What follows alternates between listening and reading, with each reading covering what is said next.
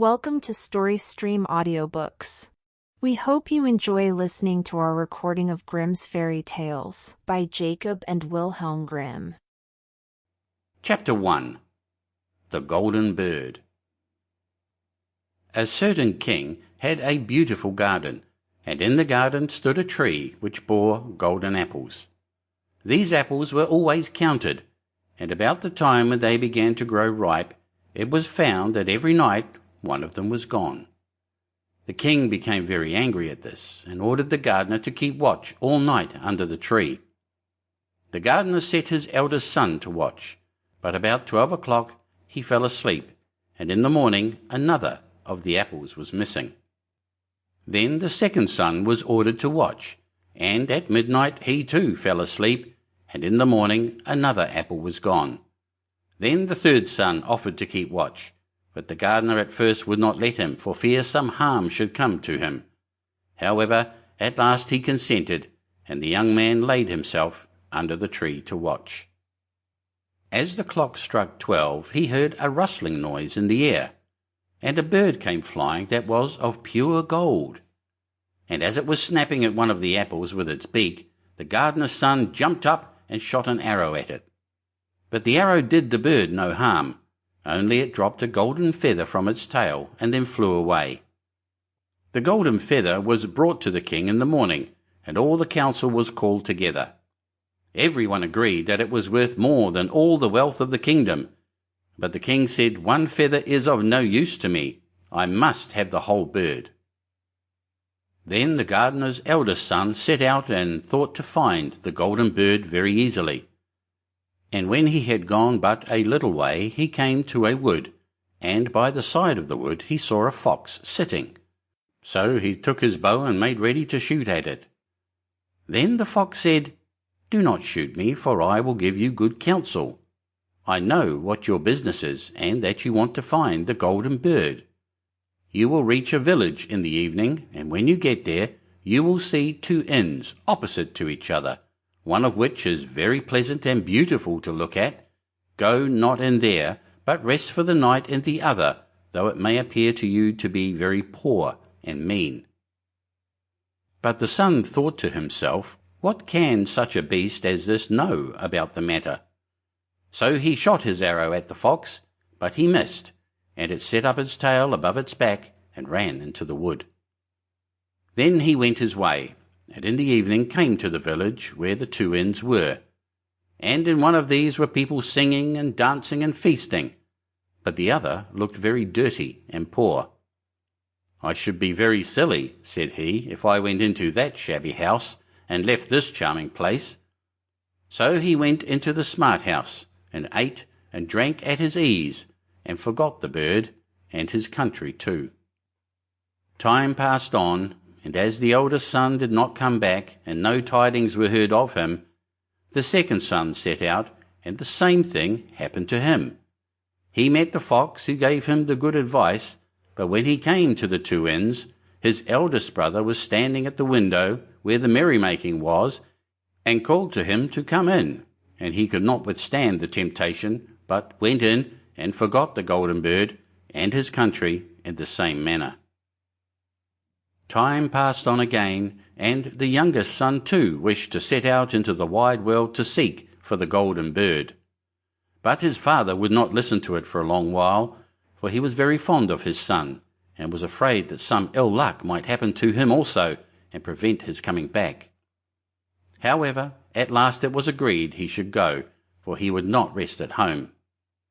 And as he came to the wood, he met the fox, and heard the same good counsel. But he was thankful to the fox, and did not attempt his life as his brothers had done. So the fox said, "Sit upon my tail, and you will travel faster." So he sat down, and the fox began to run, and away they went over stock and stones so quick that their hair whistled in the wind. When they came to the village, the son followed the fox's counsel, and without looking about him went to the shabby inn and rested there all night at his ease. In the morning came the fox again, and met him as he was beginning his journey, and said, "Go straight forward till you come to a castle. before which lie a whole troop of soldiers fast asleep and snoring. Take no notice of them, but go into the castle and pass on till you come to a room where the golden bird sits in a wooden cage.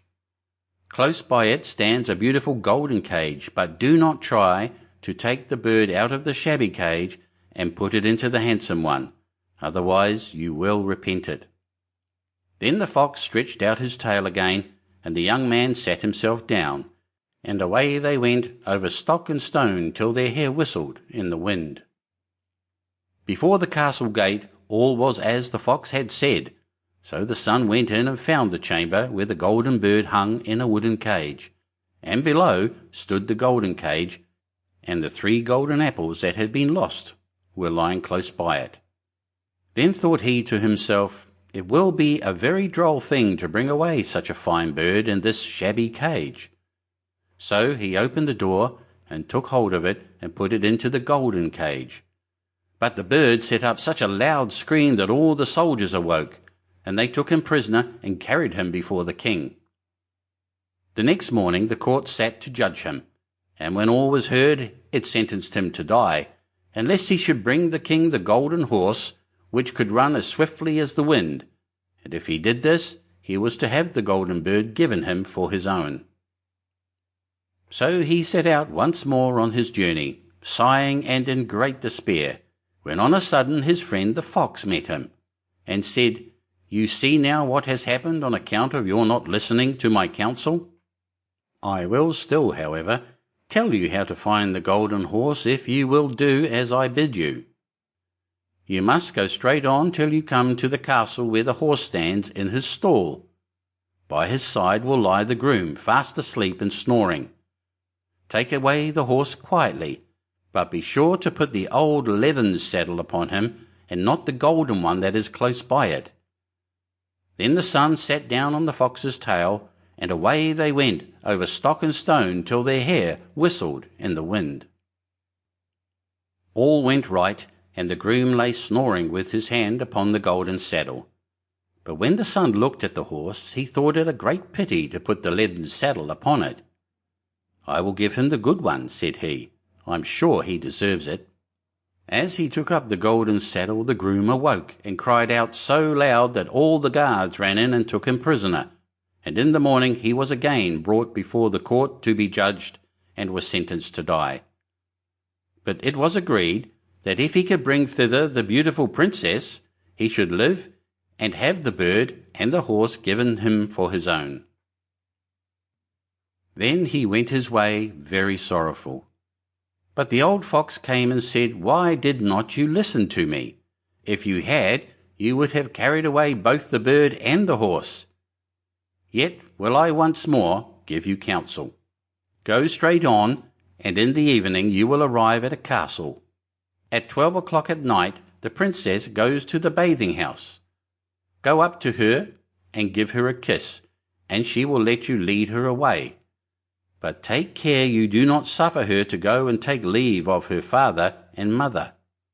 Then the fox stretched out his tail, and so away they went over stock and stone till their hair whistled again. As they came to the castle, all was as the fox had said, and at 12 o'clock the young man met the princess going to the bath and gave her the kiss, and she agreed to run away with him, but begged with many tears that he would let her take leave of her father. At first he refused, but she wept still more and fell at his feet, till at last he consented. But the moment she came to her father's house, the guards awoke, and he was taken prisoner again. Then he was brought before the king, and the king said, "You shall never have my daughter, unless in 8 days you dig away the hill that stops the view from my window." Now this hill was so big that the whole world could not take it away. And when he had worked for 7 days, and had done very little, the fox came and said, "Lie down and go to sleep. I will work for you." And in the morning he awoke, and the hill was gone. So he went merrily to the king, and told him that now that it was removed, he must give him the princess. Then the king was obliged to keep his word, and away went the young man and the princess, and the fox came and said to him, We will have all three, the princess, the horse, and the bird." "Ah," said the young man, "that would be a great thing, but how can you contrive it?" "If you will only listen," said the fox, "it can be done. When you come to the king, and he asks for the beautiful princess, you must say, 'Here she is.' Then he will be very joyful, and you will mount the golden horse that they are to give you, and put out your hand to take leave of them, but shake hands with the princess last. Then lift her quickly onto the horse behind you, clap your spurs to her side, and gallop away as fast as you can." All went right. Then the fox said, "When you come to the castle where the bird is, I will stay with the princess at the door, and you will ride in and speak to the king. And when he sees that it is the right horse, he will bring out the bird, but you must sit still, and say that you want to look at it to see whether it is the true golden bird, and when you get it into your hand, ride away." This too happened as the fox said. They carried off the bird, the princess mounted again, and they rode on to a great wood. Then the fox came and said, "Pray kill me, and cut off my head and my feet." But the young man refused to do it. So the fox said, "I will at any rate give you good counsel.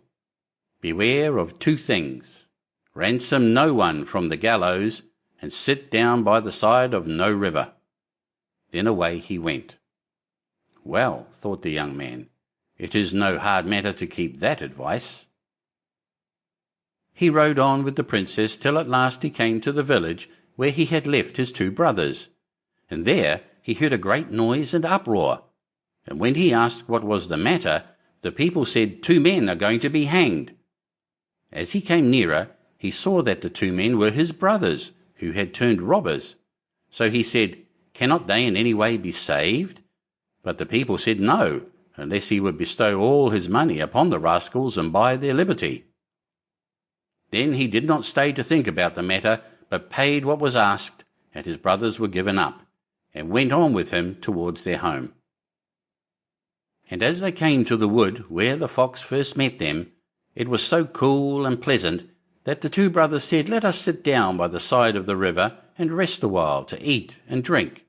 So he said yes, and forgot the fox's counsel, and sat down on the side of the river.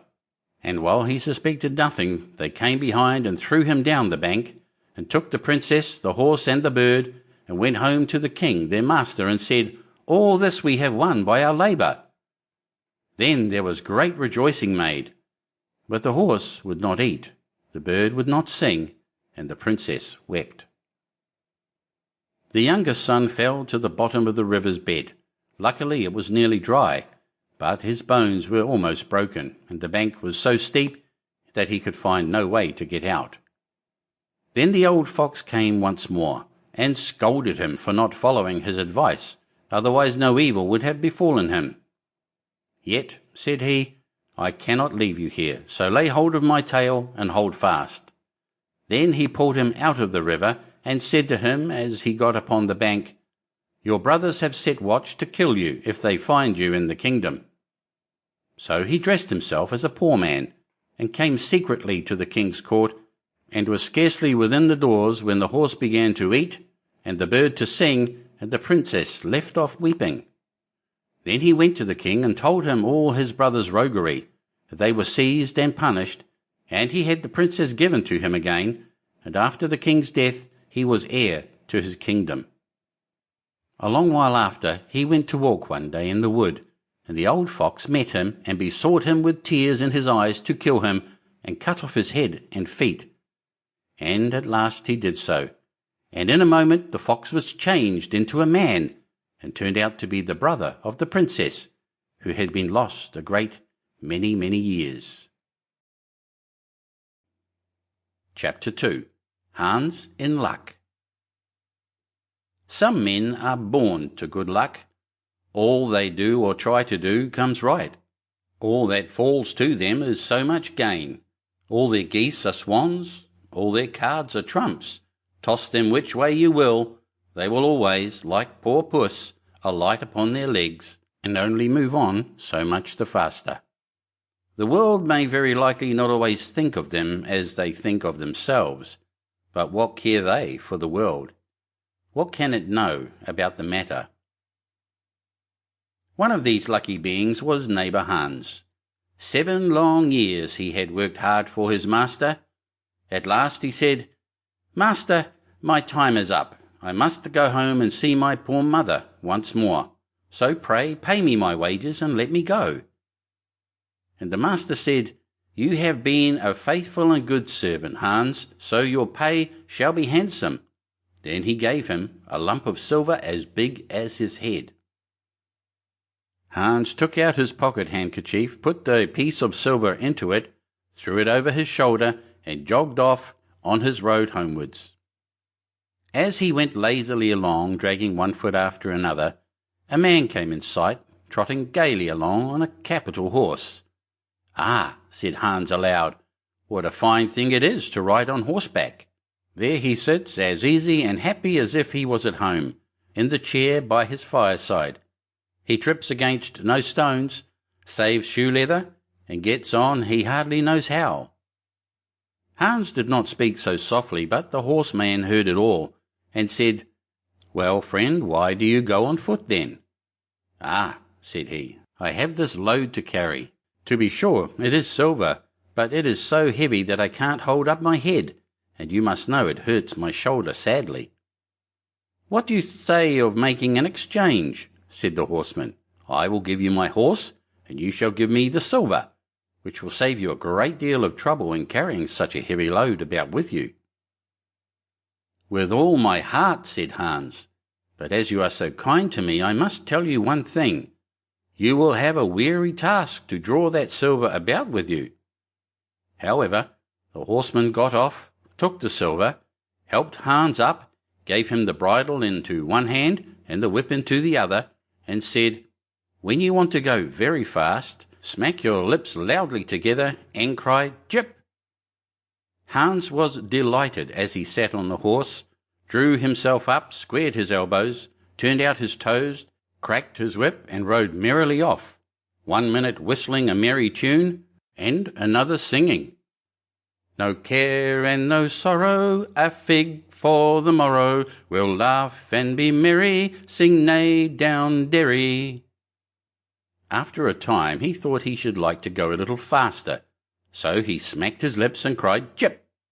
Away went the horse full gallop, and before Hans knew what he was about, he was thrown off and lay on his back by the roadside. His horse would have run off if a shepherd who was coming by, driving a cow, had not stopped it. Hans soon came to himself and got upon his legs again, sadly vexed, and said to the shepherd, "This riding is no joke, when a man has the luck to get upon a beast like this, that stumbles and flings him off as if it would break his neck. However, I'm off now, once for all. I like your cow now a great deal better than this smart beast that played me this trick, and has spoiled my best coat, you see, in this puddle, which by the by smells not very like a nosegay. One can walk along at one's leisure behind that cow, keep good company, and have milk, butter, and cheese every day into the bargain. What would I give to have such a prize?" "Well," said the shepherd, "if you are so fond of her, I will change my cow for your horse. I like to do good to my neighbours, even though I lose by it myself." "Done," said Hans merrily. "What a noble heart that good man has," thought he. Then the shepherd jumped upon the horse, wished Hans and the cow good morning, and away he rode. Hans brushed his coat, wiped his face and hands, rested a while, and then drove off his cow quietly, and thought his bargain a very lucky one. "If I have only a piece of bread, and I certainly shall always be able to get that, I can, whenever I like, eat my butter and cheese with it, and when I am thirsty I can milk my cow and drink the milk, and what can I wish for more?" When he came to an inn, he halted, ate up all his bread, and gave away his last penny for a glass of beer.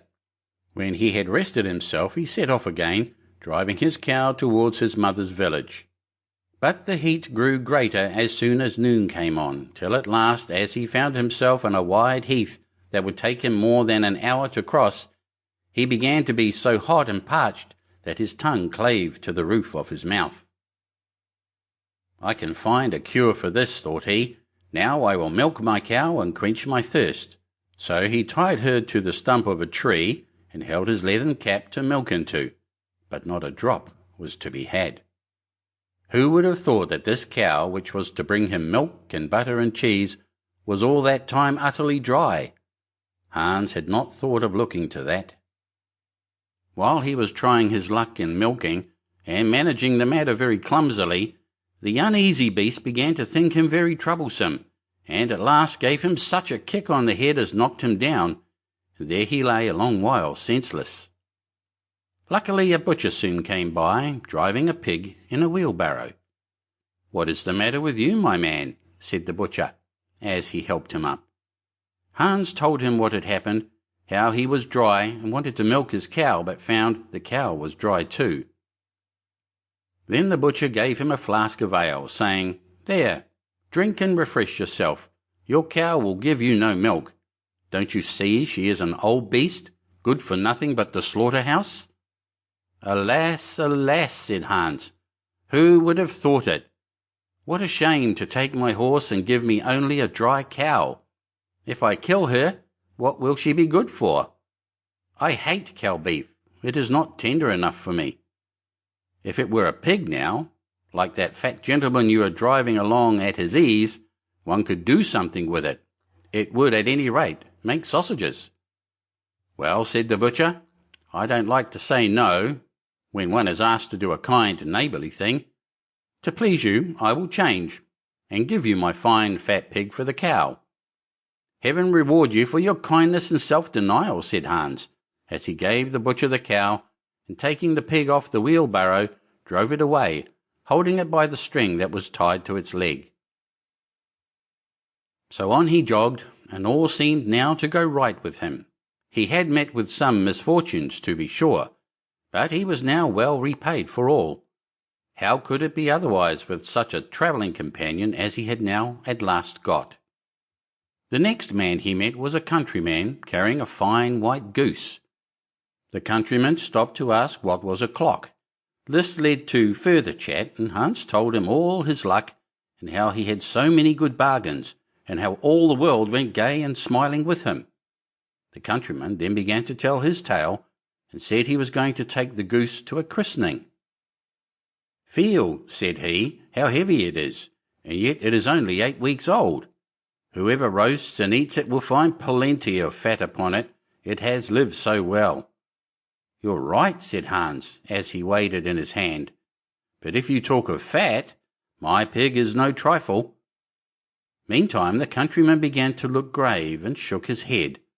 "Hark ye," said he, "my worthy friend, you seem a good sort of fellow, so I can't help doing you a kind turn. Your pig may get you into a scrape. In the village I just came from, the squire has had a pig stolen out of his sty. I was dreadfully afraid when I saw you that you had got the squire's pig. If you have, and they catch you, it will be a bad job for you. The least they will do will be to throw you into the horse pond. Can you swim?" Poor Hans was sadly frightened. "Good man," he cried, "pray get me out of this scrape. I know nothing of where the pig was either bred or born, but he may have been the squire's for aught I can tell. You know this country better than I do. Take my pig and give me the goose." "I ought to have something into the bargain," said the countryman. "Give a fat goose for a pig, indeed. 'Tis not everyone would do so much for you as that. However, I will not be hard upon you, as you are in trouble." Then he took the string in his hand and drove off the pig by a side path, while Hans went on the way homewards free from care. "After all," thought he, "that chap is pretty well taken in. I don't care whose pig it is, but wherever it came from it has been a very good friend to me. I have much the best of the bargain. First there will be a capital roast, then the fat will find me in goose grease for 6 months, and then there are all the beautiful white feathers. I will put them into my pillow, and then I am sure I shall sleep soundly without rocking. How happy my mother will be! Talk of a pig indeed! Give me a fine fat goose." As he came to the next village, he saw a scissor grinder with his wheel, working and singing. O'er hill and o'er dale, so happy I roam, work light and live well, all the world is my home, then who so blithe, so merry as I? Hans stood looking on for a while, and at last said, You must be well off, Master Grinder, you seem so happy at your work. Yes, said the other, mine is a golden trade. A good grinder never puts his hand into his pocket without finding money in it. But where did you get that beautiful goose? I did not buy it, I gave it for a pig. And where did you get the pig? I gave a cow for it. And the cow? I gave a horse for it. And the horse? I gave a lump of silver as big as my head for it. And the silver? Oh, I worked hard for that 7 long years. You have thriven well in the world hitherto, said the grinder. Now if you could find money in your pocket, whenever you put your hand in it, your fortune would be made. Very true, but how is that to be managed? How? Why, you must turn grinder like myself, said the other. You only want a grindstone, the rest will come of itself. Here is one that is but little the worse for wear. I would not ask more than the value of your goose for it. Will you buy? How can you ask? Said Hans. I should be the happiest man in the world if I could have money whenever I put my hand in my pocket. What could I want more? There's the goose.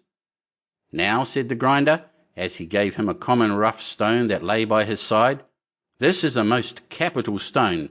Do but work it well enough, and you can make an old nail cut with it. Hans took the stone and went his way with a light heart. His eyes sparkled for joy, and he said to himself, Surely I must have been born in a lucky hour. Everything I could want or wish for comes of itself. People are so kind. They seem really to think I do them a favour in letting them make me rich and giving me good bargains. Meantime, he began to be tired and hungry too, for he had given away his last penny in his joy at getting the cow. At last he could go no farther, for the stone tired him sadly, and he dragged himself to the side of a river that he might take a drink of water and rest a while. So he laid the stone carefully by his side on the bank, but as he stooped down to drink, he forgot it, pushed it a little, and down it rolled, plump, into the stream. For a while he watched it sinking in the deep, clear water, then sprang up and danced for joy, and again fell upon his knees and thanked heaven with tears in his eyes for its kindness in taking away his only plague, the ugly, heavy stone. How happy am I, cried he. Nobody was ever so lucky as I. Then up he got with a light heart, free from all his troubles, and walked on till he reached his mother's house, and told her how very easy the road to good luck was.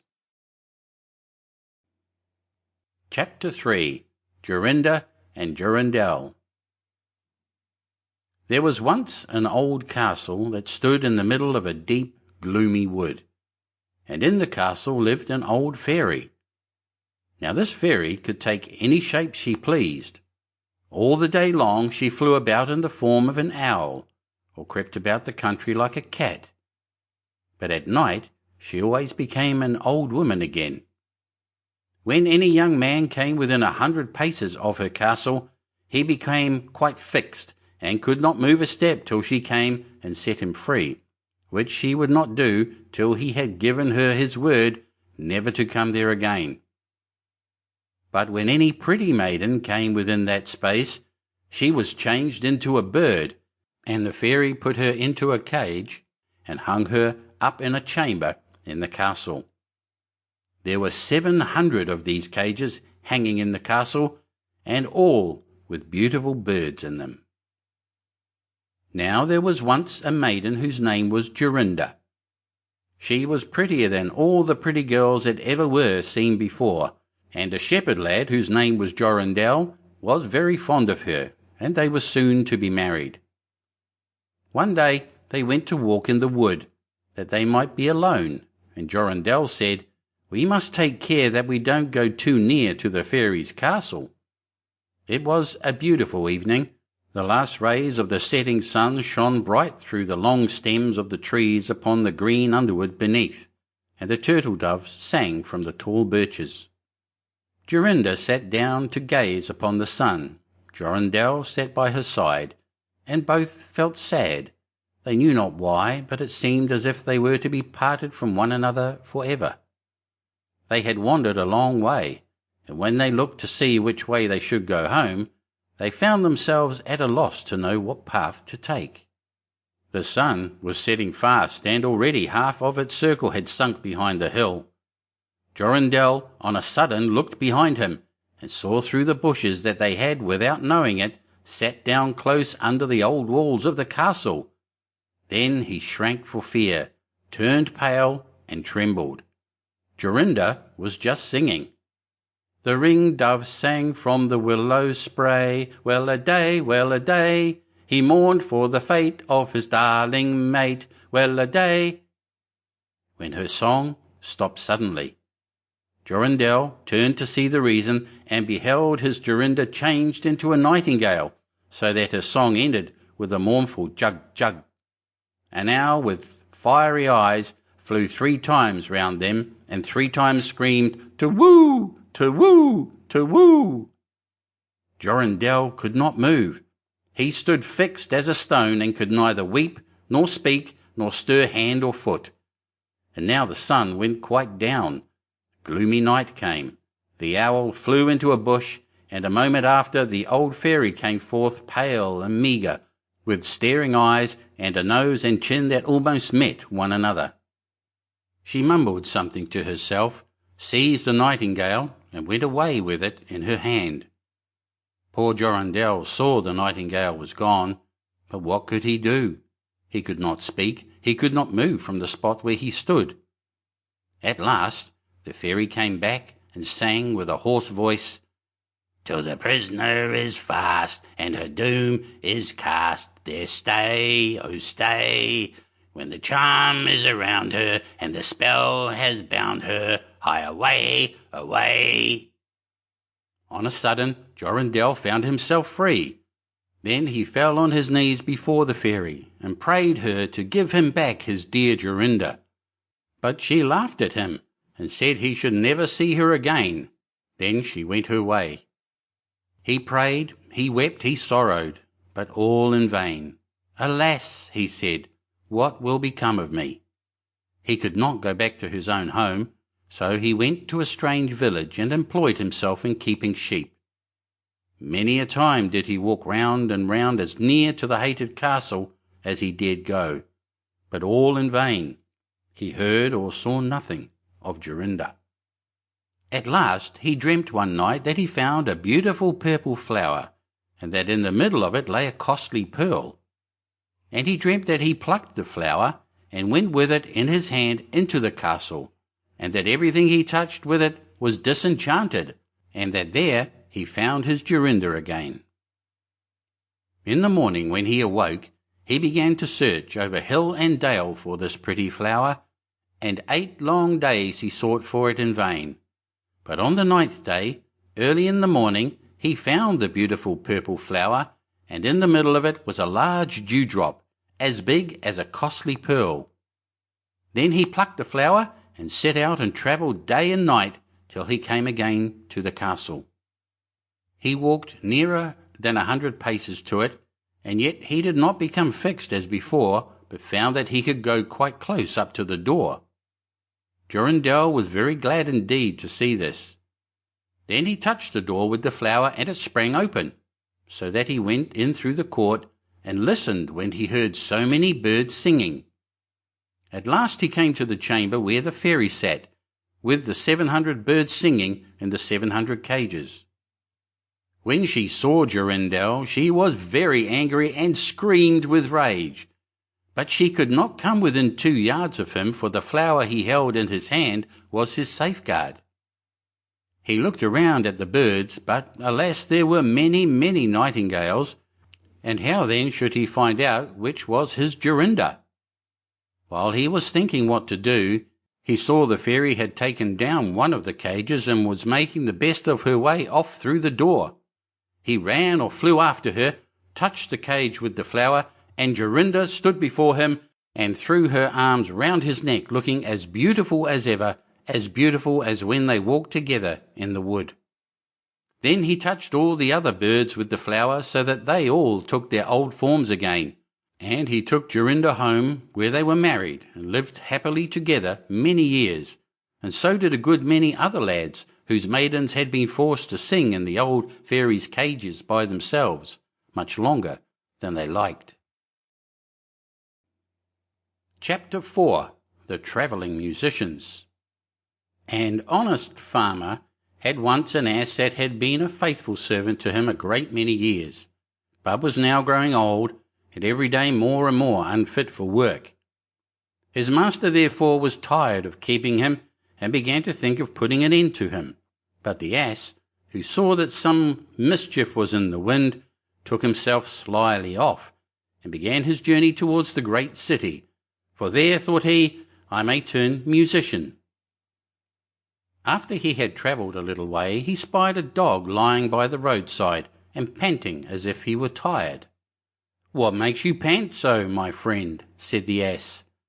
"Alas," said the dog, "my master was going to knock me on the head, because I am old and weak, and can no longer make myself useful to him in hunting. So I ran away. But what can I do to earn my livelihood?" "Hark ye," said the ass, "I am going to the great city to turn musician. Suppose you go with me, and try what you can do in the same way." The dog said he was willing, and they jogged on together.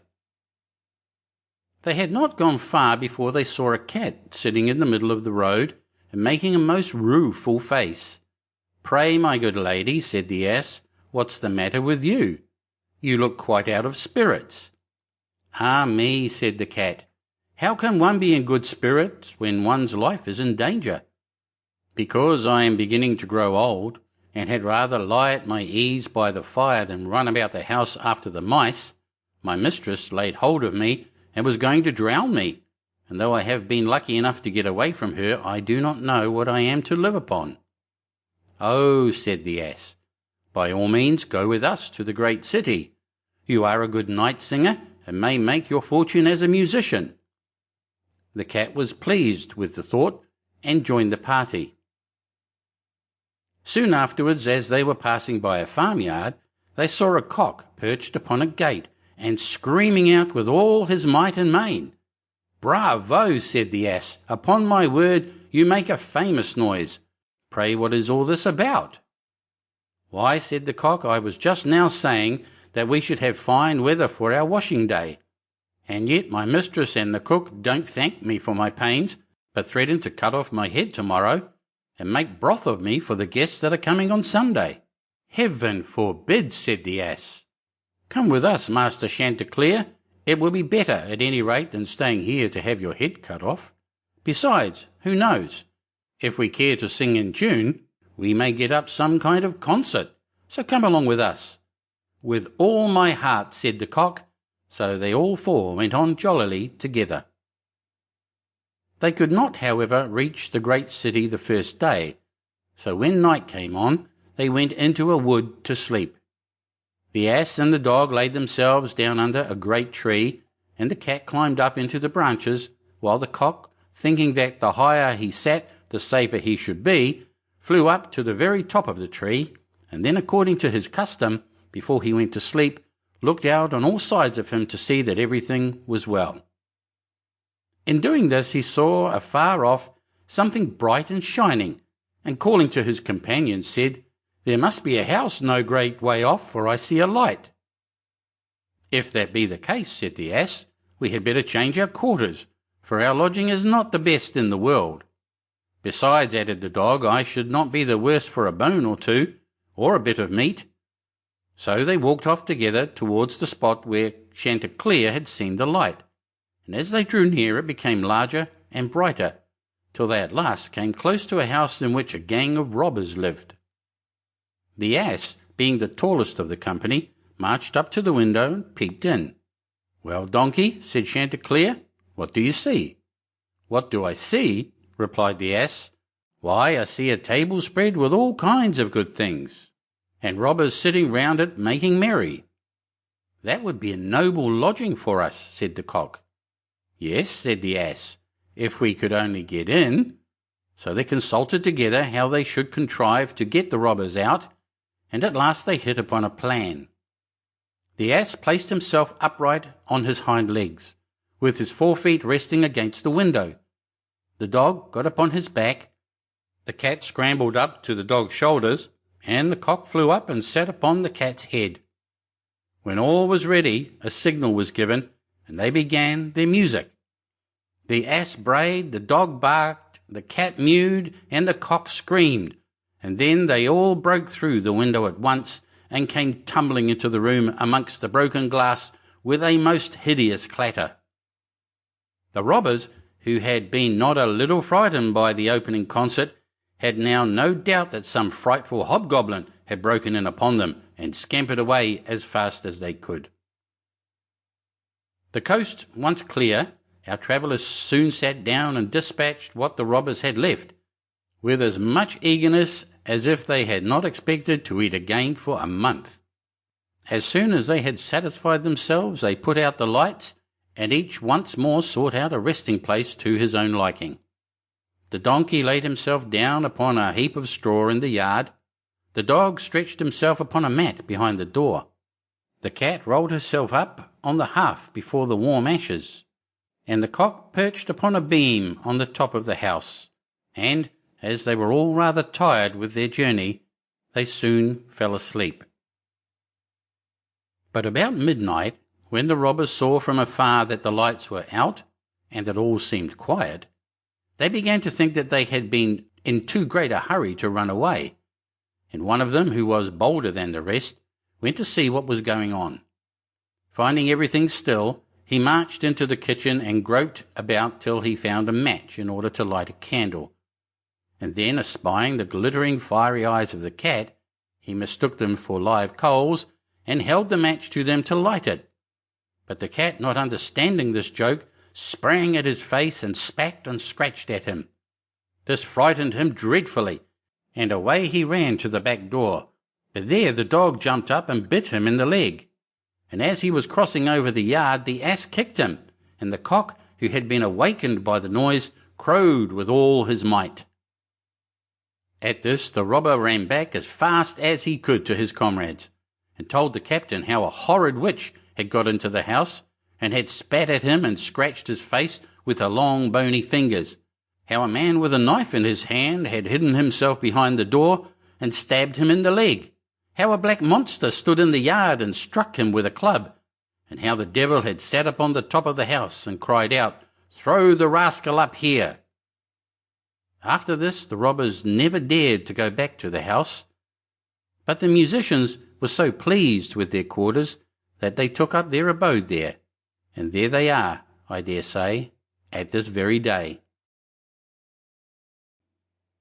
Chapter 5. Old Sultan. A shepherd had a faithful dog called Sultan, who was grown very old and had lost all his teeth. And one day, when the shepherd and his wife were standing together before the house, the shepherd said, "I will shoot old Sultan tomorrow morning, for he is of no use now." But his wife said, "Pray let the poor faithful creature live. He has served us well a great many years, and we ought to give him a livelihood for the rest of his days." "But what can we do with him?" said the shepherd. "He has not a tooth in his head, and the thieves don't care for him at all. To be sure, he has served us, but then he did it to earn his livelihood. Tomorrow shall be his last day, depend upon it." Poor Sultan, who was lying close by them, heard all that the shepherd and his wife said to one another, and was very much frightened to think tomorrow would be his last day. So in the evening he went to his good friend the wolf, who lived in the wood, and told him all his sorrows and how his master meant to kill him in the morning. "Make yourself easy," said the wolf. "I will give you some good advice. Your master, you know, goes out every morning very early with his wife into the field, and they take their little child with them and lay it down behind the hedge in the shade while they are at work. Now do you lie down close by the child and pretend to be watching it, and I will come out of the wood and run away with it. You must run after me as fast as you can, and I will let it drop. Then you may carry it back, and they will think you have saved their child, and will be so thankful to you that they will take care of you as long as you live." The dog liked this plan very well, and accordingly so it was managed. The wolf ran with the child a little way. The shepherd and his wife screamed out, but Sultan soon overtook him and carried the poor little thing back to his master and mistress. Then the shepherd patted him on the head and said, "Old Sultan has saved our child from the wolf, and therefore he shall live and be well taken care of and have plenty to eat. Wife, go home and give him a good dinner, and let him have my old cushion to sleep on as long as he lives." So from this time forward Sultan had all that he could wish for. Soon afterwards the wolf came and wished him joy, and said, "Now, my good fellow, you must tell no tales, but turn your head the other way when I want to taste one of the old shepherd's fine fat sheep." "No," said the Sultan, "I will be true to my master." However, the wolf thought he was in joke, and came one night to get a dainty morsel. But Sultan had told his master what the wolf meant to do, so he laid wait for him behind the barn door, and when the wolf was busy looking out for a good fat sheep, he had a stout cudgel laid about his back that combed his locks for him finely. Then the wolf was very angry, and called Sultan an old rogue, and swore he would have his revenge. So the next morning the wolf sent the boar to challenge Sultan to come into the wood to fight the matter. Now Sultan had nobody he could ask to be his second but the shepherd's old three-legged cat. So he took her with him, and as the poor thing limped along with some trouble, she stuck up her tail straight in the air. The wolf and the wild boar were first on the ground, and when they espied their enemies coming, and saw the cat's long tail standing straight in the air, they thought she was carrying a sword for Sultan to fight with, and every time she limped, they thought she was picking up a stone to throw at them. So they said they should not like this way of fighting, and the boar lay down behind a bush, and the wolf jumped up into a tree. Sultan and the cat soon came up, and looked about and wondered that no one was there. The boar, however, had not quite hidden himself, for his ears stuck out of the bush, and when he shook one of them a little, the cat, seeing something move and thinking it was a mouse, sprang upon it and bit and scratched it, so that the boar jumped up and grunted and ran away, roaring out, "Look up in the tree, there sits the one who is to blame." So they looked up and espied the wolf sitting amongst the branches, and they called him a cowardly rascal, and would not suffer him to come down till he was heartily ashamed of himself, and had promised to be good friends again with old Sultan. Chapter 6. The Straw, the Coal, and the Bean. In a village dwelt a poor old woman who had gathered together a dish of beans and wanted to cook them. So she made a fire on her hearth, and that it might burn the quicker, she lighted it with a handful of straw. When she was emptying the beans into the pan, one dropped without her observing it, and lay on the ground beside a straw. And soon afterwards a burning coal from the fire leapt down to the two. Then the straw began and said, "Dear friends, from whence do you come here?" The coal replied, "I fortunately sprang out of the fire, and if I had not escaped by sheer force, my death would have been certain. I should have been burnt to ashes." The bean said, "I too have escaped with a whole skin, but if the old woman had got me into the pan, I should have been made into broth without any mercy, like my comrades." "And would be a better fate than have fallen to my lot," said the straw. "The old woman has destroyed all my brethren in fire and smoke. She seized 60 of them at once and took their lives. I luckily slipped through her fingers." "But what are we to do now?" said the coal. "I think," answered the bean, "that as we have so fortunately escaped death, we should keep together like good companions, and lest a new mischance should overtake us here, we should go away together and repair to a foreign country, The proposition pleased the two others, and they set out on their way together. Soon, however, they came to a little brook, and as there was no bridge or foot-plank, they did not know how they were to get over it. The straw hit on a good idea and said, "I will lay myself straight across, and then you can walk over on me as on a bridge." The straw therefore stretched itself from one bank to the other, and the coal, who was of an impetuous disposition, tripped quite boldly onto the newly built bridge. But when she had reached the middle, and heard the water rushing beneath her, she was after all afraid, and stood still, and ventured no farther. The straw, however, began to burn, broke in two pieces, and fell into the stream. The coal slipped after her, hissed when she got into the water, and breathed her last. The bean, who had prudently stayed behind on the shore, could not but laugh at the event, was unable to stop, and laughed so heartily that she burst. It would have been all over with her, likewise, if by good fortune a tailor who was travelling in search of work had not sat down to rest by the brook. As he had a compassionate heart, he pulled out his needle and thread and sewed her together. The bean thanked him most prettily, but as the tailor used black thread, all beans since then have a black seam. Chapter 7. Briar Rose. A king and queen, once upon a time, reigned in a country a great way off, where there were in those days fairies.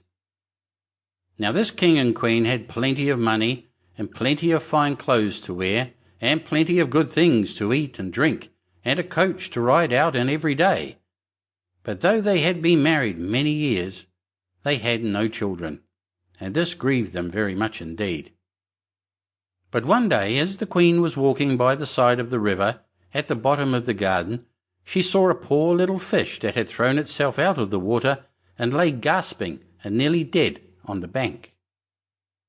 Then the queen took pity on the little fish, and threw it back again into the river, and before it swam away it lifted its head out of the water and said, "I know what your wish is, and it shall be fulfilled. In return for your kindness to me, you will soon have a daughter." What the little fish had foretold soon came to pass, and the queen had a little girl, so very beautiful that the king could not cease looking on it for joy, and said he would hold a great feast and make merry, to show the child to all the land. So he asked his kinsmen and nobles and friends and neighbours. But the queen said, "I will have the fairies also, that they might be kind and good to our little daughter." Now there were 13 fairies in the kingdom, but as the king and queen had only 12 golden dishes for them to eat out of, they were forced to leave one of the fairies without asking her. So 12 fairies came, each with a high red cap on her head, and red shoes with high heels on her feet, and a long white wand in her hand. And after the feast was over, they gathered round in a ring and gave all their best gifts to the little princess. One gave her goodness, another beauty, another riches, and so on, till she had all that was good in the world. Just as 11 of them had done blessing her, a great noise was heard in the courtyard, and word was brought that the 13th fairy was come, with a black cap on her head, and black shoes on her feet, and a broomstick in her hand, and presently up she came into the dining hall. Now as she had not been asked to the feast, she was very angry, and scolded the king and queen very much, and set to work to take her revenge. So she cried out, "The king's daughter shall, in her 15th year, be wounded by a spindle, and fall down dead." Then the 12th of the friendly fairies, who had not yet given her gift, came forward and said that the evil wish must be fulfilled, but that she could soften its mischief. So her gift was that the king's daughter, when the spindle wounded her, should not really die, but should only fall asleep for 100 years. However, the king hoped still to save his dear child altogether from the threatened evil, so he ordered that all the spindles in the kingdom should be bought up and burnt. But all the gifts of the first 11 fairies were in the meantime fulfilled, for the princess was so beautiful and well behaved and good and wise that everyone, who knew her loved her. It happened that, on the very day she was 15 years old, the king and queen were not at home, and she was left alone in the palace. So she roved about by herself, and looked at all the rooms and chambers, till at last she came to an old tower, to which there was a narrow staircase ending with a little door. In the door there was a golden key, and when she turned it, the door sprang open, and there sat an old lady spinning away very busily. "Why, how now, good mother?" said the princess. "What are you doing there?" "Spinning," said the old lady, and nodded her head, humming a tune while buzz went the wheel. "How prettily that little thing turns round," said the princess, and took the spindle and began to try and spin. But scarcely had she touched it before the fairy's prophecy was fulfilled. The spindle wounded her, and she fell down lifeless on the ground. However, she was not dead, but had only fallen into a deep sleep.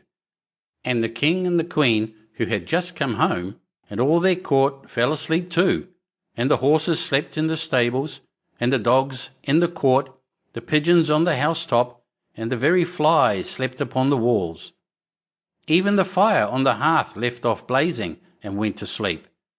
The jack stopped, and the spit that was turning about with a goose upon it for the king's dinner stood still, and the cook, who was at that moment pulling the kitchen boy by the hair to give him a box on the ear for something he had done amiss, let him go, and both fell asleep.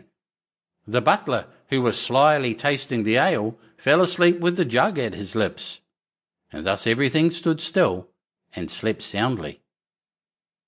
A large hedge of thorns soon grew round the palace, and every year it became higher and thicker, till at last the old palace was surrounded and hidden, so that not even the roof or the chimneys could be seen. But there went a report through all the land of the beautiful sleeping Briar Rose, for so the king's daughter was called, so that from time to time several kings' sons came and tried to break through the thicket into the palace. This, however, none of them could ever do, for the thorns and bushes laid hold of them, as it were, with hands, and they were stuck fast and died wretchedly. After many, many years there came a king's son into that land, and an old man told him the story of the thicket of thorns, and how a beautiful palace stood behind it, and how a wonderful princess called Briar Rose lay in it asleep with all her court. He told, too, how he had heard from his grandfather that many, many princes had come and had tried to break through the thicket, but that they had all stuck fast in it and died. Then the young prince said, "All this shall not frighten me. I will go and see this Briar Rose." The old man tried to hinder him, but he was bent upon going. Now that very day the 100 years were ended, and as the prince came to the thicket he saw nothing but beautiful flowering shrubs, through which he went with ease, and they shut in after him as thick as ever. Then he came at last to the palace, and there in the court lay the dogs asleep, and the horses were standing in the stables, and on the roof sat the pigeons fast asleep with their heads under their wings. And when he came into the palace, the flies were sleeping on the walls, the spit was standing still, the butler had the jug of ale at his lips, going to drink a draught, the maid sat with a fowl in her lap ready to be plucked, and the cook in the kitchen was still holding up her hand as if she was going to beat the boy.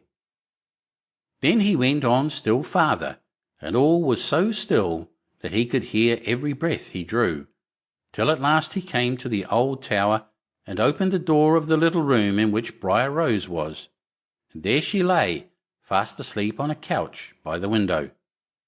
She looked so beautiful that he could not take his eyes off her, so he stooped down and gave her a kiss. But the moment he kissed her, she opened her eyes and awoke, and smiled upon him, and they went out together.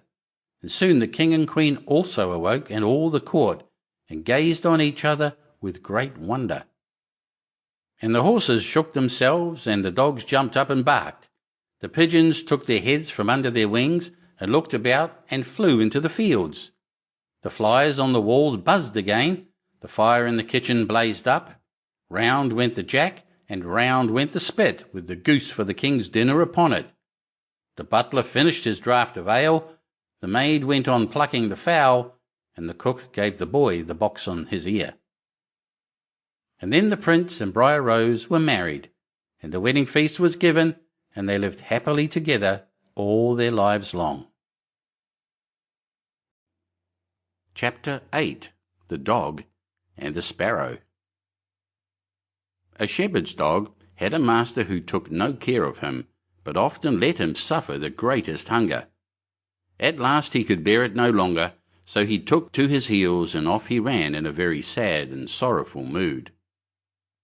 On the road he met a sparrow that said to him, "Why are you so sad, my friend?" "Because," said the dog, "I am very, very hungry and have nothing to eat." "If that be all," answered the sparrow, "come with me into the next town, and I will soon find you plenty of food."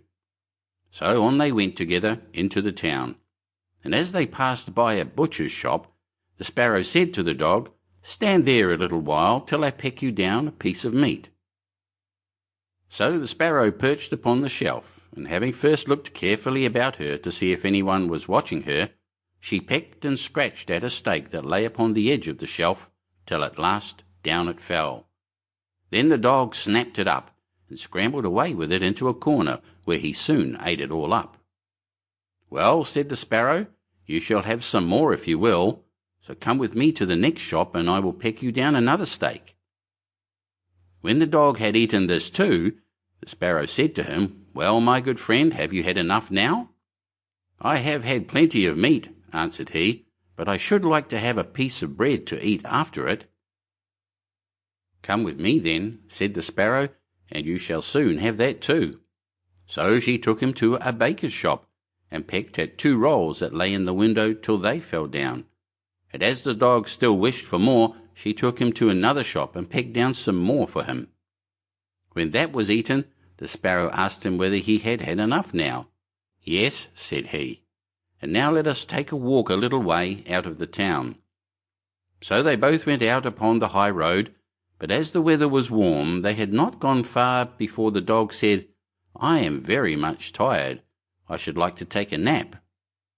"Very well," answered the sparrow, "do so, and in the meantime I will perch upon that bush." So the dog stretched himself out on the road and fell fast asleep. Whilst he slept, there came by a carter with a cart drawn by 3 horses and loaded with 2 casks of wine. The sparrow, seeing that the carter did not turn out of the way, but would go on in the track in which the dog lay, so as to drive over him, called out, "Stop, stop, Mr. Carter, or it shall be the worse for you." But the carter, grumbling to himself, "You make it the worse for me indeed.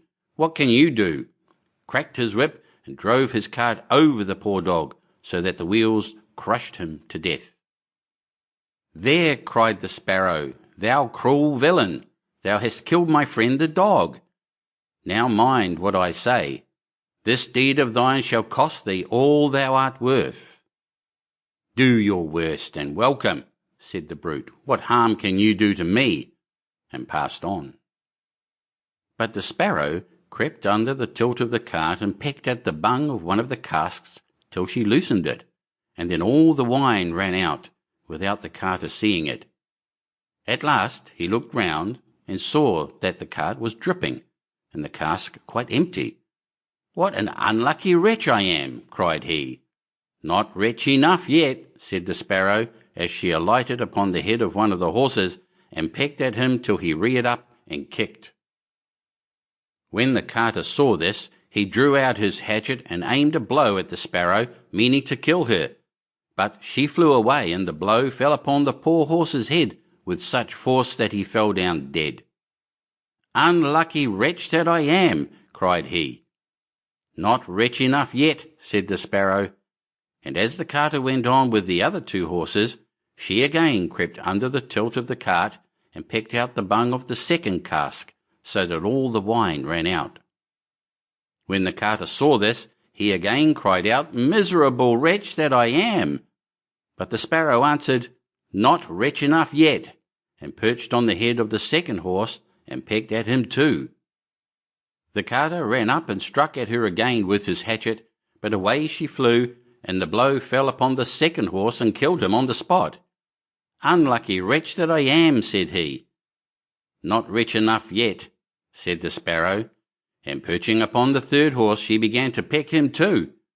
The carter was mad with fury, and without looking about him or caring what he was about, struck again at the sparrow, but killed his third horse as he had done the other two. "Alas, miserable wretch that I am!" cried he. "Not rich enough yet," answered the sparrow as she flew away. "Now will I plague and punish thee at thy own house." The carter was forced at last to leave his cart behind him, and to go home overflowing with rage and vexation. "Alas," said he to his wife, "what ill luck has befallen me!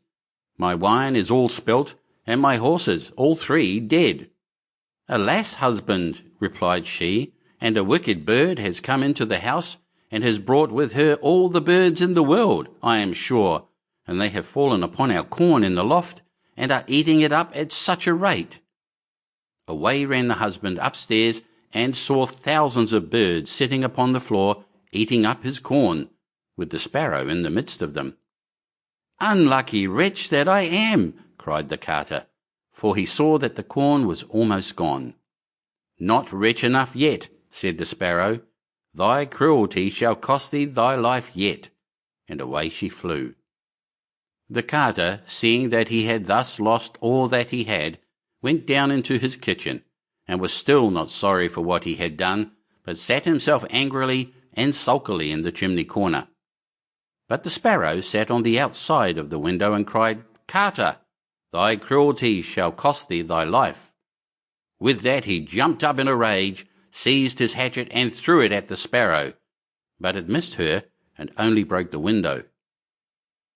The sparrow now hopped in, perched upon the window seat, and cried, "Carter, it shall cost thee thy life." Then he became mad and blind with rage, and struck the window seat with such force that he cleft it in two. And as the sparrow flew from place to place, the carter and his wife were so furious that they broke all their furniture, glasses, chairs, benches, the table, and at last the walls, without touching the bird at all. In the end, however, they caught her, and the wife said, "Shall I kill her at once?" "No," cried he, "that is letting her off too easily. She shall die a much more cruel death. I will eat her." But the sparrow began to flutter about and stretch out her neck and cried, "Carter, it shall cost thee thy life yet." With that he could wait no longer, so he gave his wife the hatchet and cried, "Wife, strike at the bird and kill her in my hand." And the wife struck, but she missed her aim and hit her husband on the head so that he fell down dead, and the sparrow flew quietly home to her nest. Chapter 9. The 12 Dancing Princesses. There was a king who had 12 beautiful daughters. They slept in 12 beds all in one room, and when they went to bed, the doors were shut and locked up. But every morning their shoes were found to be quite worn through, as if they had been danced in all night, and yet nobody could find out how it happened or where they had been. Then the king made it known to all the land that if any person could discover the secret and find out where it was that the princesses danced in the night, he should have the one he liked best for his wife, and should be king after his death. But whoever tried and did not succeed, after 3 days and nights, should be put to death. A king's son soon came. He was well entertained, and in the evening was taken to the chamber next to the one where the princesses lay in their 12 beds. There he was to sit and watch where they went to dance, and in order that nothing might pass without his hearing it, the door of his chamber was left open. But the king's son soon fell asleep, and when he awoke in the morning he found that the princesses had all been dancing, for the soles of their shoes were full of holes. The same thing happened the second and third night, so the king ordered his head to be cut off. After him came several others, but they had all the same luck, and all lost their lives in the same manner. Now it chanced that an old soldier who had been wounded in battle and could fight no longer passed through the country where this king reigned. And as he was travelling through a wood, he met an old woman, who asked him where he was going.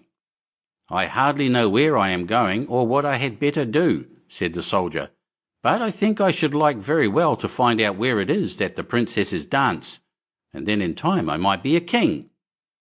"Well," said the old dame, "that is no very hard task.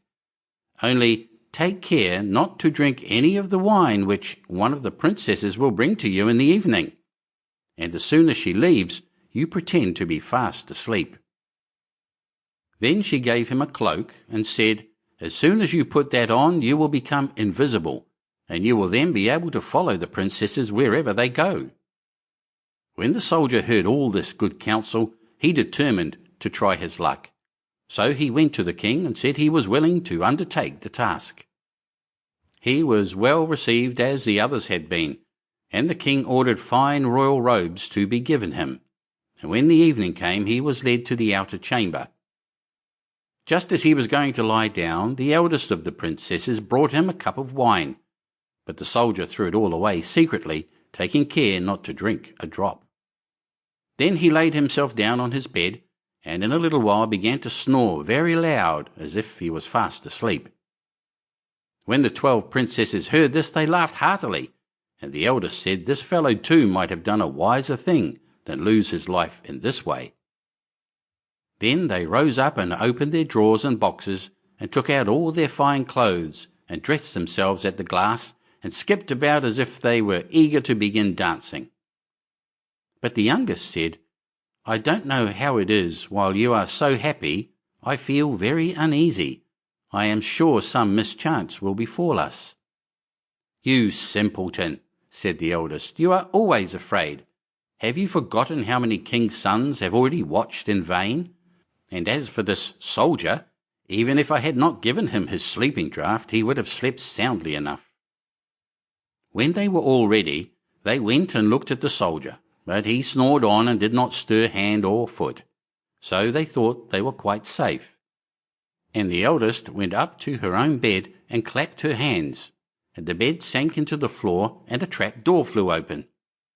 The soldier saw them go down through the trap-door one after another, the eldest leading the way. And thinking he had no time to lose, he jumped up, put on the cloak which the old woman had given him, and followed them. But in the middle of the stairs he trod on the gown of the youngest princess, and she cried out to her sisters, "All is not right! Someone took hold of my gown." "You silly creature," said the eldest, "it is nothing but a nail in the wall."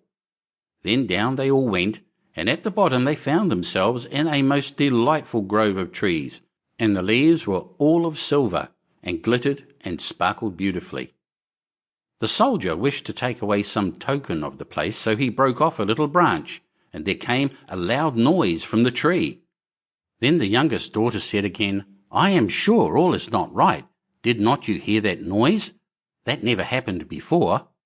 But the eldest said, "It is only our princes, who are shouting for joy at our approach." Then they came to another grove of trees where all the leaves were of gold, and afterwards to a third, where the leaves were all glittering diamonds. And the soldier broke a branch from each, and every time there was a loud noise, which made the youngest sister tremble with fear. But the eldest still said it was only the princes, who were crying for joy. So they went on till they came to a great lake, and at the side of the lake there lay 12 little boats, with 12 handsome princes in them, who seemed to be waiting there for the princesses. One of the princesses went into each boat, and the soldier stepped into the same boat with the youngest. As they were rowing over the lake, the prince who was in the boat with the youngest princess and the soldier said, "I do not know why it is, but though I am rowing with all my might, we do not get on so fast as usual, and I am quite tired. The boat seems very heavy today." "It is only the heat of the weather," said the princess. "I feel it very warm too." On the other side of the lake stood a fine illuminated castle, from which came the merry music of horns and trumpets. There they all landed and went into the castle, and each prince danced with his princess, and the soldier, who was all the time invisible, danced with them too.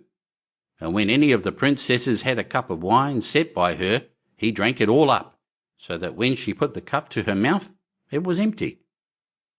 At this too, the younger sister was terribly frightened, but the eldest always silenced her. They danced on till 3 o'clock in the morning, and then all their shoes were worn out, so that they were obliged to leave off. The princes rowed them back again over the lake, but this time the soldier placed himself in the boat with the eldest princess, and on the opposite shore they took leave of each other, the princesses promising to come again the next night. When they came to the stairs, the soldier ran on before the princesses and laid himself down, and as the 12 sisters slowly came up, very much tired, they heard him snoring in his bed. So they said, "Now all is quite safe." Then they undressed themselves, put away their fine clothes, pulled off their shoes, and went to bed. In the morning the soldier said nothing about what had happened, but determined to see more of the strange adventure, and went again the second and third night, and everything happened just as before.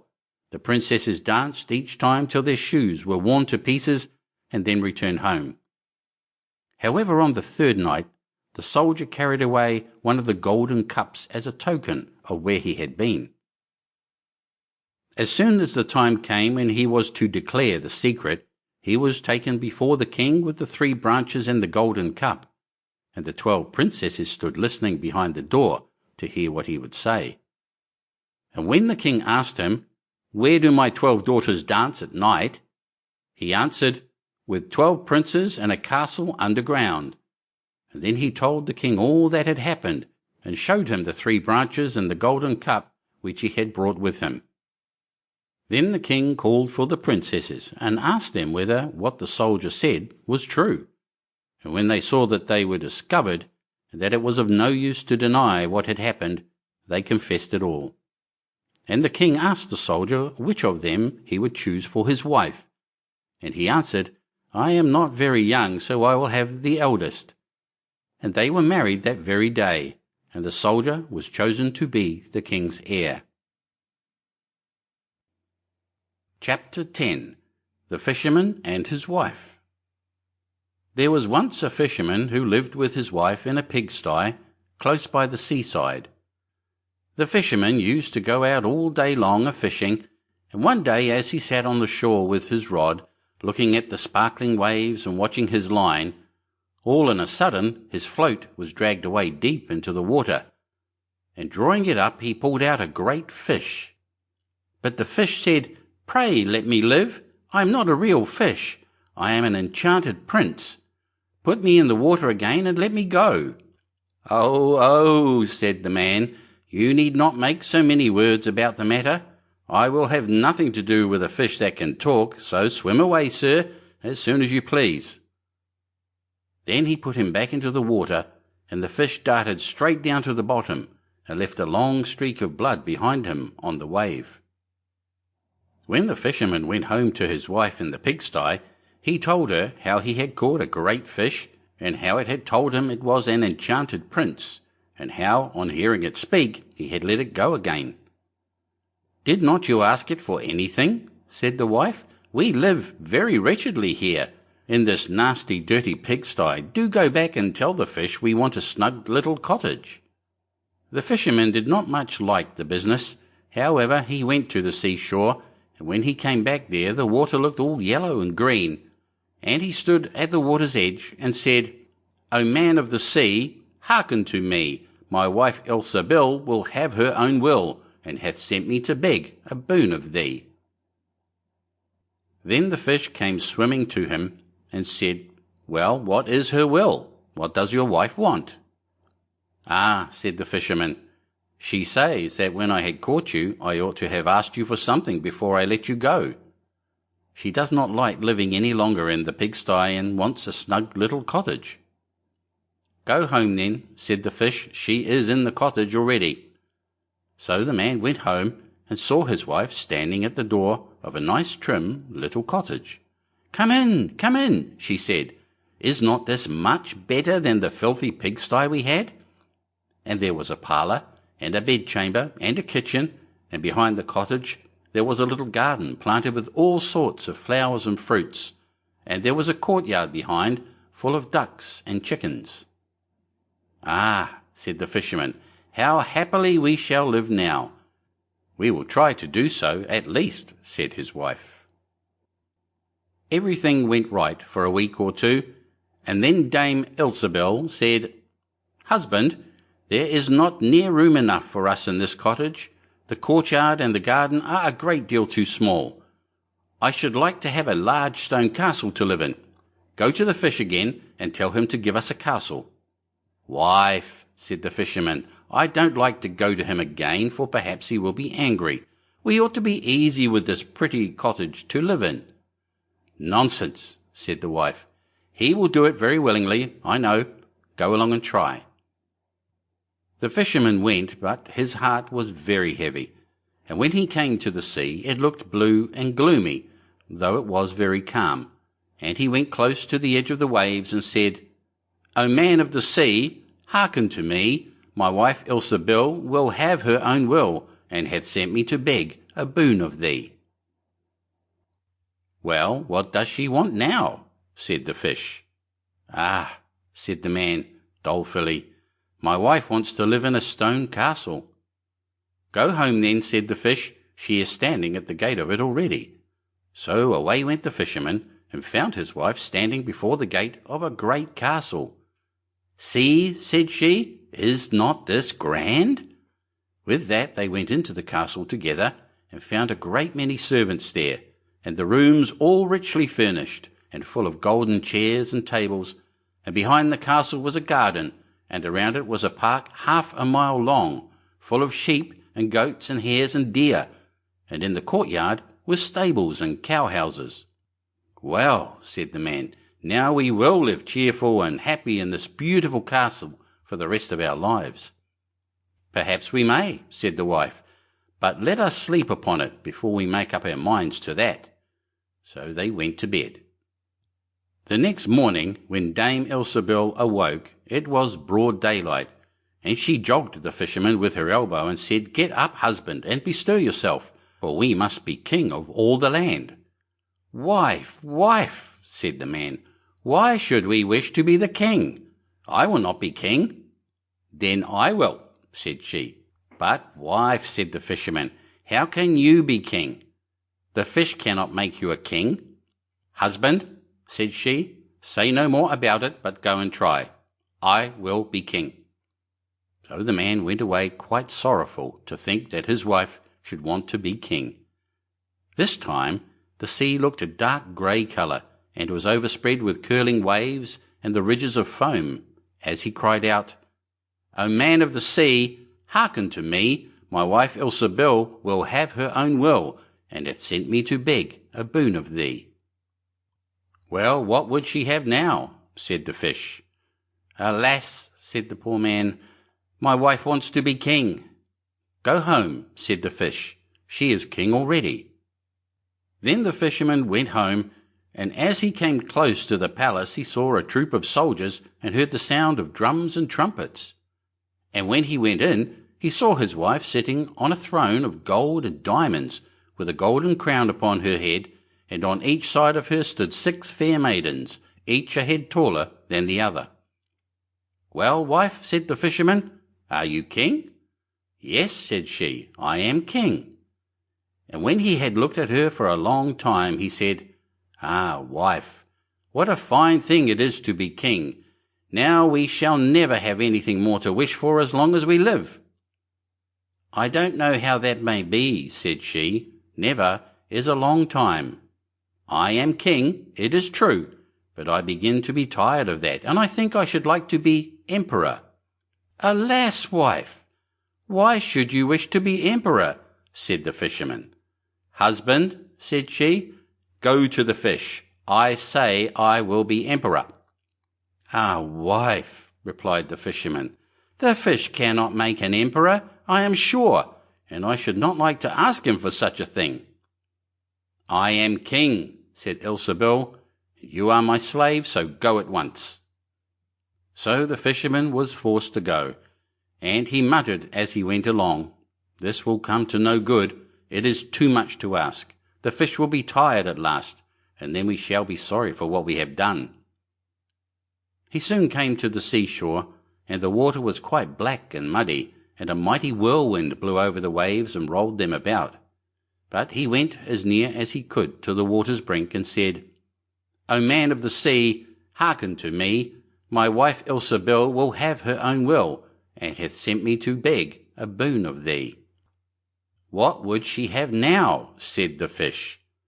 "Ah," said the fisherman, "she wants to be emperor." "Go home," said the fish, "she is emperor already."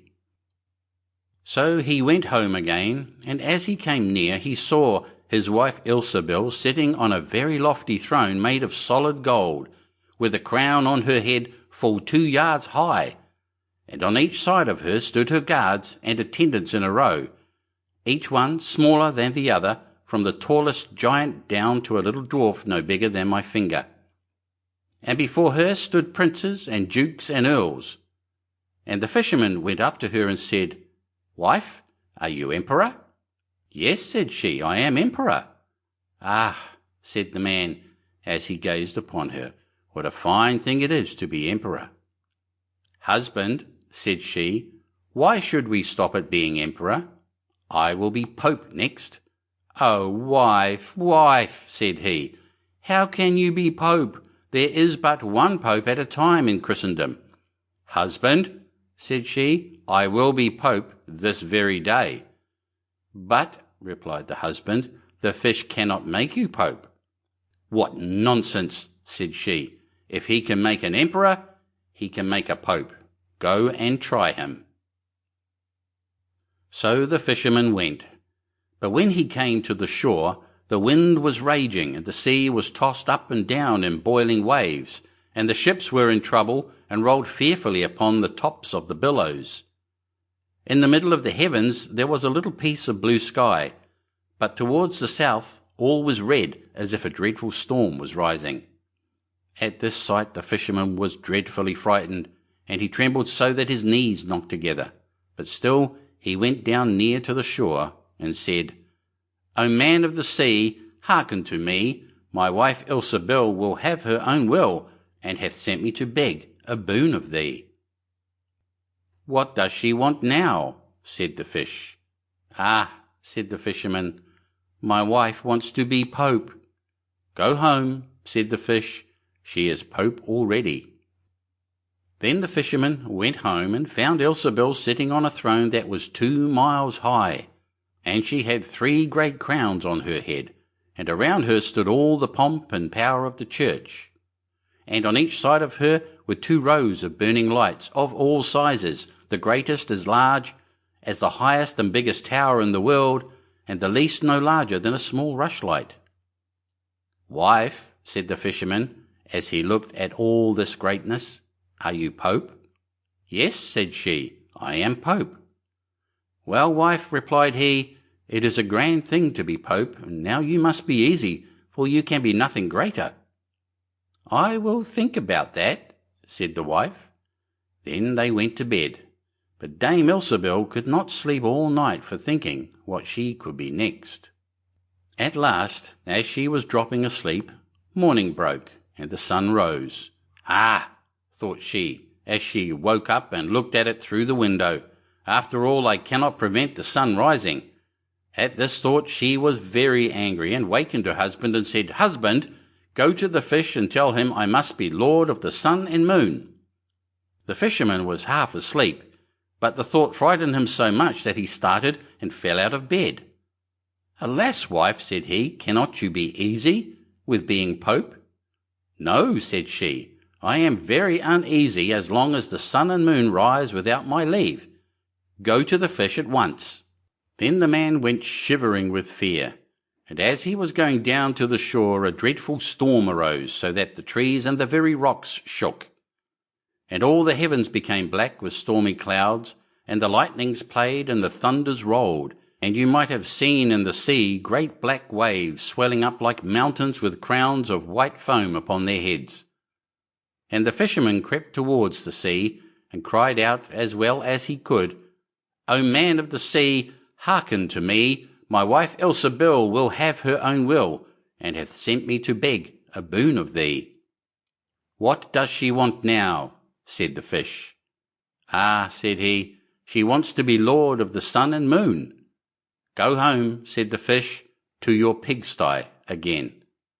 And there they live to this very day.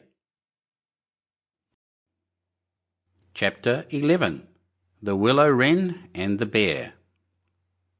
Once, in summer-time, the bear and the wolf were walking in the forest, and the bear heard a bird singing so beautifully that he said, "Brother Wolf, what bird is it that sings so well?" "That is the king of birds," said the wolf, "before whom we must bow down." In reality the bird was the Willow-Wren. "If that's the case," said the bear, "I should very much like to see his royal palace. Come, take me thither." "That is not done quite as you seem to think," said the wolf. "You must wait until the queen comes." Soon afterwards the queen arrived with some food in her beak, and the lord king came too, and they began to feed their young ones. The bear would have liked to go at once, but the wolf held him back by the sleeve and said, "No, you must wait until the lord and lady queen have gone away again." So they took stock of the hole where the nest lay and trotted away. The bear, however, could not rest until he had seen the royal palace, and when a short time had passed, went to it again. The king and queen had just flown out, so he peeped in and saw 5 or 6 young ones lying there. "Is that the royal palace?" cried the bear. "It is a wretched palace, and you are not king's children. You are disreputable children." When the young wrens heard that, they were frightfully angry, and screamed, "No, that we are not. Our parents are honest people. Bear, you will have to pay for that." The bear and the wolf grew uneasy, and turned back and went into their holes. The young willow-wrens, however, continued to cry and scream, and when their parents again brought food, they said, "We will not so much as touch one fly's leg, no, not if we were dying of hunger, until you have settled whether we are respectable children or not. The bear has been here and has insulted us." Then the old king said, "Be easy, he shall be punished." And he at once flew with the queen to the bear's cave, and called in, "Old growler, why have you insulted my children? You shall suffer for it. We will punish you by a bloody war." Thus war was announced to the bear, and all 4-footed animals were summoned to take part in it: oxen, asses, cows, deer, and every other animal the earth contained. And the willow-wren summoned everything which flew in the air, not only birds, large and small, but midges and hornets, bees and flies had to come. When the time came for the war to begin, the willow-wren sent out spies to discover who was the enemy's commander-in-chief. The gnat, who was the most crafty, flew into the forest where the enemy was assembled, and hid herself beneath a leaf of the tree where the password was to be announced. There stood the bear, and he called the fox before him and said, "Fox, you are the most cunning of all animals. You shall be general and lead us." "Good," said the fox, "but what signal shall we agree upon?" No one knew that, so the fox said, "I have a fine long bushy tail, which almost looks like a plume of red feathers. When I lift my tail up quite high, all is going well and you must charge. But if I let it hang down, run away as fast as you can." When the gnat had heard that, she flew away again and revealed everything down to the minutest detail to the willow-wren. When day broke and the battle was to begin, all the 4-footed animals came running up with such a noise that the earth trembled. The willow-wren with his army also came flying through the air with such a humming and whirring and swarming that everyone was uneasy and afraid, and on both sides they advanced against each other. But the willow-wren sent down the hornet with orders to settle beneath the fox's tail and sting with all his might. When the fox felt the first sting, he started so that he lifted one leg from pain, but he bore it and still kept his tail high in the air. At the second sting he was forced to put it down for a moment, At the third he could hold out no longer, screamed and put his tail between his legs. When the animals saw that, they thought all was lost, and began to flee, each into his hole, and the birds had won the battle. Then the king and queen flew home to their children and cried, "Children, rejoice! Eat and drink to your heart's content. We have won the battle." But the young wrens said, "We will not eat yet. The bear must come to the nest and beg for pardon, and say that we are honourable children, before we will do that." Then the willow-wren flew to the bear's hole and cried, "Growler, you are to come to the nest to my children and beg their pardon, or else every rib of your body shall be broken." So the bear crept thither in the greatest fear and begged their pardon. And now at last the young wrens were satisfied, and sat down together and ate and drank and made merry till quite late into the night. Chapter 12. The Frog Prince. One fine evening a young princess put on her bonnet and clogs and went out to take a walk by herself in a wood. And when she came to a cool spring of water that rose in the midst of it, she sat herself down to rest a while. Now she had a golden ball in her hand, which was her favourite plaything, and she was always tossing it up into the air and catching it again as it fell. After a time she threw it up so high that she missed catching it as it fell, and the ball bounded away and rolled along upon the ground till at last it fell down into the spring. The princess looked into the spring after her ball, but it was very deep, so deep that she could not see the bottom of it. Then she began to bewail her loss and said, "Alas, if I could only get my ball again, I would give all my fine clothes and jewels and everything that I have in the world." Whilst she was speaking, a frog put its head out of the water and said, "Princess, why do you weep so bitterly?" "Alas," said she, "what can you do for me, you nasty frog? My golden ball has fallen into the spring."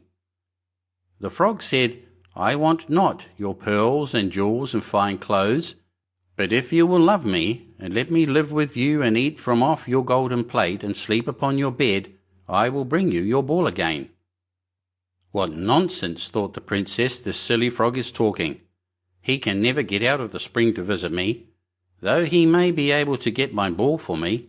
Therefore I will tell him he shall have what he asks." So she said to the frog, "Well, if you will bring me my ball, I will do all you ask."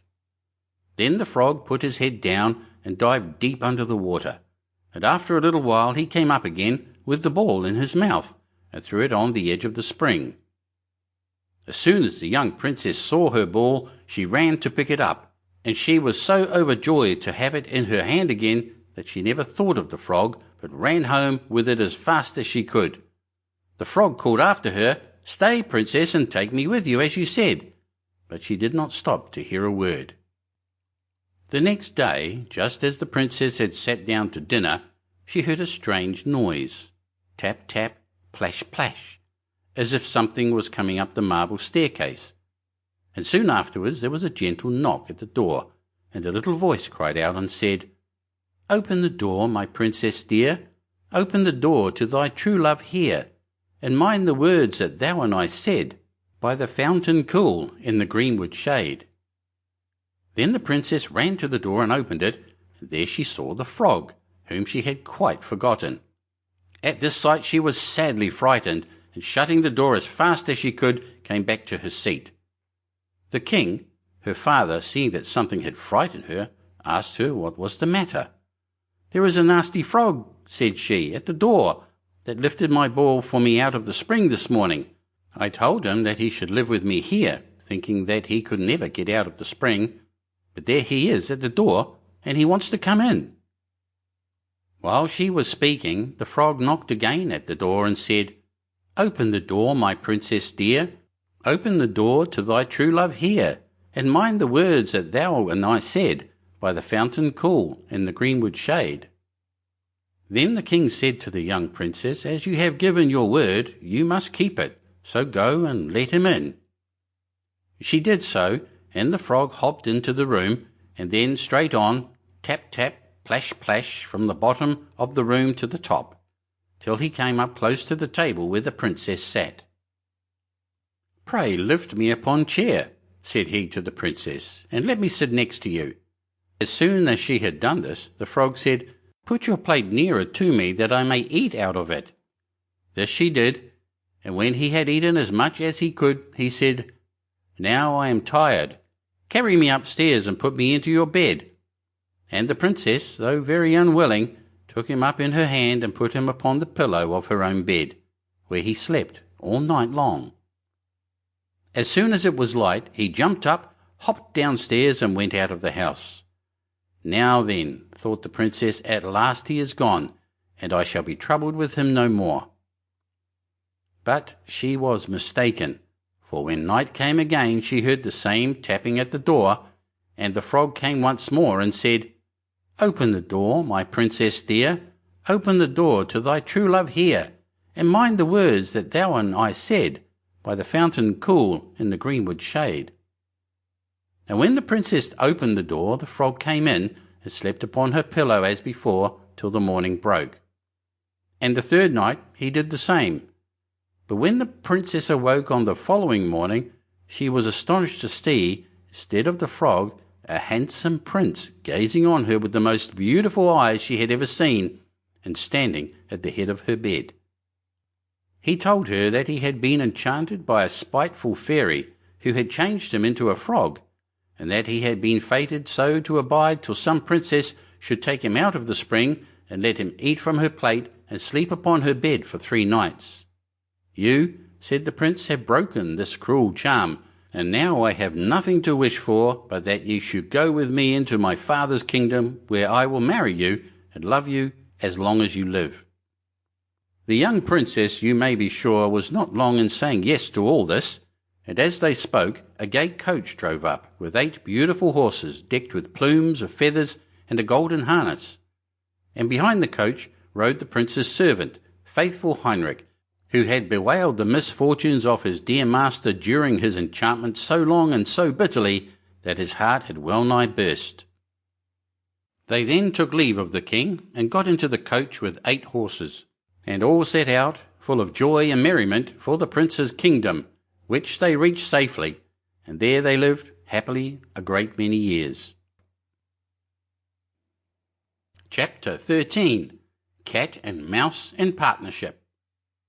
A certain cat had made the acquaintance of a mouse, and had said so much to her about the great love and friendship she felt for her, that at length the mouse agreed that they should live and keep house together.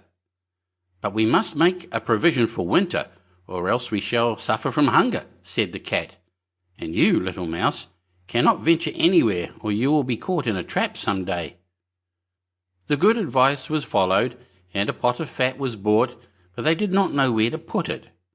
At length, after much consideration, the cat said, "I know no place where it will be better stored up than in the church, for no one dares take anything away from there.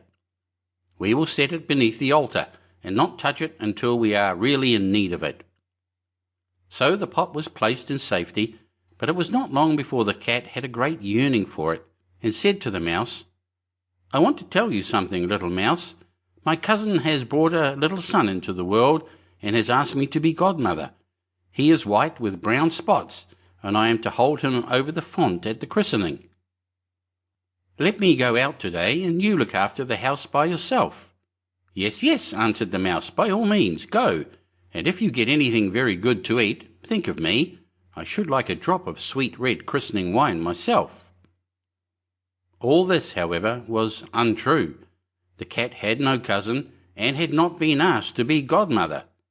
She went straight to the church, stole to the pot of fat, began to lick at it, and licked the top of the fat off. Then she took a walk upon the roofs of the town, looked out for opportunities, and then stretched herself in the sun, and licked her lips whenever she thought of the pot of fat, and not until it was evening did she return home. "Well, here you are again," said the mouse.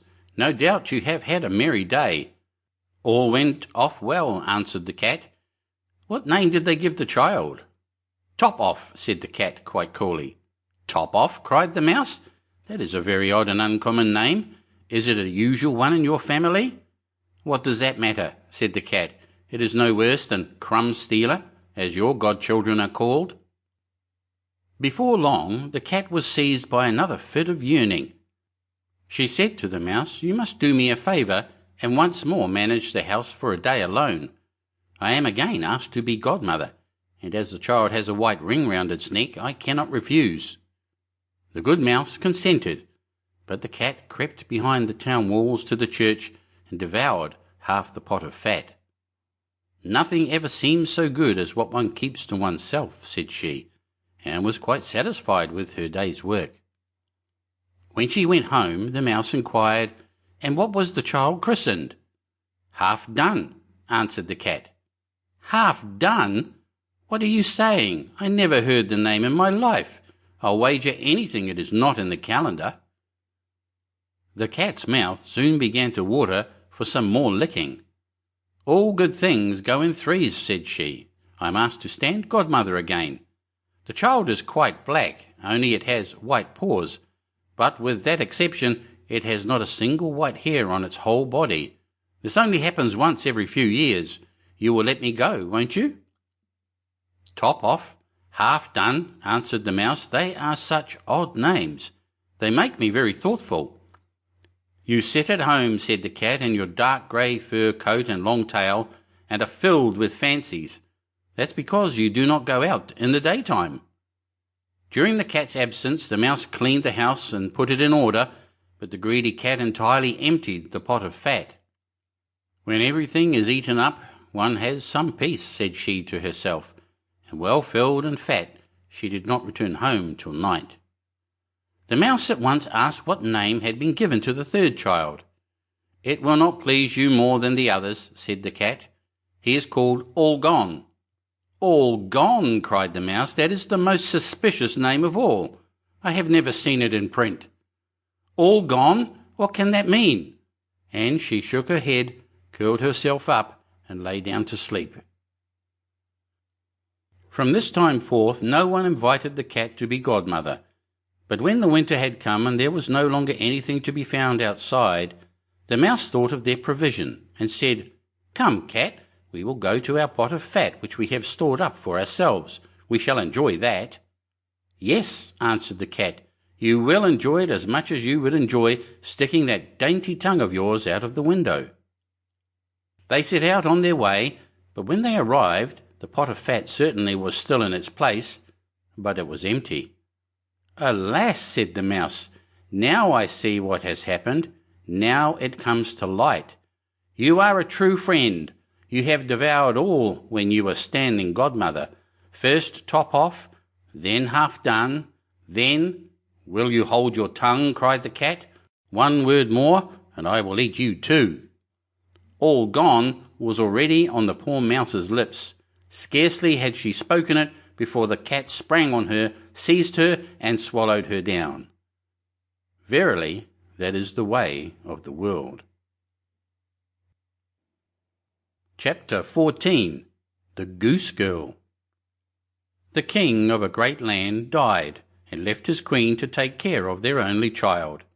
This child was a daughter who was very beautiful, and her mother loved her dearly, and was very kind to her. And there was a good fairy too, who was fond of the princess, and helped her mother to watch over her. When she grew up, she was betrothed to a prince who lived a great way off, and as the time drew near for her to be married, she got ready to set off on her journey to his country. Then the queen, her mother, packed up a great many costly things, jewels and gold and silver, trinkets, fine dresses, and in short everything that became a royal bride. And she gave her a waiting maid to ride with her, and give her into the bridegroom's hands, and each had a horse for the journey. Now the princess's horse was the fairy's gift, and it was called Falada, and could speak. When the time came for them to set out, the fairy went into her bedchamber, and took a little knife and cut off a lock of her hair, and gave it to the princess, and said, "Take care of it, dear child, for it is a charm that may be of use to you on the road." Then they all took a sorrowful leave of the princess, and she put the lock of hair into her bosom, got upon her horse, and set off on her journey to her bridegroom's kingdom. One day, as they were riding along by a brook, the princess began to feel very thirsty, and she said to her maid, "Pray get down and fetch me some water in my golden cup out of yonder brook, for I want to drink."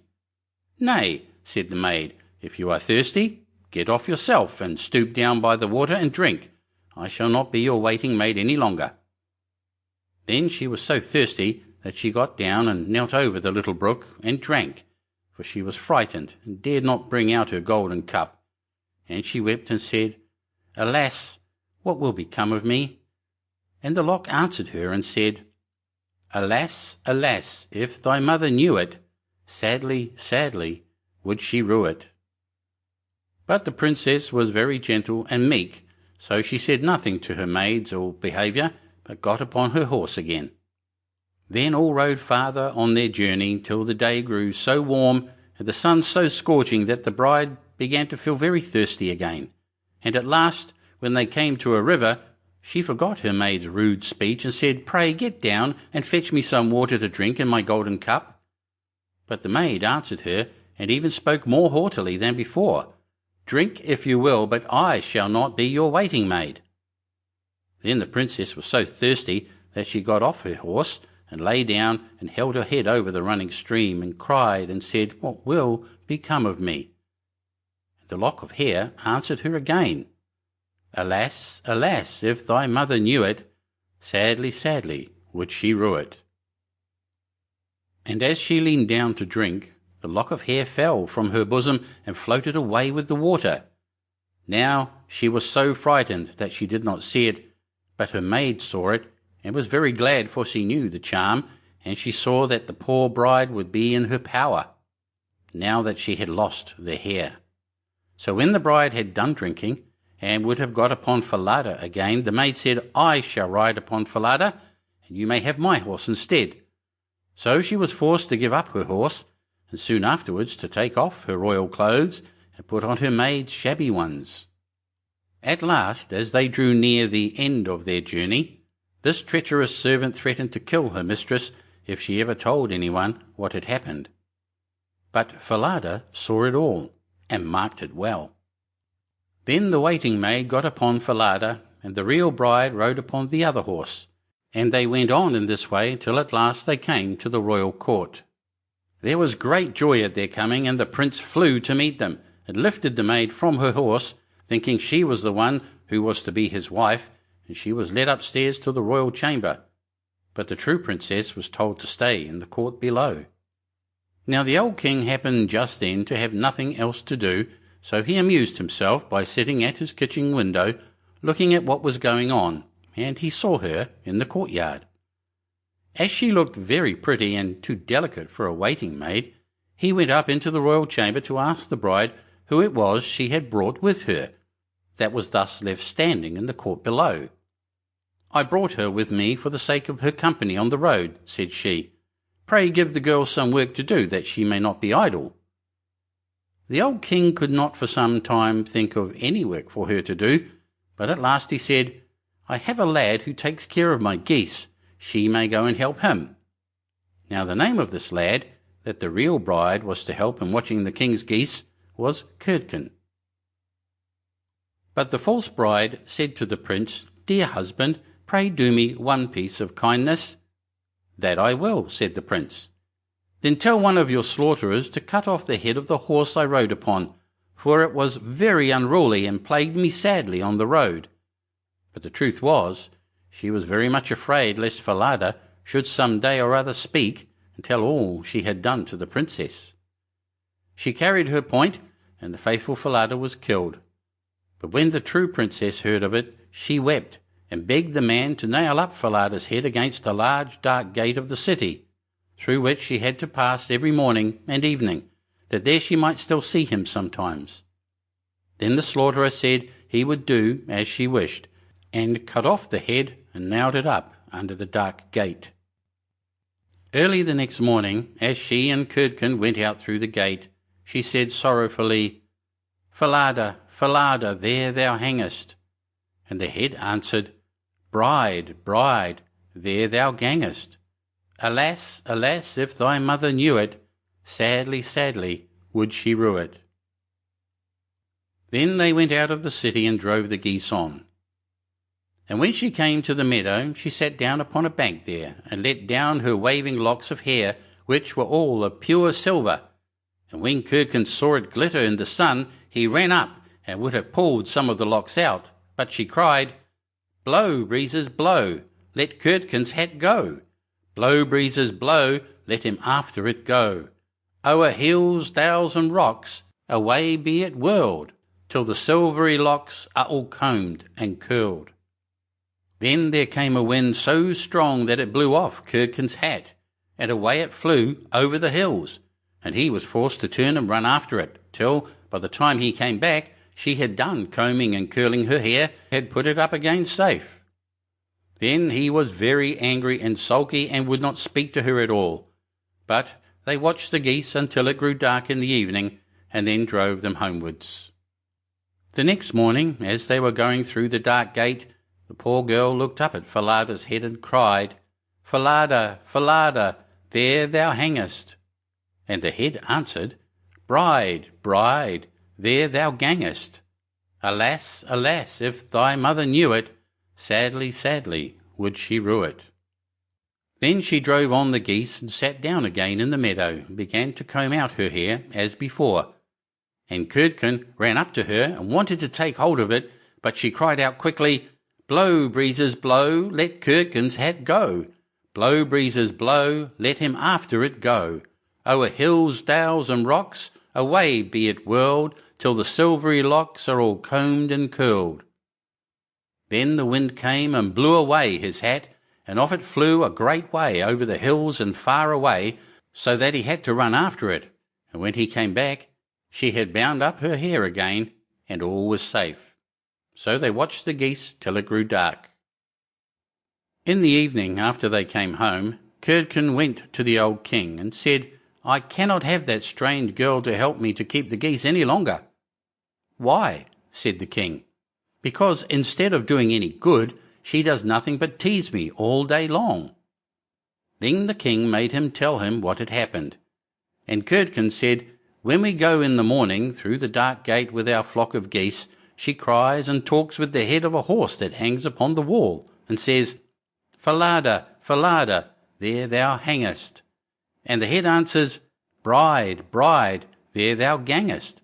Alas, alas, if thy mother knew it, sadly, sadly would she rue it.'" And Curdken went on telling the king what had happened upon the meadow where the geese fed, how his hat was blown away, and how he was forced to run after it and to leave his flock of geese to themselves. But the old king told the boy to go out again the next day, and when morning came he placed himself behind the dark gate and heard how she spoke to Falada, and how Falada answered. Then he went into the field and hid himself in a bush by the meadow's side, and he soon saw with his own eyes how they drove the flock of geese, and how after a little time she let down her hair that glittered in the sun, and then he heard her say, "Blow, breezes, blow, let Curdken's hat go. Blow, breezes, blow, let him after it go.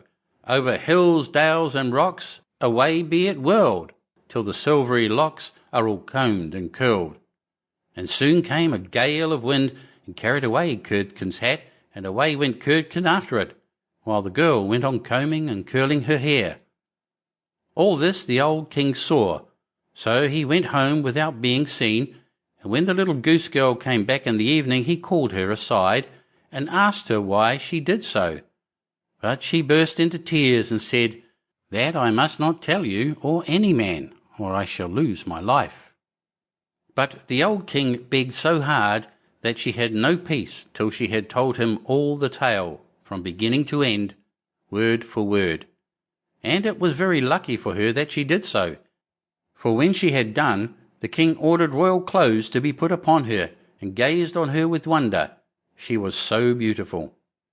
Then he called his son and told him that he had only a false bride, for that she was merely a waiting maid, while the true bride stood by.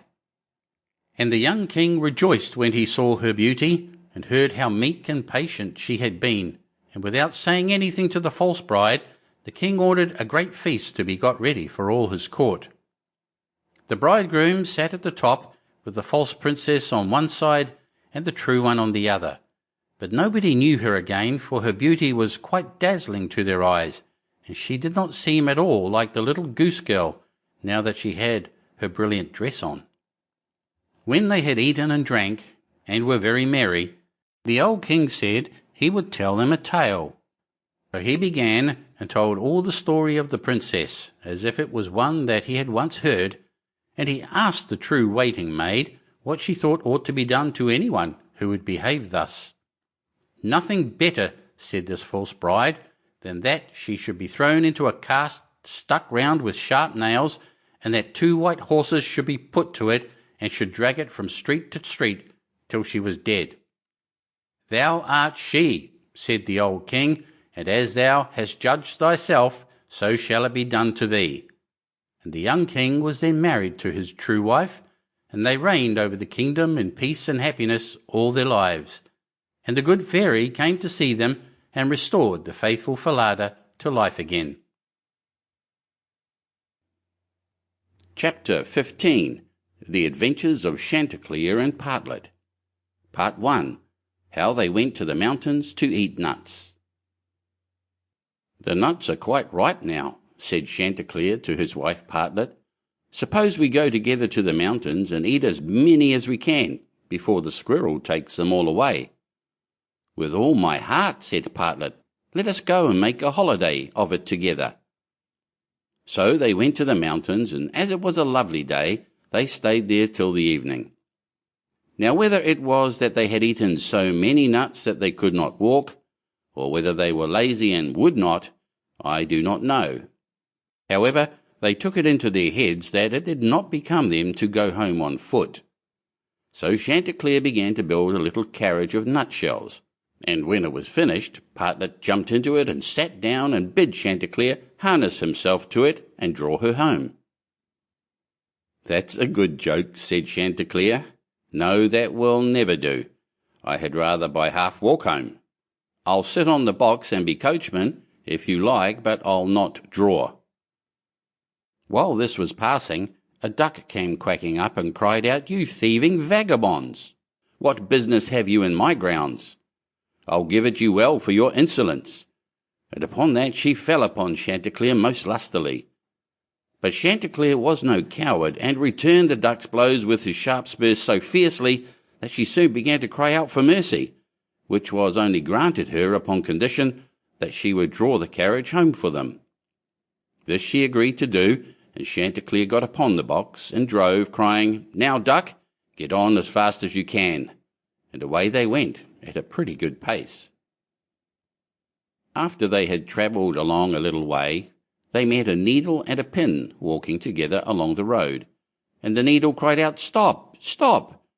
And said it was so dark that they could hardly find their way, and such dirty walking they could not get on at all. He told them that he and his friend the pin had been at a public house a few miles off, and had sat drinking till they had forgotten how late it was. He begged, therefore, that the travellers would be so kind as to give them a lift in their carriage. Chanticleer, observing that they were but thin fellows, and not likely to take up much room, told them they might ride, but made them promise not to dirty the wheels of the carriage in getting in, nor to tread on Partlet's toes.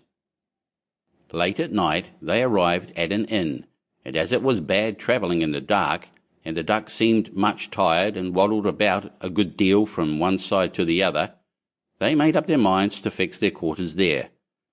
But the landlord at first was unwilling, and said his house was full, thinking they might not be very respectable company. However, they spoke civilly to him, and gave him the egg which Partlet had laid by the way, and said they would give him the duck, who was in the habit of laying one every day. So at last he let them come in, and they bespoke a handsome supper, and spent the evening very jollily. Early in the morning, before it was quite light, and when nobody was stirring in the inn, Chanticleer awakened his wife, and, fetching the egg, they pecked a hole in it, ate it up, and threw the shells into the fireplace. They then went to the pin and needle, who were fast asleep, and seizing them by the heads, stuck one into the landlord's easy chair, and the other into his handkerchief. And having done this, they crept away as softly as possible. However, the duck who slept in the open air in the yard heard them coming, and jumping into the brook which ran close by the end, soon swam out of their reach. An hour or two afterwards the landlord got up and took his handkerchief to wipe his face, but the pin ran into him and pricked him. Then he walked into the kitchen to light his pipe at the fire, but when he stirred it up the eggshells flew into his eyes and almost blinded him. "Bless me," said he, "all the world seems to have a design against my head this morning." And so saying he threw himself sulkily into his easy-chair, but oh dear, the needle ran into him, and this time the pain was not in his head. He now flew into a very great passion, and suspecting the company who had come in the night before, he went to look after them. But they were all off, so he swore that he never again would take in such a troop of vagabonds, who ate a great deal, paid no reckoning, and gave him nothing for his trouble but their apish tricks. Part 2. How Chanticleer and Partlet went to visit Mr. Corby's. Another day Chanticleer and Partlet wished to ride out together. So Chanticleer built a handsome carriage with 4 red wheels and harnessed 6 mice to it, and then he and Partlet got into the carriage, and away they drove. Soon afterwards a cat met them and said, "Where are you going?"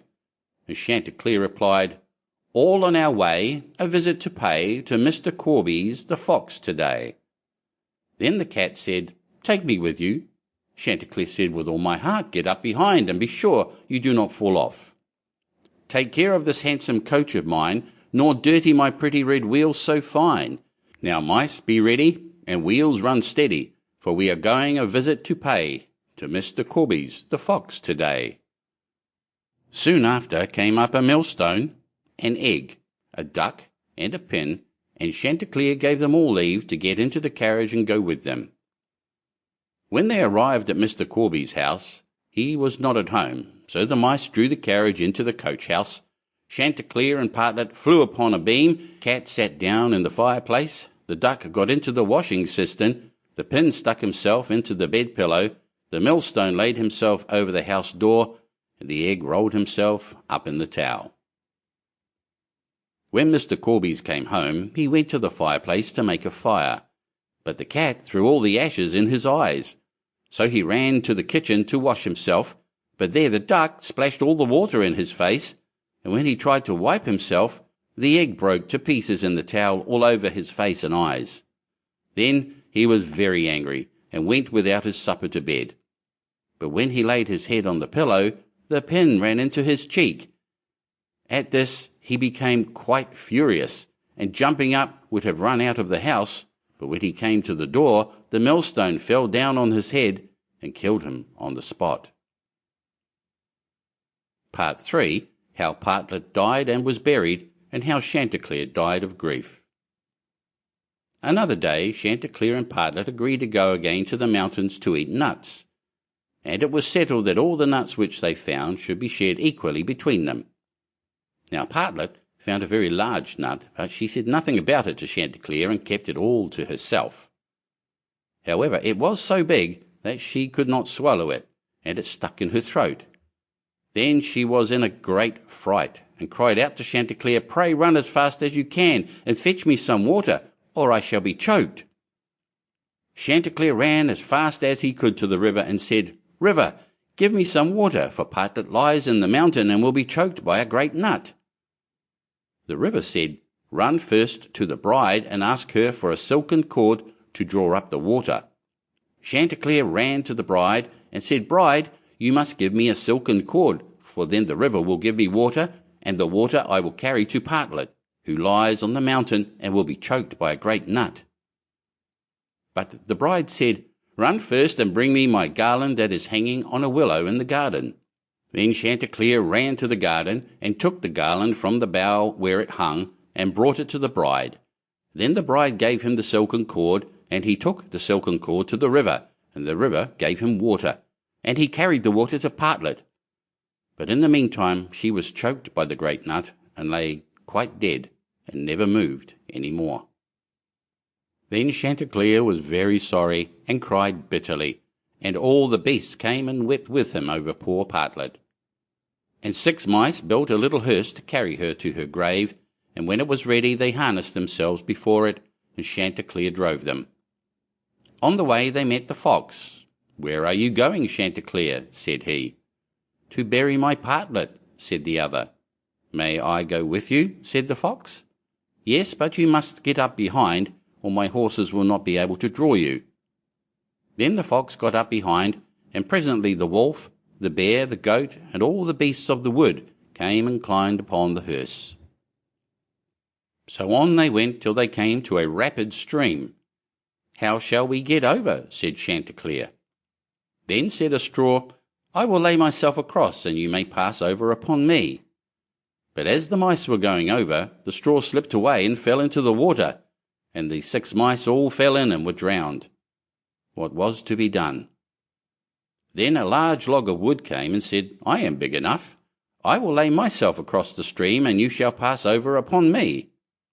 So he laid himself down, but they managed so clumsily that the log of wood fell in and was carried away by the stream. Then a stone, who saw what had happened, came up and kindly offered to help poor Chanticleer by laying himself across the stream. And this time he got safely to the other side with the hearse, and managed to get Partlet out of it. But the fox and the other mourners, who were sitting behind, were too heavy, and fell back into the water, and were all carried away by the stream and drowned.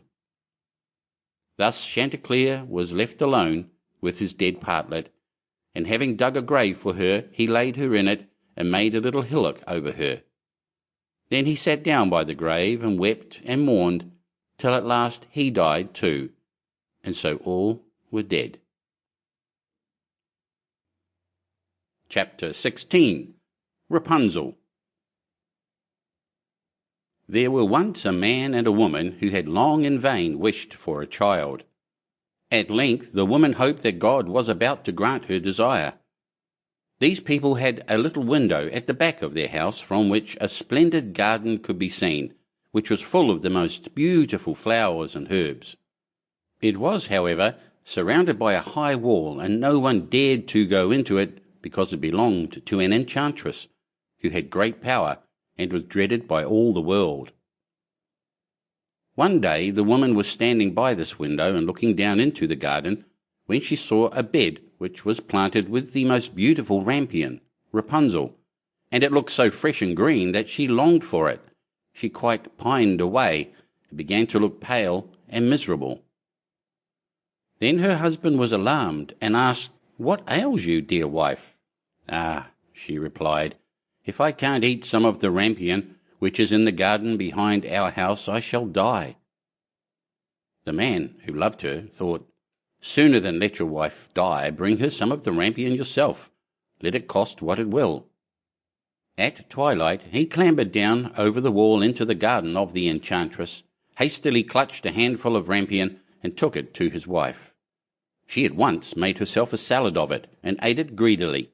It tasted so good to her, so very good, that the next day she longed for it 3 times as much as before. If he was to have any rest, her husband must once more descend into the garden.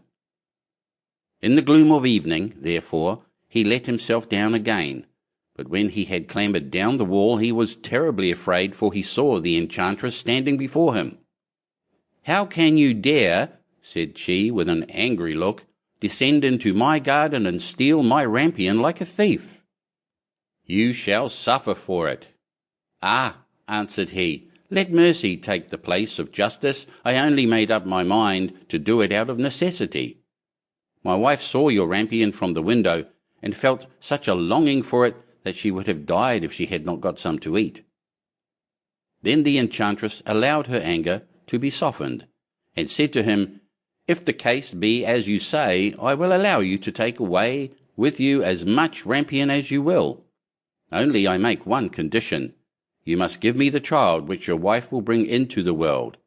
It shall be well treated, and I will care for it like a mother." The man in his terror consented to everything, and when the woman was brought to bed, the enchantress appeared at once, gave the child the name of Rapunzel, and took it away with her. Rapunzel grew into the most beautiful child under the sun. When she was 12 years old, the enchantress shut her into a tower which lay in a forest, and had neither stairs nor door, but quite at the top was a little window. When the enchantress wanted to go in, she placed herself beneath it and cried, "Rapunzel, Rapunzel, let down your hair to me." Rapunzel had magnificent long hair, fine as spun gold, and when she heard the voice of the enchantress, she unfastened her braided tresses, wound them round one of the hooks of the window above, and then the hair fell 20 ells down, and the enchantress climbed up by it. After a year or two, it came to pass that the king's son rode through the forest and passed by the tower. Then he heard a song, which was so charming that he stood still and listened. This was Rapunzel, who in her solitude passed her time in letting her sweet voice resound. The king's son wanted to climb up to her, and looked for the door of the tower, but none was to be found. He rode home, but the singing had so deeply touched his heart that every day he went out into the forest and listened to it. Once, when he was thus standing behind a tree, he saw that an enchantress came there, and he heard how she cried, "Rapunzel, Rapunzel, let down your hair to me." Then Rapunzel let down the braids of her hair, and the enchantress climbed up to her. "If that is the ladder by which one mounts, I too will try my fortune," said he. And the next day, when it began to grow dark, he went to the tower and cried, "Rapunzel, Rapunzel, let down your hair to me." Immediately the hair fell down, and the king's son climbed up. At first Rapunzel was terribly frightened when a man, such as her eyes had never yet beheld, came to her. But the king's son began to talk to her quite like a friend, and told her that his heart had been so stirred that it had let him have no rest, and he had been forced to see her. Then Rapunzel lost her fear, and when he asked her if she would take him for her husband, and she saw that he was young and handsome, she thought, "He will love me more than old Dame Gothel does," and she said yes, and laid her hand in his. She said, "I will willingly go away with you, but I do not know how to get down. Bring with you a skein of silk every time that you come, and I will weave a ladder with it, and when it is ready I will descend, and you will take me on your horse." They agreed that until that time he should come to her every evening, for the old woman came by day. The enchantress remarked nothing of this, until once Rapunzel said to her, "Tell me, Dame Gothel, how it happens that you are so much heavier for me to draw up than the young king's son. He is with me in a moment." "Ah, you wicked child!" cried the enchantress. "What do I hear you say? I thought I had separated you from all the world, and yet you have deceived me." In her anger she clutched Rapunzel's beautiful tresses, wrapped them twice around her left hand, seized a pair of scissors with the right, and snip, snap, they were cut off, and the lovely braids lay on the ground. And she was so pitiless that she took poor Rapunzel into a desert, where she had to live in great grief and misery. On the same day that she cast out Rapunzel, however, the enchantress fastened the braids of hair which she had cut off to the hook of the window, and when the king's son came and cried, "Rapunzel, Rapunzel, let down your hair to me," she let the hair down. The king's son ascended, but instead of finding his dearest Rapunzel, he found the enchantress, who gazed at him with wicked and venomous looks. "Aha!" she cried mockingly. "You would fetch your dearest, but the beautiful bird sits no longer singing in the nest. The cat has got it, and will scratch out your eyes as well. Rapunzel is lost to you. You will never see her again." The king's son was beside himself with pain, and in his despair he leapt down from the tower. He escaped with his life, but the thorns into which he fell pierced his eyes. Then he wandered quite blind about the forest, ate nothing but roots and berries, and did naught but lament and weep over the loss of his dearest wife. Thus he roamed about in misery for some years, and at length came to the desert where Rapunzel, with the twins to which she had given birth, a boy and a girl, lived in wretchedness. He heard a voice, and it seemed so familiar to him that he went towards it, and when he approached, Rapunzel knew him and fell on his neck and wept. 2 of her tears wetted his eyes, and they grew clear again, and he could see with them as before. He led her to his kingdom, where he was joyfully received, and they lived for a long time afterwards, happy and contented. Chapter 17. Fundevogel. There was once a forester who went into the forest to hunt, and as he entered it, he heard a sound of screaming as if a little child were there. He followed the sound, and at last came to a high tree, and at the top of this a little child was sitting, for the mother had fallen asleep under the tree with the child, and a bird of prey had seen it in her arms, had flown down, snatched it away, and set it on the high tree. The forester climbed up, brought the child down, and thought to himself, "You will take him home with you, and bring him up with your Lena." He took it home, therefore, and the 2 children grew up together. And the one which he had found on a tree was called Fundevogel, because a bird had carried it away. Fundevogel and Lena loved each other so dearly that when they did not see each other, they were sad. Now the forester had an old cook, who one evening took 2 pails and began to fetch water, and did not go once only, but many times, out to the spring. Lena saw this and said, "Listen, old sonner, why are you fetching so much water? If you will never repeat it to anyone, I will tell you why." So Lena said no, she would never repeat it to anyone, and then the cook said, "Early tomorrow morning, when the forester is out hunting, I will heat the water, and when it is boiling in the kettle, I will throw in Fundevogel and will boil him in it."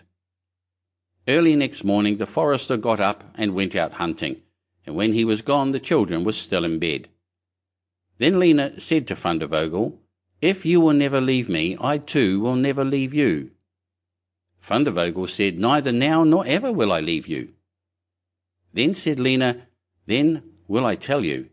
Last night old Sanna carried so many buckets of water into the house that I asked her why she was doing that, and she said that if I would promise not to tell anyone, and she said that early tomorrow morning, when father was out hunting, she would set the kettle full of water, throw you into it and boil you. But we will get up quickly, dress ourselves, and go away together." The 2 children therefore got up, dressed themselves quickly, and went away. When the water in the kettle was boiling, the cook went into the bedroom to fetch Fundevogel and throw him into it. But when she came in and went to the beds, both the children were gone. Then she was terribly alarmed, and she said to herself, "What shall I say now when the forester comes home and sees that the children are gone? They must be followed instantly to get them back again."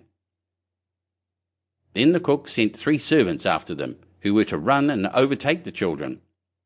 The children, however, were sitting outside the forest, and when they saw from afar the 3 servants running, Lena said to Fundevogel, "Never leave me, and I will never leave you." Fundevogel said, "Neither now nor ever." Then said Lena, "Do you become a rose tree, and I the rose upon it?" When the 3 servants came to the forest, nothing was there but a rose tree and 1 rose on it, but the children were nowhere.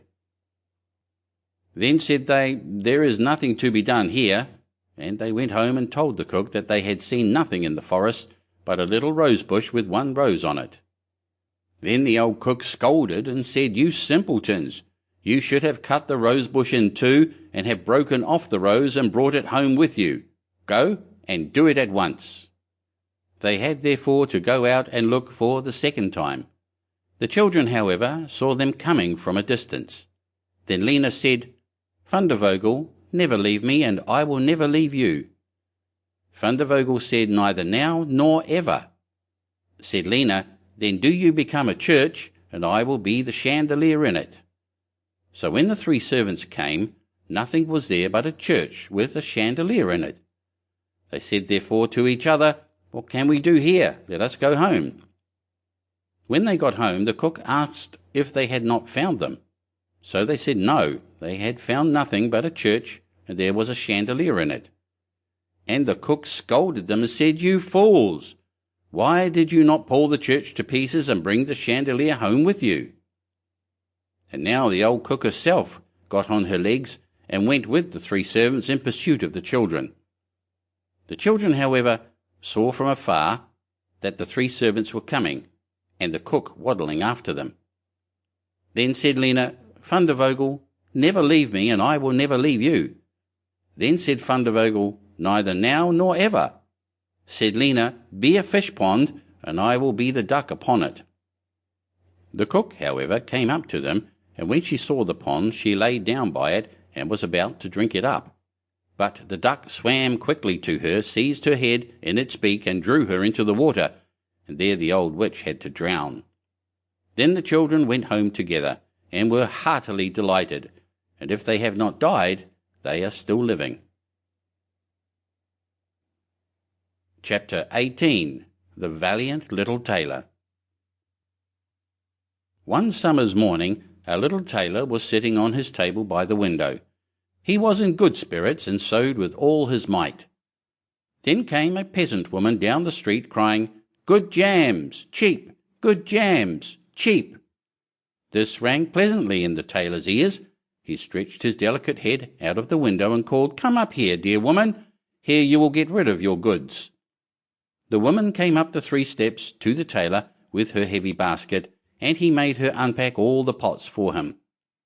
He inspected each one, lifted it up, put his nose to it, and at length said, "The jam seems to me to be good, so weigh me out 4 ounces, dear woman, and if it is 1/4 of a pound, that is of no consequence." The woman, who had hoped to find a good sale, gave him what he desired, but went away quite angry and grumbling. "Now this jam shall be blessed by God," cried the little tailor, "and give me health and strength." So he brought the bread out of the cupboard, cut himself a piece right across the loaf, and spread the jam over it. "This won't taste bitter," said he, "but I will just finish the jacket before I take a bite." He laid the bread near him, sewed on, and in his joy made bigger and bigger stitches. In the meantime the smell of the sweet jam rose to where the flies were sitting in great numbers. They were attracted and descended on it in hosts. "Hi! Who invited you?" said the little tailor, and drove the unbidden guests away. The flies, however, who understood no German, would not be turned away, but came back again in ever-increasing companies. The little tailor at last lost all patience, and drew a piece of cloth from the hole under his work-table, and saying, "Wait, and I will give it to you," struck it mercilessly on them. When he drew it away and counted, there lay before him no fewer than 7, dead, and with legs stretched out. "Are you a fellow of that sort?" said he, and could not help admiring his own bravery. "The whole town shall know of this." And the little tailor hastened to cut himself a girdle, stitched it, and embroidered on it in large letters, 7 at one stroke.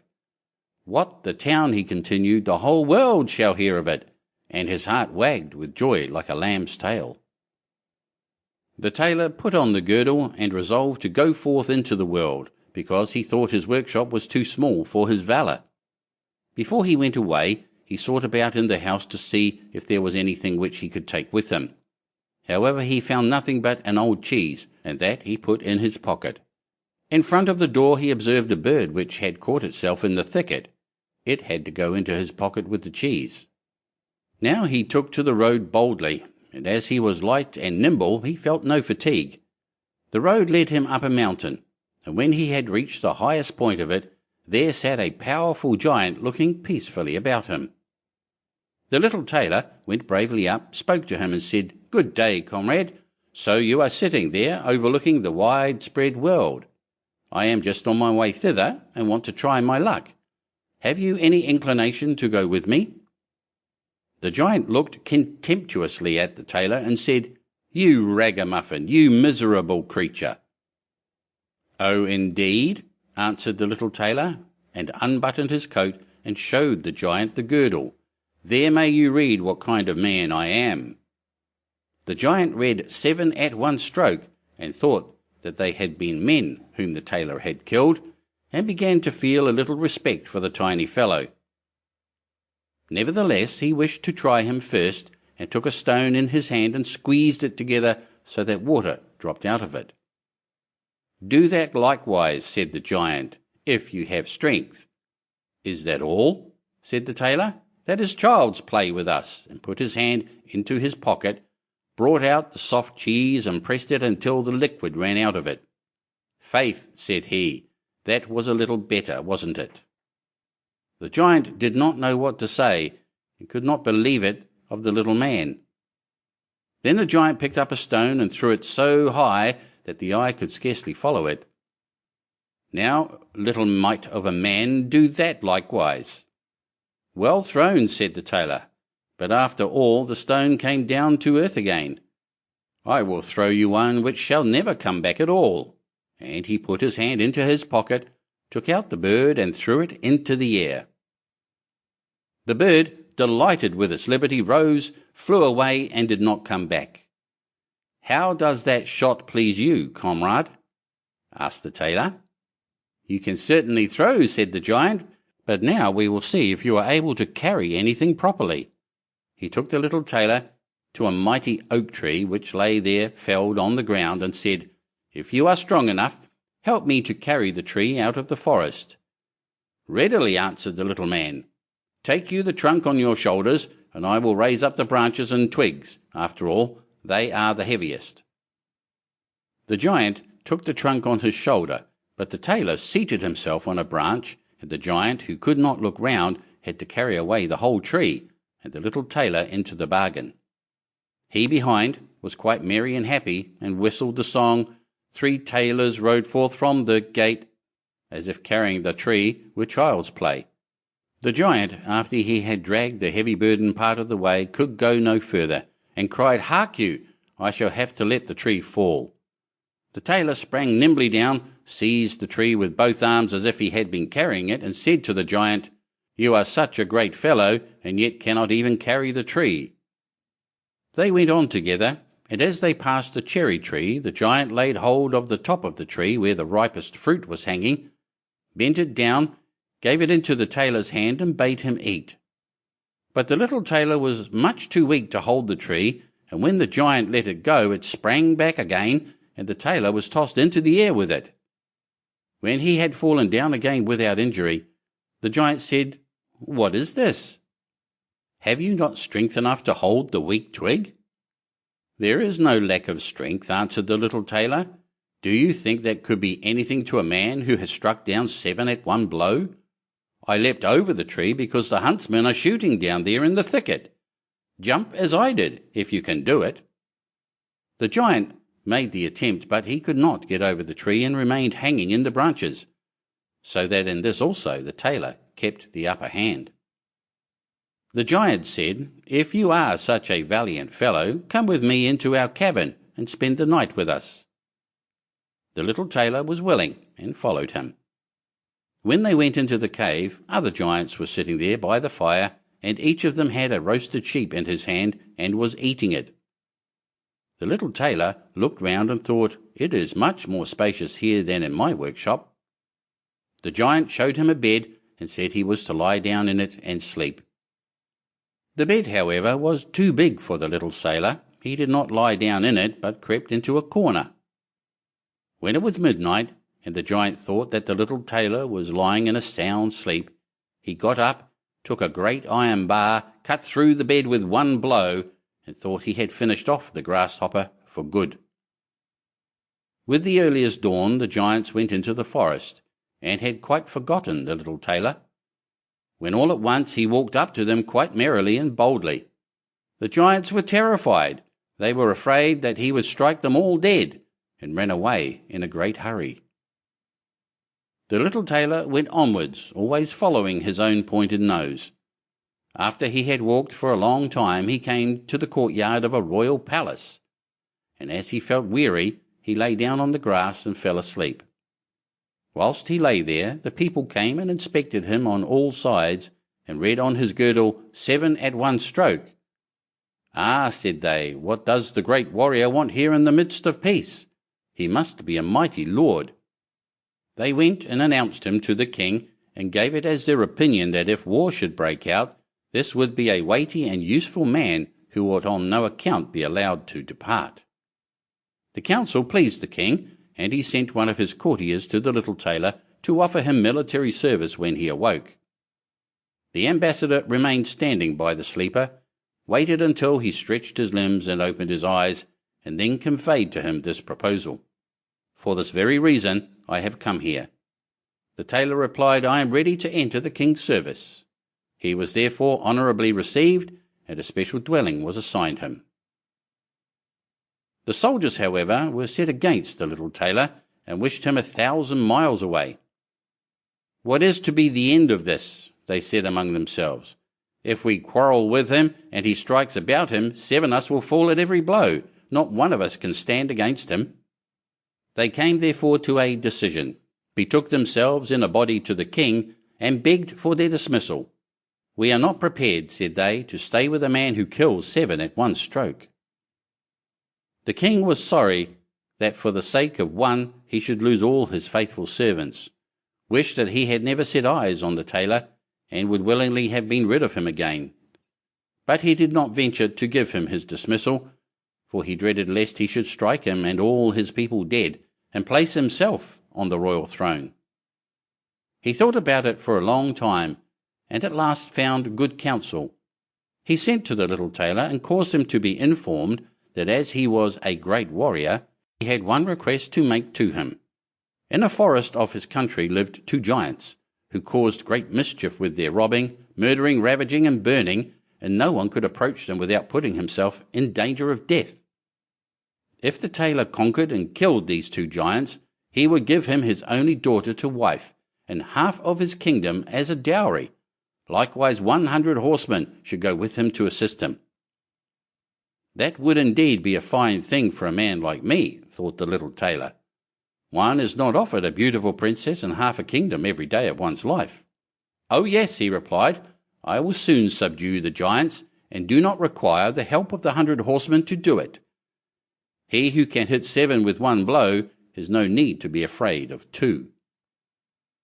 The little tailor went forth, and the 100 horsemen followed him. When he came to the outskirts of the forest, he said to his followers, "Just stay waiting here. I alone will soon finish off the giants." Then he bounded into the forest and looked about right and left. After a while he perceived both giants. They lay sleeping under a tree and snored so that the branches waved up and down. The little tailor, not idle, gathered 2 pockets full of stones, and with these climbed up the tree. When he was halfway up, he slipped down by a branch till he sat just above the sleepers, and then let one stone after another fall on the breast of one of the giants. For a long time the giant felt nothing, but at last awoke, pushed his comrade, and said, "Why are you knocking me?" "You must be dreaming," said the other. "I am not knocking you." They laid themselves down to sleep again, and then the tailor threw a stone down on the second. "What is the meaning of this?" cried the other. "Why are you pelting me?" "I am not pelting you," answered the first, growling. They disputed about it for a time, but as they were weary, they let the matter rest, and their eyes closed once more. The little tailor began his game again, picked out the biggest stone, and threw it with all his might on the breast of the first giant. "That is too bad," cried he, and sprang up like a madman, and pushed his companion against the tree until it shook. The other paid him back in the same coin, and they got into such a rage that they tore up trees and belaboured each other so long that at last they both fell down dead on the ground at the same time. Then the little tailor leapt down. "It is a lucky thing," said he, "that they did not tear up the tree on which I was sitting, or I should have had to sprint on to another like a squirrel. But we tailors are nimble." He drew out his sword and gave each of them a couple of thrusts in the breast, and then went out to the horsemen and said, "The work is done. I have finished both of them off, but it was hard work. They tore up trees in their sore need and defended themselves with them, but all that is to no purpose when a man like myself comes, who can kill 7 at one blow." "But are you not wounded?" asked the horseman. "You need not concern yourself about that," answered the tailor. "They have not bent one hair of mine." The horsemen would not believe him, and rode into the forest. There they found the giants swimming in their blood, and all round about lay the torn-up trees. The little tailor demanded of the king the promised reward. He, however, repented of his promise, and again bethought himself how he could get rid of the hero. "Before you receive my daughter and the half of my kingdom," said he to him, "you must perform one more heroic deed. In the forest roams a unicorn which does great harm, and you must catch it first. I fear one unicorn still less than 2 giants. 7 at one blow is my kind of affair." He took a rope and an axe with him, went forth into the forest, and again bade those who were sent with him to wait outside. He had not long to seek. The unicorn soon came towards him, and rushed directly on the tailor, as if it would gore him with its horn without more ado. "Softly, softly, it can be done as quickly as that," said he, and stood still and waited until the animal was quite close, and then sprang nimbly behind the tree. The unicorn ran against the tree with all its strength, and stuck its horns so fast in the trunk that it had not the strength enough to draw it out again, and thus it was caught. "Now I have got the bird," said the tailor, and came out from behind the tree and put the rope round its neck, and then with his axe he hewed the horn out of the tree, and when all was ready, he led the beast away and took it to the king. The king still would not give him the promised reward, and made him a 3rd demand. Before the wedding, the tailor was to catch him a wild boar that made great havoc in the forest, and the huntsmen should give him their help. "Willingly," said the tailor, "that is child's play." He did not take the huntsmen with him into the forest, and they were well pleased that he did not, for the wild boar had several times received them in such a manner that they had no inclination to lie in wait for him.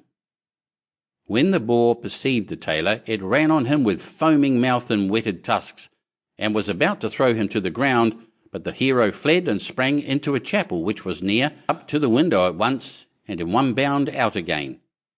The boar ran after him, but the tailor ran outside and shut the door behind it, and then the raging beast, which was much too heavy and awkward to leap out of the window, was caught. The little tailor called the huntsmen thither that they might see the prisoner with their own eyes. The hero, however, went to the king, who was now, whether he liked it or not, obliged to keep his promise, and gave his daughter and half of his kingdom. Had he known that it was no warlike hero, but a little tailor who was standing before him, it would have gone to his heart still more than it did. The wedding was held with great magnificence and small joy, and out of a tailor a king was made. After some time, the young queen heard her husband say in his dreams at night, "Boy, make me the doublet and patch the pantaloons, or else I will wrap the yard measure over your ears." Then she discovered in what state of life the young lord had been born, and next morning complained of her wrongs to her father, and begged him to help her to get rid of her husband, who was nothing else but a tailor. The king comforted her and said, "Leave your bedroom door open this night, and my servants shall stand outside, and when he has fallen asleep shall go in, bind him, and take him on board a ship which shall carry him into the wide world." The woman was satisfied with this, but the king's armour-bearer, who had heard all, was friendly with the young lord, and informed him of the whole plot. "I'll put a screw into that business," said the little tailor. At night he went to bed with his wife at the usual time, and when she thought he had fallen asleep, she got up, opened the door, and then lay down again. The little tailor, who was only pretending to be asleep, began to cry out in a clear voice, "Boy, make me the doublet and patch me the pantaloons, or I will wrap the yard measure over your ears. I smote 7 at one blow. I killed 2 giants. I brought away 1 unicorn and caught a wild boar. And am I to fear those who are standing outside the room?" When these men heard the tailor speaking thus, they were overcome by a great dread, and ran as if the wild huntsmen were behind them, and none of them would venture anything further against him. So the little tailor was and remained a king to the end of his life. Chapter 19. Hansel and Gretel. Hard by a great forest dwelt a poor woodcutter with his wife and his 2 children. The boy was called Hansel, and the girl Gretel. He had little to bite and to break, and once when great dearth fell on the land, he could no longer procure even daily bread.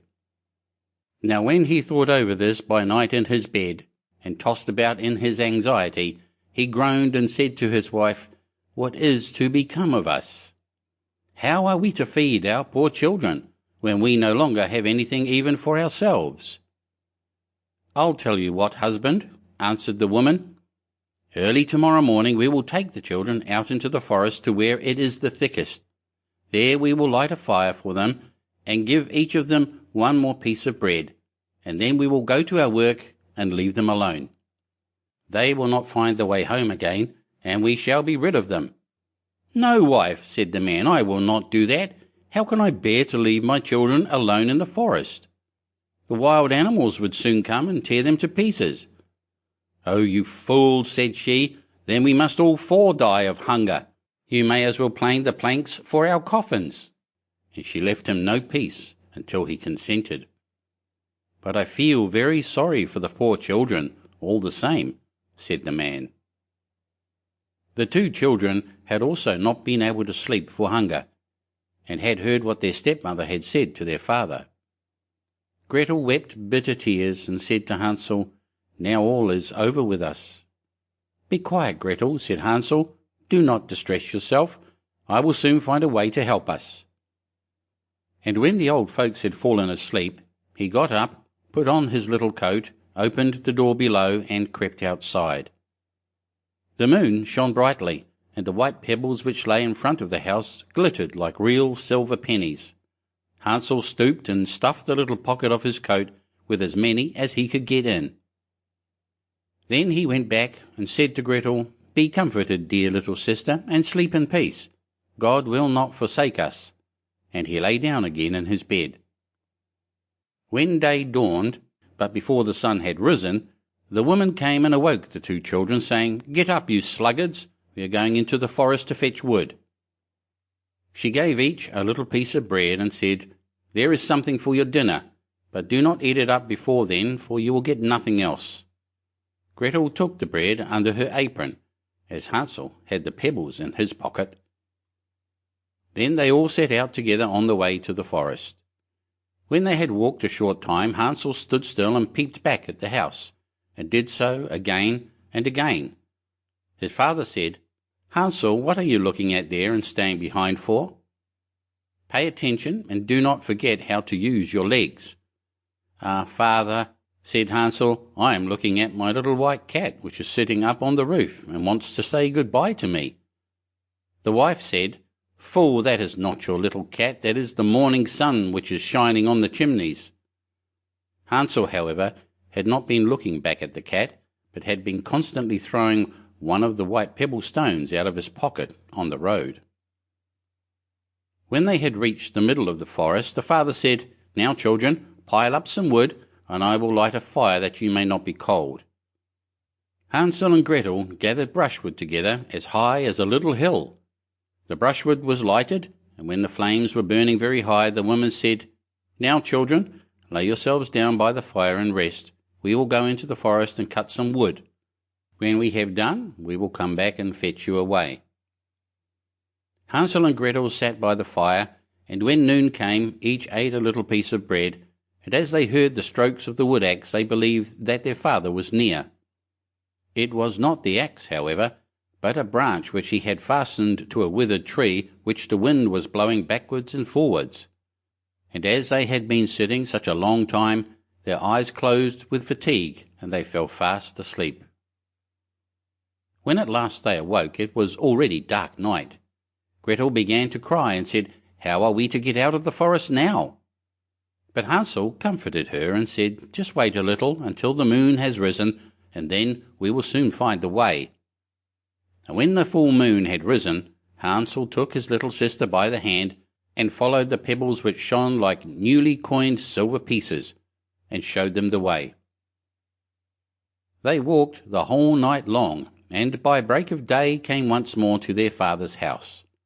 They knocked at the door, and when the woman opened it and saw that it was Hansel and Gretel, she said, "You naughty children, why have you slept so long in the forest? We thought you were never coming back at all." The father, however, rejoiced, for it had cut him to the heart to leave them behind alone. Not long afterwards there was once more great dearth throughout the land, and the children heard their mother saying at night to their father, "Everything is eaten again. We have 1/2 loaf left, and that is the end. The children must go. We will take them farther into the woods so that they will not find their way out again. There is no other means of saving ourselves." The man's heart was heavy, and he thought it would be better for you to share the last mouthful with your children. The woman, however, would listen to nothing that he had to say, but scolded and reproached him. He who says A must say B, likewise, and as he had yielded the first time, he had to do so a second time also. The children, however, were still awake and had heard the conversation. When the old folks were asleep, Hansel again got up and wanted to go out and pick up pebbles as he had done before, but the woman had locked the door, and Hansel could not get out. Nevertheless he comforted his little sister and said, "Do not cry, Gretel. Go to sleep quietly. The good God will help us." Early in the morning came the woman and took the children out of their beds. Their piece of bread was given to them, but it was still smaller than the time before. On the way into the forest, Hansel crumbled his in his pocket, and often stood still and threw a morsel on the ground. "Hansel, why do you stop and look round?" said the father. "Go on." "I am looking back at my little pigeon which is sitting on the roof and wants to say good-bye to me," answered Hansel. "Fool," said the woman, "that is not your little pigeon. That is the morning sun that is shining on the chimney." Hansel, however, little by little threw all the crumbs on the path. The woman led the children still deeper into the forest, where they had never in their lives been before. Then a great fire was again made, and the mother said, "Just sit there, you children, and when you are tired you may sleep a little. We are going into the forest to cut wood, and in the evening when we are done, we will come and fetch you away." When it was noon, Gretel shared her piece of bread with Hansel, who had scattered his by the way. Then they fell asleep, and evening passed, but no one came to the poor children. They did not awake until it was dark night, and Hansel comforted his little sister and said, "Just wait, Gretel, until the moon rises, and then we shall see the crumbs of bread which I have strewn about. They will show us our way home again." When the moon came, they set out, but they found no crumbs, for the many thousands of birds which fly about in the woods and fields had picked them all up. Hansel said to Gretel, "We shall soon find the way," but they did not find it. They walked the whole night and all the next day too, from morning till evening, but they did not get out of the forest, and were very hungry, for they had nothing to eat but 2 or 3 berries which grew on the ground. And as they were so weary that their legs would carry them no longer, they lay down beneath a tree and fell asleep. It was now 3 mornings since they had left their father's house. They began to walk again, but they always came deeper into the forest, and if help did not come soon, they must die of hunger and weariness. When it was midday, they saw a beautiful snow-white bird sitting on a bough, which sang so delightfully that they stood still and listened to it. And when its song was over, it spread its wings and flew away before them, and they followed it until they reached a little house, on the roof of which it alighted. And when they approached the little house, they saw that it was built of bread and covered with cakes, but that the windows were of clear sugar. "We will set to work on that," said Hansel, "and have a good meal. I will eat a bit of the roof, and you, Gretel, can eat some of the window. It will taste sweet."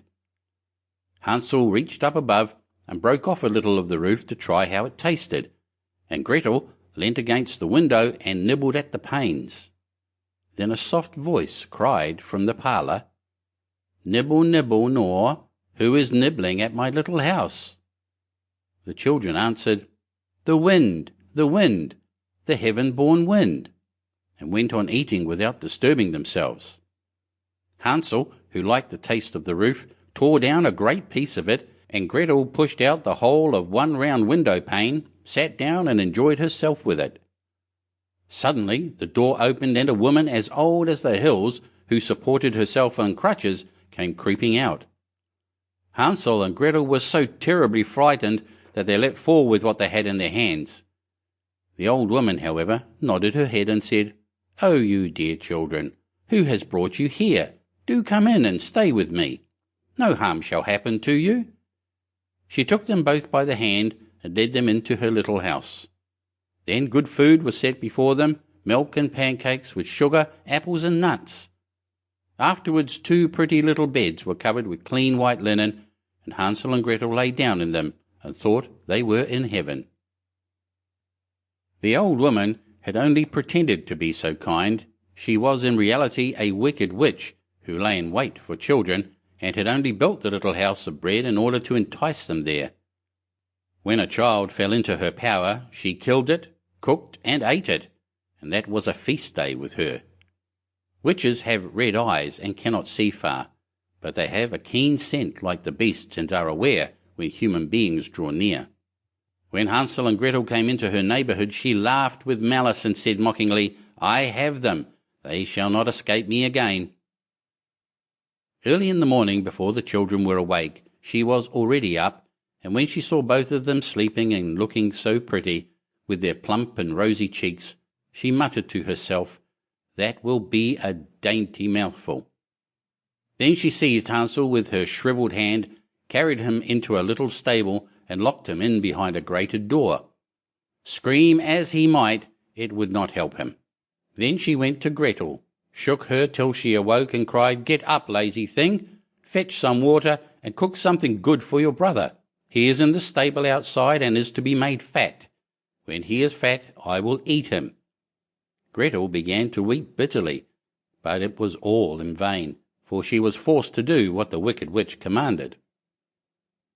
And now the best food was cooked for poor Hansel, but Gretel got nothing but crab shells. Every morning the woman crept to the little stable and cried, "Hansel, stretch out your finger that I may feel if you will soon be fat." Hansel, however, stretched out a little bone to her, and the old woman, who had dim eyes, could not see it, and thought it was Hansel's finger, and was astonished that there was no way of fattening him. When 4 weeks had gone by, and Hansel still remained thin, she was seized with impatience, and would not wait any longer. "Now then, Gretel," she cried to the girl, "stir yourself and bring some water. Let Hansel be fat or lean. Tomorrow I will kill him and cook him." Ah, how the poor little sister did lament when she had to fetch the water, and how her tears did flow down her cheeks. "Dear God, do help us," she cried. "If the wild beasts in the forest had but devoured us, we should at any rate have died together." "Just keep your noise to yourself," said the old woman. "It won't help you at all." Early in the morning, Gretel had to go out and hang up the cauldron with the water and light the fire. "We will bake first," said the old woman. "I have already heated the oven and kneaded the dough." She pushed poor Gretel out to the oven, from which the flames of fire were already darting. "Creep in," said the witch, "and see if it is properly heated, so that we can put the bread in." And once Gretel was inside, she intended to shut the oven and let her bake in it, and then she would eat her too. But Gretel saw what she had in mind, and said, "I do not know how I am to do it. How do I get in?" "Silly goose," said the old woman, "the door is big enough. Just look, I can get in myself." And she crept up and thrust her head into the oven. Then Gretel gave her a push that drove her far into it, and shut the iron door, and fastened the bolt. Oh, then she began to howl quite horribly, but Gretel ran away, and the godless witch was miserably burnt to death. Gretel, however, ran like lightning to Hansel, opened his little stable, and cried, "Hansel, we are saved! The old witch is dead." Then Hansel sprang like a bird from its cage when the door is opened. How they did rejoice and embrace each other, and dance about and kiss each other. And as they had no longer any need to fear her, they went into the witch's house, and in every corner there stood chests full of pearls and jewels. "These are far better than pebbles," said Hansel, and thrust into his pockets whatever could be got in. And Gretel said, "I too will take something home with me," and filled her pinafore full. "But now we must be off," said Hansel, "that we may get out of the witch's forest." When they had walked for 2 hours, they came to a great stretch of water. "We cannot cross," said Hansel. "I see no foot-plank and no bridge. "And there is also no fairy," answered Gretel. "But a white duck is swimming there. If I ask her, she will help us over." Then she cried, little duck, dost thou see? Hansel and Gretel are waiting for thee. There's never a plank or bridge in sight. Take us across on thy back so white." The duck came to them, and Hansel seated himself on its back and told his sister to sit by him. "No," replied Gretel, "that will be too heavy for the little duck. She shall take us across, one after the other." The good little duck did so, and when they were once safely across and had walked for a short time, the forest seemed to be more and more familiar to them, and at length they saw from afar their father's house. Then they began to run, rushed into the parlour, and threw themselves round their father's neck. The man had not known one happy hour since he had left the children in the forest. The woman, however, was dead. Gretel emptied her pinafore until pearls and precious stones ran about the room, and Hansel threw one handful after another out of his pockets to add to them. Then all anxiety was at an end, and they lived together in perfect happiness. My tale is done. There runs a mouse. Whoever so catches it may make himself a big fur cap out of it. Chapter 20. The Mouse, the Bird, and the Sausage. Once upon a time, a mouse, a bird, and a sausage entered into partnership and set up house together. For a long time all went well. They lived in great comfort and prospered so far as to be able to add considerably to their stores. The bird's duty was to fly daily into the wood and bring in fuel. The mouse fetched the water, and the sausage saw to the cooking. When people are too well off, they always begin to long for something new, and so it came to pass that the bird, while out one day, met a fellow bird to whom he boastfully expatiated on the excellence of his household arrangements. But the other bird sneered at him for being a poor simpleton, who did all the hard work, while the other two stayed at home and had a good time of it. For when the mouse had made the fire and fetched in the water, she could retire into her little room and rest until it was time to set the table. The sausage had only to watch the pot to see that the food was properly cooked, and when it was near dinner time, he just threw himself into the broth, or rolled in and out among the vegetables 3 or 4 times, and there they were, buttered and salted, and ready to be served. Then, when the bird came home and had laid aside his burden, they sat down to table, and when they had finished their meal, they could sleep their fill till the following morning, and that was really a very delightful life. Influenced by those remarks, the bird next morning refused to bring in the wood, telling the others that he had been their servant long enough, and had been a fool into the bargain, and that it was now time to make a change, and to try some other way of arranging the work. Beg and pray as the mouse and the sausage might, it was of no use. The bird remained master of the situation, and the venture had to be made. They therefore drew lots, and it fell to the sausage to bring in the wood, to the mouse to cook, and to the bird to fetch the water. And now what happened? The sausage started in search of wood, the bird made the fire, and the mouse put on the pot, and then these two waited till the sausage returned with the fuel for the following day. But the sausage remained so long away that they became uneasy, and the bird flew out to meet him. He had not flown far, however, when he came across a dog who, having met the sausage, had regarded him as his legitimate booty, and so seized and swallowed him.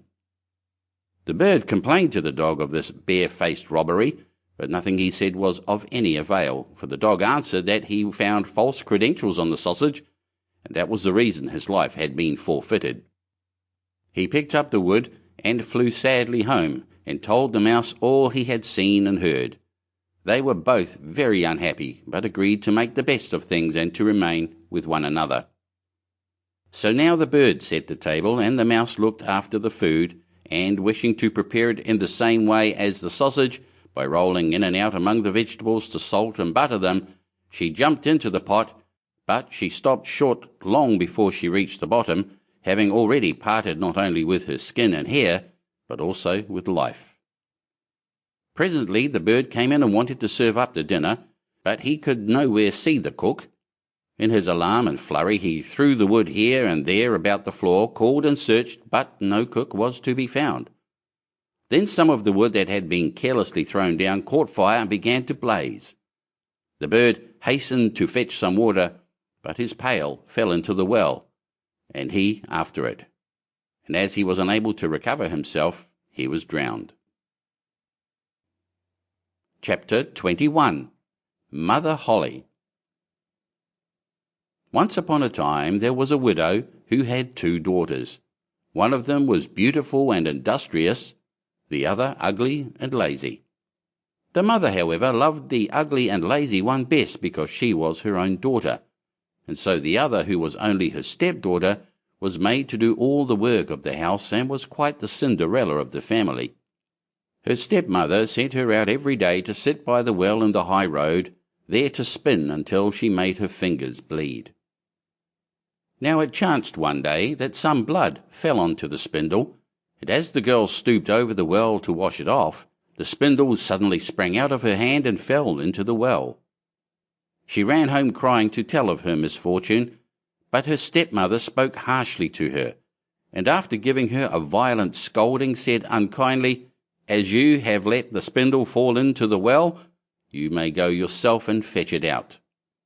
The girl went back to the well, not knowing what to do, and at last in her distress she jumped into the water after the spindle. She remembered nothing more until she awoke and found herself in a beautiful meadow, full of sunshine and with countless flowers blooming in every direction. She walked over the meadow, and presently she came upon a baker's oven full of bread, and the loaves cried out to her, take us out, or alas, we shall be burnt to a cinder. We were baked through long ago." So she took the bread shovel and drew them all out. She went on a little farther till she came to a tree full of apples. shake me, I pray," cried the tree. "My apples one and all are ripe." So she shook the tree, and the apples came falling down upon her like rain. But she continued shaking until there was not a single apple left upon it. Then she carefully gathered the apples together in a heap and walked on again. The next thing she came to was a little house. There she saw an old woman looking out, with such large teeth that she was terrified and turned to run away. But the old woman called after her, "What are you afraid of, dear child? Stay with me. If you will do the work of my house properly for me, I will make you very happy. You must be very careful, however, to make my bed in the right way, for I wish you always to shake it thoroughly, so that the feathers fly about. Then they say, down there in the world, that it is snowing, for I am Mother Holle." The old woman spoke so kindly that the girl summoned up courage and agreed to enter into her service. She took care to do everything according to the old woman's bidding, and every time she made the bed she shook it with all her might, so that the feathers flew about like so many snowflakes. The old woman was as good as her word. She never spoke angrily to her, and gave her roast and boiled meats every day. So she stayed on with Mother Holle for some time, and then she began to grow unhappy. She could not at first tell why she felt sad, but she became conscious at last of a great longing to go home. Then she knew she was homesick, although she was 1,000 times better off with Mother Holle than with her mother and sister. After waiting a while, she went to Mother Holle and said, "I am so homesick that I cannot stay with you any longer, for although I am so happy here, I must return to my own people." Then Mother Holle said, "I am pleased that you should want to go back to your own people, and as you have served me so well and faithfully, I will take you home myself." Thereupon she led the girl by the hand up to a broad gateway. The gate was opened, and as the girl passed through, a shower of gold fell upon her, and the gold clung to her, so that she was covered with it from head to foot. "That is a reward for your industry," said Mother Holle, and as she spoke she handed her the spindle which she had dropped into the well. The gate was then closed, and the girl found herself back in the old world, close to her mother's house. As she entered the courtyard, the cock who was perched on the well called out, "Cock-a-doodle-doo! Your golden daughter's come back to you." Then she went in to her mother and sister, and as she was so richly covered with gold, they gave her a warm welcome. She related to them all that had happened, and when the mother heard how she had come by her great riches, she thought she would like her ugly, lazy daughter to go and try her fortune. So she made the sister go and sit by the well and spin, and the girl pricked her finger and thrust her hand into a thorn bush, so that she might drop some blood onto the spindle. Then she threw it into the well and jumped in herself. Like her sister, she awoke in the beautiful meadow and walked over it till she came to the oven. Take us out, or alas, we shall be burnt to a cinder. We were baked through long ago," cried the loaves as before. But the lazy girl answered, "Do you think I am going to dirty my hands for you?" and walked on. Presently she came to the apple tree. Shake me, I pray, my apples one and all are ripe," it cried. But she only answered, "A nice thing to ask me to do. One of the apples might fall on my head," and passed on. At last she came to Mother Holle's house, and as she had heard all about the large teeth from her sister, she was not afraid of them, and engaged herself without delay to the old woman. The first day she was very obedient and industrious, and exerted herself to please Mother Holle, for she thought of the gold she should get in return. The next day, however, she began to dawdle over her work, and the third day she was more idle still. Then she began to lie in bed in the mornings and refused to get up. Worse still, she neglected to make the old woman's bed properly, and forgot to shake it so that the feathers might fly about. So Mother Holle very soon got tired of her, and told her she might go. The lazy girl was delighted at this, and thought to herself, the gold will soon be mine. Mother Holle led her as she had led her sister to the broad gateway, but as she was passing through, instead of the shower of gold, a great bucketful of pitch came pouring over her. "That is in return for your services," said the old woman, and she shut the gate. So the lazy girl had to go home covered with pitch, and the cock on the well called out, as she saw her, "Cock-a-doodle-doo! Your dirty daughter's come back to you." But try what she would, she could not get the pitch off, and it stuck to her as long as she lived. Chapter 22. Little Red Cap, or Little Red Riding Hood. Once upon a time there was a dear little girl who was loved by everyone who looked at her, but most of all by her grandmother, and there was nothing that she would not have given to the child. Once she gave her a little cap of red velvet, which suited her so well that she would never wear anything else, so she was always called Little Red Cap. One day her mother said to her, "Come, Little Red Cap, here is a piece of cake and a bottle of wine. Take them to your grandmother. She is ill and weak, and they will do her good. Set out before it gets hot, and when you are going, walk nicely and quietly, and do not run off the path, or you may fall and break the bottle, and then your grandmother will get nothing. And when you go into her room, don't forget to say, 'Good morning,' and don't peep into every corner before you do it." "I will take great care," said Little Red Cap to her mother, and gave her hand on it. The grandmother lived out in the wood, half a league from the village, and just as Little Red Cap entered the wood, a wolf met her. Red Cap did not know what a wicked creature he was, and was not at all afraid of him. "Good day, Little Red Cap," said he. "Thank you kindly, wolf." "Whither away so early, Little Red Cap?" "To my grandmother's." "What have you got in your apron?" "Cake and wine. Yesterday was baking day, so poor sick grandmother is to have something good to make her stronger." "Where does your grandmother live, Little Red Cap?" "A good quarter of a league farther on in the wood. Her house stands under the large oak trees. The nut trees are just below. You surely must know it," replied Little Red Cap. The wolf thought to himself, "What a tender young creature! What a nice plump mouthful! She will be better to eat than the old woman. I must act craftily so as to catch both." So he walked for a short time by the side of Little Red Cap, and then he said, "See, Little Red Cap, how pretty the flowers are about here? Why do you not look round?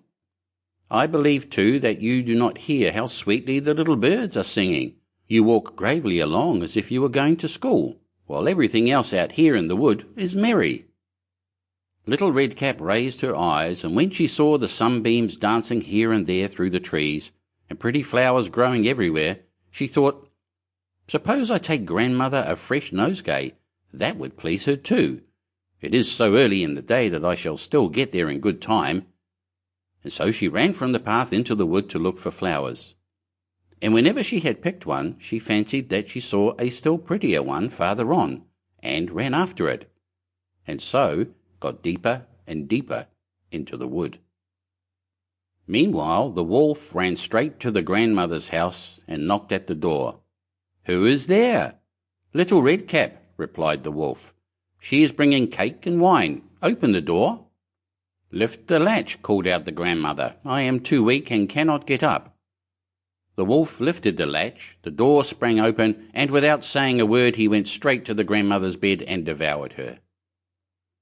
Then he put on her clothes, dressed himself in her cap, laid himself in bed, and drew the curtains. Little Red Cap, however, had been running about picking flowers, and when she had gathered so many that she could carry no more, she remembered her grandmother and set out on the way to her. She was surprised to find the cottage door standing open, and when she went into the room, she had such a strange feeling that she said to herself, "Oh dear, how uneasy I feel today, and at other times I like being with grandmother so much." She called out, "Good morning," but received no answer. So she went to the bed and drew back the curtains. There lay her grandmother with her cap pulled far over her face, and looking very strange. "Oh, grandmother," she said, "what big ears you have!" "The better to hear you with, my child," was the reply. "But grandmother, what big eyes you have," she said. "The better to see you with, my dear." "But grandmother, what large hands you have, the better to hug you with." "Oh, but grandmother, what a terrible big mouth you have, the better to eat you with." And scarcely had the wolf said this, than with one bound he was out of bed and swallowed up Red Cap. When the wolf had appeased his appetite, he lay down again in the bed, fell asleep, and began to snore very loud. The huntsman was just passing the house and thought to himself, "How the old woman is snoring. I must see if she wants anything." So he went into the room, and when he came to the bed, he saw that the wolf was lying in it.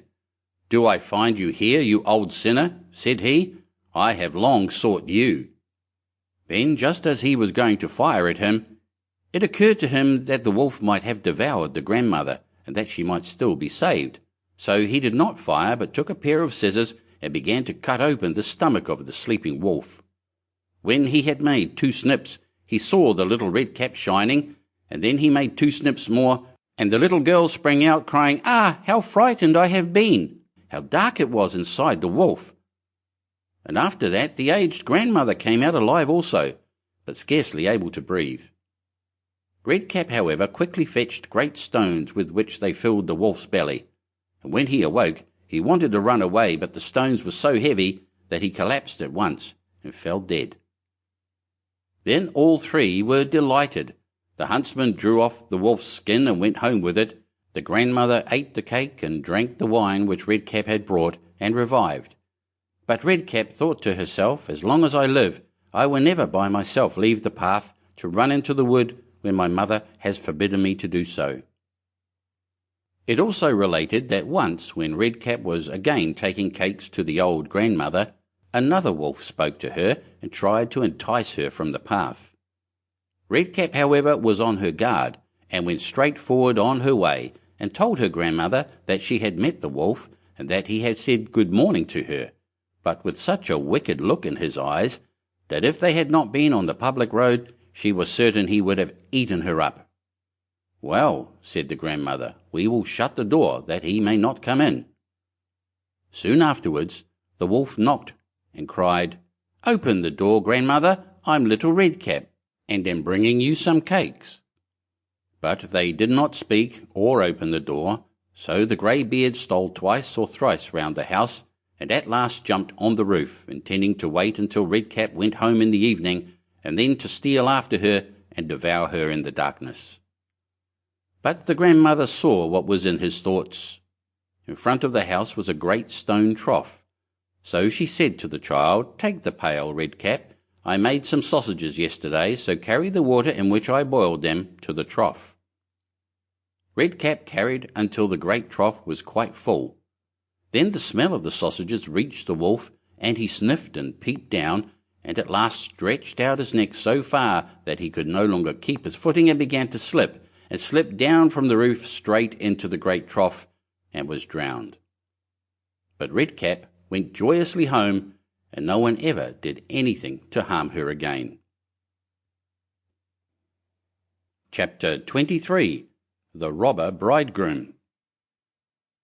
There was once a miller who had one beautiful daughter, and as she was grown up he was anxious that she should be well married and provided for. He said to himself, "I will give her to the first suitable man who comes and asks for her hand." Not long after a suitor appeared, and as he appeared to be very rich, and the miller could see nothing in him with which to find fault, he betrothed his daughter to him. But the girl did not care for the man as a girl ought to care for her betrothed husband. She did not feel that she could trust him, and she could not look at him nor think of him without an inward shudder. One day he said to her, "You have not paid me a visit, although we have been betrothed for some time." "I do not know where your house is," she answered. "My house is out there in the dark forest," he said. She tried to excuse herself by saying that she would not be able to find the way thither. Her betrothed only replied, "You must come and see me next Sunday. I have already invited guests for that day, and that you may not mistake the way, I will strew ashes along the path." When Sunday came, and it was time for the girl to start, a feeling of dread came over her which she could not explain, and that she might be able to find her path again, she filled her pockets with peas and lentils to sprinkle on the ground as she went along. On reaching the entrance to the forest, she found the path strewed with ashes, and these she followed, throwing down some peas on either side of her at every step she took. She walked the whole day until she came to the deepest, darkest part of the forest. There she saw a lonely house, looking so grim and mysterious that it did not please her at all. She stepped inside, but not a soul was to be seen, and a great silence reigned throughout. Suddenly a voice cried, turn back, young maiden fair, linger not in this murderer's lair." The girl looked up and saw that the voice came from a bird hanging in a cage on the wall. Again it cried, turn back, young maiden fair, linger not in this murderer's lair." The girl passed on, going from room to room of the house, but they were all empty, and still she saw no one. At last she came to the cellar, and there sat a very, very old woman who could not keep her head from shaking. "Can you tell me," asked the girl, "if my betrothed husband lives here?" "Ah, you poor child," answered the old woman, "what a place for you to come to! This is a murderer's den. You think yourself a promised bride, and that your marriage will soon take place, but it is with death that you will keep your marriage feast. Look, do you see that large cauldron of water, which I am obliged to keep on the fire? As soon as they have you in their power, they will kill you without mercy, and cook and eat you, for they are eaters of men. If I did not take pity on you and save you, you would be lost." Thereupon the old woman led her behind a large cask, which quite hid her from view. "Keep as still as a mouse," she said. "Do not move or speak, or it will be all over with you. Tonight, when the robbers are all asleep, we will flee together. I have long been waiting for an opportunity to escape." The words were hardly out of her mouth when the godless crew returned, dragging another young girl along with them. They were all drunk and paid no heed to her cries and lamentations. They gave her wine to drink, 3 glasses full, one of white wine, one of red, and one of yellow, and with that her heart gave way, and she died. Then they tore off her dainty clothing, laid her on a table, and cut her beautiful body into pieces and sprinkled salt upon it. The poor betrothed girl crouched trembling and shuddering behind the cask, for she saw what a terrible fate had been intended for her by the robbers. One of them now noticed a gold ring still remaining on the little finger of the murdered girl, and as he could not draw it off easily, he took a hatchet and cut off the finger. But the finger sprang into the air and fell behind the cask into the lap of the girl who was hiding there. The robber took a light and began looking for it, but he could not find it. "Have you looked behind the large cask?" said one of the others. But the old woman called out, "Come and eat your suppers, and let the thing be till tomorrow. The finger won't run away." "The old woman is right," said the robbers, and they ceased looking for the finger and sat down. The old woman then mixed a sleeping draught with their wine, and before long they were all lying on the floor of the cellar, fast asleep and snoring. As soon as the girl was assured of this, she came from behind the cask. She was obliged to step over the bodies of the sleepers who were lying close together, and every moment she was filled with renewed dread lest she should awaken them. But God helped her, so that she passed safely over them, and then she and the old woman went upstairs, opened the door, and hastened as fast as they could from the murderer's den. They found the ashes scattered by the wind, but the peas and lentils had sprouted and grown sufficiently above the ground to guide them in the moonlight along the path. All night long they walked, and it was morning before they reached the mill. Then the girl told her father all that had happened. The day came that had been fixed for the marriage. The bridegroom arrived, and also a large company of guests, for the miller had taken care to invite all his friends and relations. As they sat at the feast, each guest in turn was asked to tell a tale. The bride sat still and did not say a word. "And you, my love," said the bridegroom, turning to her, "is there no tale you know? Tell us something." "I will tell you a dream then," said the bride. "I went alone through a forest and came at last to a house. Not a soul could I find within, but a bird that was hanging in a cage on the wall cried, 'Turn back, young maiden fair, linger not in this murderer's lair.' And again a second time it said these words, 'My darling, this is only a dream.' I went on through the house from room to room, but they were all empty, and everything was so grim and mysterious. At last I went down to the cellar, and there sat a very, very old woman, who could not keep her head still. I asked her if my betrothed lived here, and she answered, 'Ah, you poor child, you are come to a murderer's den. Your betrothed does indeed live here, but he will kill you without mercy and afterwards cook and eat you.' My darling, this is only a dream." The old woman hid me behind a large cask, and scarcely had she done this when the robbers returned home, dragging a young girl along with them. They gave her 3 kinds of wine to drink, white, red, and yellow, and with that she died. My darling, this is only a dream. Then they tore off her dainty clothing and cut her beautiful body into pieces and sprinkled salt upon it. My darling, this is only a dream.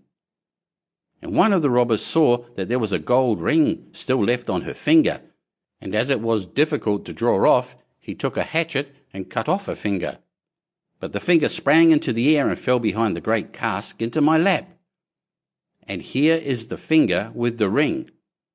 And with these words the bride drew forth the finger and shewed it to the assembled guests.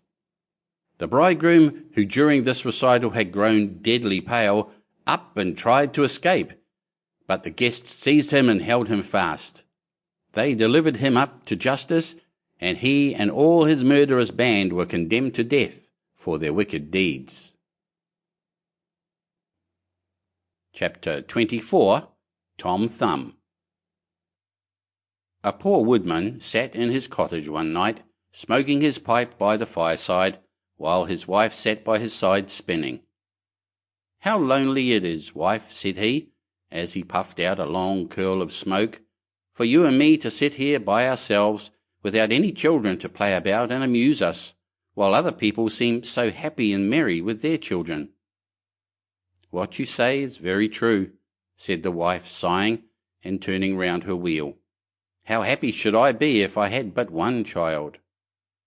If it were ever so small, nay, if it were no bigger than my thumb, I should be very happy and love it dearly." Now, odd as you may think it, it came to pass that this good woman's wish was fulfilled, just in the very way she had wished it, for not long afterwards she had a little boy who was quite healthy and strong, but was not much bigger than my thumb. So they said, "Well, we cannot say we have not got what we wish for, and little as he is, we will love him dearly." And they called him Thomas Thumb.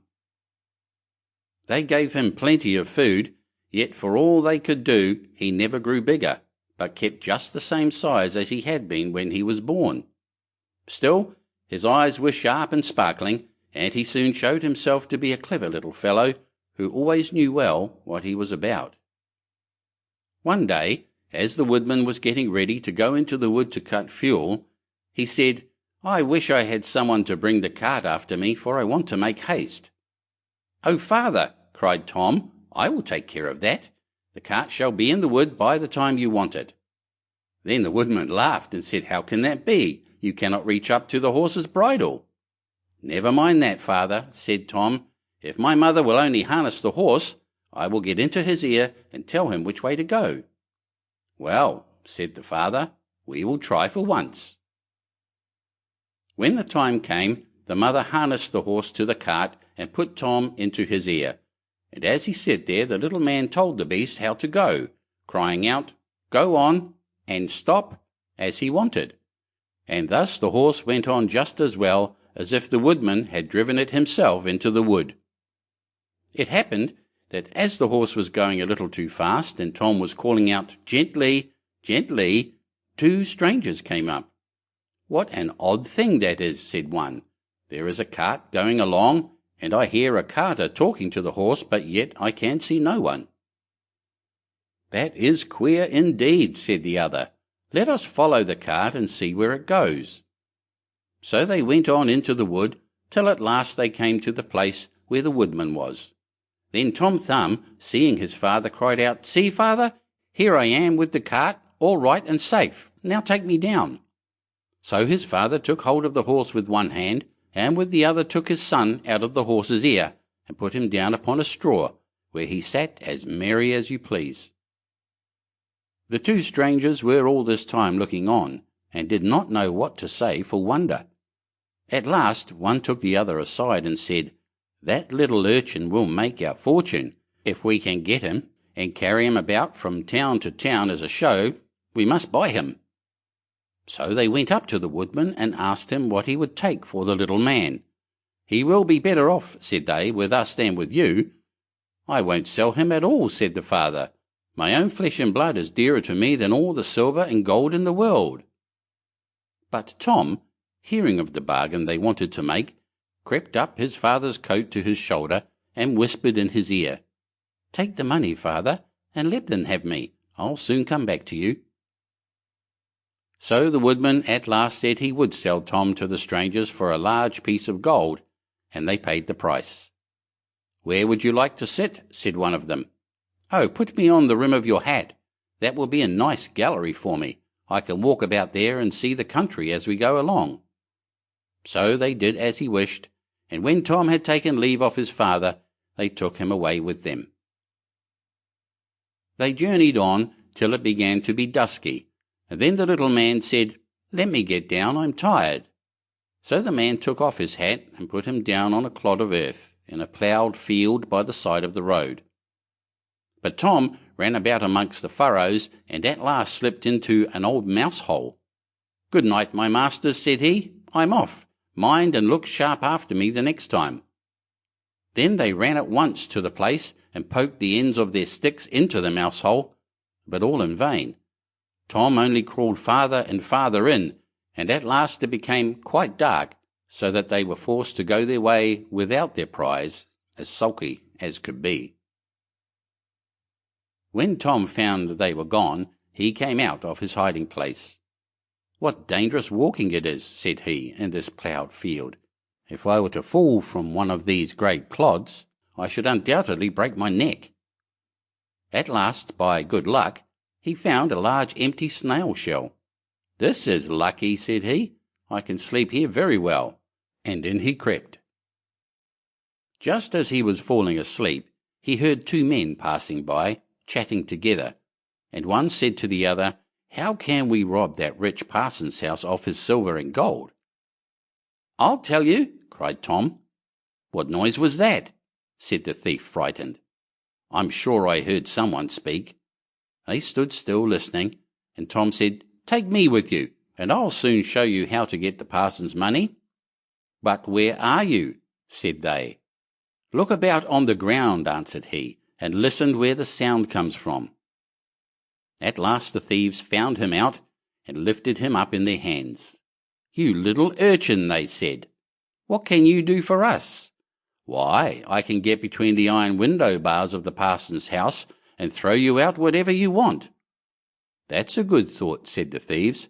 "Come along, we shall see what you can do." When they came to the parson's house, Tom slipped through the window bars into the room, and then called out as loud as he could bawl, "Will you have all that is here?" At this the thieves were frightened, and said, "Softly, softly, speak low, that you may not awaken anybody." But Tom seemed as if he did not understand them, and bawled out again, "How much will you have?" "Shall I throw it all out?" Now the cook lay in the next room, and hearing a noise she raised herself up in her bed and listened. Meantime the thieves were frightened and ran off a little way, but at last they plucked up their hearts and said, "The little urchin is only trying to make fools of us." So they came back and whispered softly to him, saying, "Now let us have no more of your roguish jokes, but throw us out some of the money." Then Tom called out as loud as he could, "Very well, hold your hands, here it comes." The cook heard this quite plain, so she sprang out of bed and ran to open the door. The thieves ran off as if a wolf was at their tails, and the maid, having groped about and found nothing, went away for a light. By the time she came back, Tom had slipped off into the barn, and when she had looked about and searched every hole and corner and found nobody, she went to bed, thinking she must have been dreaming with her eyes open. The little man crawled about in the hayloft, and at last found a snug place to finish his night's rest in.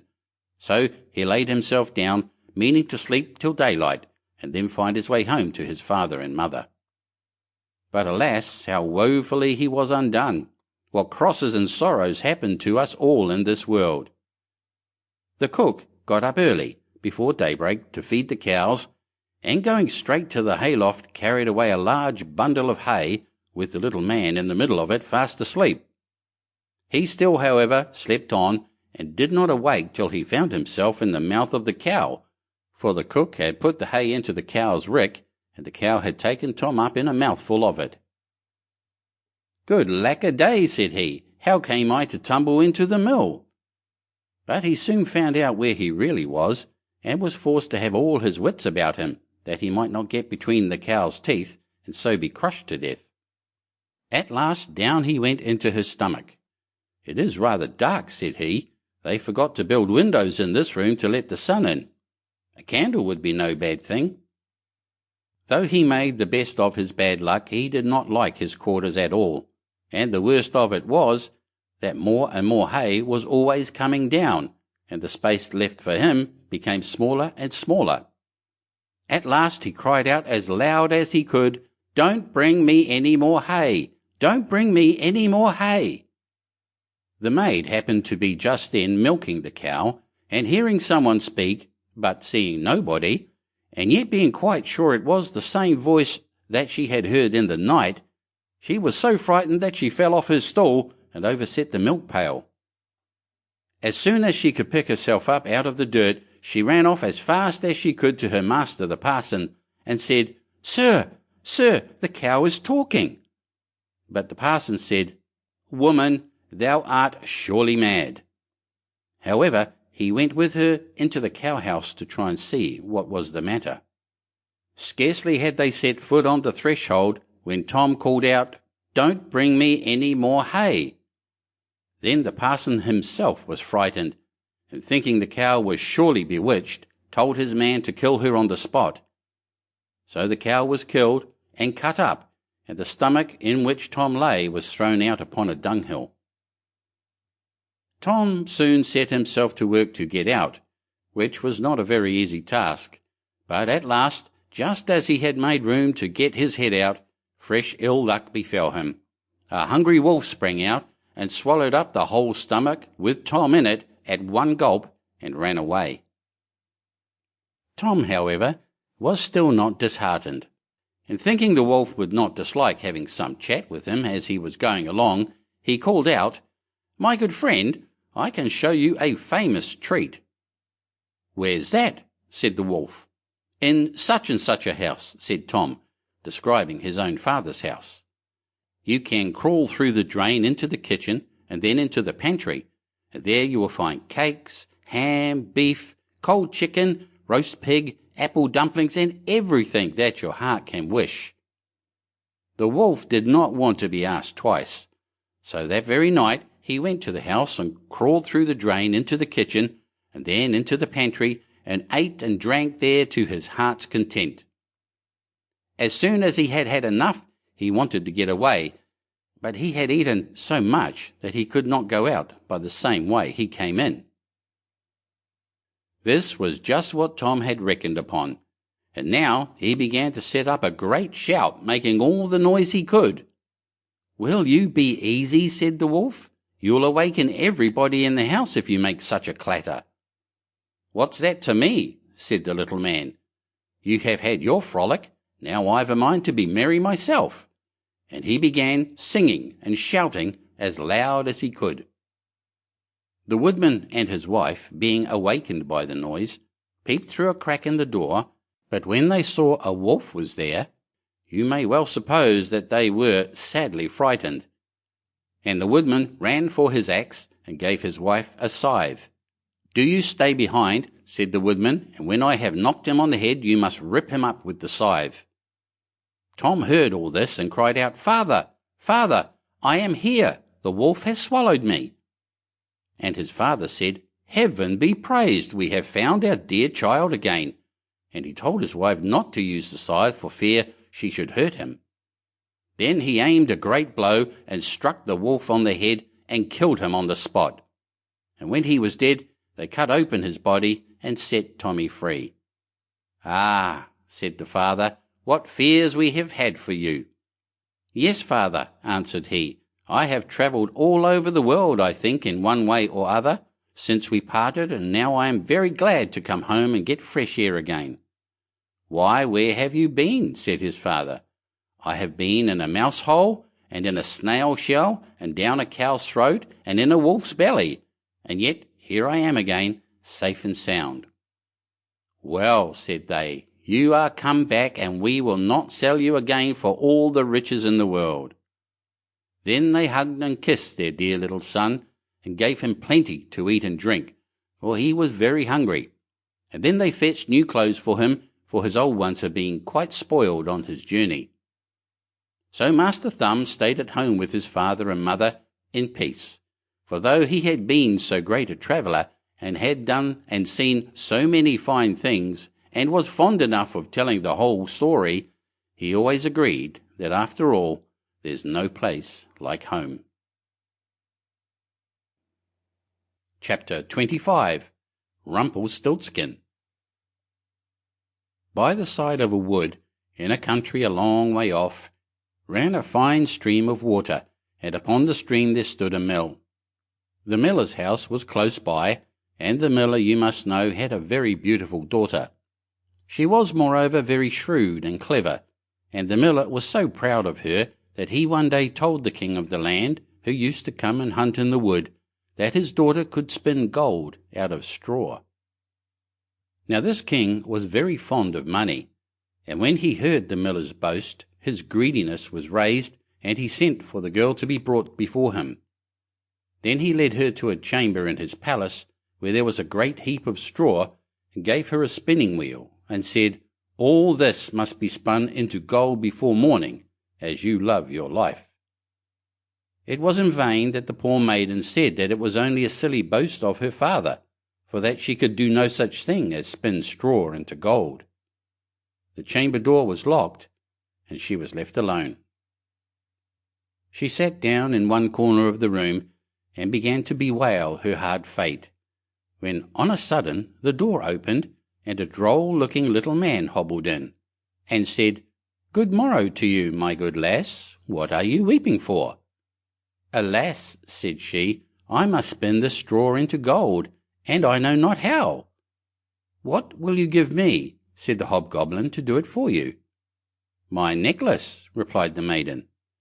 He took her at her word, and sat himself down to the wheel, and whistled and sang, "Round about, lo and behold, reel away, straw into gold." And round about the wheel went merrily. The work was quickly done, and the straw was all spun into gold. When the king came and saw this, he was greatly astonished and pleased, but his heart grew still more greedy of gain, and he shut up the poor miller's daughter again with a fresh task. Then she knew not what to do, and sat down once more to weep. But the dwarf soon opened the door and said, "What will you give me to do your task?" "The ring on my finger," said she. So her little friend took the ring, and began to work at the wheel again, and whistled and sang, "Round about, lo and behold, reel away, straw into gold," till long before morning all was done again. The king was greatly delighted to see all this glittering treasure, but still he had not enough. So he took the miller's daughter to a yet larger heap, and said, "All this must be spun tonight, and if it is, you shall be my queen." As soon as she was alone, that dwarf came in. "What will you give me to spin gold for you this third time?" "I have nothing left," said she.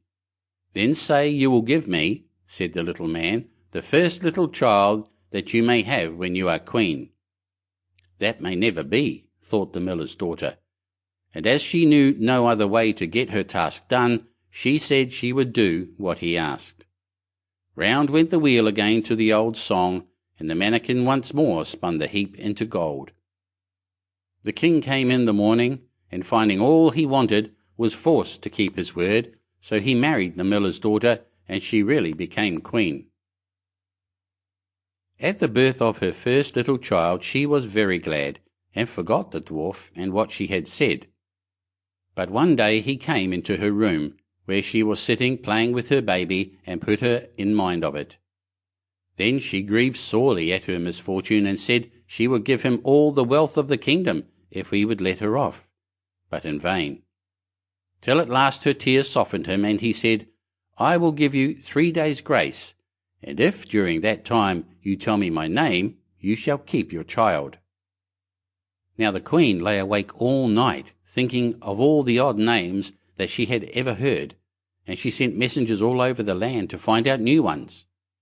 The next day the little man came, and she began with Timothy, Ichabod, Benjamin, Jeremiah, and all the names she could remember, but to all and each of them he said, "Madam, that is not my name." The second day she began with all the comical names she could hear of, Bandy-legs, Hunchback, Crookshanks, and so on, but the little gentleman still said to every one of them, "Madam, that is not my name." The third day one of the messengers came back and said, "I have travelled 2 days without hearing of any other names, but yesterday, as I was climbing a high hill, among the trees of the forest where the fox and the hare bid each other good night, I saw a little hut, and before the hut burnt a fire, and round about the fire a funny little dwarf was dancing upon one leg and singing, 'Merrily the feast I'll make, to-day I'll brew, to-morrow bake, merrily I'll dance and sing, for next day will a stranger bring. Little does my lady dream, Rumpelstiltskin is my name.'" When the queen heard this, she jumped for joy, and as soon as her little friend came, she sat down upon her throne and called all her court round to enjoy the fun. And the nurse stood by her side with the baby in her arms, as if it was quite ready to be given up. Then the little man began to chuckle at the thought of having the poor child to take home with him to his hut in the woods, and he cried out, "Now, lady, what is my name?" "Is it John?" asked she. "No, madam." "Is it Tom?" "No, madam." "Is it Jimmy?" "It is not." "Can your name be Rumpelstiltskin?" said the lady slyly. "Some witch told you that, some witch told you that," cried the little man, and dashed his right foot in a rage so deep into the floor that he was forced to lay hold of it with both hands to pull it out. Then he made the best of his way off, while the nurse laughed and the baby crowed, and all the court jeered at him for having had so much trouble for nothing, and said, "We wish you a very good morning and a merry feast, Mr. Rumpelstiltskin." Chapter 26. Clever Gretel. There was once a cook named Gretel, who wore shoes with red heels, and when she walked out with them on, she turned herself this way and that, was quite happy, and thought, "You certainly are a pretty girl."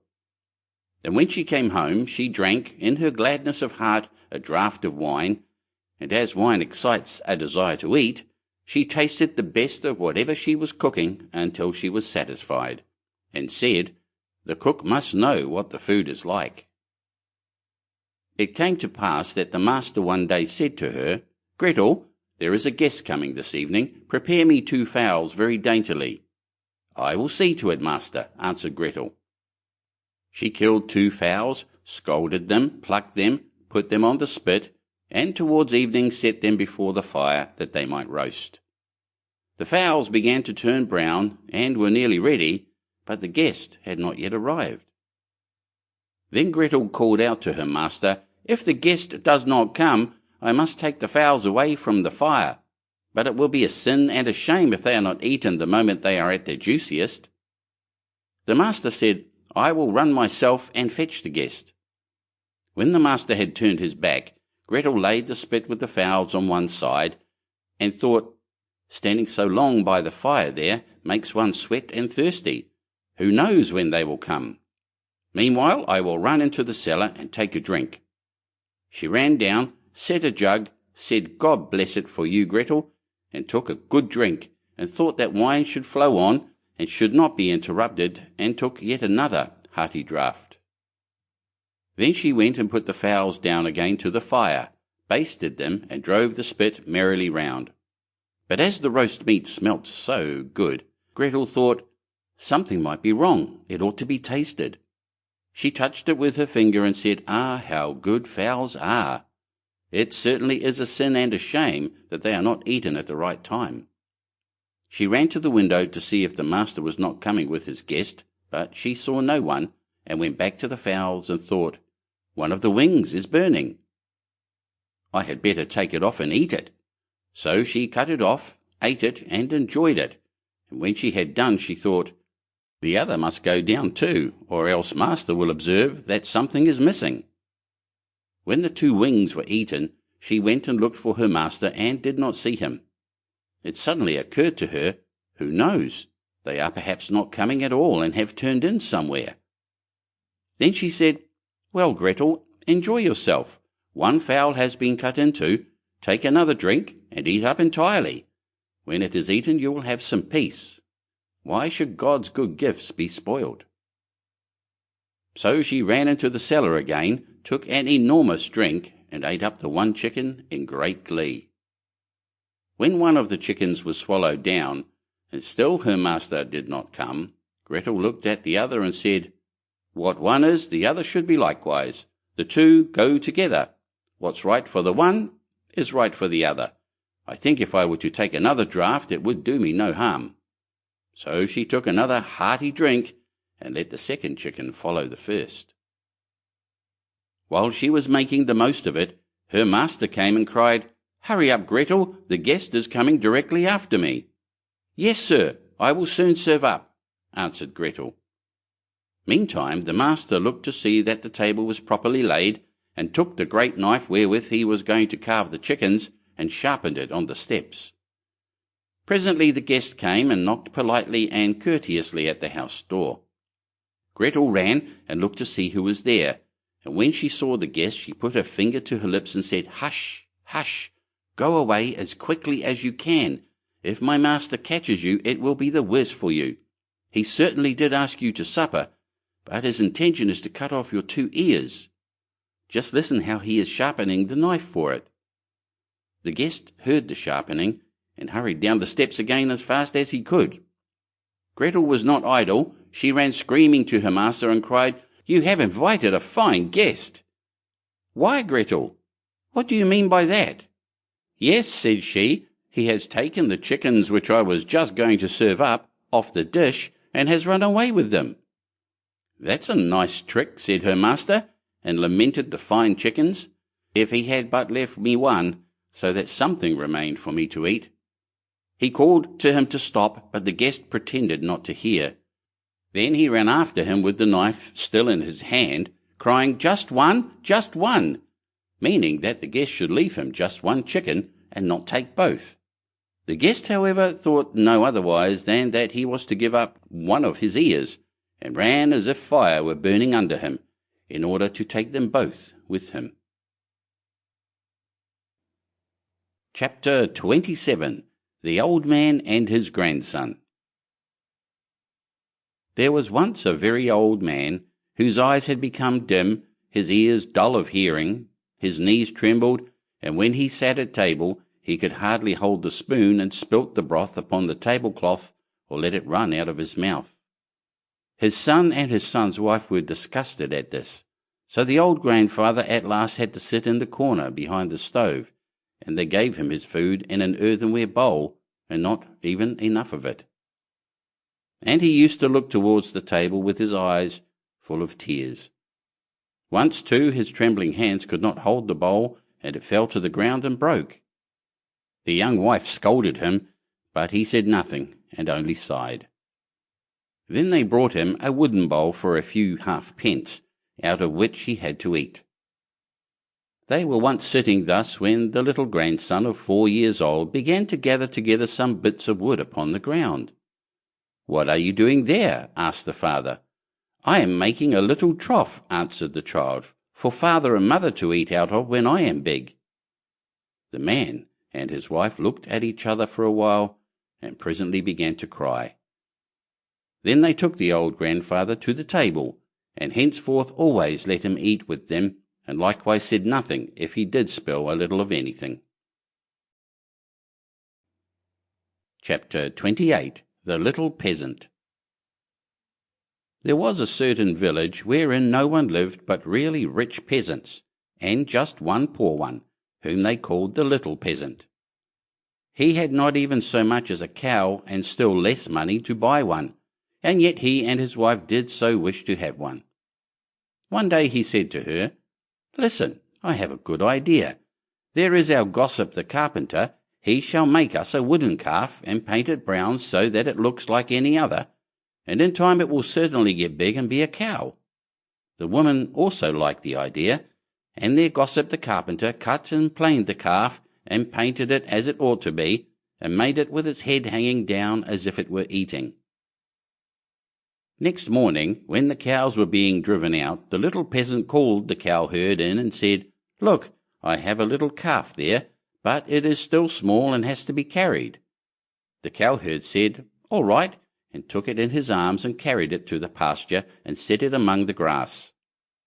The little calf always remained standing like one which was eating, and the cowherd said, "It will soon run by itself, just look how it eats already." At night, when he was going to drive the herd home again, he said to the calf, "If you can stand there and eat your fill, you can also go on your 4 legs. I don't care to drag you home again in my arms." But the little peasant stood at his door and waited for his little calf, and when the cowherd drove the cows through the village, and the calf was missing, he inquired where it was. The cowherd answered, "It is still standing out there eating. It would not stop and come with us." But the little peasant said, "Oh, but I must have my beast back again." Then they went back to the meadow together, but someone had stolen the calf, and it was gone. The cowherd said it must have run away. The peasant, however, said, "Don't tell me that," and led the cowherd before the mayor, who for his carelessness condemned him to give the peasant a cow for the calf which had run away. And now the little peasant and his wife had the cow for which they had so long wished, and they were heartily glad. But they had no food for it, and could give it nothing to eat, so it soon had to be killed. They salted the flesh, and the peasant went into the town and wanted to sell the skin there, so that he might buy a new calf with the proceeds. On the way he passed by a mill, and there sat a raven with broken wings, and out of pity he took him and wrapped him in the skin. But as the weather grew so bad and there was a storm of rain and wind, he could go no farther, and turned back to the mill and begged for shelter. The miller's wife was alone in the house, and said to the peasant, "Lay yourself on the straw there," and gave him a slice of bread and cheese. The peasant ate it and lay down with his skin beside him, and the woman thought, "He is tired and has gone to sleep." In the meantime came the parson. The miller's wife received him well, and said, "My husband is out, so we will have a feast." The peasant listened, and when he heard them talk about feasting, he was vexed that he had been forced to make shift with a slice of bread and cheese. Then the woman served up 4 different things: roast meat, salad, cakes, and wine.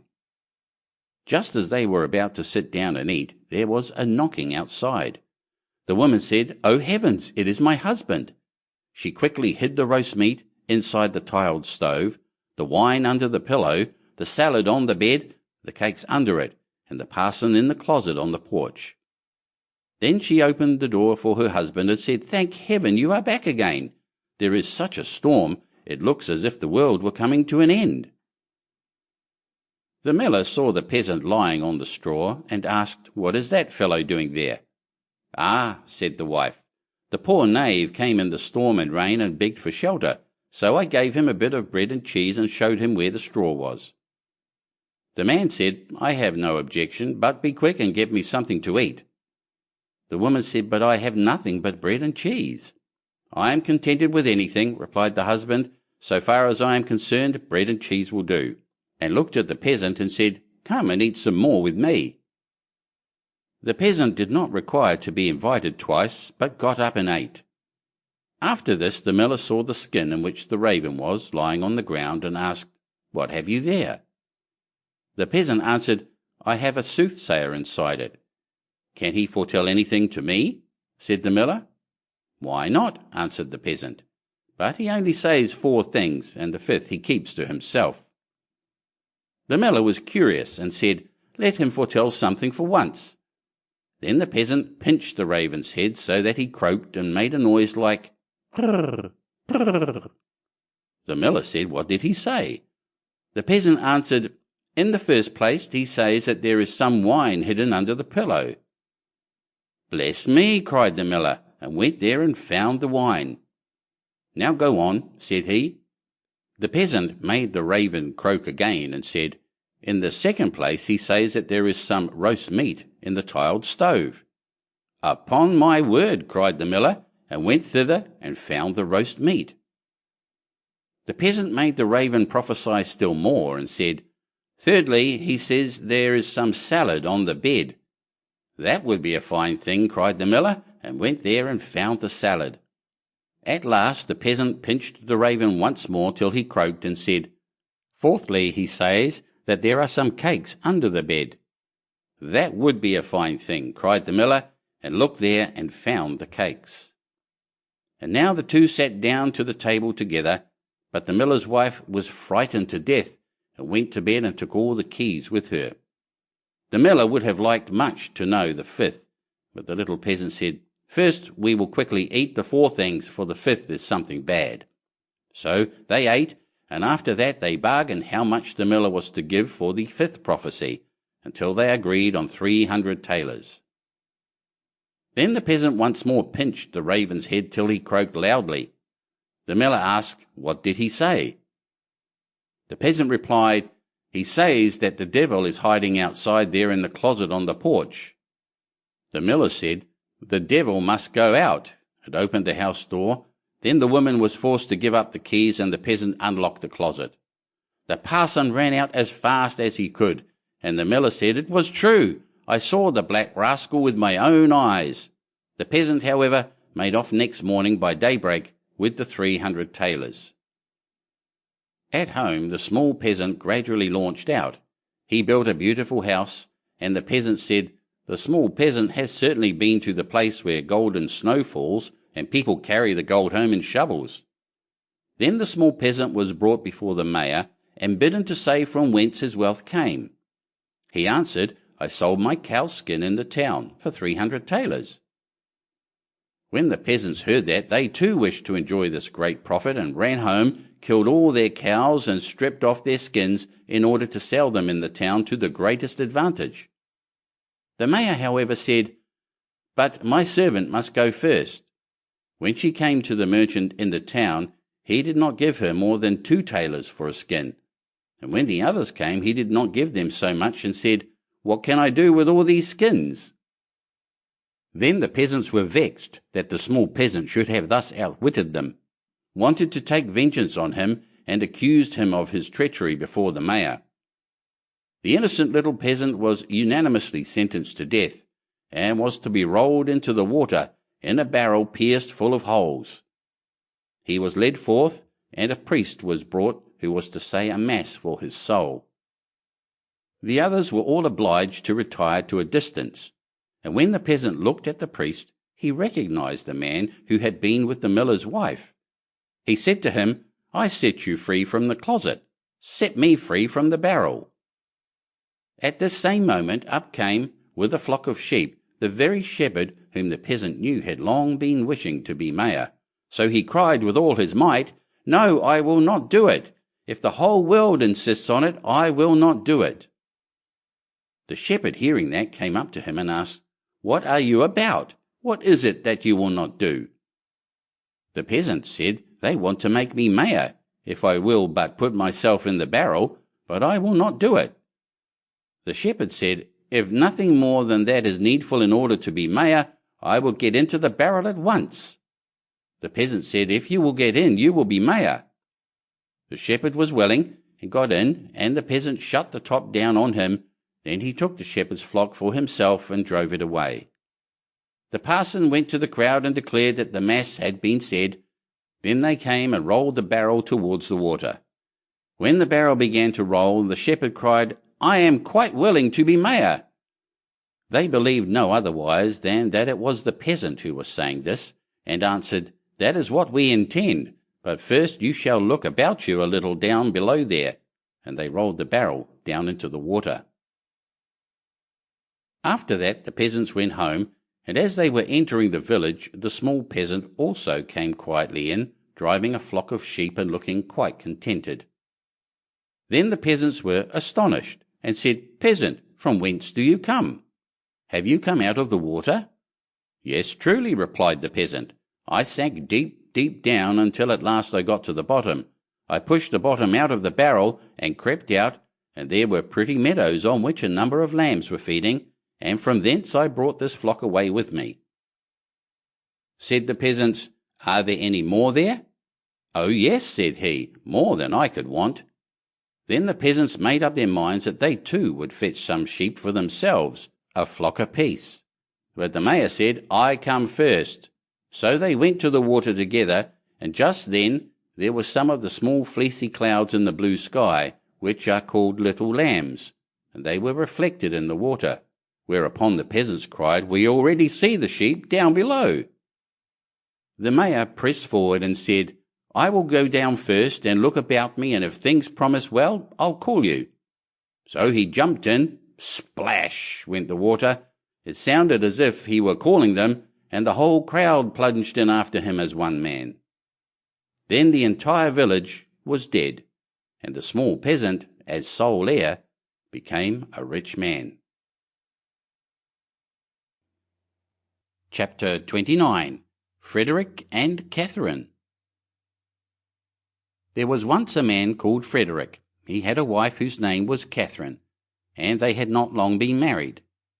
One day Frederick said, "Kate, I am going to work in the fields. When I come back I shall be hungry, so let me have something nice cooked, and a good draught of ale." "Very well," said she, "it shall all be ready." When dinner time drew nigh, Catherine took a nice steak, which was all the meat she had, and put it on the fire to fry. The steak soon began to look brown and to crackle in the pan, and Catherine stood by with a fork and turned it. Then she said to herself, "The steak is almost ready, I may as well go to the cellar for the ale." So she left the pan on the fire and took a large jug and went into the cellar and tapped the ale cask. The beer ran into the jug, and Catherine stood looking on. At last it popped into her head, "The dog is not shut up. He may be running away with the steak. That's well thought of." So up she ran from the cellar, and sure enough the rascally cur had got the steak in his mouth and was making off with it.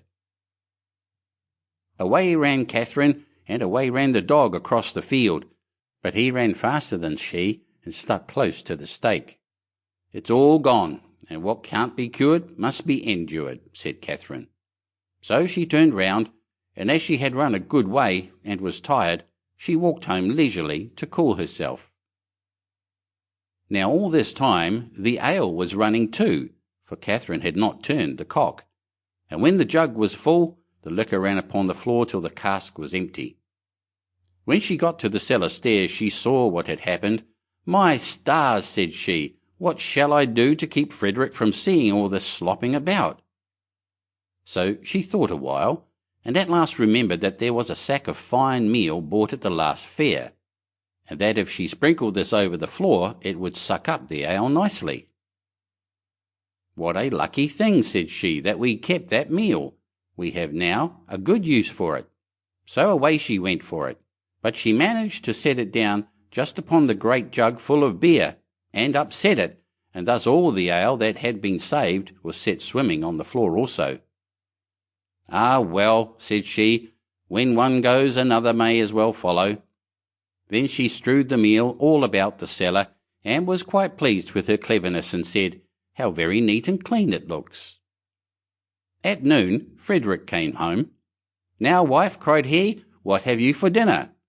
"Oh, Frederick," answered she, "I was cooking you a steak, but while I went down to draw the ale the dog ran away with it, and while I ran after him the ale ran out, and when I went to dry up the ale with the sack of meal that we got at the fair, I upset the jug.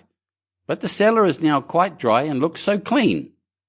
"Kate, Kate," said he, "how could you do all this? Why did you leave the steak to fry and the ale to run and then spoil all the meal?" "Why, Frederick," said she, "I did not know I was doing wrong. You should have told me before." The husband thought to himself, "If my wife manages matters thus, I must look sharp myself." Now he had a good deal of gold in the house, so he said to Catherine, "What pretty yellow buttons these are! I shall put them in a box and bury them in the garden, but take care that you never go near or meddle with them." "No, Frederick," said she, "that I never will." As soon as he was gone, there came by some pedlars with earthenware plates and dishes, and they asked her whether she would buy. "Oh, dear me, I should like to buy very much, but I have no money. If you had any use for yellow buttons, I might deal with you." "Yellow buttons?" said they. "Let us have a look at them."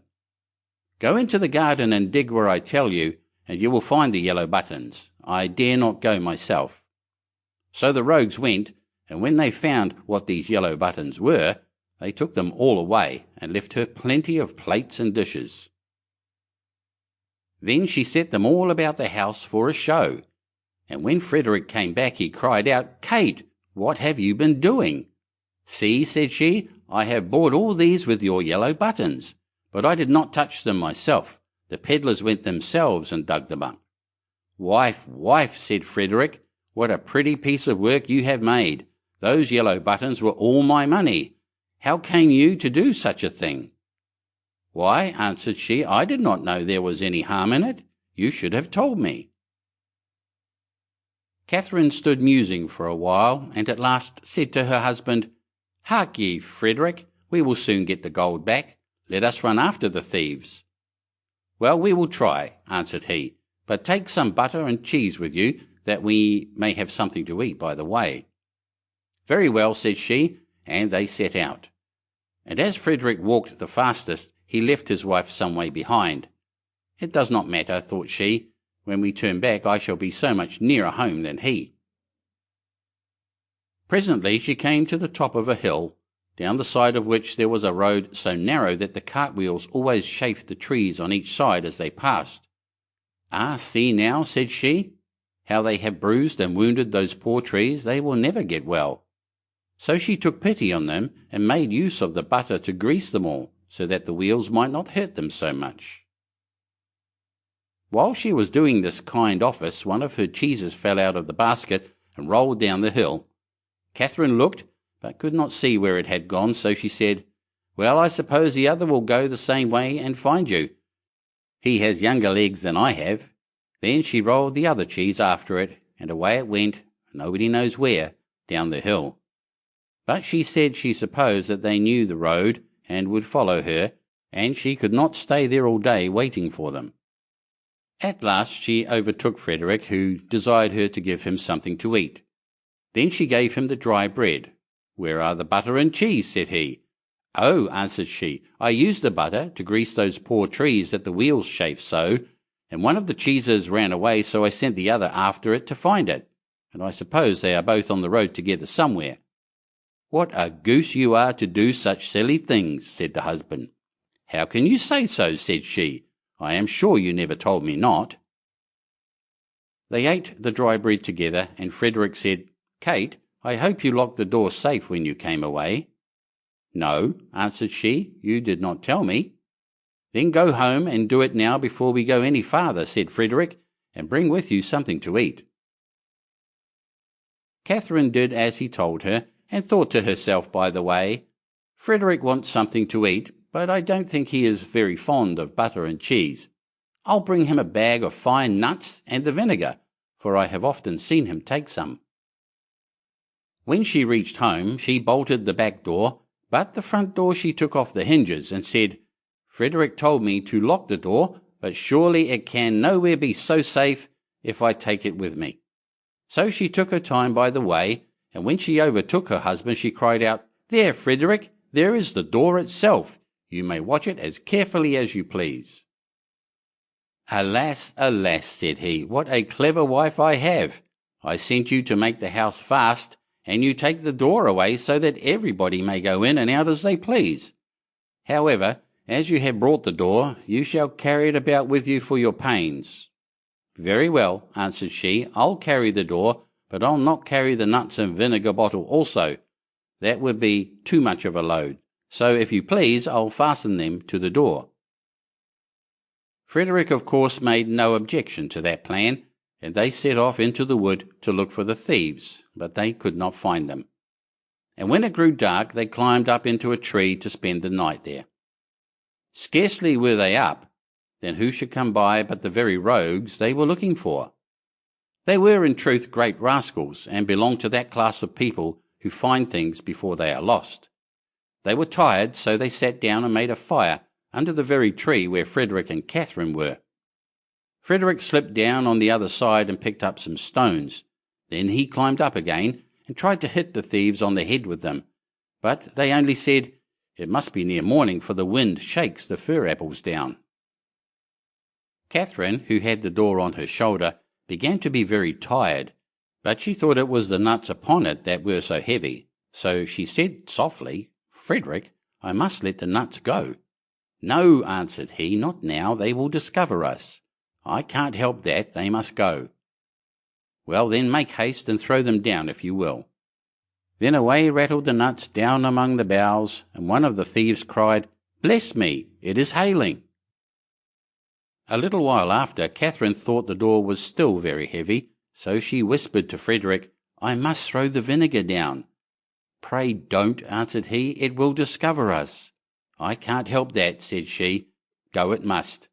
So she poured all the vinegar down, and the thief said, "What a heavy dew there is." At last it popped into Catherine's head that it was the door itself that was so heavy all the time.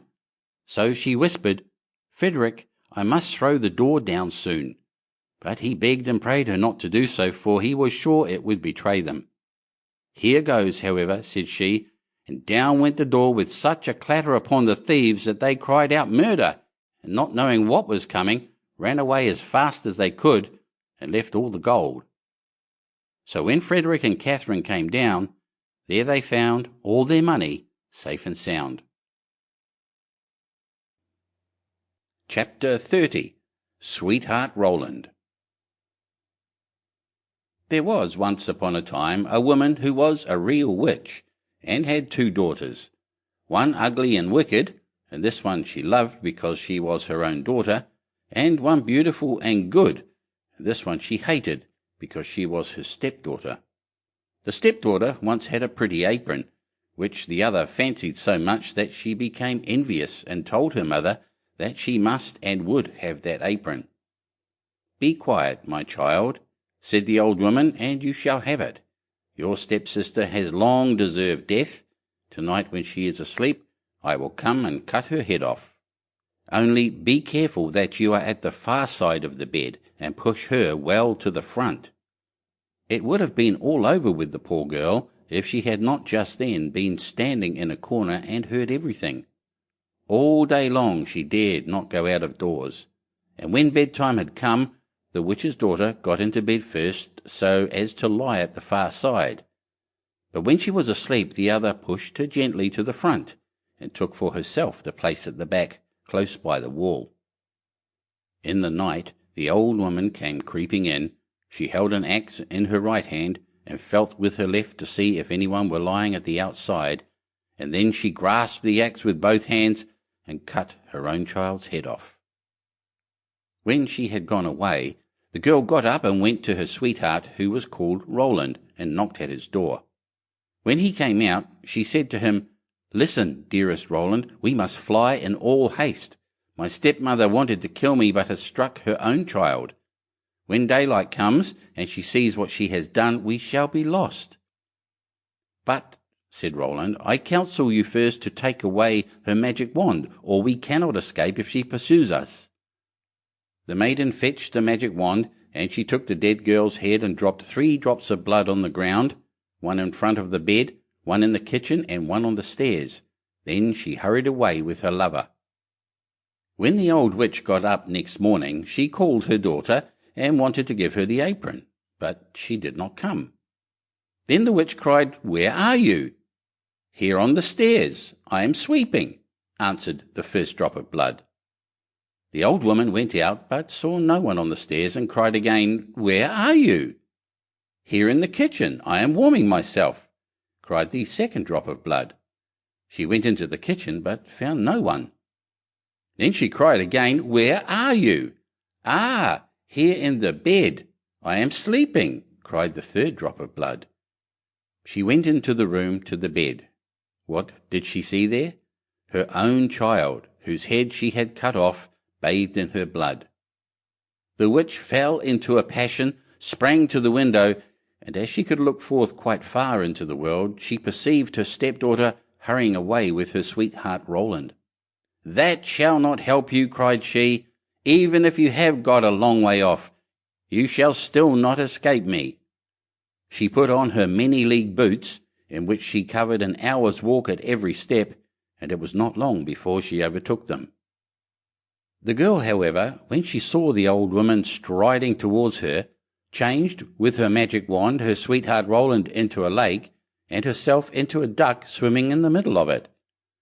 The witch placed herself on the shore, threw breadcrumbs in, and went to endless trouble to entice the duck, but the duck did not let herself be enticed, and the old woman had to go home at night as she had come. At this the girl and her sweetheart Roland resumed their natural shapes again, and they walked on the whole night until daybreak. Then the maiden changed herself into a beautiful flower which stood in the midst of a briar hedge, and her sweetheart Roland into a fiddler. It was not long before the witch came striding up towards them, and said to the musician, "Dear musician, may I pluck that beautiful flower for myself?" "Oh yes," he replied, "I will play to you while you do it."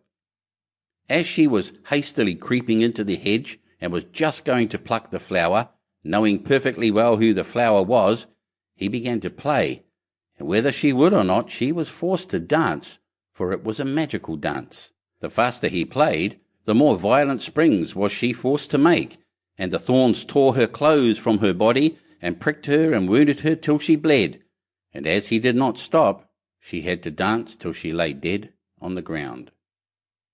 As they were now set free, Roland said, "Now I will go to my father and arrange for the wedding." "Then in the meantime I will stay here and wait for you," said the girl, "and that no one may recognize me, I will change myself into a red stone landmark."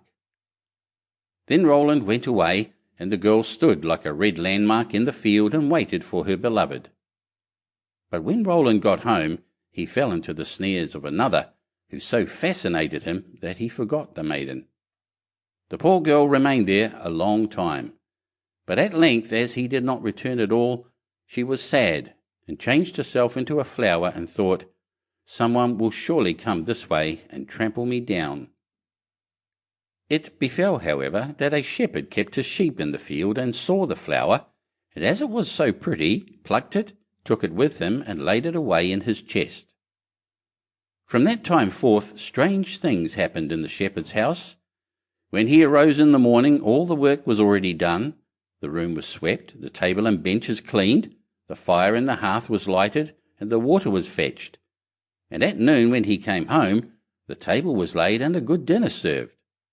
He could not conceive how this came to pass, for he never saw a human being in his house, and no one could have concealed himself in it. He was certainly pleased with this good attendance, but still at last he was so afraid that he went to a wise woman and asked for her advice. The wise woman said, "There is some enchantment behind it. Listen very early some morning if anything is moving in the room, and if you see anything, no matter what it is, throw a white cloth over it, and then the magic will be stopped." The shepherd did as she bade him, and next morning, just as day dawned, he saw the chest open and the flower come out. Swiftly he sprang towards it and threw a white cloth over it. Instantly the transformation came to an end, and a beautiful girl stood before him, who admitted to him that she had been the flower, and that up to this time she had attended to his housekeeping. She told him her story, and as she pleased him, he asked her if she would marry him, but she answered no, for she wanted to remain faithful to her sweetheart Roland, although he had deserted her. Nevertheless, she promised not to go away, but to continue keeping house for the shepherd.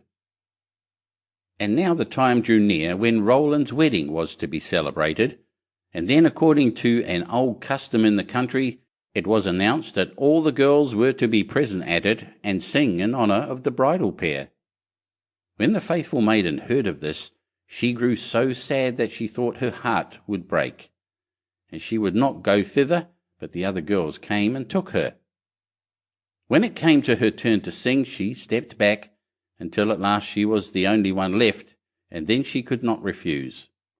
But when she began her song, and it reached Roland's ears, he sprang up and cried, "I know the voice, that is the true bride. I will have no other." Everything he had forgotten, and which had vanished from his mind, had suddenly come home again to his heart. Then the faithful maiden held her wedding with her sweetheart Roland, and grief came to an end, and joy began. Chapter 31. Snowdrop. It was the middle of winter, when the broad flakes of snow were falling around, that the queen of a country many thousand miles off sat working at her window. The frame of the window was made of fine black ebony, and as she sat looking out upon the snow, she pricked her finger, and 3 drops of blood fell upon it. Then she gazed thoughtfully upon the red drops that sprinkled the white snow, and said, "Would that my little daughter may be as white as that snow, as red as that blood, and as black as this ebony window frame." And so the little girl really did grow up. Her skin was as white as snow, her cheeks as rosy as the blood, and her hair as black as ebony, and she was called Snowdrop. But this queen died, and the king soon married another wife, who became queen, and was very beautiful, but so vain that she could not bear to think that anyone could be handsomer than she was. She had a fairy looking-glass, to which she used to go, and then she would gaze upon herself in it and say, "Tell me, glass, tell me true, of all the ladies in the land, who is fairest? Tell me, who?" And the glass had always answered, "Thou, Queen, art the fairest in all the land." But Snowdrop grew more and more beautiful, and when she was 7 years old she was as bright as the day and fairer than the Queen herself. Then the glass one day answered the Queen, when she went to look in it as usual, "Thou, Queen, art fair and beauteous to see, but Snowdrop is lovelier far than thee." When she heard this, she turned pale with rage and envy, and called to one of her servants and said, "Take Snowdrop away into the wide wood, that I may never see her any more." Then the servant led her away, but his heart melted when Snowdrop begged him to spare her life, and he said, "I will not hurt you, thou pretty child." So he left her by herself, and though he thought it most likely that the wild beasts would tear her in pieces, he felt as if a great weight were taken off his heart when he had made up his mind not to kill her, but to leave her to her fate, with the chance of someone finding and saving her. Then poor Snowdrop wandered along through the wood in great fear, and the wild beasts roared about her, but none did her any harm. In the evening she came to a cottage among the hills and went in to rest, for her little feet would carry her no further. Everything was spruce and neat in the cottage. On the table was spread a white cloth, and there were 7 little plates, 7 little loaves, and 7 little glasses with wine in them, and 7 knives and forks laid in order, and by the wall stood 7 little beds. As she was very hungry, she picked a little piece of each loaf and drank a very little wine out of each glass, and after that she thought she would lie down and rest. So she tried all the little beds, but one was too long, and another was too short, till at last the 7th suited her, and there she laid herself down and went to sleep. By and by in came the masters of the cottage. Now they were 7 little dwarfs that lived among the mountains and dug and searched for gold. They lighted up their 7 lamps and saw at once that all was not right. The first said, "Who has been sitting on my stool?" The second, "Who has been eating off my plate?" The third, "Who has been picking my bread?" The fourth, "Who has been meddling with my spoon?" The fifth, "Who has been handling my fork?" The sixth, "Who has been cutting with my knife?" The seventh, "Who has been drinking my wine?" Then the first looked round and said, "Who has been lying on my bed?"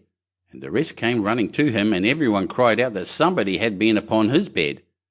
But the 7th saw Snowdrop, and called all his brethren to come and see her, and they cried out with wonder and astonishment, and brought their lamps to look at her, and said, "Good heavens, what a lovely child she is!"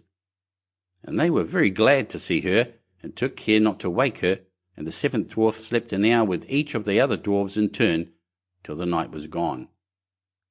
In the morning Snowdrop told them all her story, and they pitied her, and said if she would keep all things in order, and cook and wash and knit and spin for them, she might stay where she was, and they would take good care of her. Then they went out all day long to their work, seeking for gold and silver in the mountains. But Snowdrop was left at home, and they warned her and said, "The Queen will soon find out where you are, so take care and let no one in." But the Queen, now that she thought Snowdrop was dead, believed that she must be the handsomest lady in the land, and she went to her glass and said, "Tell me, glass, tell me true, of all the ladies in the land, who is fairest? Tell me, who?" And the glass answered, "Thou, Queen, art the fairest in all this land, but over the hills in the greenwood shade, where the 7 dwarfs their dwelling have made, there Snowdrop is hiding her head, and she is lovelier far, O Queen, than thee." Then the Queen was very much frightened, for she knew that the glass always spoke the truth, and was sure that the servant had betrayed her. And she could not bear to think that anyone lived who was more beautiful than she was. So she dressed herself up as an old pedlar, and went her way over the hills to the place where the dwarfs dwelt. Then she knocked at the door and cried, "Fine wares to sell." Snowdrop looked out at the window and said, "Good day, good woman. What have you to sell?" "Good wares, fine wares," said she, "laces and bobbins of all colours." "I will let the old lady in. She seems to be a very good sort of body," thought Snowdrop, as she ran down and unbolted the door. "Bless me," said the old woman, "how badly your stays are laced. Let me lace them up with one of my nice new laces."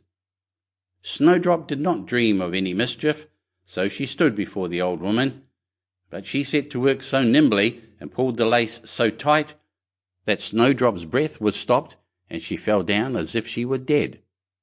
"There's an end to all thy beauty," said the spiteful queen, and went away home. In the evening the 7 dwarfs came home, and I need not say how grieved they were to see their faithful Snowdrop stretched out upon the ground as if she was quite dead. However, they lifted her up, and when they found what ailed her, they cut the lace, and in a little time she began to breathe, and very soon came to life again. Then they said, "The old woman was the queen herself. Take care another time, and let no one in when we are away."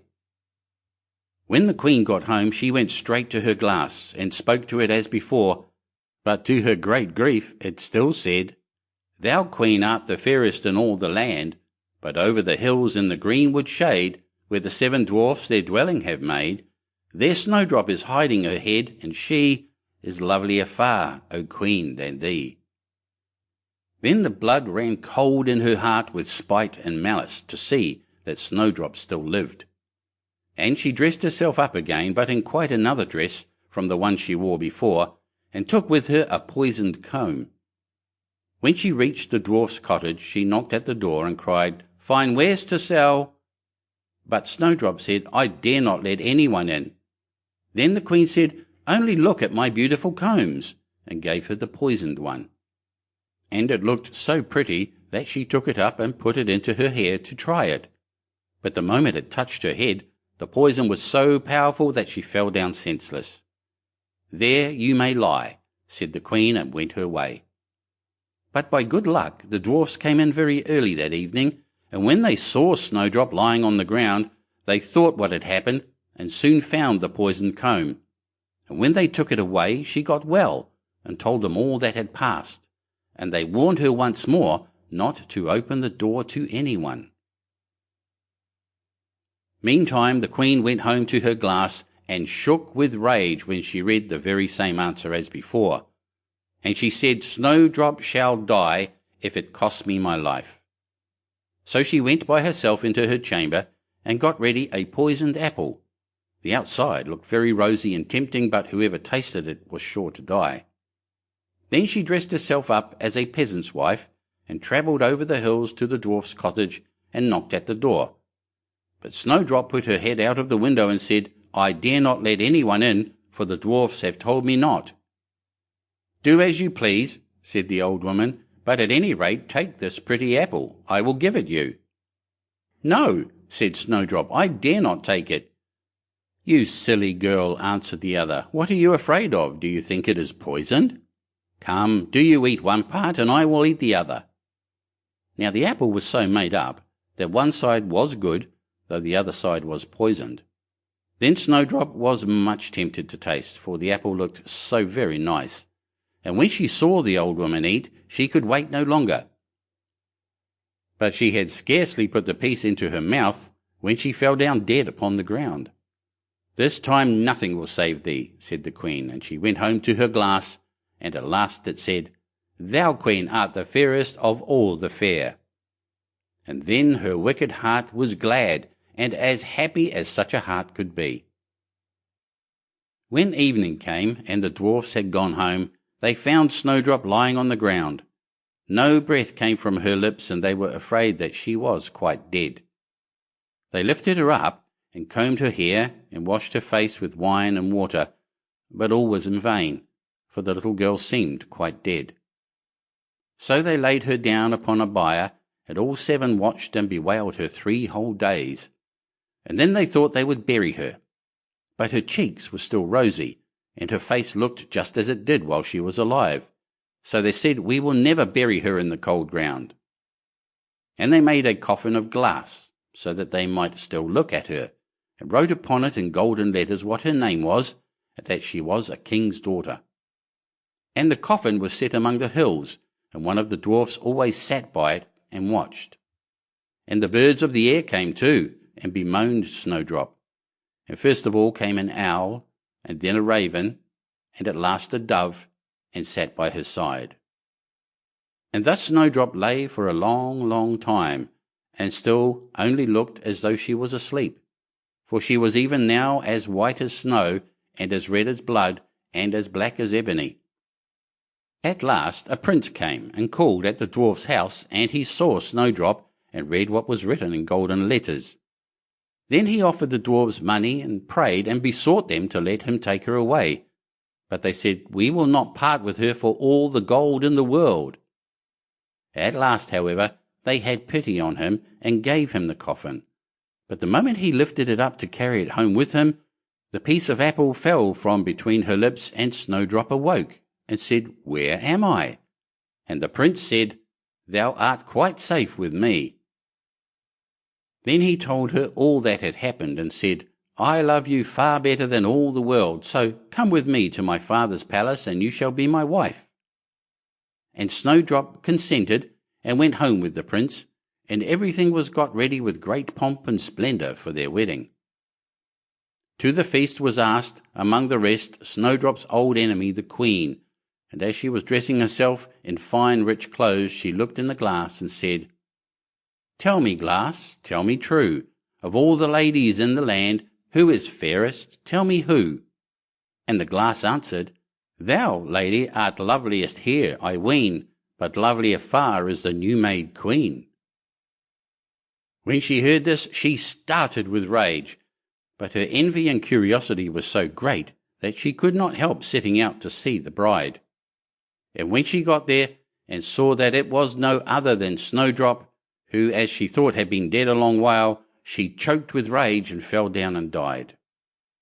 But Snowdrop and the prince lived and reigned happily over that land many, many years, and sometimes they went up into the mountains and paid a visit to the little dwarfs who had been so kind to Snowdrop in her time of need. Chapter 32. The Pink. There was once upon a time a queen to whom God had given no children. Every morning she went into the garden and prayed to God in heaven to bestow on her a son or a daughter. Then an angel from heaven came to her and said, "Be at rest, you shall have a son with the power of wishing, so that whatsoever in the world he wishes for, that shall he have." Then she went to the king and told him the joyful tidings, and when the time was come, she gave birth to a son, and the king was filled with gladness. Every morning she went with the child to the garden where the wild beasts were kept, and washed herself there in a clear stream. It happened once, when the child was a little older, that it was lying in her arms, and she fell asleep. Then came the old cook, who knew that the child had the power of wishing, and stole it away, and he took a hen and cut it in pieces, and dropped some of its blood on the queen's apron and on her dress. Then he carried the child away to a secret place, where a nurse was obliged to suckle it, and he ran to the king and accused the queen of having allowed her child to be taken from her by the wild beasts. When the king saw the blood on her apron, he believed this, fell into such a passion that he ordered a high tower to be built, in which neither sun nor moon could be seen, and had his wife put into it and walled up. Here she was to stay for 7 years without meat or drink, and die of hunger. But God sent 2 angels from heaven in the shape of white doves, which flew to her twice a day, and carried her food until the 7 years were over. The cook, however, thought to himself, "If the child has the power of wishing, and I am here, he might very easily get me into trouble." So he left the palace and went to the boy, who was already big enough to speak, and said to him, "Wish for a beautiful palace for yourself, with a garden, and all else that pertains to it." Scarcely were the words out of the boy's mouth when everything was there that he had wished for. After a while the cook said to him, "It is not well for you to be so alone. Wish for a pretty girl as a companion."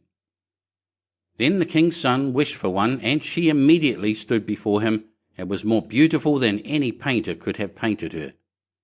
The two played together and loved each other with all their hearts, and the old cook went out hunting like a nobleman.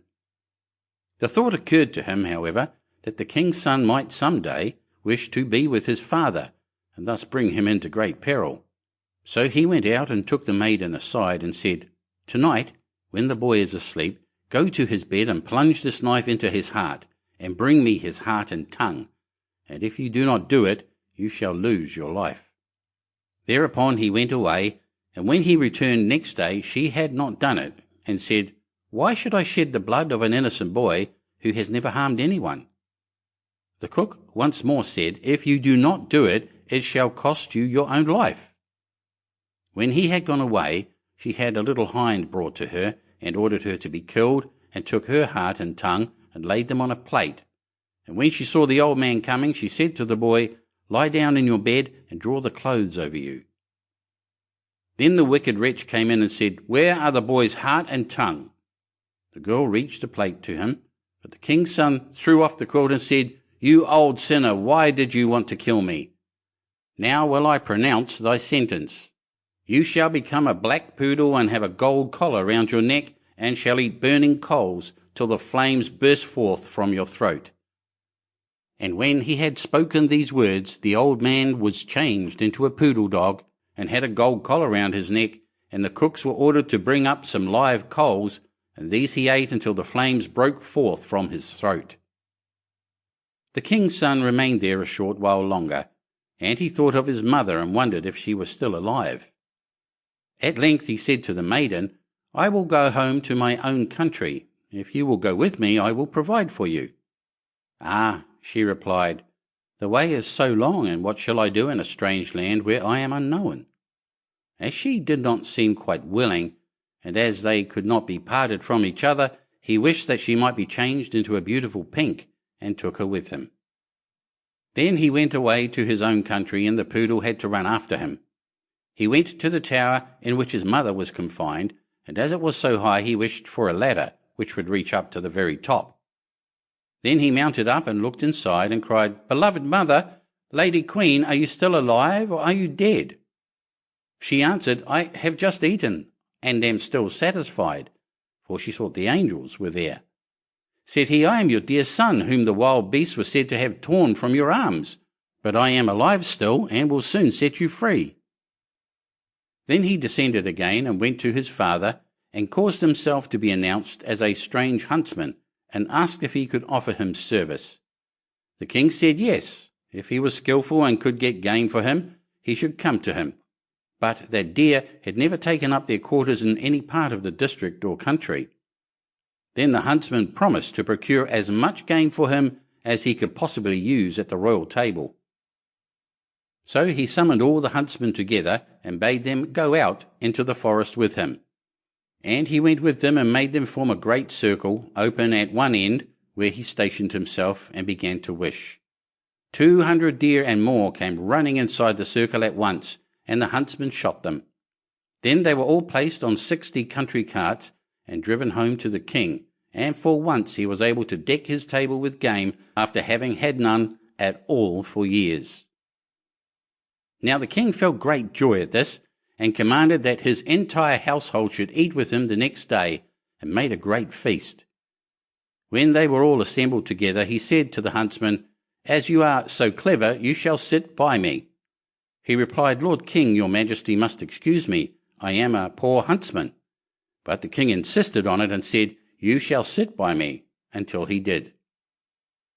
Whilst he was sitting there, he thought of his dearest mother, and wished that one of the king's principal servants would begin to speak of her, and would ask how it was faring with the queen in the tower, and if she were alive still, or had perished. Hardly had he formed the wish than the marshal began and said, "Your majesty, we live joyously here, but how is the queen living in the tower? Is she still alive, or has she died?" But the king replied, "She let my dear son be torn to pieces by wild beasts. I will not have her named." Then the huntsman arose and said, Gracious Lord Father, she is alive still, and I am her son, and I was not carried away by wild beasts, but by that wretch the old cook, who tore me from her arms when she was asleep, and sprinkled her apron with the blood of a chicken. Thereupon he took the dog with the golden collar and said, That is the wretch, and caused live coals to be brought, and these the dog was compelled to devour before the sight of all, until flames burst forth from its throat.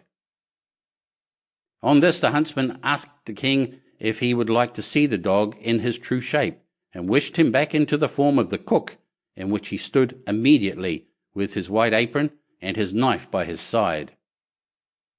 When the king saw him, he fell into a passion, and ordered him to be cast into the deepest dungeon. Then the huntsman spoke further and said, Father, will you see the maiden who brought me up so tenderly, and who was afterwards to murder me, but did not do it, though her own life depended on it? The king replied, Yes, I would like to see her. The son said, Most gracious father, I will show her to you in the form of a beautiful flower. And he thrust his hand into his pocket and brought forth the pink, and placed it on the royal table, and it was so beautiful that the king had never seen one equal to it. Then the son said, Now will I show her to you in her own form, and wish that she might become a maiden. And she stood there looking so beautiful that no painter could have made her look more so. And the king sent 2 waiting maids and 2 attendants into the tower to fetch the queen and bring her to the royal table. But when she was led in, she ate nothing, and said, The gracious and merciful God who has supported me in the tower will soon set me free. She lived 3 days more, and then died happily, and when she was buried, the 2 white doves which had brought her food to the tower, and were angels of heaven, followed her body and seated themselves on her grave. The aged king ordered the cook to be torn in 4 pieces, but grief consumed the king's own heart, and he soon died. His son married the beautiful maiden whom he had brought with him as a flower in his pocket, and whether they are still alive or not is known to God. Chapter 33. Clever Elsie. There was once a man who had a daughter who was called Clever Elsie, and when she had grown up, her father said, We will get her married. Yes, said the mother, if only someone would come who would have her. At length a man came from a distance and wooed her, who was called Hans, but he stipulated that Clever Elsie should be really smart.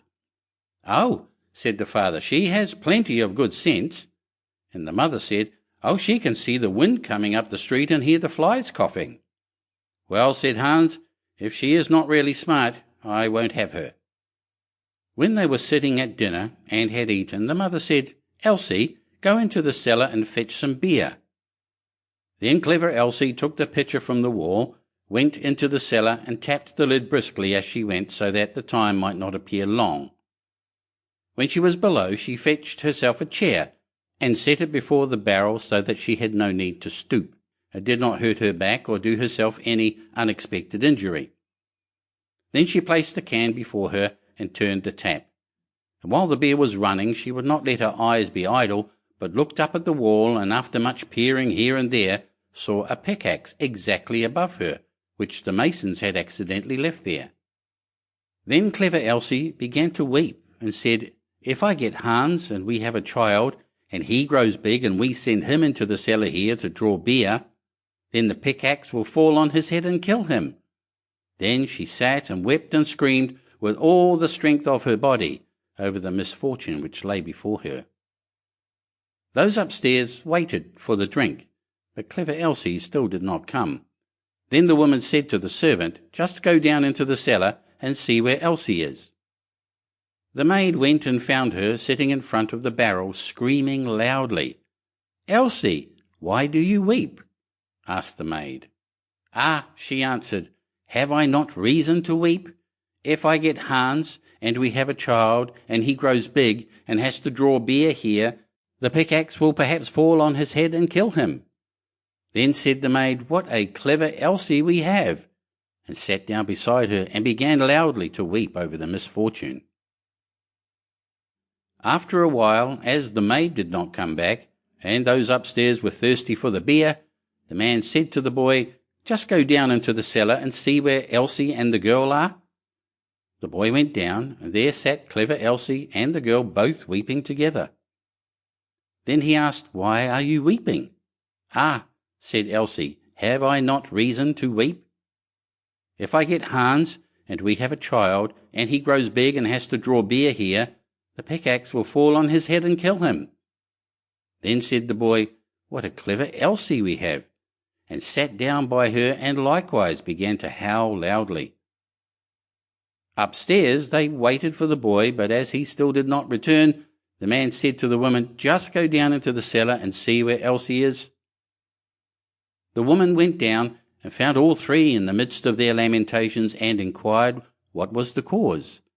Then Elsie told her also that her future child was to be killed by the pickaxe when it grew big and had to draw beer, and the pickaxe fell down. Then said the mother likewise, "What a clever Elsie we have," and sat down and wept with them. The man upstairs waited a short time, but as his wife did not come back, and his thirst grew ever greater, he said, "I must go into the cellar myself and see where Elsie is." But when he got into the cellar, they were all sitting together crying, and he heard the reason, and that Elsie's child was the cause, and the Elsie might perhaps bring one into the world some day, and that he might be killed by the pickaxe, if he should happen to be sitting here beneath it, drawing beer just at the very time when it fell down. He cried, "Oh, what a clever Elsie!" and sat down and likewise wept with them. The bridegroom stayed upstairs alone for a long time. Then, as no one would come back, he thought, "They must be waiting for me below. I too must go there and see what they are about." When he got down, the 5 of them were sitting, screaming and lamenting quite piteously, each outdoing the other. "What misfortune has happened then?" asked he. "Ah, dear Hans," said Elsie, "if we marry each other and have a child, and he is big, and we perhaps send him here to draw something to drink, then the pickaxe which has been left up there might dash his brains out if it were to fall down. So have we not reason to weep?" "Come," said Hans, "more understanding than that is not needed for my household. As you are such a clever Elsie, I will have you," and seized her hand, took her upstairs with him, and married her. After Hans had had her some time, he said, "Wife, I am going out to work and earn some money for us. Go into the field and cut the corn that we may have some bread." "Yes, dear Hans, I will do that." After Hans had gone away, she cooked herself some good broth and took it into the field with her. When she came to the field, she said to herself, "What shall I do? Shall I cut first, or shall I eat first? Oh, I will eat first." Then she drank her cup of broth, and when she was fully satisfied, she once more said, "What shall I do? Shall I cut first, or shall I sleep first? I will sleep first." Then she lay down among the corn and fell asleep. Hans had been at home for a long time, but Elsie did not come. Then said he, "What a clever Elsie I have! She is so industrious that she does not even come home to eat." But when evening came and she still stayed away, Hans went out to see what she had cut. But nothing was cut, and she was lying among the corn asleep. Then Hans hastened home and brought a fowler's net with little bells and hung it round about her, and she still went on sleeping. Then he ran home, shut the house door, and sat down in his chair and worked. At length, when it was quite dark, clever Elsie awoke, and when she got up there was a jingling all round about her, and the bells rang at each step which she took. Then she was alarmed and became uncertain whether she really was clever Elsie or not, and said, "Is it I, or is it not I?" But she knew not what answer to make to this, and stood for a time in doubt. At length she thought, "I will go home and ask if it be I, or if it be not I. They won't be sure to know." She ran to the door of her own house, but it was shut. Then she knocked at the window and cried, "Hans, is Elsie within?" "Yes," answered Hans, "she is within." Hereupon she was terrified and said, "Ah, heavens, then it is not I," and went to another door, but when the people heard the jingling of the bells, they would not open it, and she could get in nowhere. Then she ran out of the village, and no one has seen her since. Chapter 34. The Miser in the Bush. A farmer had a faithful and diligent servant who had worked hard for him 3 years, without having been paid any wages. At last it came into the man's head that he would not go on thus without pay any longer. So he went to his master and said, "I have worked hard for you a long time. I will trust to you to give me what I deserve to have for my trouble." The farmer was a sad miser, and knew that his man was very simple-hearted. So he took out 3 and gave him for every year's service a penny. The poor fellow thought it was a great deal of money to have, and said to himself, "Why should I work hard and live here on bad fare any longer? I can now travel into the wide world and make myself merry."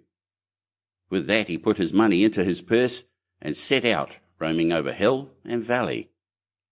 As he jogged along over the fields, singing and dancing, a little dwarf met him and asked him what made him so merry.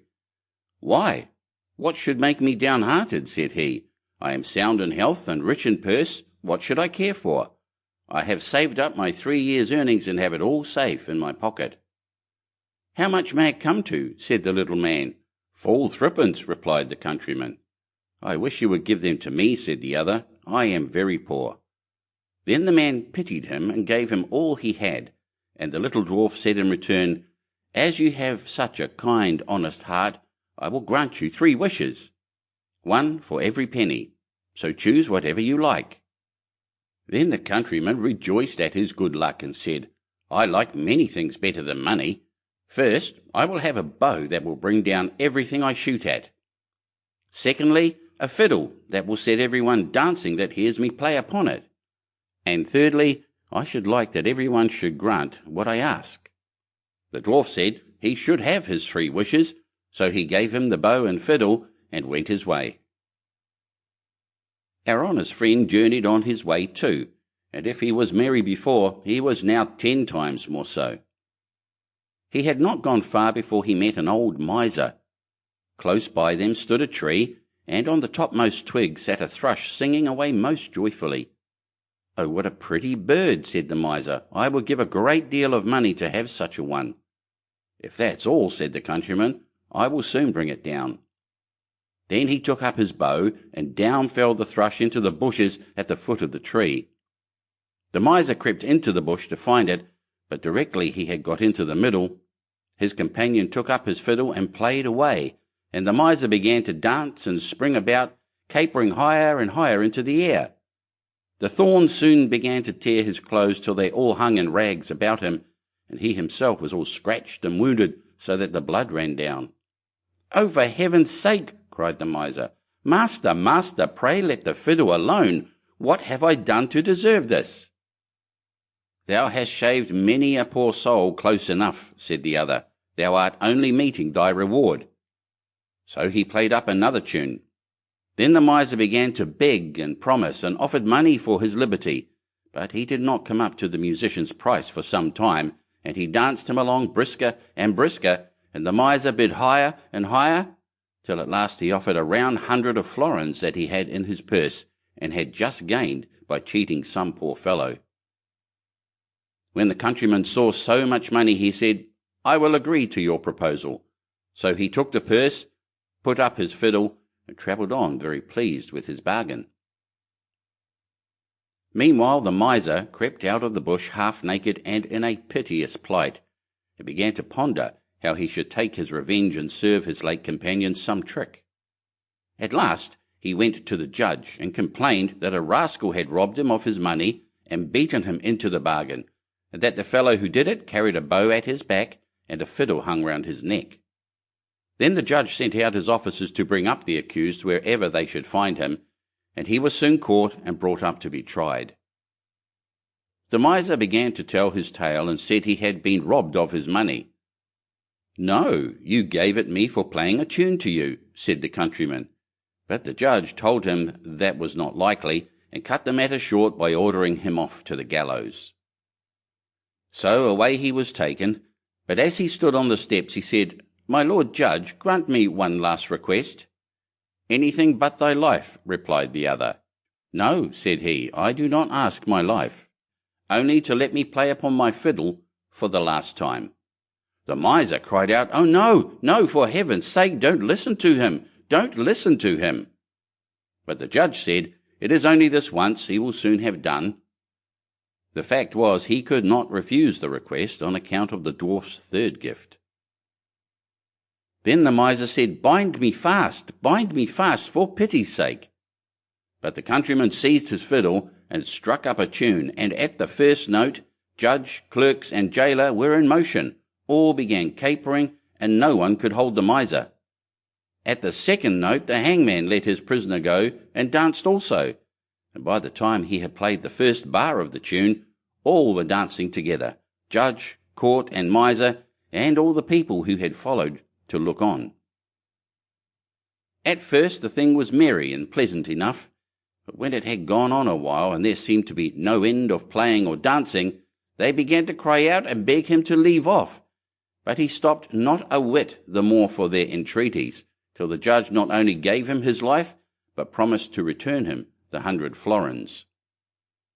Then he called to the miser and said, "Tell us now, you vagabond, where you got that gold, or I shall play on for your amusement only."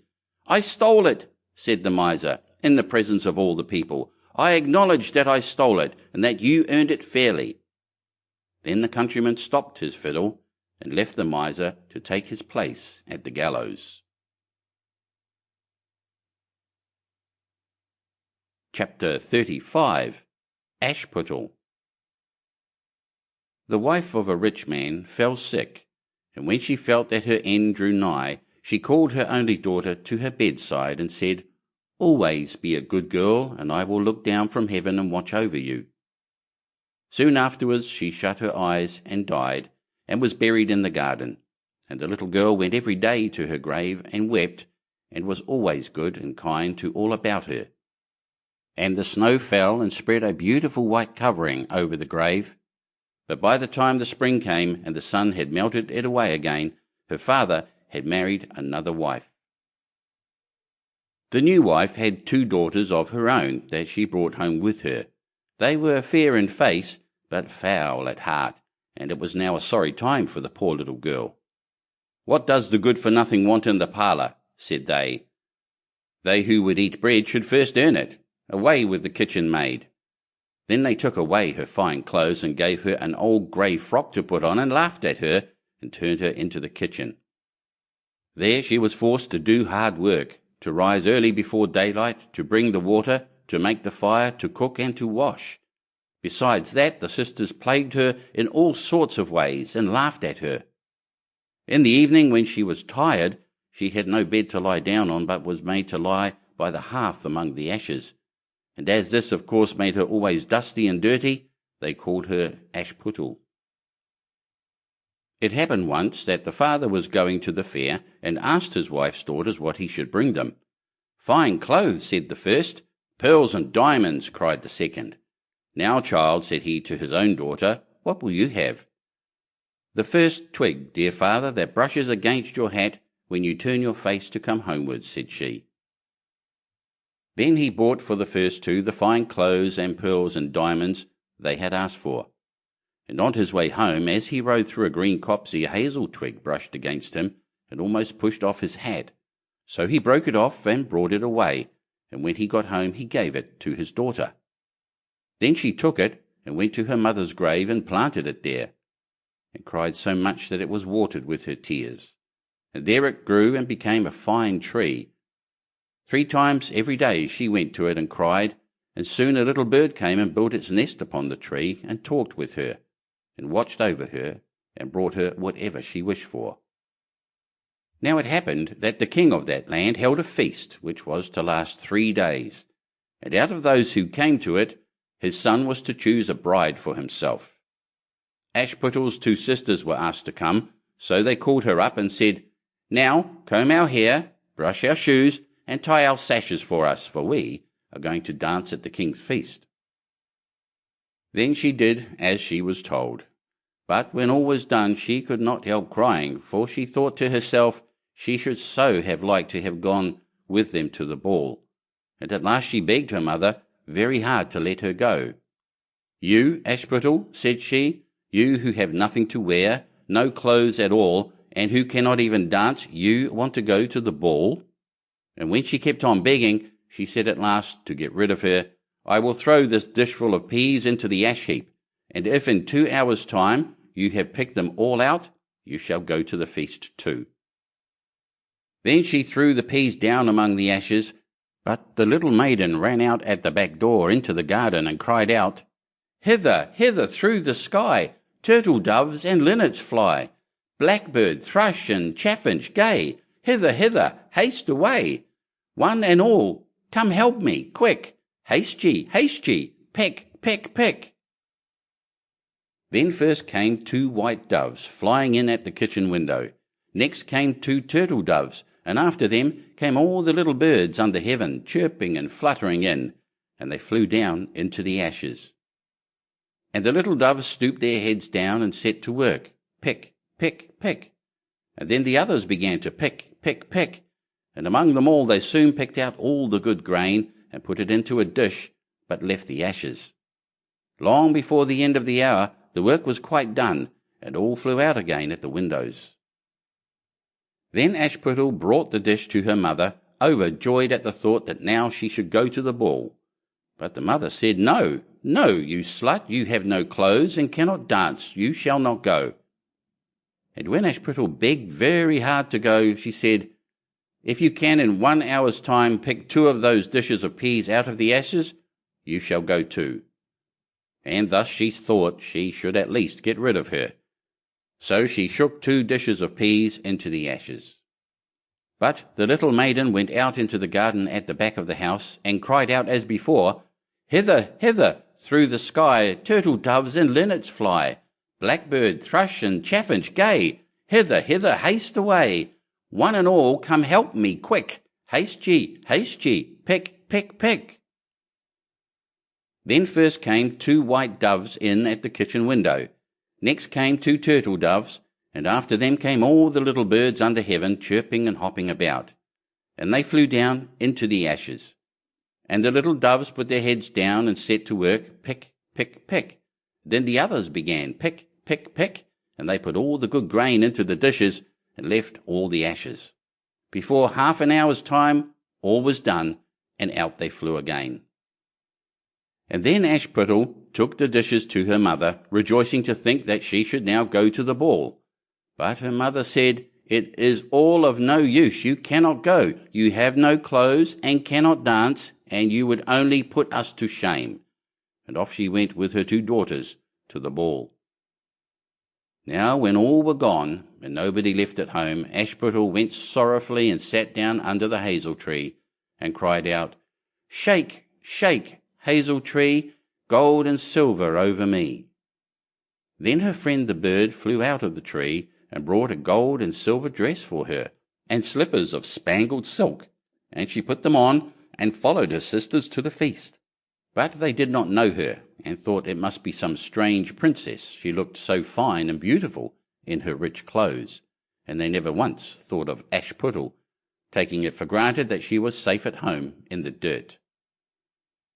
The king's son soon came up to her, and took her by the hand and danced with her, and no one else. And he never left her hand, but when anyone else came to ask her to dance, he said, "This lady is dancing with me." Thus they danced till a late hour of the night, and then she wanted to go home. And the king's son said, "I shall go and take care of you to your home," for he wanted to see where the beautiful maiden lived. But she slipped away from him unawares and ran off towards home. And as the prince followed her, she jumped up into the pigeon house and shut the door. Then he waited till her father came home and told him that the unknown maiden who had been at the feast had hid herself in the pigeon house. But when they had broken open the door, they found no one within. And as they came back into the house, Ashputtel was lying, as she always did, in her dirty frock by the ashes, and her dim little lamp was burning in the chimney. For she had run as quickly as she could through the pigeon house and on to the hazel tree, and had there taken off her beautiful clothes and put them beneath the tree, that the bird might carry them away, and had lain down again amid the ashes in her little grey frock. The next day, when the feast was again held, and her father, mother, and sisters were gone, Ashputtel went to the hazel tree and said, "Shake, shake, hazel tree, gold and silver over me." And the bird came and brought a still finer dress than the one she had worn the day before. And when she came in it to the ball, everyone wondered at her beauty. But the king's son, who was waiting for her, took her by the hand and danced with her. And when anyone asked her to dance, he said, as before, "This lady is dancing with me."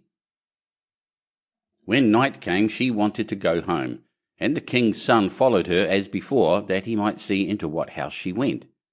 But she sprang away from him all at once into the garden behind her father's house. In this garden stood a fine large pear tree, full of ripe fruit, and Ashputtel, not knowing where to hide herself, jumped up into it without being seen.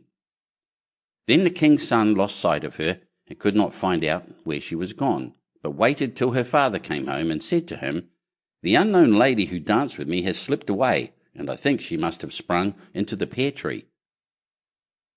The father thought to himself, "Can it be Ashputtel?" So he had an axe brought, and they cut down the tree, but found no one upon it. And when they came back into the kitchen, there lay Ashputtel among the ashes, for she had slipped down on the other side of the tree, and carried her beautiful clothes back to the bird at the hazel tree, and then put on her little grey frock. The third day, when her father and mother and sisters were gone, she went again into the garden, and said, "Shake, shake, hazel tree, gold and silver over me." Then her kind friend the bird brought her a dress still finer than the former one, and slippers which were all of gold, so that when she came to the feast, no one knew what to say for wonder at her beauty. And the king's son danced with nobody but her, and when anyone else asked her to dance, he said, "This lady is my partner, sir." When night came, she wanted to go home, and the king's son would go with her, and said to himself, "I will not lose her this time." But however she again slipped away from him, though in such a hurry that she dropped her left golden slipper upon the stairs. The prince took the shoe, and went the next day to the king his father, and said, "I will take for my wife the lady that this golden slipper fits." Then both the sisters were overjoyed to hear it, for they had beautiful feet, and had no doubt that they could wear the golden slipper. The eldest went first into the room where the slipper was, and wanted to try it on, and the mother stood by. But her great toe could not go into it, and the shoe was altogether much too small for her. Then the mother gave her a knife, and said, "Never mind, cut it off. When you are queen, you will not care about toes, you will not want to walk." So the silly girl cut off her great toe, and thus squeezed on the shoe, and went to the king's son. Then he took her for his bride, and set her beside him on his horse, and rode away with her homewards. But on their way home, they had to pass the hazel tree that Ashputtel had planted, and on the branch sat a little dove, singing, back again, look to the shoe. The shoe is too small, and not made for you. Prince, prince, look again for thy bride, for she's not the true one that sits by thy side." Then the prince got down and looked at her foot, and he saw by the blood that streamed from it what a trick she had played him. So he turned his horse round, and brought the false bride back to her home, and said, "This is not the right bride. Let the other sister try and put on the slipper." Then she went into the room, and got her foot into the shoe, all but the heel, which was too large. But her mother squeezed it in till the blood came, and took her to the king's son. And he set her as his bride by his side on his horse, and rode away with her. But when they came to the hazel tree, the little dove sat there still, and sang, back again, look to the shoe. The shoe is too small, and not made for you. Prince, prince, look again for thy bride, for she's not the true one that sits by thy side." Then he looked down, and saw that the blood streamed so much from the shoe that her white stockings were quite red. So he turned his horse, and brought her also back again. "This is not the true bride," said he to the father. "Have you no other daughters?" "No," said he, "there is only a little dirty Ashputtel here, the child of my first wife. I am sure she cannot be the bride." The prince told him to send her, But the mother said, "No, no, she is much too dirty. She will not dare to show herself." However, the prince would have her come, and she first washed her face and hands, and then went in and curtsied to him, and he reached her the golden slipper. Then she took her clumsy shoe off her left foot, and put on the golden slipper, and it fitted her as if it had been made for her. And when he drew near and looked at her face, he knew her, and said, "This is the right bride." But the mother and both the sisters were frightened, and turned pale with anger as he took Ashputtel on his horse and rode away with her. And when they came to the hazel tree, the white dove sang, "Home, home, look at the shoe. Princess, the shoe was made for you. Prince, prince, take home thy bride, for she is the true one that sits by thy side." And when the dove had done its song, it came flying and perched upon her right shoulder, and so went home with her. Chapter 36. The White Snake. A long time ago, there lived a king who was famed for his wisdom through all the land. Nothing was hidden from him, and it seemed as if news of the most secret things was brought to him through the air. But he had a strange custom. Every day after dinner, when the table was cleared and no one else was present, a trusty servant had to bring him one more dish.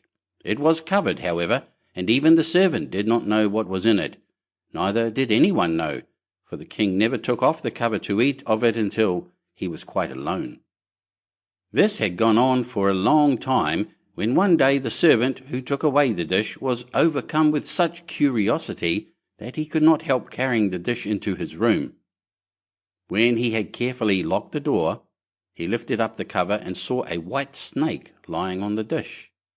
But when he saw it, he could not deny himself the pleasure of tasting it, so he cut off a little bit and put it into his mouth. No sooner had it touched his tongue than he heard a strange whispering of little voices outside his window. He went and listened, and then noticed that it was the sparrows who were chattering together and telling one another of all kinds of things which they had seen in the fields and woods. Eating the snake had given him power of understanding the language of animals. Now it so happened that on this very day the queen lost her most beautiful ring, and suspicion of having stolen it fell upon this trusty servant, who was allowed to go everywhere. The king ordered the man to be brought before him, and threatened with angry words that unless he could before the morrow point out the thief, he himself should be looked upon as guilty and executed. In vain he declared his innocence. He was dismissed with no better answer. In his trouble and fear he went down into the courtyard and took thought how to help himself out of his trouble. Now some ducks were sitting together quietly by a brook and taking their rest, and whilst they were making their feathers smooth with their bills, they were having a confidential conversation together. The servant stood by and listened. They were telling one another of all the places where they had been waddling about all the morning, and what good food they had found, and one said in a pitiful tone, "Something lies heavy on my stomach. As I was eating in haste, I swallowed a ring which lay under the queen's pillow." The servant at once seized her by the neck, carried her to the kitchen, and said to the cook, "Here is a fine duck. Pray kill her." "Yes," said the cook, and weighed her in his hand. "She has spared no trouble to fatten herself, and has been waiting to be roasted long enough." So he cut off her head, and as she was being dressed for the spit, the queen's ring was found inside her. The servant could now easily prove his innocence, and the king, to make amends for the wrong, allowed him to ask a favour, and promised him the best place in the court that he could wish for. The servant refused everything, and only asked for a horse and some money for travelling, as he had a mind to see the world and go about a little. When his request was granted, he set out on his way, and one day came to a pond where he saw 3 fishes caught in the reeds and gasping for water. Now, though it is said that fishes are dumb, he heard them lamenting that they must perish so miserably, and, as he had a kind heart, he got off his horse and put the 3 prisoners back into the water.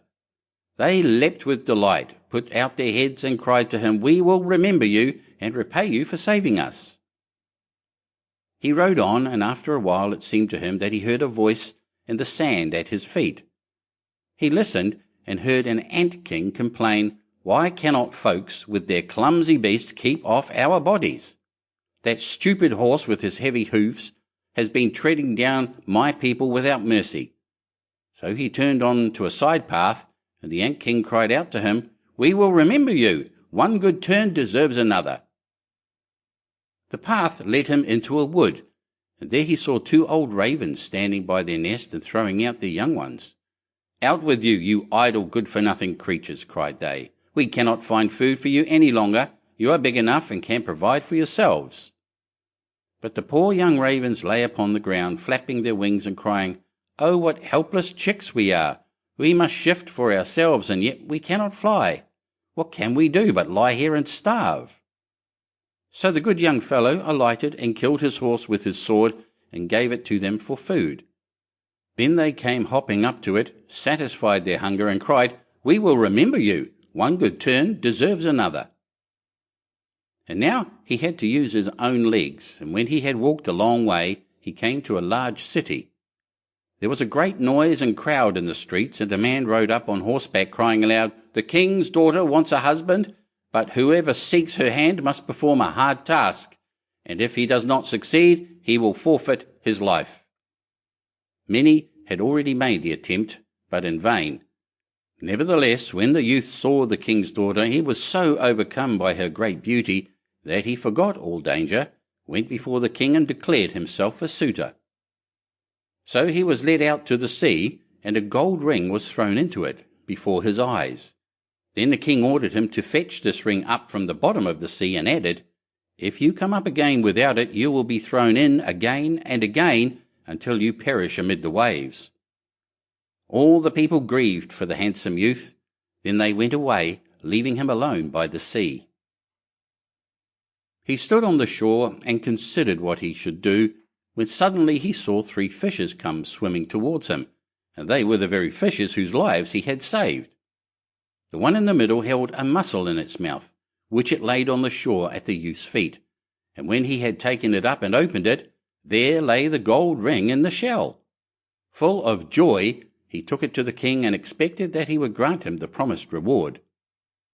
But when the proud princess perceived that he was not her equal in birth, she scorned him, and required him first to perform another task. She went down into the garden and strewed with her own hands 10 sacks full of millet seed on the grass. Then she said, "Tomorrow morning before sunrise these must be picked up, and not a single grain be wanting." The youth sat down in the garden and considered how it might be possible to perform this task, but he could think of nothing, and there he sat sorrowfully, awaiting the break of day, when he should be led to death. But as soon as the first rays of the sun shone into the garden, he saw all the 10 sacks standing side by side, quite full, and not a single grain was missing. The ant-king had come in the night with thousands and thousands of ants, and the grateful creatures had by great industry picked up all the millet seed and gathered them into the sacks. Presently the king's daughter herself came down into the garden, and was amazed to see that the young man had done the task she had given him. But she could not yet conquer her proud heart, and said, "Although he has performed both the tasks, he shall not be my husband until he had brought me an apple from the tree of life." The youth did not know where the tree of life stood, but he set out, and would have gone on forever, as long as his legs would carry him, though he had no hope of finding it. After he had wandered through 3 kingdoms, he came one evening to a wood, and lay down under a tree to sleep. But he heard a rustling in the branches, and a golden apple fell into his hand. At the same time 3 ravens flew down to him, perched themselves upon his knee, and said, "We are the 3 young ravens whom you saved from starving. When we had grown big, and heard that you were seeking the golden apple, we flew over the sea to the end of the world, where the tree of life stands, and have brought you the apple." The youth, full of joy, set out homewards, and took the golden apple to the king's beautiful daughter, who had now no more excuses left to make. They cut the apple of life in 2 and ate it together, and then her heart became full of love for him, and they lived in undisturbed happiness to a great age. Chapter 37. The Wolf and the 7 Little Kids. There was once upon a time an old goat who had 7 little kids, and loved them with all the love of a mother for her children. One day she wanted to go into the forest and fetch some food, so she called all 7 to her and said, "Dear children, I have to go into the forest. Be on your guard against the wolf. If he comes in, he will devour you all, skin, hair, and everything. The wretch often disguises himself, but you will know him at once by his rough voice and his black feet." The kid said, "Dear mother, we will take good care of ourselves. You may go away without any anxiety." Then the old one bleated and went on her way with an easy mind. It was not long before someone knocked at the house door and called, "Open the door, dear children. Your mother is here, and has brought something back with her for each of you." But the little kids knew that it was the wolf by the rough voice. "We will not open the door," cried they. "You are not our mother. She has a soft, pleasant voice, but your voice is rough. You are the wolf." Then the wolf went away to a shopkeeper and bought himself a great lump of chalk, ate this and made his voice soft with it. Then he came back, knocked at the door of the house and called, "Open the door, dear children. Your mother is here and has brought something back with her for each of you." But the wolf had laid his black paws against the window, and the children saw them and cried, "We will not open the door. Our mother has not black feet like you. You are the wolf." Then the wolf ran to a baker and said, "I have hurt my feet. Rub some dough over them for me." And when the baker had rubbed his feet over, he ran to the miller and said, "Strew some white meal over my feet for me." The miller thought to himself, "The wolf wants to deceive someone," and refused. But the wolf said, "If you will not do it, I will devour you." Then the miller was afraid and made his paws white for him. Truly, this is the way of mankind. So now the wretch went for the 3rd time to the house door, knocked at it and said, "Open the door for me, children. Your dear little mother has come home and has brought every one of you something back from the forest with her." The little kids cried, "First show us your paws, that we may know if you are our dear little mother." Then he put his paws in through the window, and when the kids saw that they were white, they believed that all he said was true, and opened the door. But who should come in but the wolf? They were terrified and wanted to hide themselves. One sprang under the table, the second into the bed, the third into the stove, the fourth into the kitchen, the 5th into the cupboard, the 6th under the washing bowl, and the 7th into the clock case.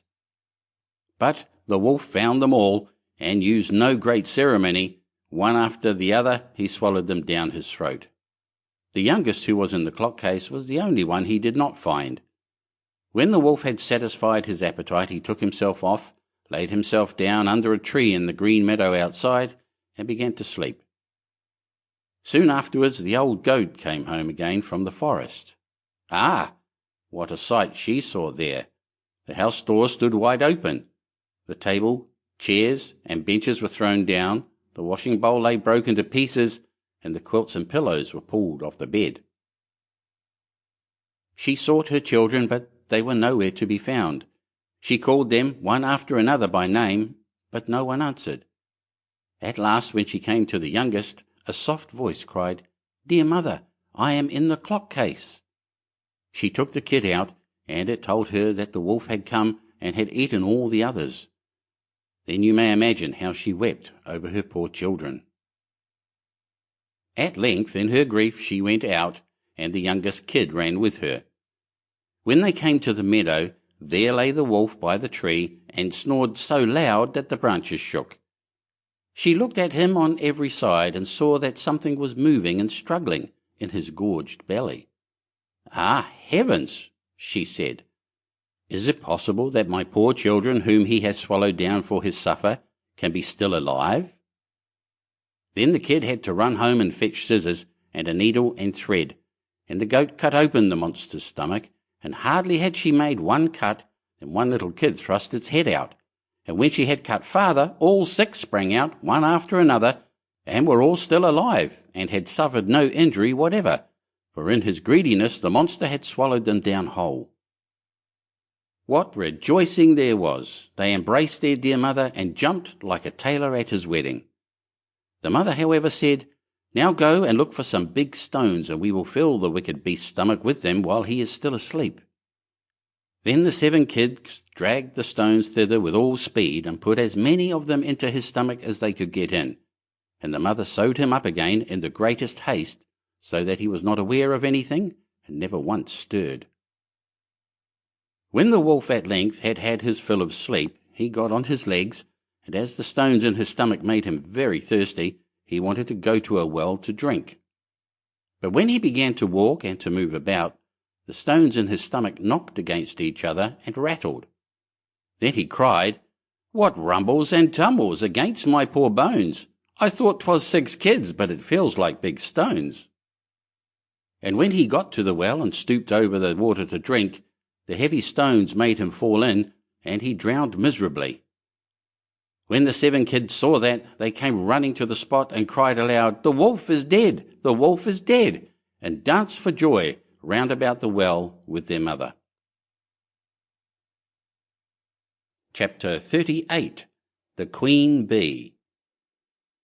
2 kings' sons, once upon a time, went into the world to seek their fortunes, but they soon fell into a wasteful, foolish way of living, so that they could not return home again. Then their brother, who was a little insignificant dwarf, went out to seek for his brothers, but when he had found them, they only laughed at him, to think that he, who was so young and simple, should try to travel through the world, when they, who were so much wiser, had been unable to get on. However, they all set out on their journey together, and came at last to an ant-hill. The 2 elder brothers would have pulled it down, in order to see how the poor ants in their fright would run about and carry off their eggs. But the little dwarf said, "Let the poor things enjoy themselves. I will not suffer you to trouble them."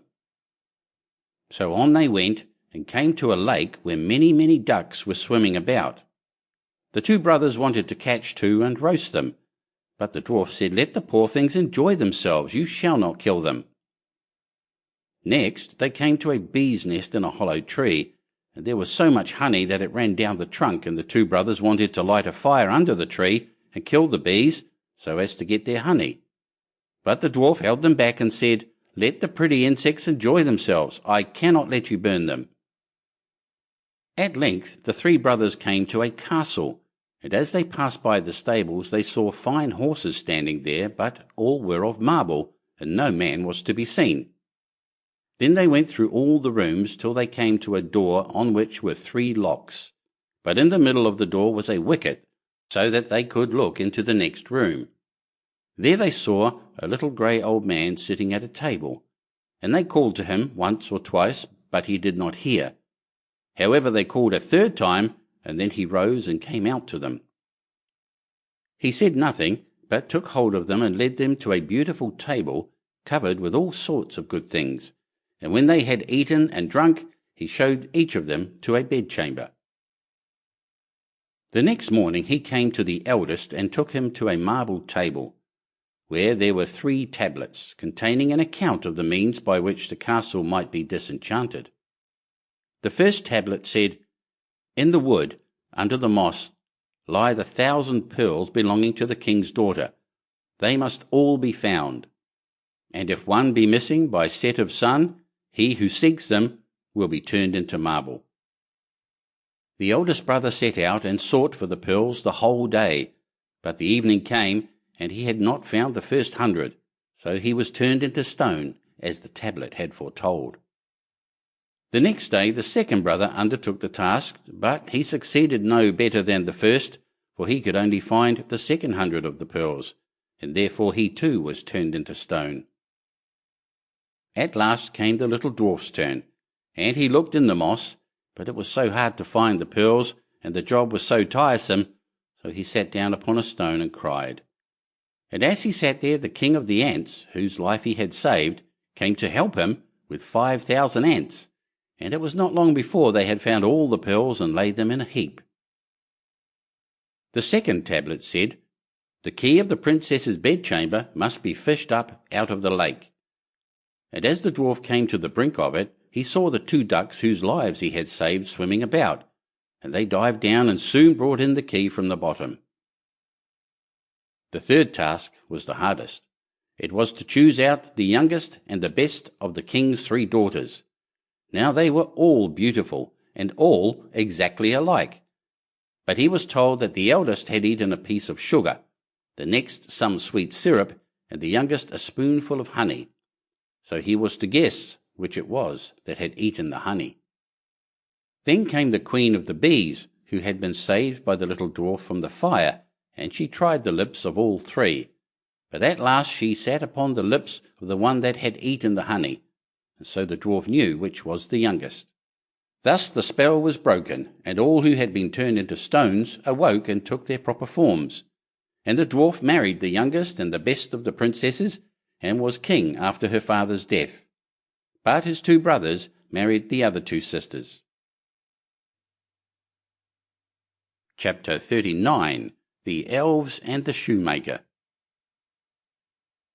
There was once a shoemaker who worked very hard and was very honest, but still he could not earn enough to live upon, and at last all he had in the world was gone, save just leather enough to make 1 pair of shoes.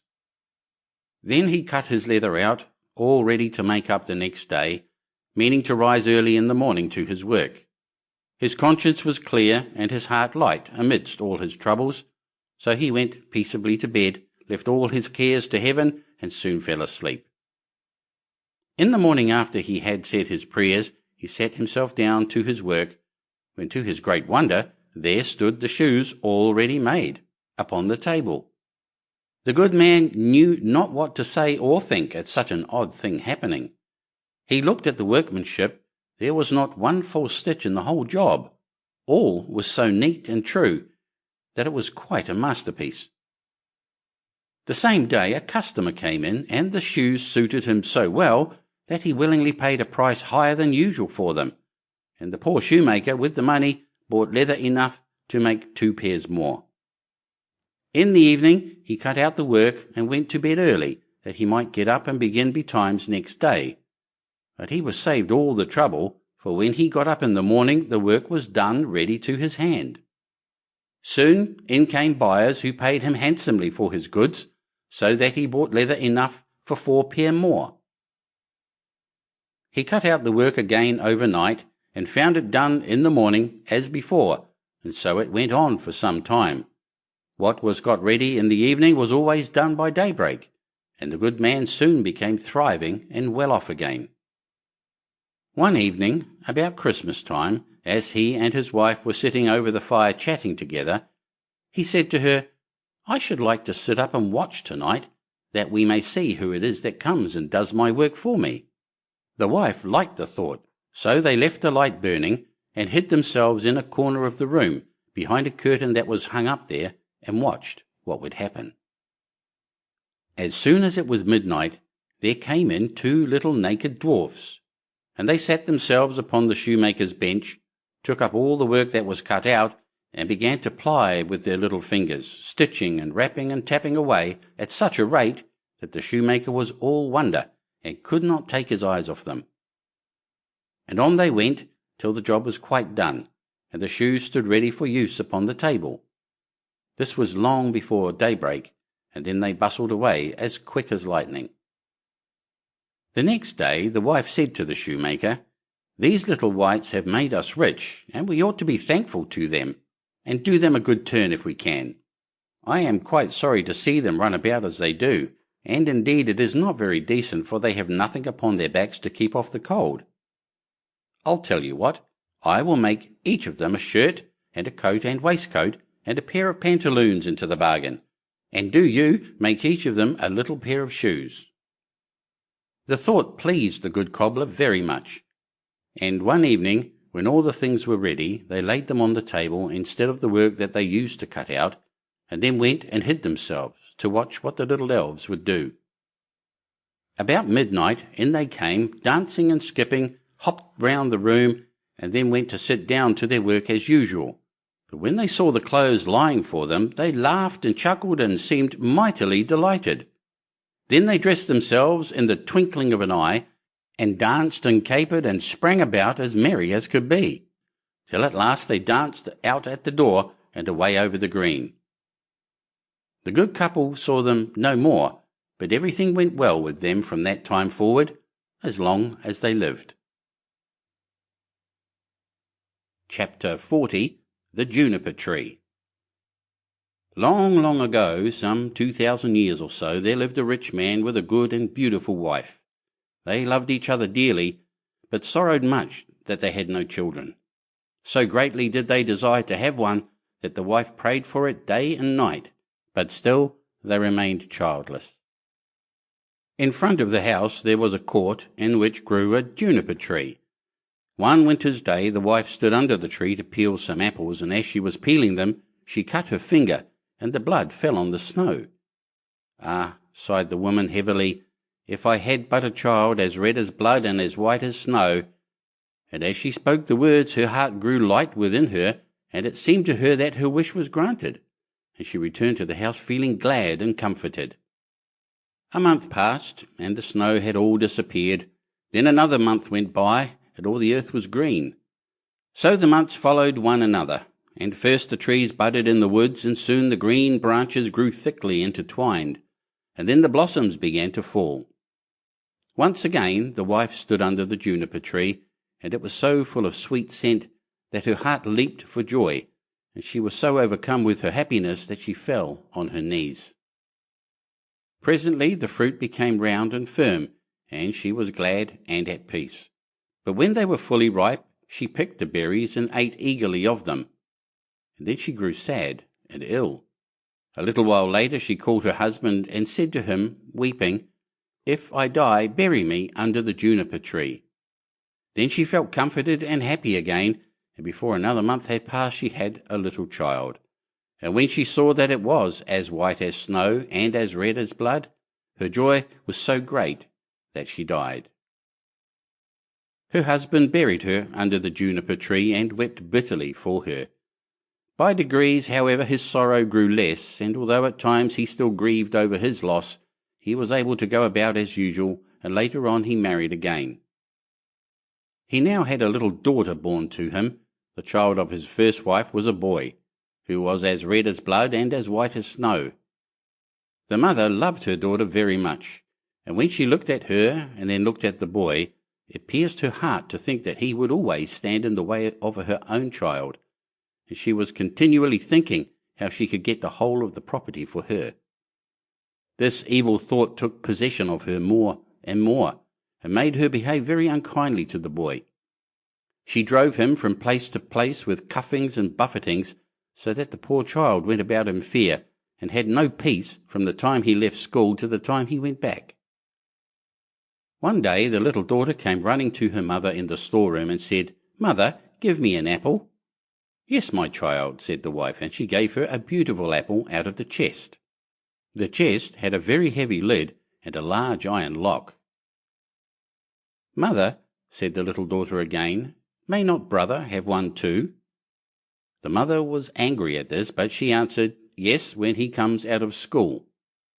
Just then she looked out of the window and saw him coming, and it seemed as if an evil spirit entered into her, for she snatched the apple out of her little daughter's hand and said, "You shall not have one before your brother."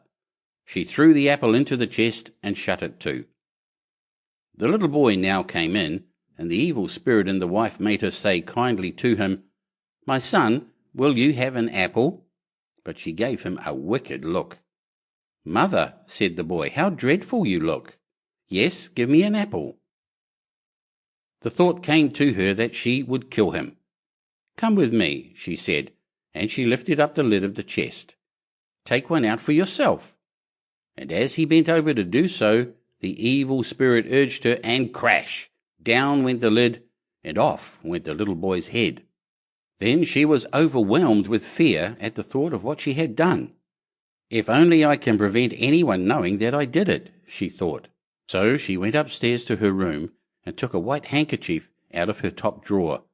Then she set the boy's head again on his shoulders and bound it with the handkerchief so that nothing could be seen, and placed him on a chair by the door with an apple in his hand. Soon after this, little Marlene came up to her mother, who was stirring a pot of boiling water over the fire, and said, "Mother, brother is sitting by the door with an apple in his hand, and he looks so pale. And when I asked him to give me the apple, he did not answer, and that frightened me." "Go to him again," said her mother, "and if he does not answer, give him a box on the ear." So little Marlene went and said, "Brother, give me that apple." But he did not say a word. Then she gave him a box on the ear, and his head rolled off. She was so terrified at this that she ran crying and screaming to her mother. "Oh," she said, "I have knocked off brother's head." And then she wept, and nothing would stop her. "What have you done?" said her mother.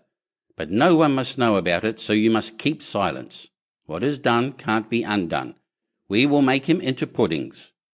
And she took the little boy and cut him up, made him into puddings, and put him in the pot.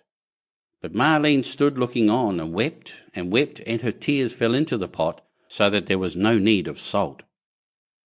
Presently the father came home and sat down to his dinner. He asked, "Where is my son?" The mother said nothing, but gave him a large dish of black pudding, and Marlene still wept without ceasing. The father again asked, "Where is my son?" "Oh," answered the wife, "he has gone into the country to his mother's great uncle. He's going to stay there for some time." "What has he gone there for? And he never even said good-bye to me." "Well, he likes being there, and he told me he should be away quite 6 weeks. He is well looked after there." "I feel very unhappy about it," said the husband, "in case it should not be all right, and he ought to have said good-bye to me." With this he went on with his dinner, and said, "Little Marlene, why do you weep? Brother will soon be back." Then he asked his wife for more pudding, and as he ate he threw the bones under the table. Little Marlene went upstairs and took her best silk handkerchief out of her bottom drawer, and in it she wrapped all the bones from under the table and carried them outside, and all the time she did nothing but weep. Then she laid them in the green grass under the juniper tree, and she had no sooner done so than all her sadness seemed to leave her, and she wept no more.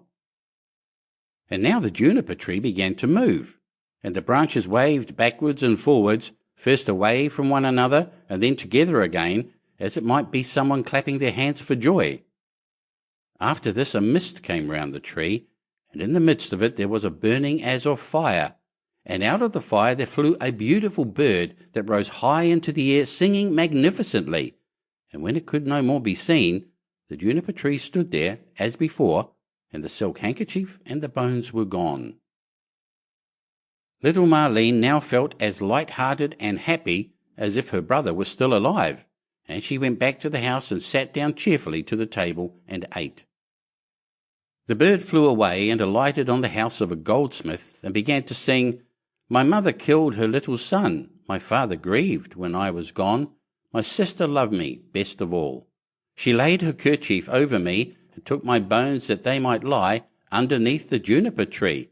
Coo-wit, coo-wit, what a beautiful bird am I." The goldsmith was in his workshop making a gold chain when he heard the song of the bird on his roof. He thought it so beautiful that he got up and ran out, and as he crossed the threshold he lost one of his slippers. But he ran on into the middle of the street with a slipper on one foot and a sock on the other. He still had on his apron, and still held the gold chain and the pincers in his hands, and so he stood gazing up at the bird, while the sun came shining brightly down on the street. "Bird," he said, "how beautifully you sing! Sing me that song again." "Nay," said the bird, "I do not sing twice for nothing. Give that gold chain, and I will sing it you again." "Here is the chain, take it," said the goldsmith, "only sing me that again." The bird flew down and took the gold chain in his right claw, and then he alighted again in front of the goldsmith and sang, "My mother killed her little son, my father grieved when I was gone, my sister loved me best of all. She laid her kerchief over me and took my bones that they might lie underneath the juniper tree. Coo-wit, coo-wit, what a beautiful bird am I." Then he flew away and settled on the roof of the shoemaker's house, and sang, "My mother killed her little son, my father grieved when I was gone, my sister loved me best of all. She laid her kerchief over me, and took my bones that they might lie underneath the juniper tree. Quit, quit, what a beautiful bird am I." The shoemaker heard him, and he jumped up and ran out in his shirt-sleeves, and stood looking up at the bird on the roof with his hand over his eyes to keep himself from being blinded by the sun. "Bird," he said, "how beautifully you sing." Then he called through the door to his wife, "Wife, come out. Here is a bird. Come and look at it and hear how beautifully it sings." Then he called his daughter and the children, then the apprentices, girls and boys, and they all ran up the street to look at the bird, and saw how splendid it was with its red and green feathers, and its neck like burnished gold, and eyes like two bright stars in its head. "Bird," said the shoemaker, "sing me that song again." "Nay," answered the bird, "I do not sing twice for nothing. You must give me something." "Wife," said the man, "go into the garret. On the upper shelf you will see a pair of red shoes. Bring them to me." The wife went in and fetched the shoes. "There, bird," said the shoemaker, "now sing me that song again." The bird flew down and took the red shoes in his left claw, and then he went back to the roof and sang, "My mother killed her little son, my father grieved when I was gone, my sister loved me best of all. She laid her kerchief over me, and took my bones that they might lie underneath the juniper tree. Quit, quit, what a beautiful bird am I." When he had finished, he flew away. He had the chain in his right claw and the shoes in his left, and he flew right away to a mill, and the mill went click-clack, click-clack, click-clack. Inside the mill were 20 of the miller's men hewing a stone, and as they went hick-hack, hick-hack, hick-hack, the mill went click-clack, click-clack, click-clack. The bird settled on a lime tree in front of the mill and sang, "My mother killed her little son." Then one of the men left off. "My father grieved when I was gone." 2 more men left off and listened. "My sister loved me best of all." Then 4 more left off. "She laid her kerchief over me, and took my bones that they might lie." Now there were only 8 at work. "Underneath," and now only 5, "the juniper tree," and now only 1. "Quit, quit, what a beautiful bird am I." Then he looked up, and the last one had left off work. "Bird," he said, "what a beautiful song that is you sing. Let me hear it too. Sing it again."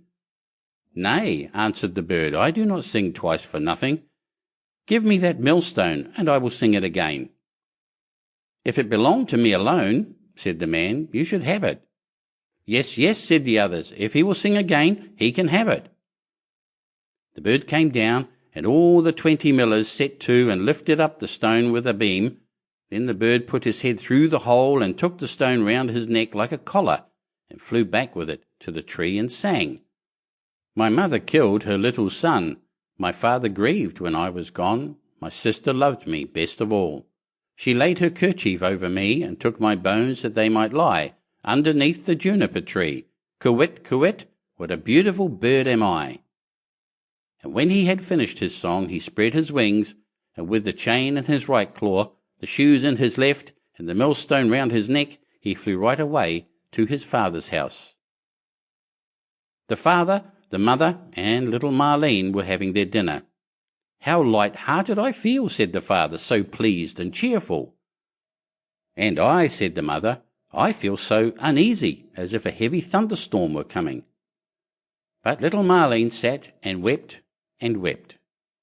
Then the bird came flying towards the house and settled on the roof. "I do feel so happy," said the father, "and how beautifully the sun shines. I feel just as if I were going to see an old friend again." "Ah," said the wife, "and I am so full of distress and uneasiness that my teeth chatter, and I feel as if there were a fire in my veins." And she tore open her dress. And all the while little Marlene sat in the corner and wept, and the plate on her knees was wet with her tears. The bird now flew to the juniper tree and began singing, "My mother killed her little son." The mother shut her eyes and her ears that she might see and hear nothing, but there was a roaring sound in her ears like that of a violent storm, and in her eyes a burning and flashing like lightning.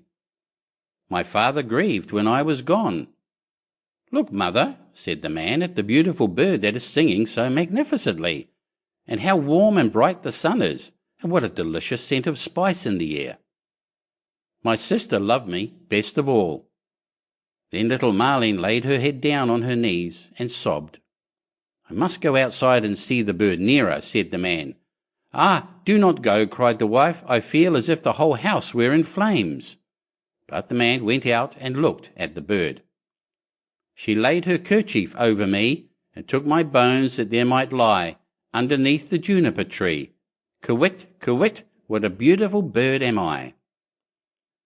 With that the bird let fall the gold chain, and it fell just round the man's neck, so that it fitted him exactly. He went inside and said, See what a splendid bird that is. He has given me this beautiful gold chain, and looks so beautiful himself. But the wife was in such fear and trouble that she fell on the floor, and her cap fell from her head. Then the bird began again, My mother killed her little son. Ah me, cried the wife, if I were but 1,000 feet beneath the earth, that I might not hear that song. My father grieved when I was gone. Then the woman fell down again as if dead. My sister loved me best of all.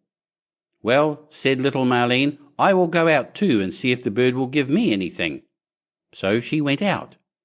She laid her kerchief over me, and took my bones that they might lie, and he threw down the shoes to her. Underneath the juniper tree, kywitt, kywitt, what a beautiful bird am I. And now she felt quite happy and light-hearted. She put on the shoes and danced and jumped about in them.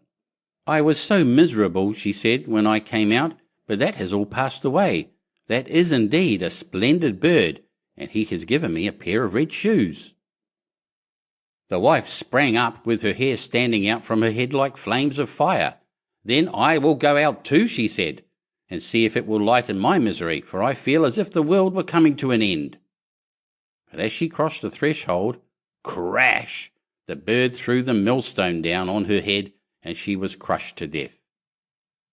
The father and little Marlene heard the sound and ran out, but they only saw mist and flame and fire rising from the spot, and when these had passed, there stood the little brother, and he took the father and little Marlene by the hand. Then they all three rejoiced, and went inside together and sat down to their dinners and ate. Chapter 41. The Turnip. There were 2 brothers who were both soldiers. The one was rich, and the other poor. The poor man thought he would try to better himself, so, pulling off his red coat, he became a gardener, and dug his ground well and sowed turnips. When the seed came up, there was one plant bigger than all the rest, and it kept getting larger and larger, and seemed as if it would never cease growing, so that it might have been called the Prince of Turnips, for there never was such a one seen before, and never will again. At last it was so big that it filled a cart, and 2 oxen could hardly draw it. And the gardener knew not what in the world to do with it, nor whether it would be a blessing or a curse to him. One day he said to himself, What shall I do with it? If I sell it, it will bring no more than another, and for eating the little turnips are better than this. The best thing perhaps is to carry it and give it to the king as a mark of respect. Then he yoked his oxen and drew the turnip to the court and gave it to the king. What a wonderful thing, said the king. I have seen many strange things, but such a monster as this I never saw. Where did you get the seed? Or is it only your good luck? If so, you are a true child of fortune. Ah, no, answered the gardener, I am no child of fortune. I am a poor soldier, who never could get enough to live upon, so I laid aside my red coat and set to work tilling the ground. I have a brother who is rich, and your majesty knows him well, and all the world knows him. But because I am poor, everybody forgets me. The king then took pity on him and said, You shall be poor no longer. I will give you so much that you shall be even richer than your brother." Then he gave him gold and lands and flocks, and made him so rich that his brother's fortune could not at all be compared with his.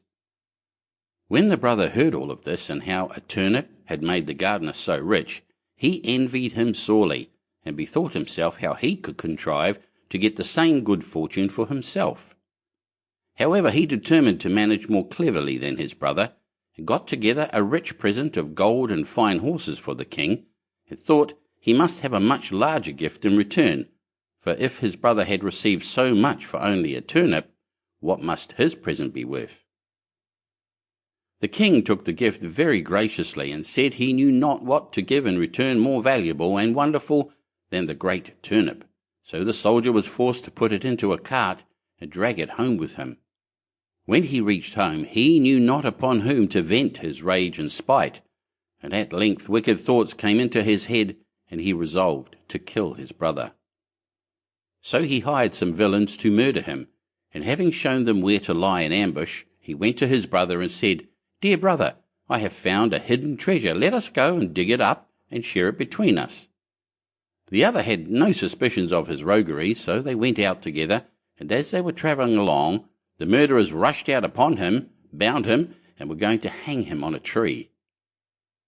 But whilst they were getting all ready, they heard the trampling of a horse at a distance, which so frightened them that they pushed their prisoner neck and shoulders together into a sack and swung him up by a cord to the tree, where they left him dangling and ran away. Meantime he worked and worked away till he made a hole large enough to put out his head.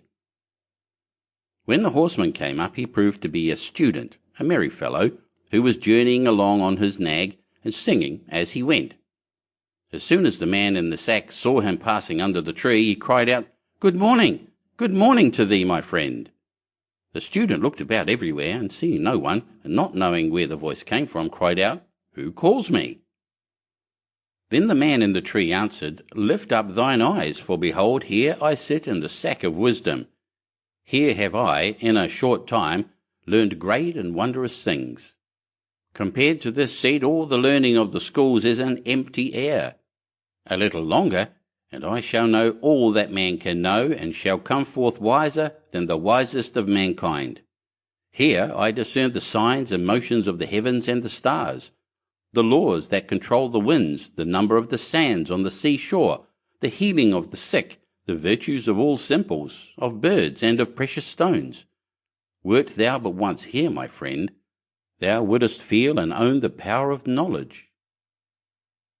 The student listened to all this and wondered much, and at last he said, "Blessed be the day and hour when I found you.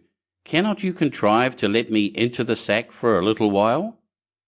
Then the other answered, as if very unwillingly, "A little space I may allow thee to sit here, if thou wilt reward me well, and entreat me kindly. But thou must tarry yet an hour below, till I have learnt some little matters that are yet unknown to me." So the student sat himself down and waited a while, but the time hung heavy upon him, and he begged earnestly that he might ascend forthwith, for his thirst for knowledge was great. Then the other pretended to give way, and said, "Thou must let the sack of wisdom descend by untying yonder cord, and then thou shalt enter." So the student let him down, opened the sack, and set him free. "Now then," cried he, "let me ascend quickly." As he began to put himself into the sack heels first, "Wait a while," said the gardener, "that is not the way." Then he pushed him in head first, tied up the sack, and soon swung up the searcher after wisdom, dangling in the air. "How is it with thee, friend?" said he. "Dost thou not feel that wisdom comes unto thee? Rest there in peace, till thou art a wiser man than thou wert." So saying, he trotted off on the student's nag, and left the poor fellow to gather wisdom till somebody should come and let him down.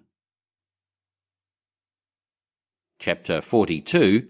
Clever Hans. The mother of Hans said, "Whither away, Hans?" Hans answered, "To Gretel." "Behave well, Hans." "Oh, I'll behave well. Goodbye, mother." "Goodbye, Hans." Hans comes to Gretel. "Good day, Gretel." "Good day, Hans. what do you bring that is good? I bring nothing. I want to have something given me. Gretel presents Hans with a needle. Hans says, Goodbye, Gretel. Goodbye, Hans. Hans takes the needle, sticks it into a hay cart, and follows the cart home. Good evening, Mother. Good evening, Hans. Where have you been? With Gretel. What did you take her? Took nothing, had something given me. What did Gretel give you? Gave me a needle. Where is the needle, Hans? Stuck in the hay cart. That was ill done, Hans. You should have stuck the needle in your sleeve. Never mind, I'll do better next time. Whither away, Hans? To Gretel, Mother. Behave well, Hans. Oh, I'll behave well. Goodbye, Mother. Goodbye, Hans. Hans comes to Gretel. Good day, Gretel. Good day, Hans. What do you bring that is good? I bring nothing. I want to have something given to me. Gretel presents Hans with a knife. Goodbye, Gretel. Goodbye, Hans. Hans takes the knife, sticks it in his sleeve, and goes home. Good evening, Mother. Good evening, Hans. Where have you been? With Gretel. What did you take her?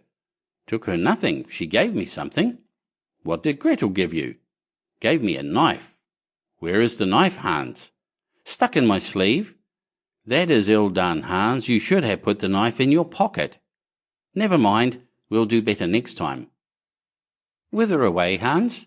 To Gretel, Mother. Behave well, Hans. Oh, I'll behave well. Goodbye, Mother. Goodbye, Hans. Hans comes to Gretel. Good day, Gretel. Good day, Hans. What good thing do you bring?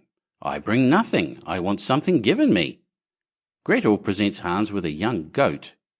Goodbye, Gretel. Goodbye, Hans. Hans takes the goat, ties its legs, and puts it in his pocket.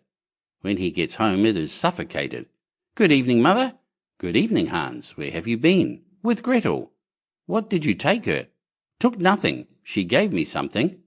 What did Gretel give you? She gave me a goat. Where is the goat, Hans? Put it in my pocket. That was ill done, Hans. You should have put a rope round the goat's neck. Never mind, we'll do better next time. Whither away, Hans? To Gretel, Mother. Behave well, Hans. Oh, I'll behave well. Goodbye, Mother. Goodbye, Hans. Hans comes to Gretel. Good day, Gretel. Good day, Hans. What good thing do you bring? I bring nothing. I want something given me. Gretel presents Hans with a piece of bacon. Goodbye, Gretel. Goodbye, Hans. Hans takes the bacon, ties it to a rope, and drags it away behind him. The dogs come and devour the bacon. When he gets home, he has the rope in his hand, and there is no longer anything hanging on to it. Good evening, Mother. Good evening, Hans. Where have you been? With Gretel. What did you take her? I took her nothing. She gave me something. What did Gretel give you? Gave me a bit of bacon. Where is the bacon, Hans? I tied it to a rope, brought it home. Dogs took it. That was ill done, Hans. You should have carried the bacon on your head. Never mind. We'll do better next time. Whither away, Hans? To Gretel, Mother. Behave well, Hans. I'll behave well. Goodbye, Mother. Goodbye, Hans. Hans comes to Gretel. Good day, Gretel. Good day, Hans. What good thing do you bring? I bring nothing, but would have something given. Gretel presents Hans with a calf. Goodbye, Gretel. Goodbye, Hans. Hans takes the calf, puts it on his head, and the calf kicks his face. Good evening, Mother. Good evening, Hans. Where have you been? With Gretel. What did you take her? I took nothing, but had something given me. What did Gretel give you? A calf. Where have you the calf, Hans? I set it on my head, and it kicked my face. That was ill done, Hans. You should have led the calf and put it in the stall. Never mind, we'll do better next time. Whither away, Hans? To Gretel, Mother. Behave well, Hans. I'll behave well. Goodbye, Mother. Goodbye, Hans. Hans comes to Gretel. Good day, Gretel. Good day, Hans. What good thing do you bring? I bring nothing, but would have something given. Gretel says to Hans, I will go with you. Hans takes Gretel, ties her to a rope, leads her to the rack, and binds her fast. Then Hans goes to his mother. "Good evening, mother." "Good evening, Hans. Where have you been?" "With Gretel." "What did you take her?" "I took her nothing." "What did Gretel give you?" "She gave me nothing. She came with me." "Where have you left Gretel?" "I led her by the rope, tied her to the rack, and scattered some grass for her." "That was ill done, Hans. You should have cast friendly eyes on her." "Never mind, we'll do better." Hans went into the stable, cut out all the calves' and sheep's eyes, and threw them in Gretel's face. Then Gretel became angry, tore herself loose, and ran away, and was no longer the bride of Hans. Chapter 43. The Three Languages. An aged count once lived in Switzerland, who had an only son, but he was stupid and could learn nothing. Then said the father, "Hark you, my son, try as I will, I can get nothing into your head. You must go from hence. I will give you into the care of a celebrated master, who shall see what he can do with you." The youth was sent into a strange town, and remained a whole year with the master. At the end of this time he came home again, and his father asked, "Now, my son, what have you learnt?" "Father, I have learnt what the dogs say when they bark." "Lord have mercy on us," cried the father. "Is that all you have learnt? I will send you into another town to another master." The youth was taken thither, and stayed a year with this master likewise. When he came back, the father asked again, "My son, what have you learnt?" He answered, "Father, I have learnt what the birds say." Then the father fell into a rage and said, "Oh, you lost man! You have spent the precious time and learnt nothing. Are you not ashamed to appear before my eyes?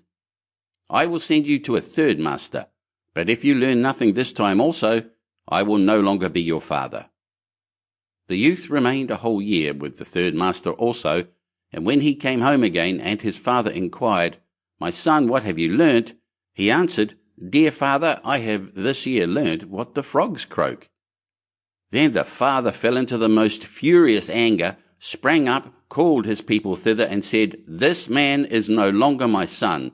I drive him forth, and command you to take him out into the forest and kill him." They took him forth, but when they should have killed him, they could not do it for pity, and let him go. And they cut the eyes and tongue out of a deer, that they might carry them to the old man as a token. The youth wandered on, and after some time came to a fortress where he begged for a night's lodging. "Yes," said the lord of the castle, "if you will pass the night down there in the old tower, go thither. But I warn you, it is at the peril of your life, for it is full of wild dogs which bark and howl without stopping, and at certain hours a man has to be given to them, whom they at once devour." The whole district was in sorrow and dismay because of them, and yet no one could do anything to stop this. The youth, however, was without fear, and said, "Just let me go down to the barking dogs, and give me something that I can throw to them, that they will do nothing to harm me." As he himself would have it so, they gave him some food for the wild animals, and led him down to the tower. When he went inside, the dogs did not bark at him, but wagged their tails quite amicably around him, ate what he set before them, and did not hurt one hair of his head. Next morning, to the astonishment of everyone, he came out again safe and unharmed, and said to the lord of the castle, "The dogs have revealed to me, in their own language, why they dwell there, and bring evil on the land. They are bewitched, and are obliged to watch over a great treasure which is below in the tower, and they can have no rest until it is taken away. And I have likewise learnt from their discourse how that is to be done." Then all who heard this rejoiced, and the lord of the castle said he would adopt him as a son if he accomplished it successfully. He went down again, and as he knew what he had to do, he did it thoroughly, and brought a chest full of gold out with him. The howling of the wild dogs was henceforth heard no more. They had disappeared, and the country was freed from the trouble. After some time, he took it in his head that he would travel to Rome. On the way, he passed by a marsh in which a number of frogs were sitting croaking. He listened to them, and when he became aware of what they were saying, he grew very thoughtful and sad. At last he arrived in Rome, where the Pope had just died, and there was great doubt among the cardinals as to whom they should appoint as his successor. They at length agreed that the person should be chosen as Pope who should be distinguished by some divine and miraculous token. And just as that was decided on, the young Count entered into the church, and suddenly 2 snow-white doves flew on his shoulders and remained sitting there. The ecclesiastics recognized therein the token from above, and asked him on the spot if he would be Pope. He was undecided, and knew not if he were worthy of this, but the doves counselled him to do it, and at length he said yes. Then was he anointed and consecrated, and thus was fulfilled what he had heard from the frogs on his way, which had so affected him that he was to be His Holiness the Pope. Then he had to sing a mass, and did not know one word of it, but the 2 doves sat continually on his shoulders, and said it all in his ear. Chapter 44. The Fox and the Cat. It happened that the cat met the fox in a forest, and as she thought to herself, "He is clever and full of experience, and much esteemed in the world," she spoke to him in a friendly way. "Good day, dear Mr. Fox, how are you? How is all with you? How are you getting on in these hard times?" The fox, full of all kinds of arrogance, looked at the cat from head to foot, and for a long time did not know whether he would give an answer or not. At last he said, "Oh, you wretched beard-cleaner, you piebald fool, you hungry mouse-hunter, what can you be thinking of? Have you the cheek to ask how I am getting on? What have you learnt? How many arts do you understand?" "I understand but one," replied the cat modestly. "What art is that?" asked the fox. "When the hounds are following me, I can spring into a tree and save myself." "Is that all?" said the fox. "I am master of 100 arts, and have into the bargain a sack full of cunning." "You make me sorry for you. Come with me, I will teach you how people get away from the hounds." Just then came a hunter with 4 dogs. The cat sprang nimbly up a tree, and sat down at the top of it, where the branches and foliage quite concealed her. "Open your sack, Mr. Fox, open your sack," cried the cat to him, but the dogs had already seized him and were holding him fast. "Ah, Mr. Fox," cried the cat, "you with your 100 arts are left in the lurch. Had you been able to climb like me, you would not have lost your life." Chapter 45. The 4 Clever Brothers. "Dear children," said a poor man to his 4 sons, "I have nothing to give you. You must go out into the wide world and try your luck. Begin by learning some craft or another, and see how you can get on." So the 4 brothers took their walking sticks in their hands, and their little bundles on their shoulders, and after bidding their father good-bye, went all out at the gate together. When they had got on some way, they came to 4 crossways, each leading to a different country. Then the eldest said, "Here we must part, but this day 4 years we will come back to this spot, and in the meantime each must try what he can do for himself." So each brother went his way, and as the eldest was hastening on, a man met him, and asked him where he was going and what he wanted. "I am going to try my luck in the world, and should like to begin by learning some art or trade," answered he. "Then," said the man, "go with me, and I will teach you to become the cunningest thief that ever was." "No," said the other, "that is not an honest calling, and what can one look to earn by it in the end but the gallows?" "Oh," said the man, "you need not fear the gallows, for I will only teach you to steal what will be fair game.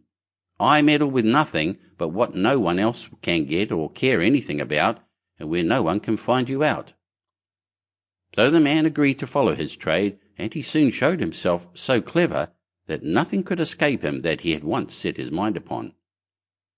The second brother also met a man, who, when he found out what he was setting out upon, asked him what craft he meant to follow. "I do not know yet," said he.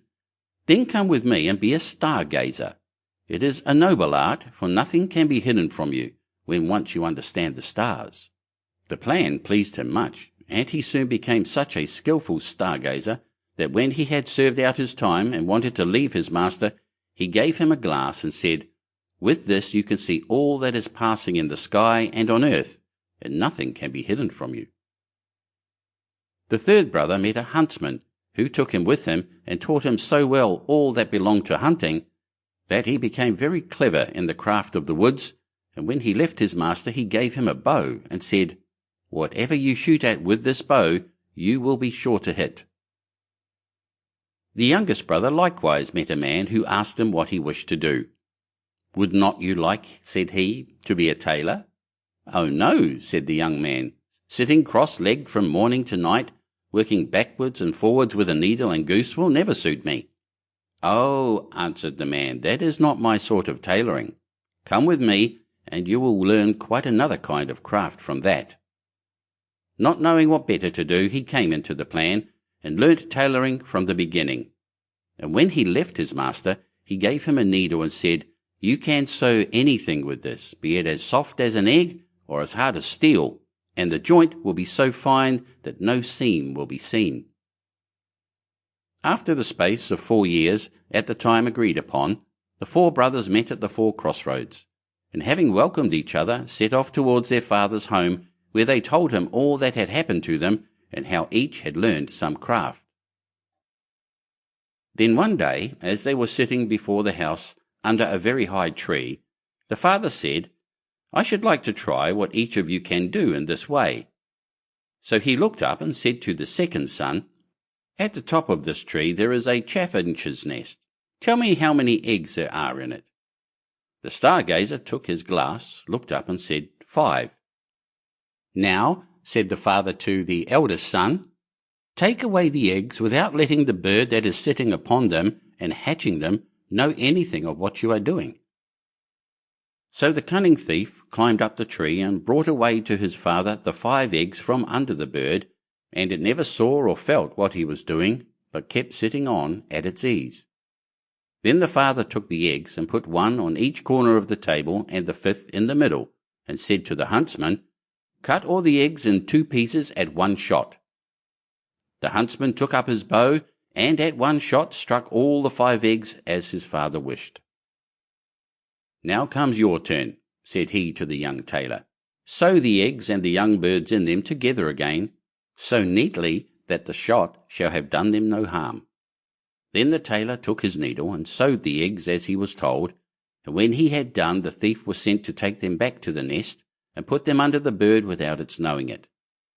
Then she went on sitting and hatched them, and in a few days they crawled out and had only a little red streak across their necks, where the tailor had sewn them together. "Well done, sons," said the old man. "You have made good use of your time, and learnt something worth the knowing. But I am sure I do not know which ought to have the prize. Oh, that a time might soon come for you to turn your skill to some account." Not long after this there was a great bustle in the country, for the king's daughter had been carried off by a mighty dragon, and the king mourned over his loss day and night, and made it known that whoever brought her back to him should have her for a wife. Then the 4 brothers said to each other, "Here is a chance for us. Let us try what we can do." And they agreed to see whether they could not set the princess free. "I will soon find out where she is, however," said the stargazer as he looked through his glass, and he soon cried out, "I see her afar off, sitting upon a rock in the sea, and I can spy the dragon close by guarding her." Then he went to the king and asked for a ship for himself and his brothers, and they sailed together over the sea till they came to the right place. There they found the princess sitting, as the stargazer had said, on the rock, and the dragon was lying asleep with his head upon her lap. "I dare not shoot at him," said the huntsman, "for I should kill the beautiful young lady also." "Then I will try my skill," said the thief, and went and stole her away from under the dragon, so quietly and gently that the beast did not know it, but went on snoring. Then away they hastened with her, full of joy in their boat towards the ship. But soon came the dragon roaring behind them through the air, for he awoke and missed the princess. But when he got over the boat and wanted to pounce upon them and carry off the princess, the huntsman took up his bow and shot him straight through the heart so that he fell down dead. They were still not safe, for he was such a great beast that in his fall he overset the boat, and they had to swim in the open sea upon a few planks. So the tailor took his needle, and with a few large stitches put some of the planks together, and he sat down upon these and sailed about and gathered up all pieces of the boat, and then tacked them together so quickly that the boat was soon ready, and they then reached the ship and got home safe. When they had brought home the princess to her father, there was great rejoicing, and he said to the 4 brothers, "One of you shall marry her, but you must settle amongst yourselves which it is to be." Then there arose a quarrel between them, and the Stargazer said, "If I had not found the princess out, all your skill would have been of no use, therefore she ought to be mine." "Your seeing her would have been of no use," said the thief, "if I had not taken her away from the dragon, therefore she ought to be mine." "No, she is mine," said the huntsman, "for if I had not killed the dragon, he would after all have torn you and the princess into pieces." "And if I had not sewn the boat together again," said the tailor, "you would all have been drowned, therefore she is mine." Then the king put in a word and said, "Each of you is right, and as all cannot have the young lady, the best way is for neither of you to have her, for the truth is, there is somebody she likes a great deal better. But to make up for your loss, I will give each of you, as a reward for his skill, half a kingdom." So the brothers agreed that this plan would be much better than either quarrelling or marrying a lady who had no mind to have them. And the king then gave to each half a kingdom as he had said, and they lived very happily the rest of their days and took good care of their father. And somebody took better care of the young lady than to let either the dragon or one of the craftsmen have her again. Chapter 46. Lily and the Lion. A merchant who had 3 daughters was once setting out upon a journey, but before he went, he asked each daughter what gift he should bring back for her. The eldest wished for pearls, the second for jewels, but the third, who was called Lily, said, "Dear father, bring me a rose." Now it was no easy task to find a rose, for it was the middle of winter. Yet as she was his prettiest daughter, and was very fond of flowers, her father said he would try what he could do. So he kissed all 3 and bid them good-bye. And when the time came for him to go home, he had bought pearls and jewels for the 2 eldest, but he had sought everywhere in vain for the rose. And when he went into any garden and asked for such a thing, the people laughed at him and asked him whether he thought roses grew in snow. This grieved him very much, for Lily was his dearest child. And as he was journeying home, thinking what he should bring her, he came to a fine castle, and around the castle was a garden, in one half of which it seemed to be summer-time, and in the other half winter. On one side the finest flowers were in full bloom, and on the other everything looked dreary and buried in the snow. "A lucky hit," said he, as he called to his servant and told him to go to a beautiful bed of roses that was there, and bring him away one of the finest flowers. This done, they were riding away well pleased, when up sprang a fierce lion and roared out, "Whoever has stolen my roses shall be eaten up alive." Then the man said, "I knew not that the garden belonged to you. Can nothing save my life?" "No," said the lion, "nothing, unless you undertake to give me whatever meets you on your return home. If you agree to this, I will give you your life, and the rose too, for your daughter." But the man was unwilling to do so, and said, "It may be my youngest daughter, who loves me most and always runs to meet me when I go home." Then the servant was greatly frightened, and said, "It may perhaps be only a cat or a dog." And at last the man yielded with a heavy heart, and took the rose, and said he would give the lion whatever should meet him first on his return. And as he came near home, it was Lily, his youngest and dearest daughter, that met him. She came running and kissed him and welcomed him home, and when she saw that he had brought her the rose, she was still more glad. But her father began to be very sorrowful and to weep, saying, "Alas, my dearest child, I have bought this flower at a high price, for I have said I would give you to a wild lion, and when he has you, he will tear you in pieces and eat you." Then he told her all that had happened, and said she should not go, let what would happen. But she comforted him, and said, "Dear father, the word you have given must be kept. I will go to the lion and soothe him. Perhaps he will let me come safe home again." The next morning she asked the way she was to go, and took leave of her father, and went forth with a bold heart into the wood. But the lion was an enchanted prince. By day he and all his court were lions, but in the evening they took their right forms again. And when Lily came to the castle, he welcomed her so courteously that she agreed to marry him.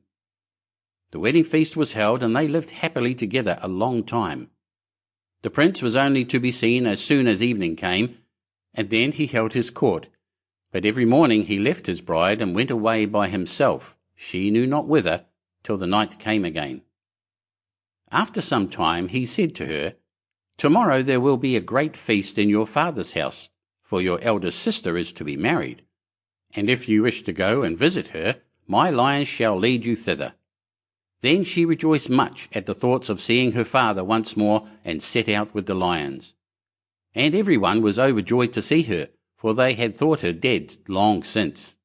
But she told them how happy she was, and stayed till the feast was over, and then went back to the wood. Her second sister was soon after married, and when Lily was asked to go to the wedding, she said to the prince, "I will not go alone this time, you must go with me." But he would not, and said that it would be a very hazardous thing, for if the least ray of the torchlight should fall upon him, his enchantment would become still worse, for he should be changed into a dove, and be forced to wander about the world for 7 long years. However, she gave him no rest, and said she would take care no light should fall upon him. So at last they set out together, and took with them their little child, and she chose a large hall with thick walls for him to sit in while the wedding torches were lighted. But unluckily no one saw that there was a crack in the door. Then the wedding was held with great pomp, but as the train came from the church and passed with the torches before the hall, a very small ray of light fell upon the prince.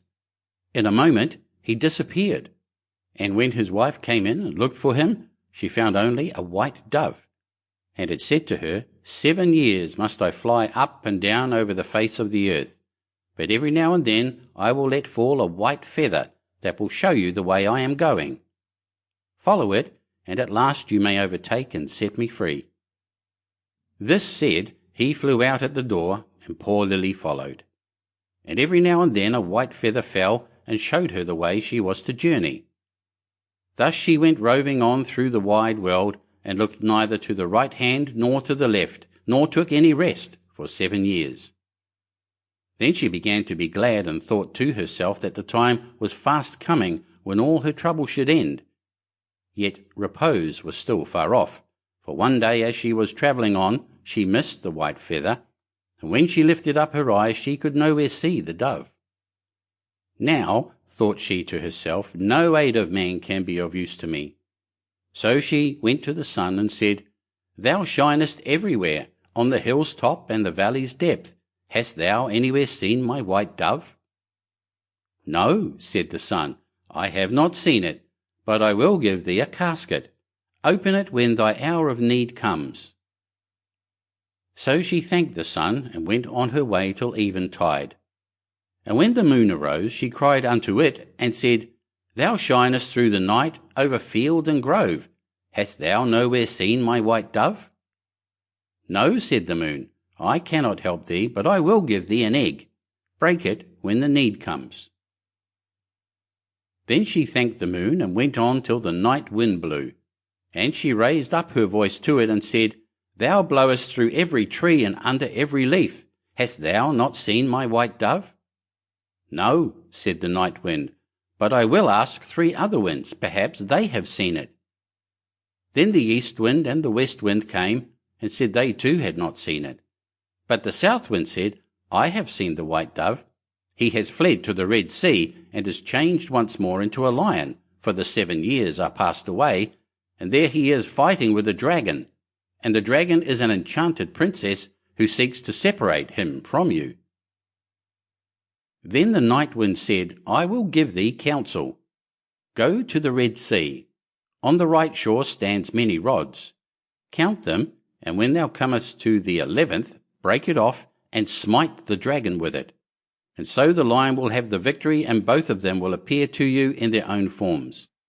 Then look round, and thou wilt see a griffin, winged like bird, sitting by the Red Sea. Jump on to its back with thy beloved one as quickly as possible, and he will carry you over the waters to your home. I will also give thee this nut," continued the Night Wind. "When you are halfway over, throw it down, and out of the waters will immediately spring up a high nut tree on which the griffin will be able to rest. Otherwise he would not have the strength to bear you the whole way. If therefore thou dost forget to throw down the nut, he will let you both fall into the sea." So our poor wanderer went forth and found all as the Night Wind had said, and she plucked the 11th rod and smote the dragon, and the lion forthwith became a prince, and the dragon a princess again.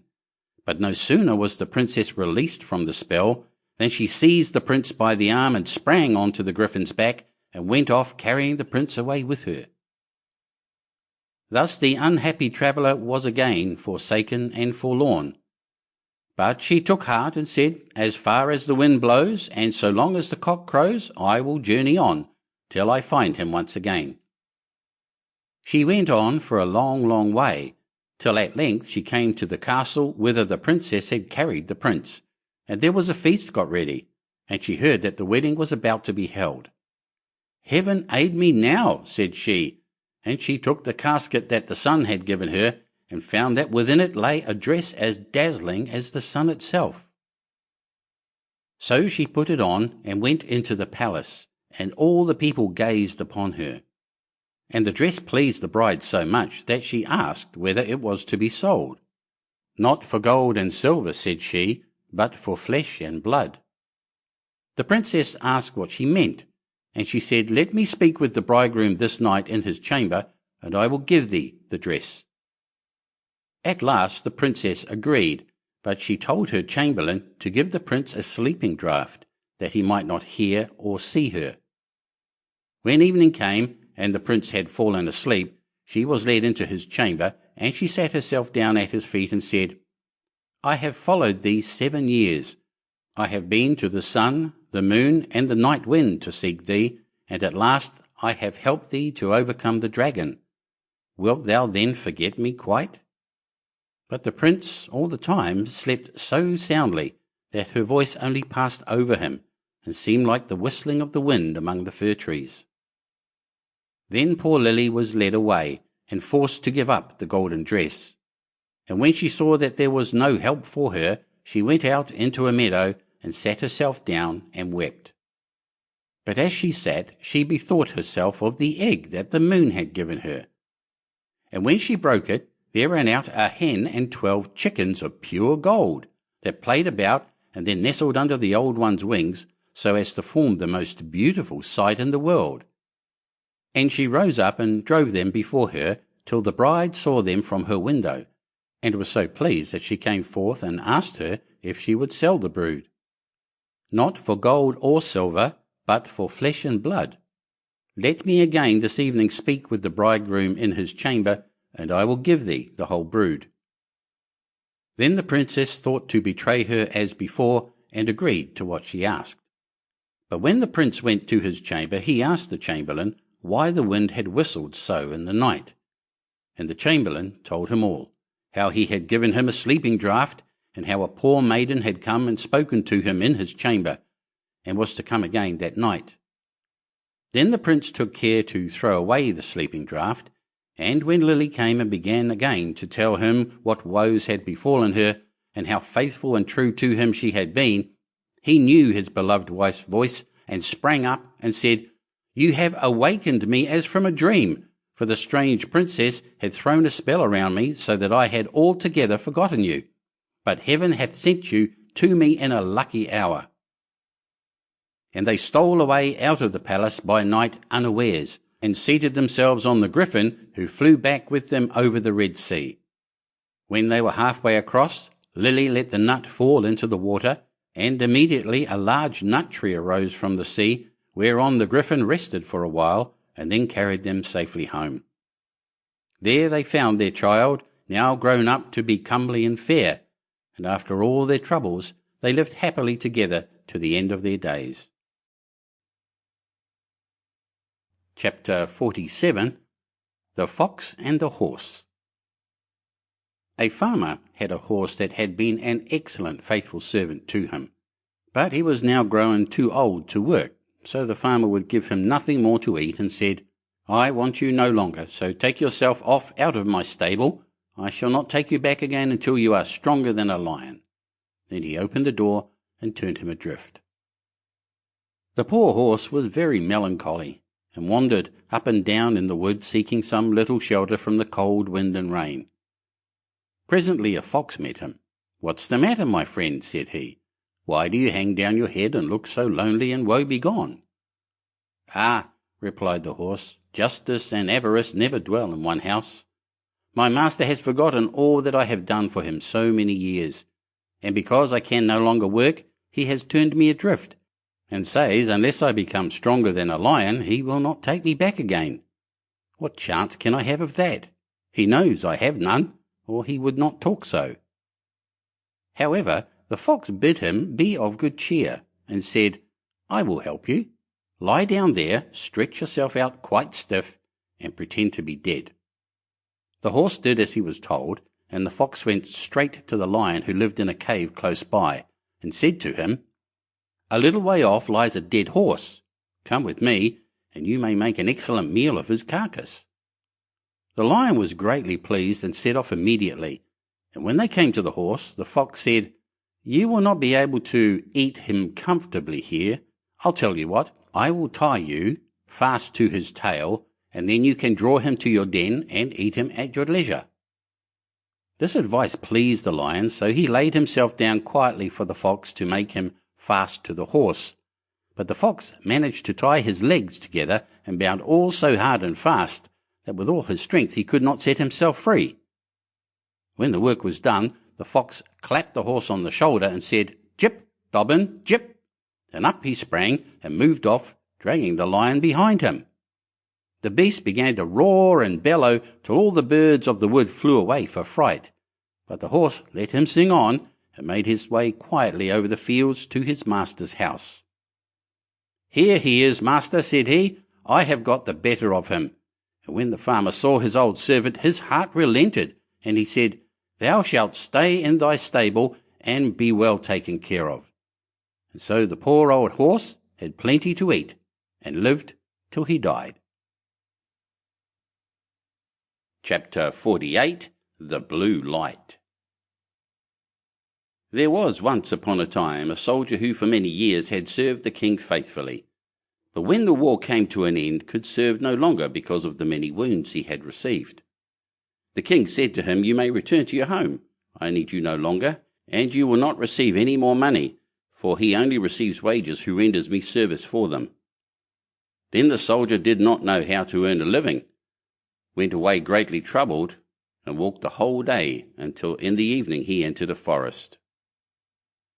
When darkness came on, he saw a light, which he went up to, and came to a house wherein lived a witch. "Do give me one night's lodging and a little to eat and drink," said he to her, "or I shall starve." "Oh," she answered, "who gives anything to a runaway soldier?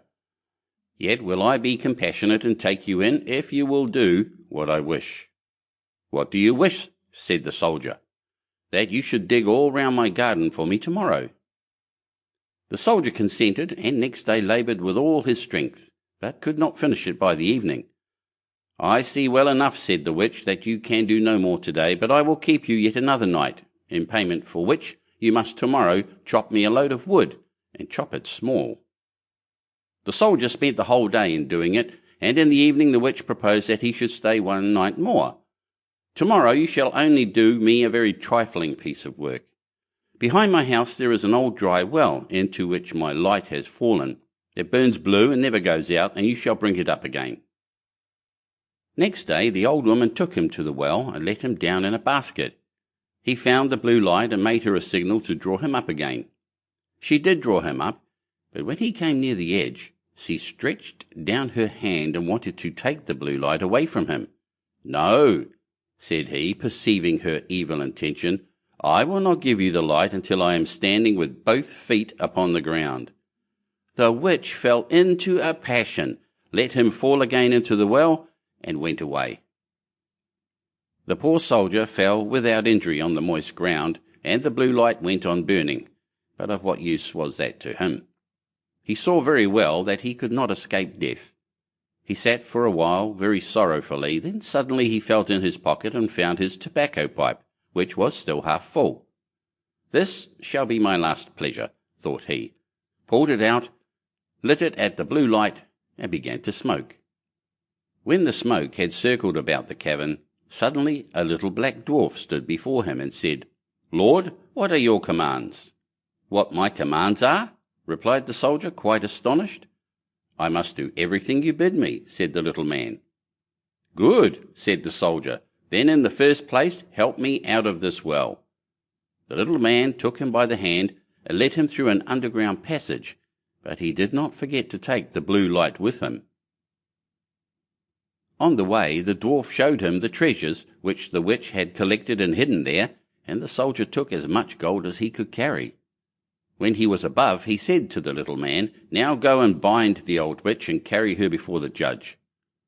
In a short time she came by, like the wind, riding on a wild tomcat and screaming frightfully. Nor was it long before the little man reappeared.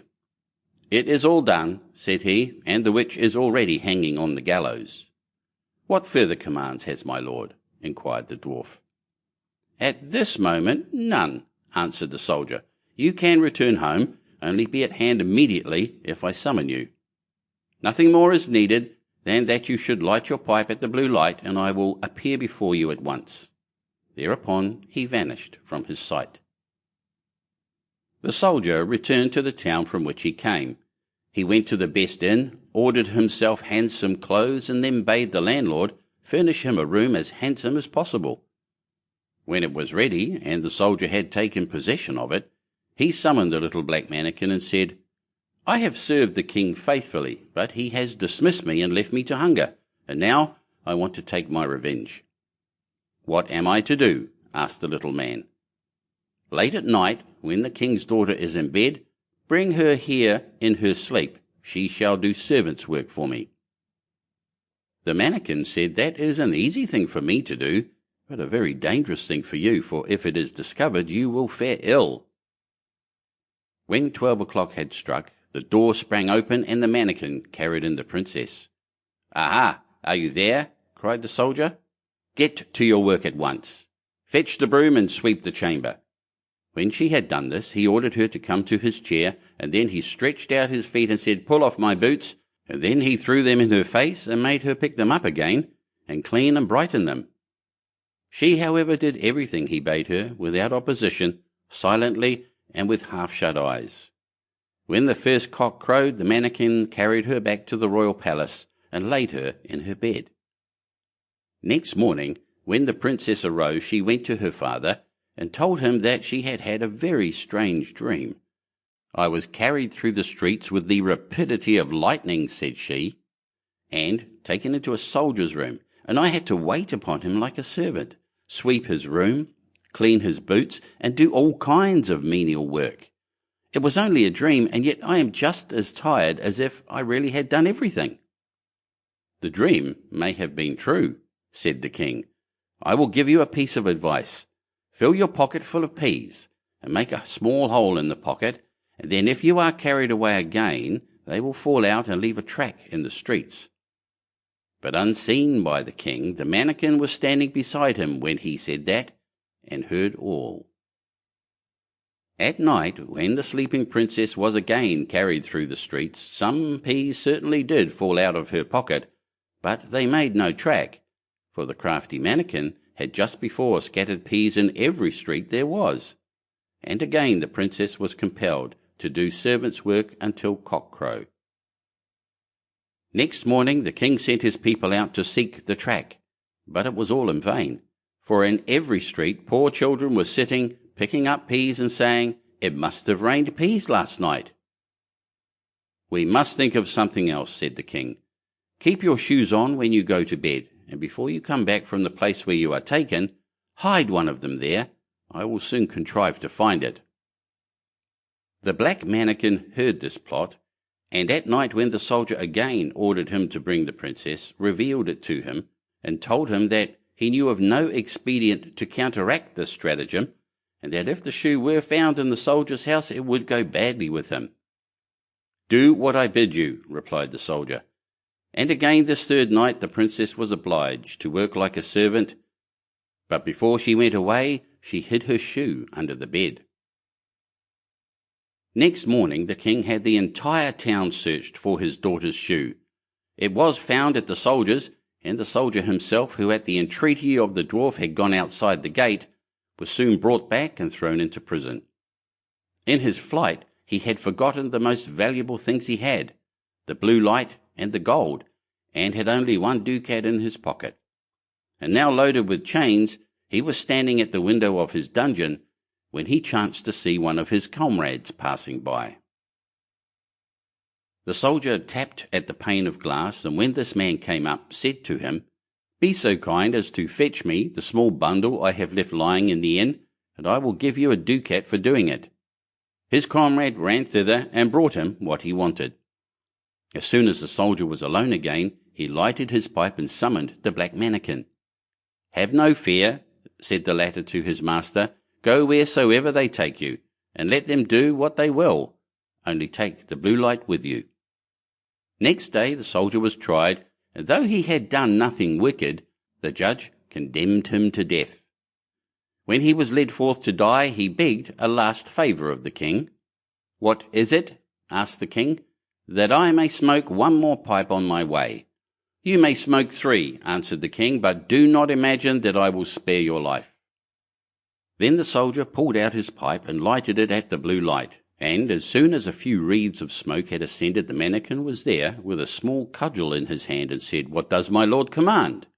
"Strike down to earth that false judge there, and his constable, and spare not the king who has treated me so ill."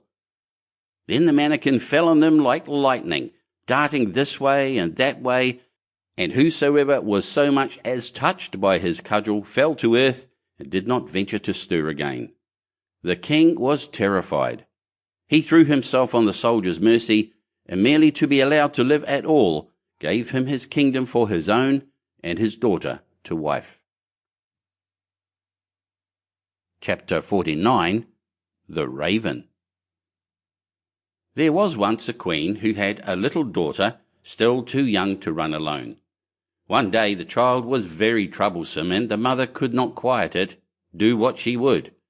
She grew impatient, and seeing the ravens flying round the castle, she opened the window and said, "I wish you were a raven and would fly away, then I should have a little peace." Scarcely were the words out of her mouth when the child in her arms was turned into a raven, and flew away from her through the open window. The bird took its flight to a dark wood and remained there for a long time, and meanwhile the parents could hear nothing of their child. Long after this, a man was making his way through the wood when he heard a raven calling, and he followed the sound of the voice. As he drew near, the raven said, "I am by birth a king's daughter, but am now under the spell of some enchantment. You can, however, set me free." "What am I to do?" he asked. She replied, "Go farther into the wood until you come to a house wherein lives an old woman. She will offer you food and drink, but you must not take of either. If you do, you will fall into a deep sleep and will not be able to help me. In the garden behind the house is a large tan heap, and on that you must stand and watch for me. I shall drive there in my carriage at 2 o'clock in the afternoon for 3 successive days. The first day it will be drawn by 4 white, the second by 4 chestnut, and the last by 4 black horses. But if you fail to keep awake and I find you sleeping, I shall not be set free." The man promised to do all that she wished, but the raven said, Alas, I know even now that you will take something from the woman and be unable to save me." The man assured her again that he would on no account touch a thing to eat or drink. When he came to the house and went inside, the old woman met him and said, "Poor man, how tired you are! Come in and rest, and let me give you something to eat and drink." "No," answered the man, "I will neither eat nor drink." But she would not leave him alone, and urged him, saying, "If you will not eat anything, at least you might take a draught of wine. One drink counts for nothing." And at last he allowed himself to be persuaded, and drank. As it drew towards the appointed hour, he went outside into the garden and mounted the tan-heap to await the raven. Suddenly a feeling of fatigue came over him, and unable to resist it, he lay down for a little while, fully determined, however, to keep awake. But in another minute his eyes closed of their own accord, and he fell into such a deep sleep that all the noises in the world would not have awakened him. At 2 o'clock the raven came driving along, drawn by her 4 white horses. But even before she reached the spot, she said to herself, sighing, "I know he has fallen asleep." When she entered the garden, there she found him as she had feared, lying on the tan-heap, fast asleep. She got out of her carriage and went to him. She called him and shook him, but it was all in vain. He still continued sleeping.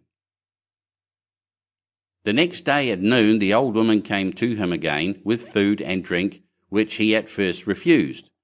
At last, overcome by her persistent entreaties that he would take something, he lifted the glass and drank again. Towards 2 o'clock he went into the garden and on to the tan-heap to watch for the raven. He had not been there long before he began to feel so tired that his limbs seemed hardly able to support him, and he could not stand upright any longer. So again he lay down and fell fast asleep. As the raven drove along her 4 chestnut horses, she said sorrowfully to herself, "I know he has fallen asleep." She went as before to look for him, but he slept, and it was impossible to awaken him. The following day the old woman said to him, "What is this? You are not eating or drinking anything. Do you want to kill yourself?" He answered, "I may not and will not either eat or drink." But she put down the dish of food and the glass of wine in front of him, and when he smelt the wine he was unable to resist the temptation and took a deep draught. When the hour came round again, he went as usual on to the tan-heap in the garden to await the king's daughter, but he felt even more overcome with weariness than on the 2 previous days, and throwing himself down he slept like a log. At 2 o'clock the raven could be seen approaching, and this time her coachman and everything about her, as well as her horses, were black. She was sadder than ever as she drove along, and said mournfully, "I know he has fallen asleep and will not be able to set me free." She found him sleeping heavily, and all her efforts to awaken him were of no avail. Then she placed beside him a loaf and some meat and a flask of wine, of such a kind that however much he took of them, they would never grow less. After that she drew a gold ring, on which her name was engraved, off her finger, and put it upon one of his. Finally she laid a letter near him, in which, after giving him particulars of the food and drink she had left for him, she finished with the following words: "I see that as long as you remain here you will never be able to set me free. If, however, you still wish to do so, come to the golden castle of Stromberg. This is well within your power to accomplish." She then returned to her carriage and drove to the golden castle of Stromberg. When the man awoke and found that he had been sleeping, he was grieved at heart, and said, "She has no doubt been here and driven away again, and it is now too late for me to save her." Then his eyes fell on the things which were lying beside him. He read the letter, and knew from it all that had happened. He rose up without delay, eager to start on his way to reach the castle of Stromberg, but he had no idea in which direction he ought to go. He travelled about a long time in search of it, and came at last to a dark forest, through which he went on walking for 14 days, and still could not find a way out. Once more the night came on, and worn out, he lay down under a bush and fell asleep. Again the next day he pursued his way through the forest, and that evening, thinking to rest again, he lay down as before, but he heard such a howling and wailing that he found it impossible to sleep. He waited till it was darker and people had begun to light up their houses, and then seeing a little glimmer ahead of him, he went towards it. He found that the light came from a house which looked smaller than it really was, from the contrast of its height with that of an immense giant who stood in front of it. He thought to himself, "If the giant sees me going in, my life will not be worth much." However, after a while he summoned up courage and went forward. When the giant saw him, he called out, "It is lucky for that you have come, for I have not had anything to eat for a long time. I can have you now for my supper." "I would rather you let that alone," said the man, "for I do not willingly give myself up to be eaten. If you are wanting food, I have enough to satisfy your hunger." "If that is so," replied the giant, "I will leave you in peace. I only thought of eating you because I had nothing else." So they went indoors together and sat down, and the man brought out the bread, meat, and wine, which, although he had eaten and drunk of them, were still unconsumed. The giant was pleased with the good cheer, and ate and drank to his heart's content. When he had finished his supper, the man asked him if he could direct him to the castle of Stromberg. The giant said, "I will look on my map. On it are marked all the towns, villages, and houses." So he fetched his map and looked for the castle, but could not find it. "Never mind," he said, "I have larger maps upstairs in the cupboard. We will look on those." But they searched in vain, for the castle was not marked even on these. The man now thought he should like to continue his journey, but the giant begged him to remain for a day or two longer until the return of his brother, who was away in search of provisions. When the brother came home, they asked him about the castle of Stromberg, and he told them he would look on his own maps as soon as he had eaten and appeased his hunger. Accordingly, when he had finished his supper, they all went up together to his room and looked through his maps, but the castle was not to be found. Then he fetched other older maps, and they went on looking for the castle until at last they found it, but it was many thousand miles away. "How shall I be able to get there?" asked the man. "I have 2 hours to spare," said the giant, "and I will carry you into the neighbourhood of the castle. I must then return to look after the child who is in our care." The giant thereupon carried the man to within about 100 leagues of the castle, where he left him, saying, "You will be able to walk the remainder of the way yourself." The man journeyed on day and night till he reached the golden castle of Stromberg. He found it situated, however, on a glass mountain, and looking up from the foot, he saw the enchanted maiden drive round her castle and then go inside. He was overjoyed to see her, and longed to get to the top of the mountain, but the sides were so slippery that every time he attempted to climb he fell back again.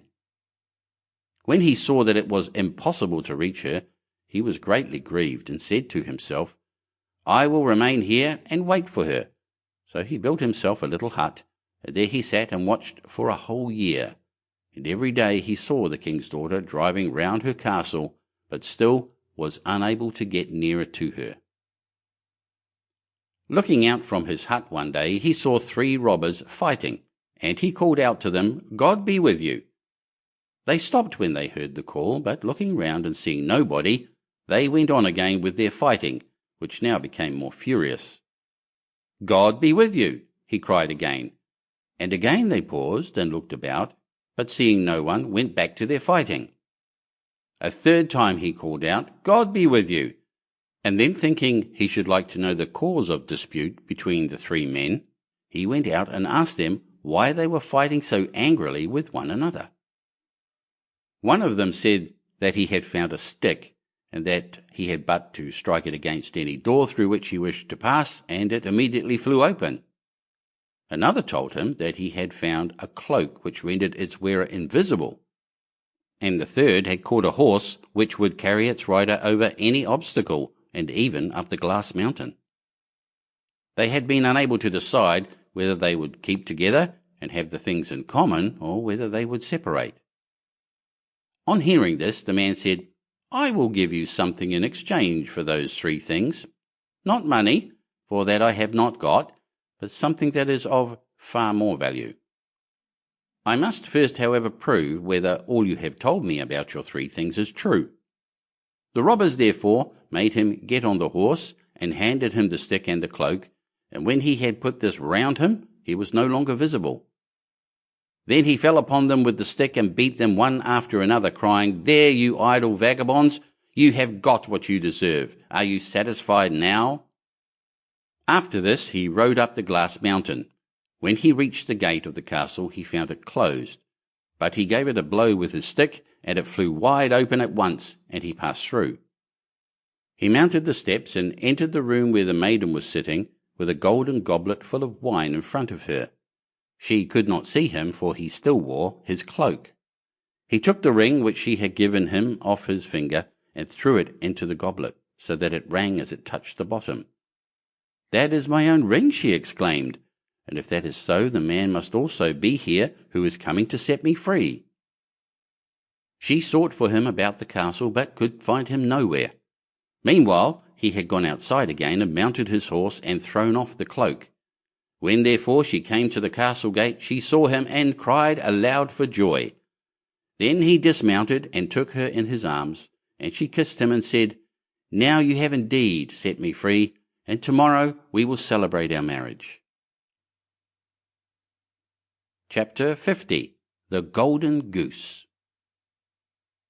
There was a man who had 3 sons, the youngest of whom was called Dummling, and was despised, mocked, and sneered at on every occasion. It happened that the eldest wanted to go into the forest to hew wood, and before he went, his mother gave him a beautiful sweet cake and a bottle of wine, in order that he might not suffer from hunger or thirst.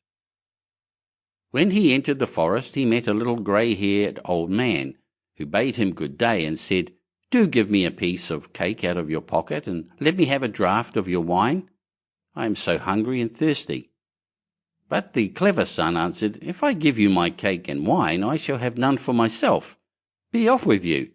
And he left the little man standing and went on. But when he began to hew down a tree, it was not long before he made a false stroke, and the axe cut him in the arm, so that he had to go home and have it bound up. And this was the little grey man's doing. After this the second son went into the forest, and his mother gave him, like the eldest, a cake and a bottle of wine. The little old grey man met him likewise, and asked him for a piece of cake and a drink of wine. But the second son too said sensibly enough, "What I give you will be taken away from myself. Be off." And he left the little man standing and went on. His punishment, however, was not delayed. When he had made a few blows at the tree, he struck himself in the leg, so that he had to be carried home. Then Dummling said, "Father, do let me go and cut wood." The father answered, "Your brothers have hurt themselves with it. Leave it alone. You do not understand anything about it." But Dummling begged so long that at last he said, "Just go then. You will get wiser by hurting yourself." His mother gave him a cake made with water and baked in the cinders, and with it a bottle of sour beer. When he came to the forest, the little old grey man met him likewise, and greeting him said, "Give me a piece of your cake and a drink out of your bottle. I am so hungry and thirsty." Dummling answered, "I have only cinder cake and sour beer. If that pleases you, we will sit down and eat." So they sat down, and when Dummling pulled out his cinder cake, it was a fine sweet cake, and the sour beer had become good wine. So they ate and drank, and after that the little man said, "Since you have a good heart, and are willing to divide what you have, I will give you good luck. There stands an old tree. Cut it down, and you will find something at the roots." Then the little man took leave of him. Dummling went and cut down the tree, and when it fell, there was a goose sitting in the roots with feathers of pure gold. He lifted her up, and taking her with him, went to an inn where he thought he would stay the night. Now the host had 3 daughters, who saw the goose and were curious to know what such a wonderful bird might be, and would have liked to have one of its golden feathers. The eldest thought, "I shall soon find an opportunity of pulling out a feather," and as soon as Dumpling had gone out, she seized the goose by the wing, but her finger and hand remained sticking fast to it. The second came soon afterwards, thinking only of how she might get a feather for herself, but she had scarcely touched her sister than she was held fast. At last the third also came with the like intent, and the other screamed out, "Keep away! For goodness' sake, keep away!" But she did not understand why she was to keep away. "The others are there," she thought, "I may as well be there too," and ran to them. But as soon as she had touched her sister, she remained sticking fast to her. So they had to spend the night with the goose. The next morning Dumpling took the goose under his arm and set out, without troubling himself about the 3 girls who were hanging on to it. They were obliged to run after him continually, now left, now right, wherever his legs took him.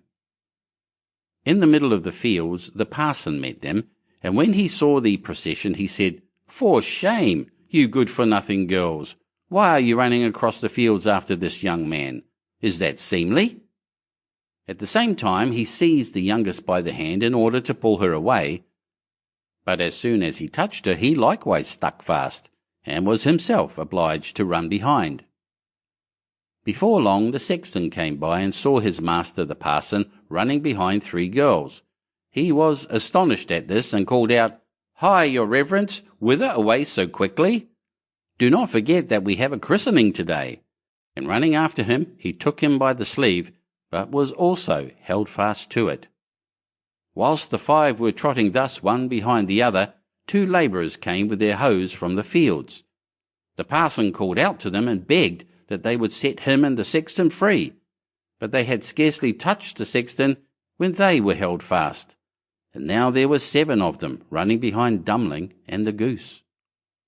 Soon afterwards he came to a city, where a king ruled who had a daughter who was so serious that no one could make her laugh.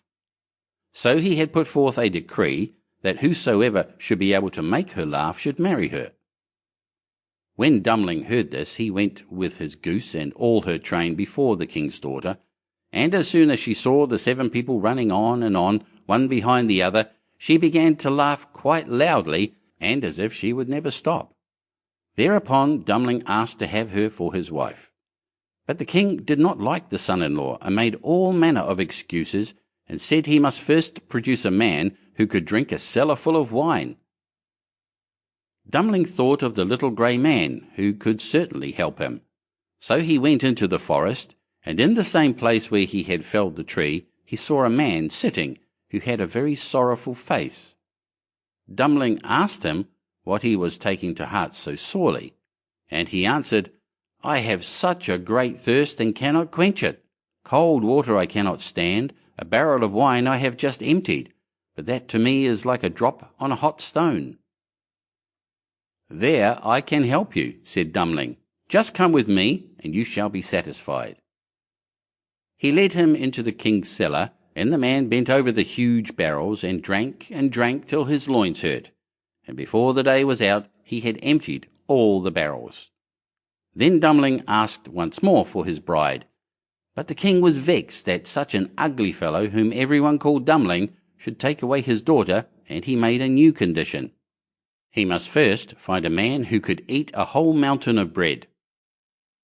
Dumpling did not think long, but went straight into the forest, where in the same place there sat a man who was tying up his body with a strap, and making an awful face, and saying, "I have eaten a whole oven full of rolls, but what good is that when one has such a hunger as I?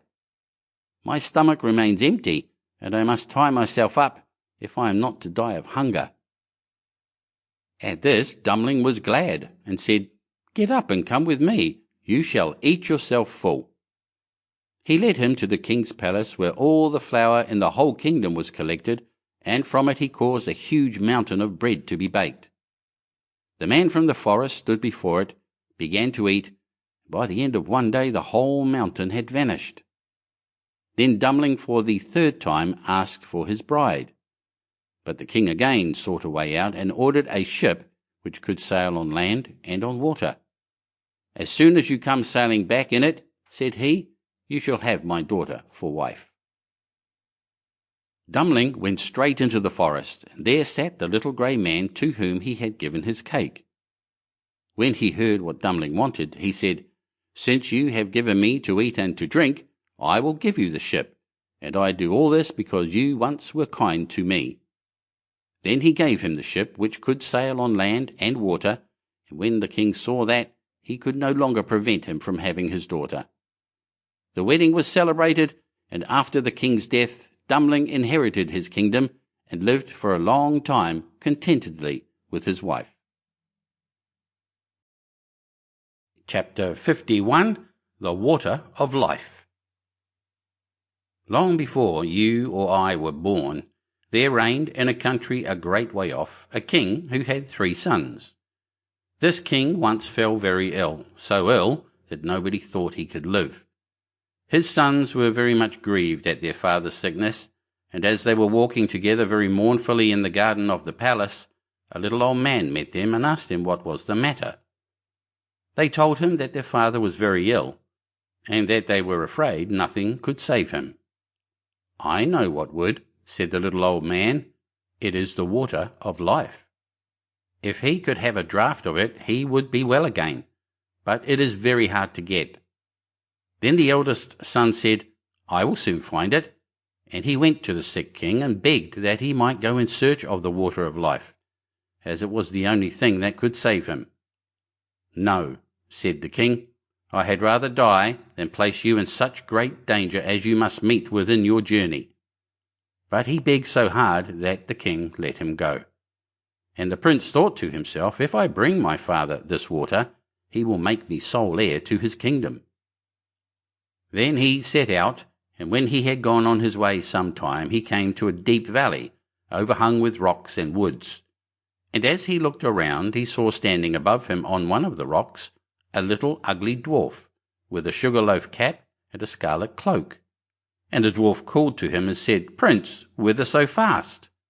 "What is that to thee, you ugly imp?" said the prince haughtily, and rode on.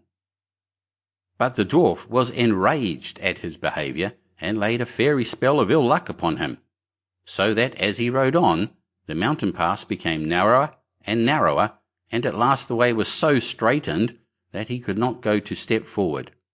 And when he thought to have turned his horse round and go back the way he came, he heard a loud laugh ringing round him, and found that the path was closed behind him, so that he was shut in all round. He next tried to get off his horse and make his way on foot, but again the laugh rang in his ears, and he found himself unable to move a step. Thus he was forced to abide spellbound.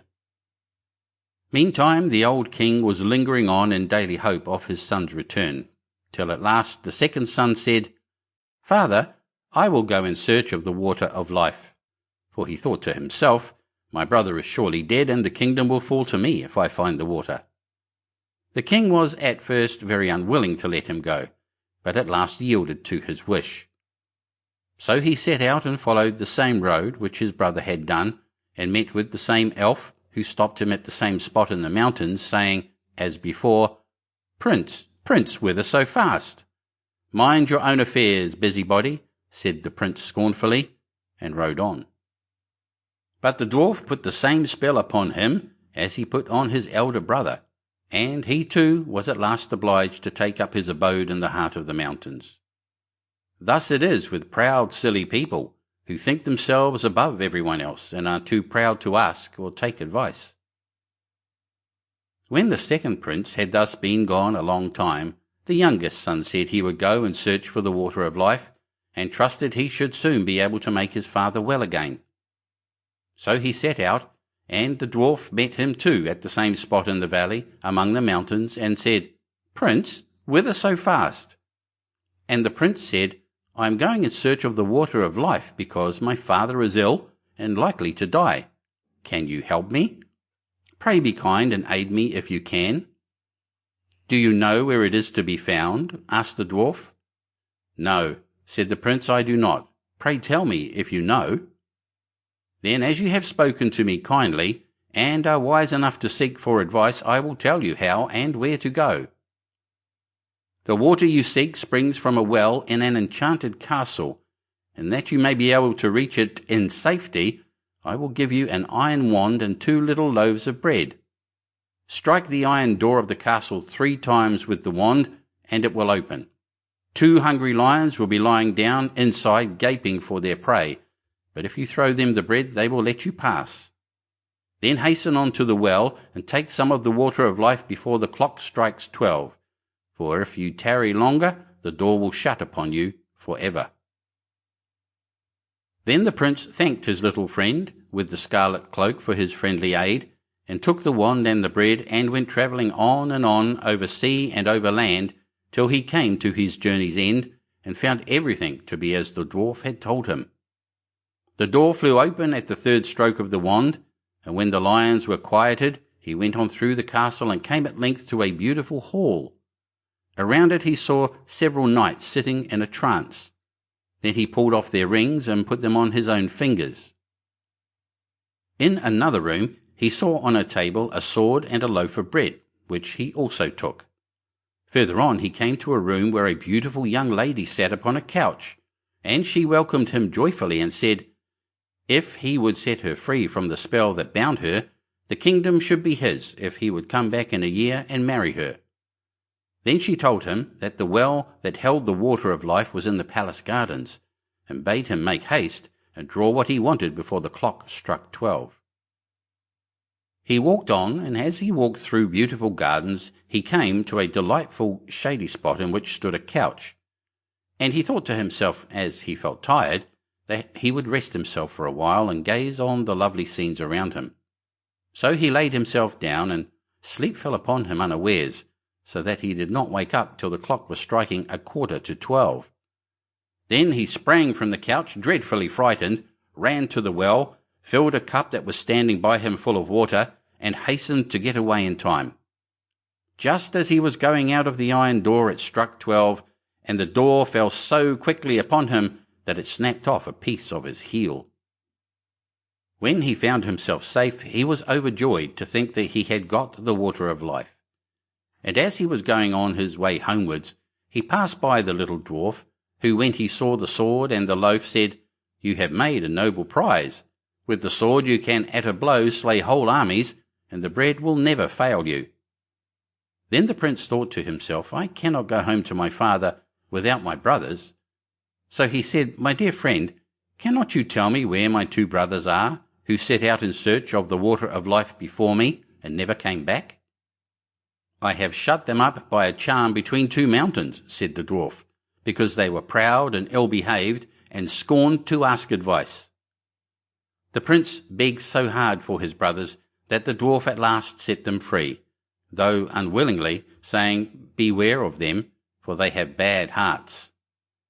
Their brother, however, was greatly rejoiced to see them, and told them all that had happened to him, how he had found the water of life, and had taken a cupful of it, and how he had set a beautiful princess free from a spell that bound her, and how she had engaged to wait a whole year, and then to marry him, and to give him the kingdom. Then they all 3 rode on together, and on their way home came to a country that was laid waste by war and a dreadful famine, so that it was feared all must die for want. But the prince gave the king of the land the bread, and all his kingdom ate of it. And he lent the king the wonderful sword, and he slew the enemy's army with it, and thus the kingdom was once more in peace and plenty. In the same manner he befriended 2 other countries through which they passed on their way. When they came to the sea, they got into a ship, and during their voyage the 2 eldest said to themselves, "Our brother has got the water which we could not find, therefore our father will forsake us and give him the kingdom, which is our right." So they were full of envy and revenge, and agreed together how they could ruin him. Then they waited till he was fast asleep, and poured the water of life out of the cup and took it for themselves, giving him bitter sea water instead. When they came to their journey's end, the youngest son brought his cup to the sick king, that he might drink and be healed. Scarcely, however, had he tasted the bitter sea water, when he became worse even than he was before. And then both the elder sons came in, and blamed the youngest for what they had done, and said that he wanted to poison their father. but that they had found the water of life and had brought it with them. He no sooner began to drink of what they brought him than he felt his sickness leave him, and was as strong and well as in his younger days. Then they went to their brother and laughed at him, and said, "Well, brother, you found the water of life, did you? You have had the trouble, and we shall have the reward. Pray, with all your cleverness, why did not you manage to keep your eyes open? Next year one of us will take away your beautiful princess, if you do not take care. You had better say nothing about this to our father, for he does not believe a word you say, and if you tell tales, you shall lose your life into the bargain. But be quiet, and we will let you off." The old king was still very angry with his youngest son, and thought that he really meant to have taken away his life. So he called his court together and asked what should be done, and all agreed that he ought to be put to death. The prince knew nothing of what was going on till one day, when the king's chief huntsman went a-hunting with him, and they were alone in the wood together. The huntsman looked so sorrowful that the prince said, "My friend, what is the matter with you?" "I cannot and dare not tell you," said he. But the prince begged very hard and said, "Only tell me what it is, and do not think I shall be angry, for I will forgive you." "Alas," said the huntsman, "the king has ordered me to shoot you." The prince started at this and said, "Let me live, and I will change dresses with you. You shall take my royal coat to show to my father, and do you give me your shabby one." "With all my heart," said the huntsman. "I am sure I shall be glad to save you, for I could not have shot you." Then he took the prince's coat and gave him the shabby one, and went away through the wood.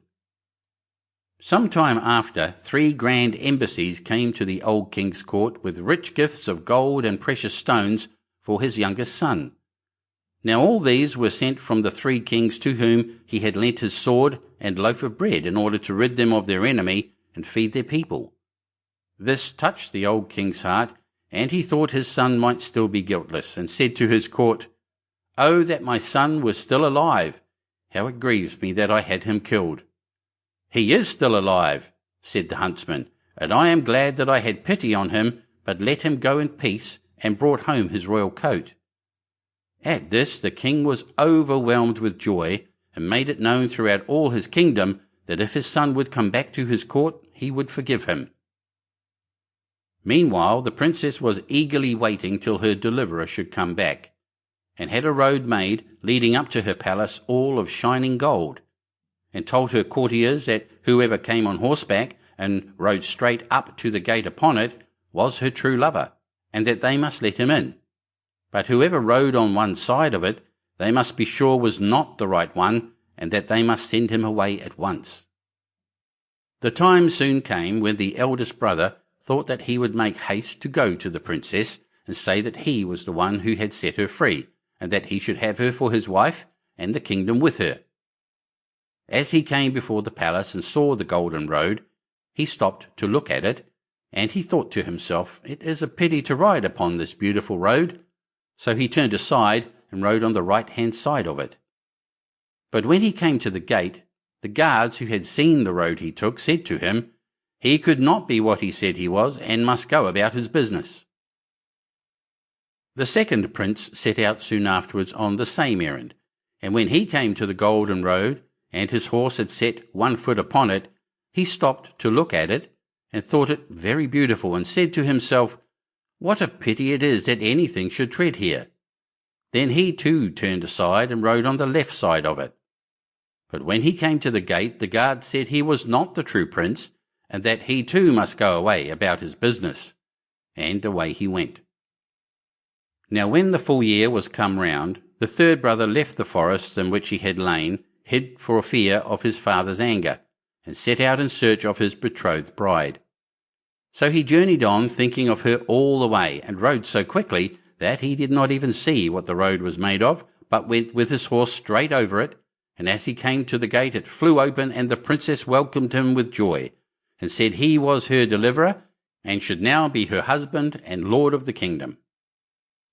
When the first joy at their meeting was over, the princess told him she had heard of his father having forgiven him, and of his wish to have him home again.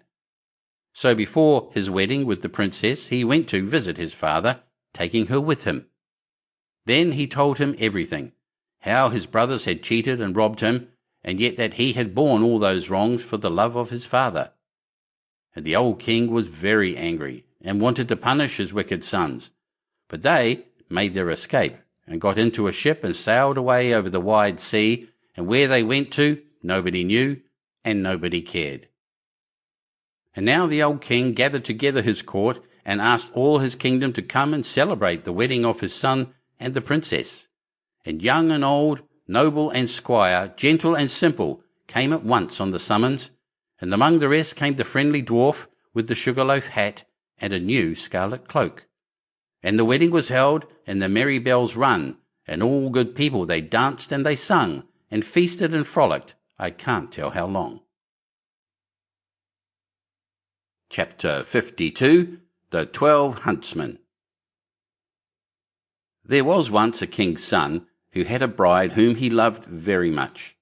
And when he was sitting beside her and very happy, news came that his father lay sick unto death, and desired to see him once again before his end. Then he said to his beloved, I must now go and leave you. I give you a ring as a remembrance of me. When I am king, I will return and fetch you. So he rode away, and when he reached his father, the latter was dangerously ill and near his death. He said to him, Dear son, I wished to see you once again before my end. Promise me to marry as I wish. And he named a certain king's daughter, who was to be his wife. The son was in such trouble that he did not think what he was doing, and said, Yes, dear father, your will shall be done. And thereupon the king shut his eyes and died. When therefore the son had been proclaimed king, and the time of mourning was over, he was forced to keep the promise which he had given his father, and caused the king's daughter to be asked in marriage, and she was promised to him. His first betrothed heard of this, and fretted so much about his faithfulness that she nearly died. Then her father said to her, Dearest child, why are you so sad? You shall have whatsoever you will. She thought for a moment and said, Dear father, I wish for 11 girls exactly like myself in face, figure, and size. The father said, If it be possible, your desire shall be fulfilled. And he caused a search to be made in his whole kingdom, until 11 young maidens were found, who exactly resembled his daughter in face, figure, and size. When they came to the king's daughter, she had 12 suits of huntsmen's clothes made, all alike, and the 11 maidens had to put on the huntsman's clothes, and she herself put on the 12th suit. Thereupon she took her leave of her father, and rode away with them, and rode to the court of her former betrothed, whom she loved so dearly. Then she asked if he required any huntsmen, and if he would take all of them into his service. The king looked at her, and did not know her, but as they were such handsome fellows, he said yes, and that he would willingly take them, and now they were the king's 12 huntsmen. The king, however, had a lion, which was a wondrous animal, for he knew all concealed and secret things. It came to pass that one evening he said to the king, You think you have 12 huntsmen? Yes, said the king, they are 12 huntsmen. The lion continued, You are mistaken, they are 12 girls. The king said, That cannot be true. How will you prove that to me? Oh, just let some peas be strewn in the antechamber, answered the lion, and then you will soon see. Men have a firm step, and when they walk over peas, none of them stir. But girls trip and skip and drag their feet, and the peas roll about. The king was well pleased with the counsel, and caused the peas to be strewn. There was, however, a servant of the king's who favoured the huntsmen, and when he heard that they were going to be put to this test, he went to them and repeated everything, and said, The lion wants to make the king believe that you are girls. Then the king's daughter thanked him, and said to her maidens, Show some strength and step firmly on the peas. So next morning, when the king had the 12 huntsmen called before him, and they came into the antechamber where the peas were lying, they stepped so firmly on them, and had such a strong, sure walk, that not one of the peas either rolled or stirred. Then they went away again, and the king said to the lion, "You have lied to me. They walk just like men." The lion said, "They have been informed that they were going to be put to the test, and have assumed some strength. Just let 12 spinning wheels be brought into the antechamber, and they will go to them and be pleased with them, and that is what no man would do." The king liked the advice, and had the spinning wheels placed in the antechamber. But the servant, who was well disposed to the huntsmen, went to them and disclosed the project. So when they were alone, the king's daughter said to her 11 girls, "Show some constraint, and do not look round at the spinning wheels." And next morning, when the king had his 12 huntsmen summoned, they went through the antechamber, and never once looked at the spinning wheels. Then the king again said to the lion, "You have deceived me. They are men, for they have not looked at the spinning wheels." The lion replied, "They have restrained themselves." The king, however, would no longer believe the lion. The 12 huntsmen always followed the king to the chase, and his liking for them continually increased. Now it came to pass that once when they were out hunting, news came that the king's bride was approaching. When the true bride heard that, it hurt her so much that her heart was almost broken, and she fell fainting to the ground. The king thought something had happened to his dear huntsman, ran up to him, wanted to help him, and drew his glove off. Then he saw the ring which he had given to his first bride, and when he looked in her face, he recognized her. Then his heart was so touched that he kissed her, and when she opened her eyes, he said, "You are mine, and I am yours, and no one in the world can alter that." He sent a messenger to the other bride, and entreated her to return to her own kingdom, for he had a wife already, and someone who had just found an old key did not require a new one. Thereupon the wedding was celebrated, and the lion was again taken into favour, because, after all, he had told the truth. Chapter 53. The King of the Golden Mountain. There was once a merchant who had only one child, a son, that was very young and barely able to run alone. He had 2 richly laden ships then, making a voyage upon the seas, in which he had embarked all his wealth in the hope of making great gains, when the news came that both were lost. Thus from being a rich man he became all at once so very poor that nothing was left to him but one small plot of land, and there he often went in an evening to take his walk and ease his mind of a little of his trouble. One day, as he was roaming along in a brown study, thinking with no great comfort on what he had been, and what he now was and was like to be, all on a sudden there stood before him a little, rough-looking black dwarf. "Prithee, friend, why so sorrowful?" said he to the merchant. "What is it you take so deeply to heart?" "If you would do me any good, I would willingly tell you," said the merchant. "Who knows but I may?" said the little man. "Tell me what ails you, and perhaps you will find I may be of some use." Then the merchant told him how all his wealth was gone to the bottom of the sea, and how he had nothing left but that little plot of land. "Oh, trouble not yourself about that," said the dwarf. "Only undertake to bring me here 12 years hence whatever meets you first on your going home, and I will give you as much as you please." The merchant thought this was no great thing to ask, that it would most likely be his dog or his cat or something of that sort, but forgot his little boy Heinel. So he agreed to the bargain, and signed and sealed the bond to do what was asked of him. But as he drew near home, his little boy was so glad to see him that he crept behind him and laid fast hold of his legs, and looked up in his face and laughed. Then the father started, trembling with fear and horror, and saw what it was that he had bound himself to do. But as no gold was come, he made himself easy by thinking that it was only a joke that the dwarf was playing him, and that at any rate, when the money came, he should see the bearer and would not take it in.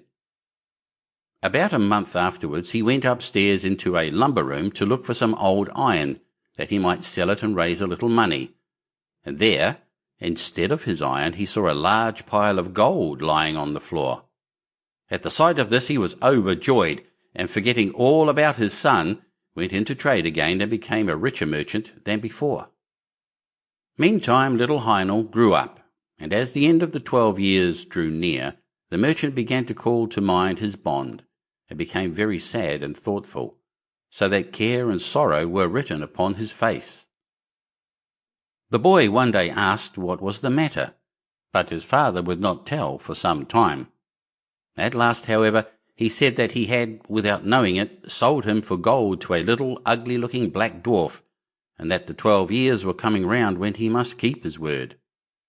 Then Heinel said, "Father, give yourself very little trouble about that. I shall be too much for the little man." When the time came, the father and son went out together to the place agreed upon, and the son drew a circle on the ground and set himself and his father in the middle of it. The little black dwarf soon came and walked round and round about the circle, but could not find any way to get into it, and he either could not or dared not jump over it. At last the boy said to him, "Have you anything to say to us, my friend, or what do you want?" Now Heinel had found a friend in a good fairy that was fond of him, and had told him what to do, for this fairy knew what good luck was in store for him. "Have you brought me what you said you would?" said the dwarf to the merchant. The old man held his tongue, but Heinel said again, "What do you want here?" The dwarf said, "I come to talk with your father, not with you." "Have you cheated and taken in my father?" said the son. "Pray give him up his bond at once." "Fair and softly," said the little old man. "Right is right. I have paid my money, and your father has had it and spent it. So be so good as to let me have what I paid for." "You must have my consent to that first," said Heinel. "So please to step in here and let us talk it over." The old man grinned and showed his teeth, as if he should have been very glad to get into the circle if he could. Then at last, after a long talk, they came to terms. Heinel agreed that his father must give him up, and that so far the dwarf should have his way. But on the other hand, the fairy had told Heinel what fortune was in store for him if he followed his own course, and he did not choose to be given up to his hump-backed friend who seemed so anxious for his company. So, to make a sort of drawn battle of the matter, it was settled that Heinel should be put into an open boat that lay on the seashore hard by, that the father should push him off with his own hand, and that he should thus be set adrift and left to the bad or good luck of wind and weather. Then he took leave of his father and set himself in the boat, but before it got far off a wave struck it, and it fell with one side low in the water, so the merchant thought that poor Heinel was lost, and went home very sorrowful, while the dwarf went his way, thinking that at any rate he had had his revenge. The boat, however, did not sink, for the good fairy took care of her friend, and soon raised the boat up again, and it went safely on. The young man sat safe within till at length it ran ashore upon an unknown land. As he jumped upon the shore he saw before him a beautiful castle, but empty and dreary within, for it was enchanted. "Here," said he to himself, "must I find the prize the good fairy told me of." So he once more searched the whole palace through, till at last he found a white snake lying coiled up on a cushion in one of the chambers. Now the white snake was an enchanted princess, and she was very glad to see him, and said, "Are you at last come to set me free? 12 long years have I waited here for the fairy to bring you hither, as she promised, for you alone can save me. This night 12 men will come. Their faces will be black, and they will be dressed in chain armour. They will ask what you do here, but give no answer, and let them do what they will, beat, whip, pinch, prick, or torment you. Bear all, only speak not a word, and at 12 o'clock they must go away. The second night 12 others will come, and the third night 24, who will even cut off your head. But at the 12th hour of that night their power is gone, and I shall be free, and will come and bring you the water of life, and will wash you with it, and bring you back to life and health." And all came to pass as she had said. Heinel bore all and spoke not a word, and the third night the princess came and fell on his neck and kissed him. Joy and gladness burst forth throughout the castle, the wedding was celebrated, and he was crowned king of the Golden Mountain. They lived together very happily, and the queen had a son, and thus 8 years had passed over their heads when the king thought of his father, and he began to long to see him once again. But the queen was against his going, and said, "I know well that misfortunes will come upon us if you go." However, he gave her no rest till she agreed. At his going away she gave him a wishing ring, and said, "Take this ring and put it on your finger. Whatever you wish, it will bring you. Only promise never to make use of it to bring me hence to your father's house." Then he said he would do what she asked, and put the ring on his finger, and wished himself near the town where his father lived. Heinel found himself at the gates in a moment, but the guards would not let him go in because he was so strangely clad. So he went up to a neighbouring hill, where a shepherd dwelt, and borrowed his old frock, and thus passed unknown into the town. When he came to his father's house, he said he was his son, but the merchant would not believe him, and said he had but one son, his poor Heinel, who he knew was long since dead. And as he was only dressed like a poor shepherd, he would not even give him anything to eat. The king, however, still vowed that he was his son, and said, "Is there no mark by which you would know me, if I am really your son?" "Yes," said his mother, "our Heinel had a mark like a raspberry on his right arm." Then he showed them the mark, and they knew that what he had said was true. He next told them how he was king of the Golden Mountain, and was married to a princess, and had a son 7 years old. But the merchant said that can never be true.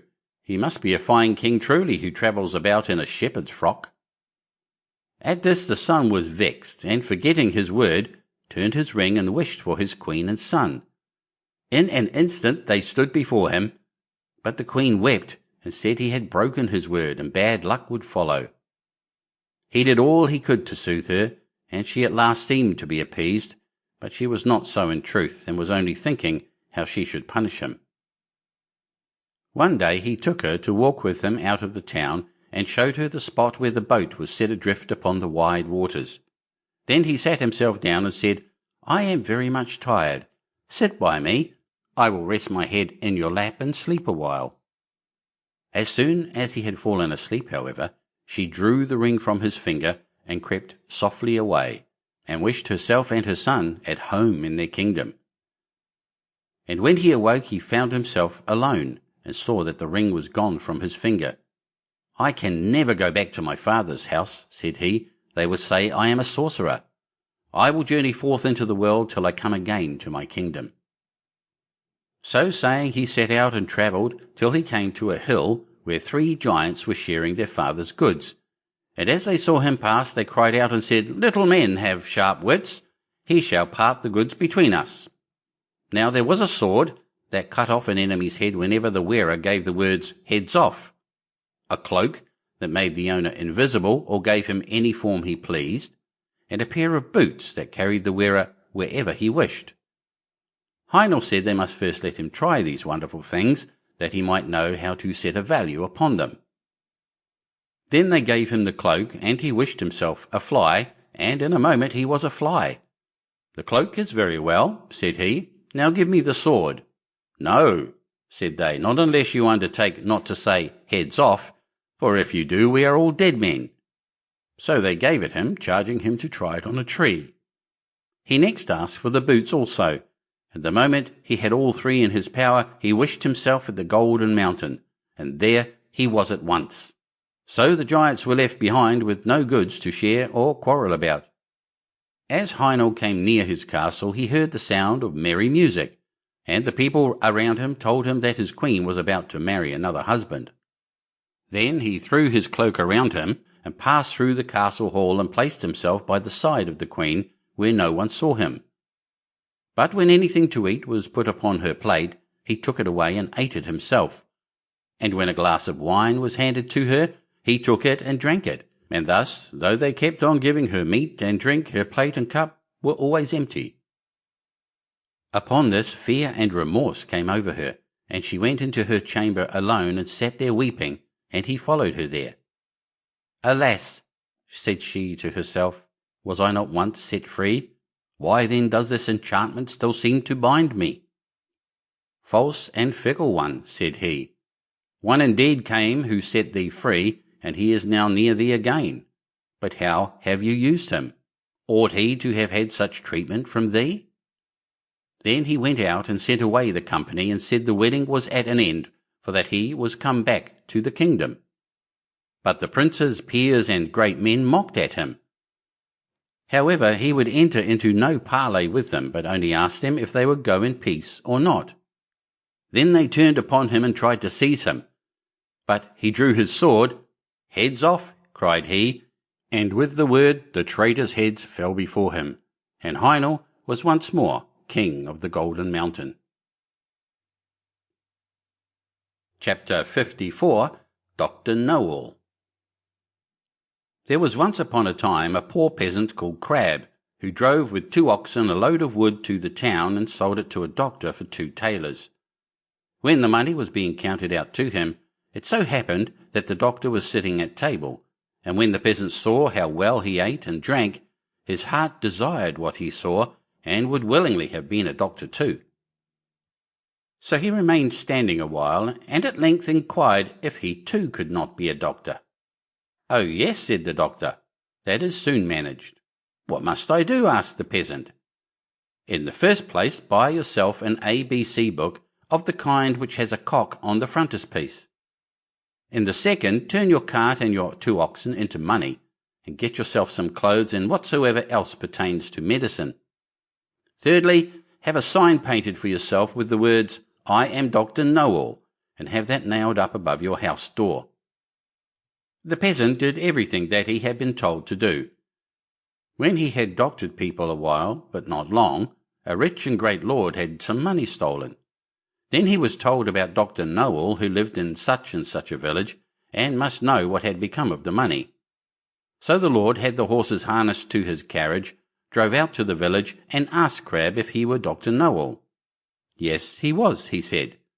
Then he was to go with him and bring back the stolen money. "Oh yes, but Greta my wife must go too." The lord was willing, and let both of them have a seat in the carriage, and they all drove away together. When they came to the nobleman's castle, the table was spread, and Crab was told to sit down and eat. "Yes, but my wife, Greta, too," said he, and he seated himself with her at the table. And when the first servant came with a dish of delicate fare, the peasant nudged his wife and said, "Greta, that was the first," meaning that was the servant who brought the first dish. The servant, however, thought he intended by that to say, "That is the first thief." As he actually was so, he was terrified and said to his comrade outside, "The doctor knows all. We shall fare ill. He said I was the first." The second did not want to go in at all, but was forced. So when he went in with his dish, the peasant nudged his wife and said, "Greta, that is the second." This servant was equally alarmed, and he got out as fast as he could. The third fared no better, for the peasant again said, "Greta, that is the third." The fourth had to carry in a dish that was covered, and the lord told the doctor that he was to show his skill and guess what was beneath the cover. Actually, there were crabs. The doctor looked at the dish, had no idea what to say, and cried, "Ah, poor Crab!" When the lord heard that, he cried, "There! He knows it! He must also know who has the money." On this, the servants looked terribly uneasy and made a sign to the doctor that they wished him to step outside for a moment. When therefore he went out, all 4 of them confessed to him that they had stolen the money, and said that they would willingly restore it and give him a heavy sum into the bargain, if he would not denounce them, for if he did, they would be hanged. They led him to the spot where the money was concealed.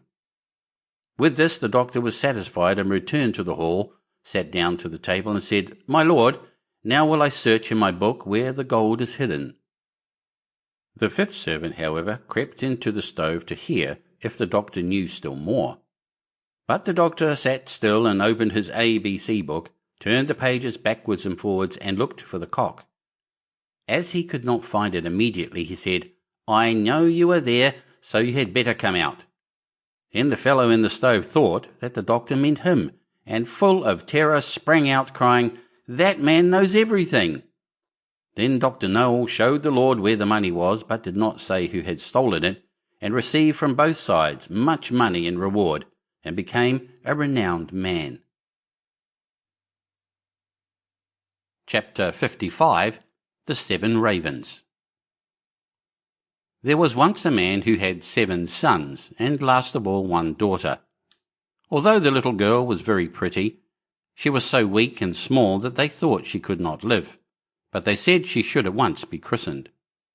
So the father sent one of his sons in haste to the spring to get some water, but the other 6 ran with him.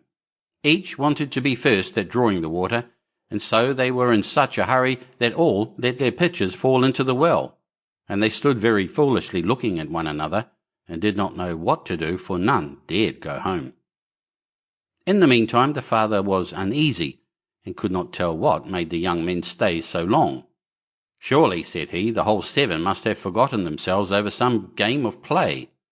And when he had waited still longer, and they yet did not come, he flew into a rage and wished them all turned into ravens. Scarcely had he spoken these words, when he heard a croaking over his head, and looked up and saw 7 ravens, as black as coal, flying round and round. Sorry as he was to see his wish so fulfilled, he did not know how what was done could be undone, and comforted himself as well as he could for the loss of his 7 sons with his dear little daughter, who soon became stronger and every day more beautiful. For a long time she did not know that she had ever had any brothers, for her father and mother took care not to speak of them before her. But one day, by chance, she heard the people about her speak of them. "Yes," said they, "she is beautiful indeed, but still 'tis a pity that her brothers should have been lost for her sake." Then she was much grieved, and went to her father and mother, and asked if she had any brothers, and what had become of them. So they dared no longer to hide the truth from her, but said it was the will of heaven, and that her birth was only the innocent cause of it. But the little girl mourned sadly about it every day, and thought herself bound to do all she could to bring her brothers back. And she had neither rest nor ease, till at length one day she stole away, and set out into the wide world to find her brothers, wherever they might be, and free them, whatever it might cost her. She took nothing with her but a little ring which her father and mother had given her, a loaf of bread in case she should be hungry, a little pitcher of water in case she should be thirsty, and a little stool to rest upon when she should be weary. Thus she went on, and journeyed till she came to the world's end. Then she came to the sun, but the sun looked much too hot and fiery. So she ran away quickly to the moon, but the moon was cold and chilly, and said, "I smell flesh and blood this way." So she took herself away in a hurry, and came to the stars, and the stars were friendly and kind to her, and each star sat upon his own little stool. But the morning star rose up and gave her a little piece of wood, and said, "If you have not this little piece of wood, you cannot unlock the castle that stands on the glass mountain, and there your brothers live." The little girl took the piece of wood, rolled it up in a little cloth, and went on again until she came to the glass mountain, and found the door shut. Then she felt for the little piece of wood, but when she unwrapped the cloth it was not there, and she saw she had lost the gift of the good stars. What was to be done? She wanted to save her brothers, and had no key of the castle of the glass mountain. So this faithful little sister took a knife out of her pocket, and cut off her little finger, that was just the size of the piece of wood she had lost, and put it in the door, and opened it. As she went in, a little dwarf came up to her and said, "What are you seeking for?" "I seek for my brothers, the 7 ravens," answered she. Then the dwarf said, "My masters are not at home, but if you will wait till they come, pray step in." Now the little dwarf was getting their dinner ready, and he brought their food upon 7 little plates, and their drink in 7 little glasses, and set them upon the table, and out of each little plate their sister ate a small piece, and out of each little glass she drank a small drop. But she let the ring that she had brought with her fall into the last glass. On a sudden she heard a fluttering and croaking in the air, and the dwarf said, "Here come my masters." When they came in, they wanted to eat and drink, and looked for their little plates and glasses. Then said one after the other, "Who has eaten from my little plate? And who has been drinking out of my little glass? Caw, caw, well I ween, mortal lips have this way been." When the seventh came to the bottom of his glass and found there the ring, he looked at it and knew that it was his father's and mother's, and said, "Oh, that our little sister would but come! Then we should be free." When the little girl heard this, for she stood behind the door all the time and listened, she ran forward, and in an instant all the ravens took their right form again, and all hugged and kissed each other, and went merrily home. Chapter 56. The Weddings of Mrs. Fox. First story.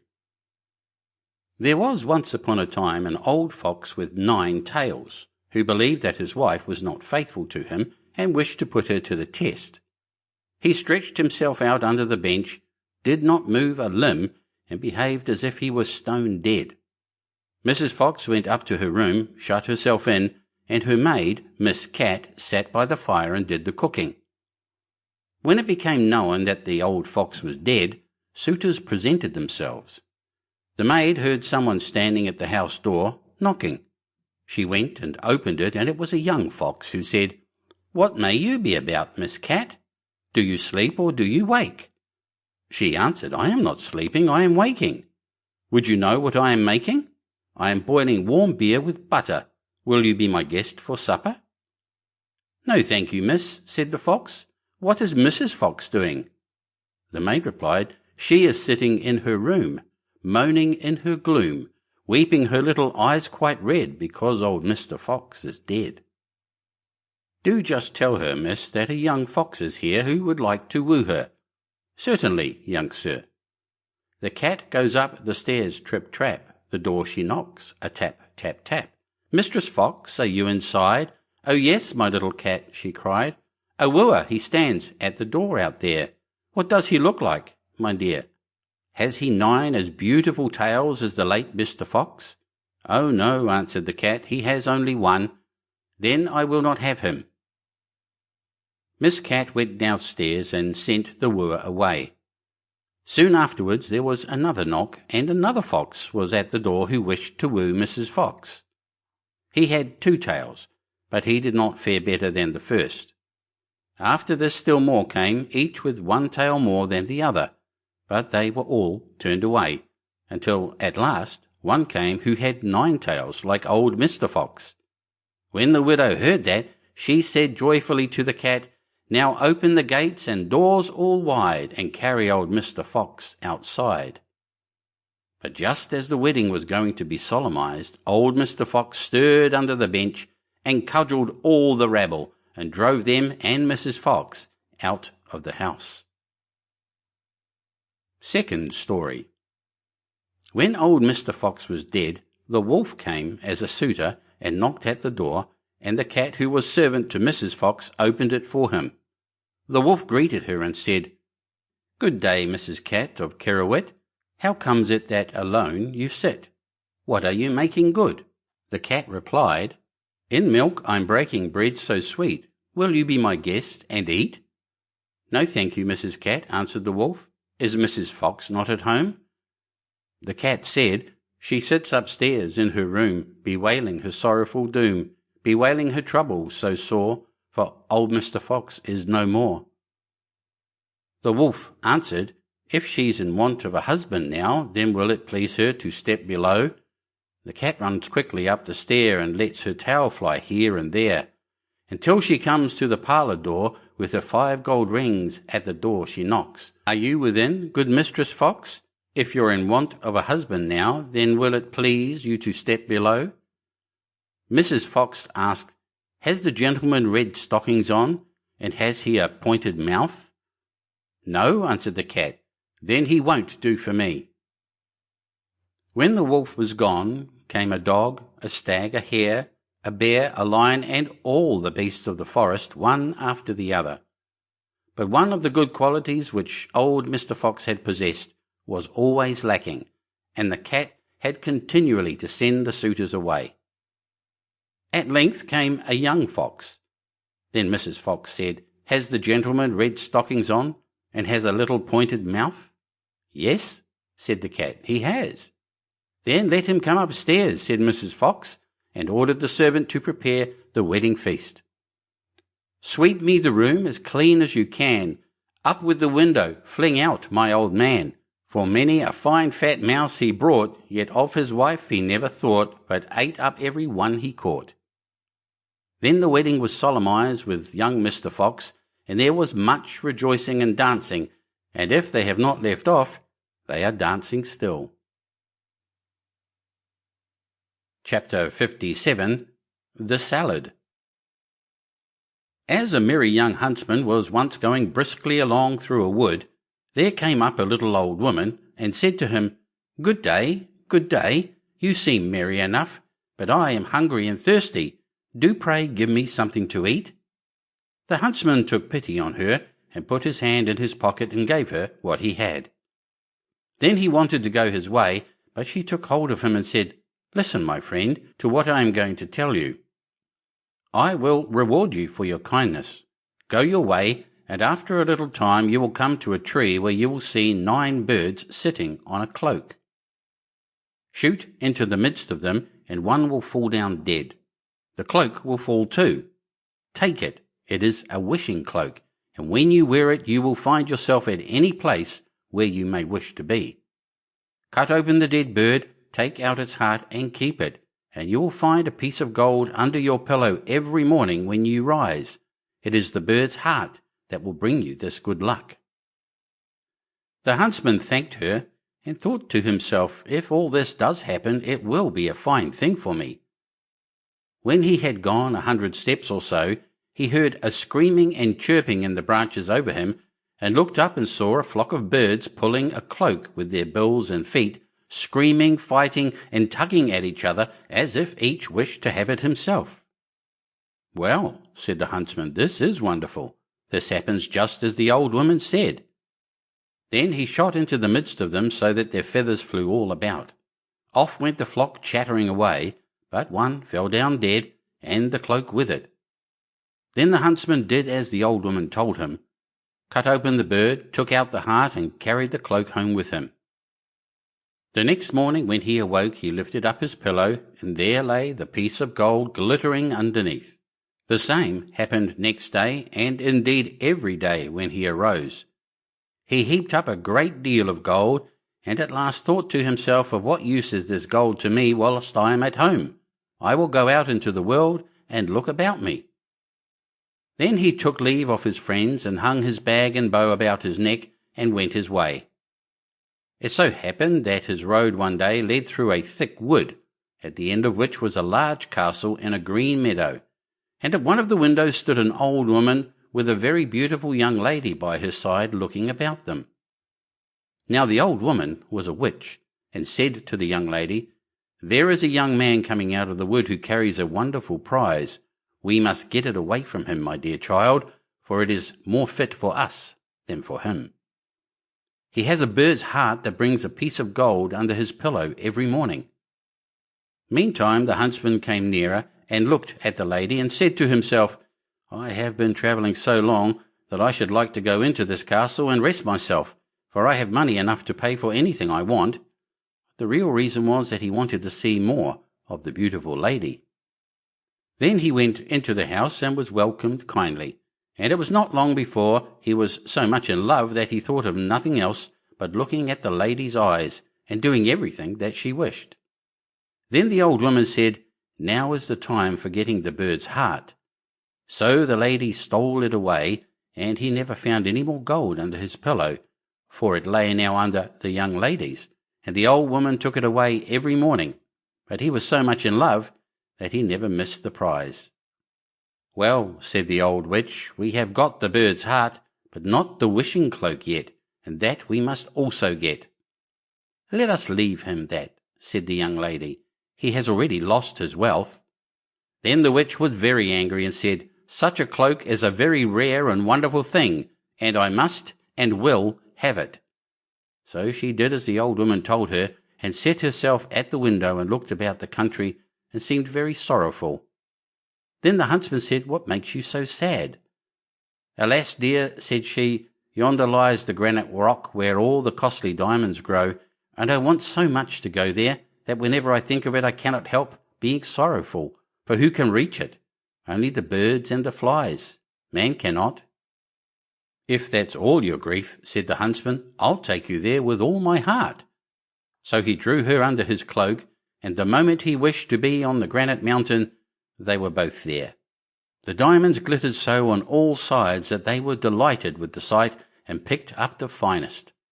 But the old witch made a deep sleep come upon him, and he said to the young lady, "Let us sit down and rest ourselves a little. I am so tired that I cannot stand any longer." So they sat down, and he laid his head in her lap and fell asleep. And whilst he was sleeping on, she took the cloak from his shoulders, hung it on her own, picked up the diamonds, and wished herself home again. When he awoke and found that his lady had tricked him, and left him alone on the wild rock, he said, "Alas, what roguery there is in the world!" And there he sat in great grief and fear, not knowing what to do. Now this rock belonged to fierce giants who lived upon it, and as he saw 3 of them striding about, he thought to himself, "I can only save myself by feigning to be asleep." So he laid himself down as if he were in a sound sleep. When the giants came up to him, the first pushed him with his foot and said, "What worm is this that lies here curled up?" "Tread upon him and kill him," said the second. "It's not worth the trouble," said the third. "Let him live. He'll go climbing higher up the mountain, and some cloud will come rolling and carry him away." And they passed on. But the huntsman had heard all they said, and as soon as they were gone, he climbed to the top of the mountain, and when he had sat there a short time, a cloud came rolling around him, and caught him in a whirlwind, and bore him along for some time till it settled in a garden, and he fell quite gently to the ground amongst the greens and cabbages. Then he looked around him and said, "I wish I had something to eat. If not, I shall be worse off than before, for here I see neither apples nor pears nor any kind of fruits, nothing but vegetables." At last he thought to himself, "I can eat salad. It will refresh and strengthen me." So he picked out a fine head and ate of it, but scarcely had he swallowed 2 bites when he felt himself quite changed, and saw with horror that he was turned into an ass. However, he still felt very hungry, and the salad tasted very nice, so he ate on till he came to another kind of salad, and scarcely had he tasted it when he felt another change come over him, and soon saw that he was lucky enough to have found his old shape again. Then he laid himself down and slept off a little of his weariness, and when he awoke the next morning he broke off a head both of the good and the bad salad, and thought to himself, "This will help me to my fortune again, and enable me to pay off some folks for their treachery." So he went away to try and find the castle of his friends, and after wandering about a few days he luckily found it. Then he stained his face all over brown, so that even his mother would not have known him, and went into the castle and asked for a lodging. "I am so tired," said he, "that I can go no farther." "Countryman," said the witch, "who are you, and what is your business?" "I am," said he, "a messenger sent by the king to find the finest salad that grows under the sun. I have been lucky enough to find it, and have brought it with me, but the heat of the sun scorches it so that it begins to wither, and I don't know that I can carry it farther." When the witch and the young lady heard of his beautiful salad, they longed to taste it, and said, "Dear countryman, let us just taste it." "To be sure," answered he, "I have 2 heads of it with me, and will give you 1. So he opened his bag and gave them the bad. Then the witch herself took it into the kitchen to be dressed, and when it was ready she could not wait till it was carried up, but took a few leaves immediately and put them in her mouth. And scarcely were they swallowed when she lost her own form and ran braying down into the court in the form of an ass. Now the servant maid came into the kitchen, and seeing the salad ready, was going to carry it up, but on the way she too felt a wish to taste it as the old woman had done, and ate some leaves. So she also was turned into an ass and ran after the other, letting the dish with the salad fall on the ground. The messenger sat all this time with the beautiful young lady, and as nobody came with the salad, as she longed to taste it, she said, "I don't know where the salad can be." Then he thought something must have happened, and said, "I will go into the kitchen and see." And as he went he saw 2 asses in the court running about, and the salad lying on the ground. "All right," said he, "those two have had their share." Then he took up the rest of the leaves, laid them on the dish, and brought them to the young lady, saying, "I bring you the dish myself, that you may not wait any longer." So she ate of it, and like the others, ran off into the court, braying away. Then the huntsman washed his face, and went into the court that they might know him.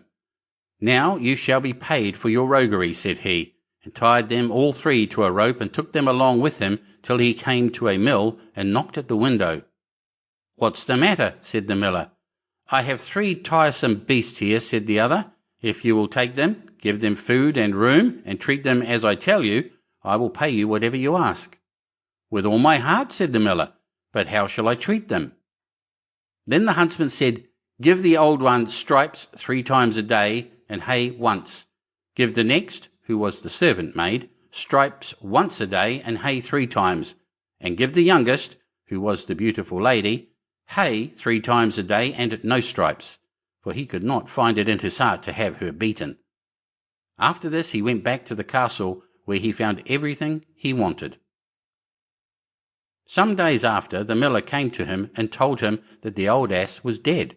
"The other 2," said he, "are alive and eat, but are so sorrowful that they cannot last long." Then the huntsman pitied them, and told the miller to drive them back to him. And when they came, he gave them some of the good salad to eat. And the beautiful young lady fell upon her knees before him, and said, "O dearest huntsman, forgive me all the ill I have done you. My mother forced me to it. It was against my will, for I always loved you very much. Your wishing cloak hangs up in the closet, and as for the bird's heart, I will give it you too." But he said, "Keep it. It will be just the same thing, for I mean to make you my wife." So they were married, and lived together very happily till they died. Chapter 58. The Story of the Youth Who Went Forth to Learn What Fear Was. A certain father had 2 sons, the elder of whom was smart and sensible, and could do everything. But the younger was stupid, and could neither learn nor understand anything. And when people saw him, they said, "There's a fellow who will give his father some trouble." When anything had to be done, it was always the elder who was forced to do it. But if his father bade him fetch anything when it was late, or in the night time, and the way led through the churchyard or any other dismal place, he answered, "Oh no, father, I'll not go there, it makes me shudder," for he was afraid. Or when stories were told by the fire at night which made the flesh creep, the listeners sometimes said, "Oh, it makes us shudder." The younger sat in a corner and listened with the rest of them, and could not imagine what they could mean. "They are always saying, 'It makes me shudder, it makes me shudder.' It does not make me shudder," thought he. "That too must be an art of which I understand nothing." Now it came to pass that his father said to him one day, "Hearken to me, you fellow in the corner there. You are growing tall and strong, and you must learn something by which you can earn your bread. Look how your brother works, but you do not even earn your salt." "Well, father," he replied, "I am quite willing to learn something. Indeed, if it could be managed, I should like to learn how to shudder. I don't understand that at all yet." The elder brother smiled when he heard that, and thought to himself, "Goodness, what a blockhead that brother of mine is. He will never be good for anything as long as he lives. He who wants to be a sickle must bend himself betimes." The father sighed, and answered him, "You shall soon learn what it is to shudder, but you will not earn your bread by that." Soon after this, the sexton came to the house on a visit, and the father bewailed his trouble, and told him how his younger son was so backward in every respect that he knew nothing and learnt nothing. "Just think," said he, "when I asked him how he was going to earn his bread, he actually wanted to learn to shudder." "If that be all," replied the sexton, "he can learn that with me. Send him to me, and I will soon polish him." The father was glad to do it, for he thought it will train the boy a little. The sexton therefore took him into his house, and he had to ring the church bell. After a day or two, the sexton awoke him at midnight, and bade him arise and go up into the church tower and ring the bell. "You shall soon learn what shuddering is," thought he, and secretly went there before him, and when the boy was at the top of the tower and turned round and was just going to take hold of the bell rope, he saw a white figure standing on the stairs opposite the sounding hole. "Who is there?" cried he. But the figure made no reply, and did not move or stir. "Give an answer," cried the boy, "or take yourself off. You have no business here at night." The sexton, however, remained standing motionless that the boy might think he was a ghost. The boy cried a second time, "What do you want here? Speak if you are an honest fellow, or I will throw you down the steps." The sexton thought, he can't mean to be as bad as his words, uttered no sound, and stood as if he were made of stone. Then the boy called to him for the third time, and as that was also to no purpose, he ran against him and pushed the ghost down the stairs, so that it fell down the 10 steps and remained lying there in a corner. Thereupon he rang the bell, went home, and without saying a word, went to bed and fell asleep. The sexton's wife waited a long time for her husband, but he did not come back. At length she became uneasy, and wakened the boy and asked, "Do you know where my husband is? He climbed up the tower before you did."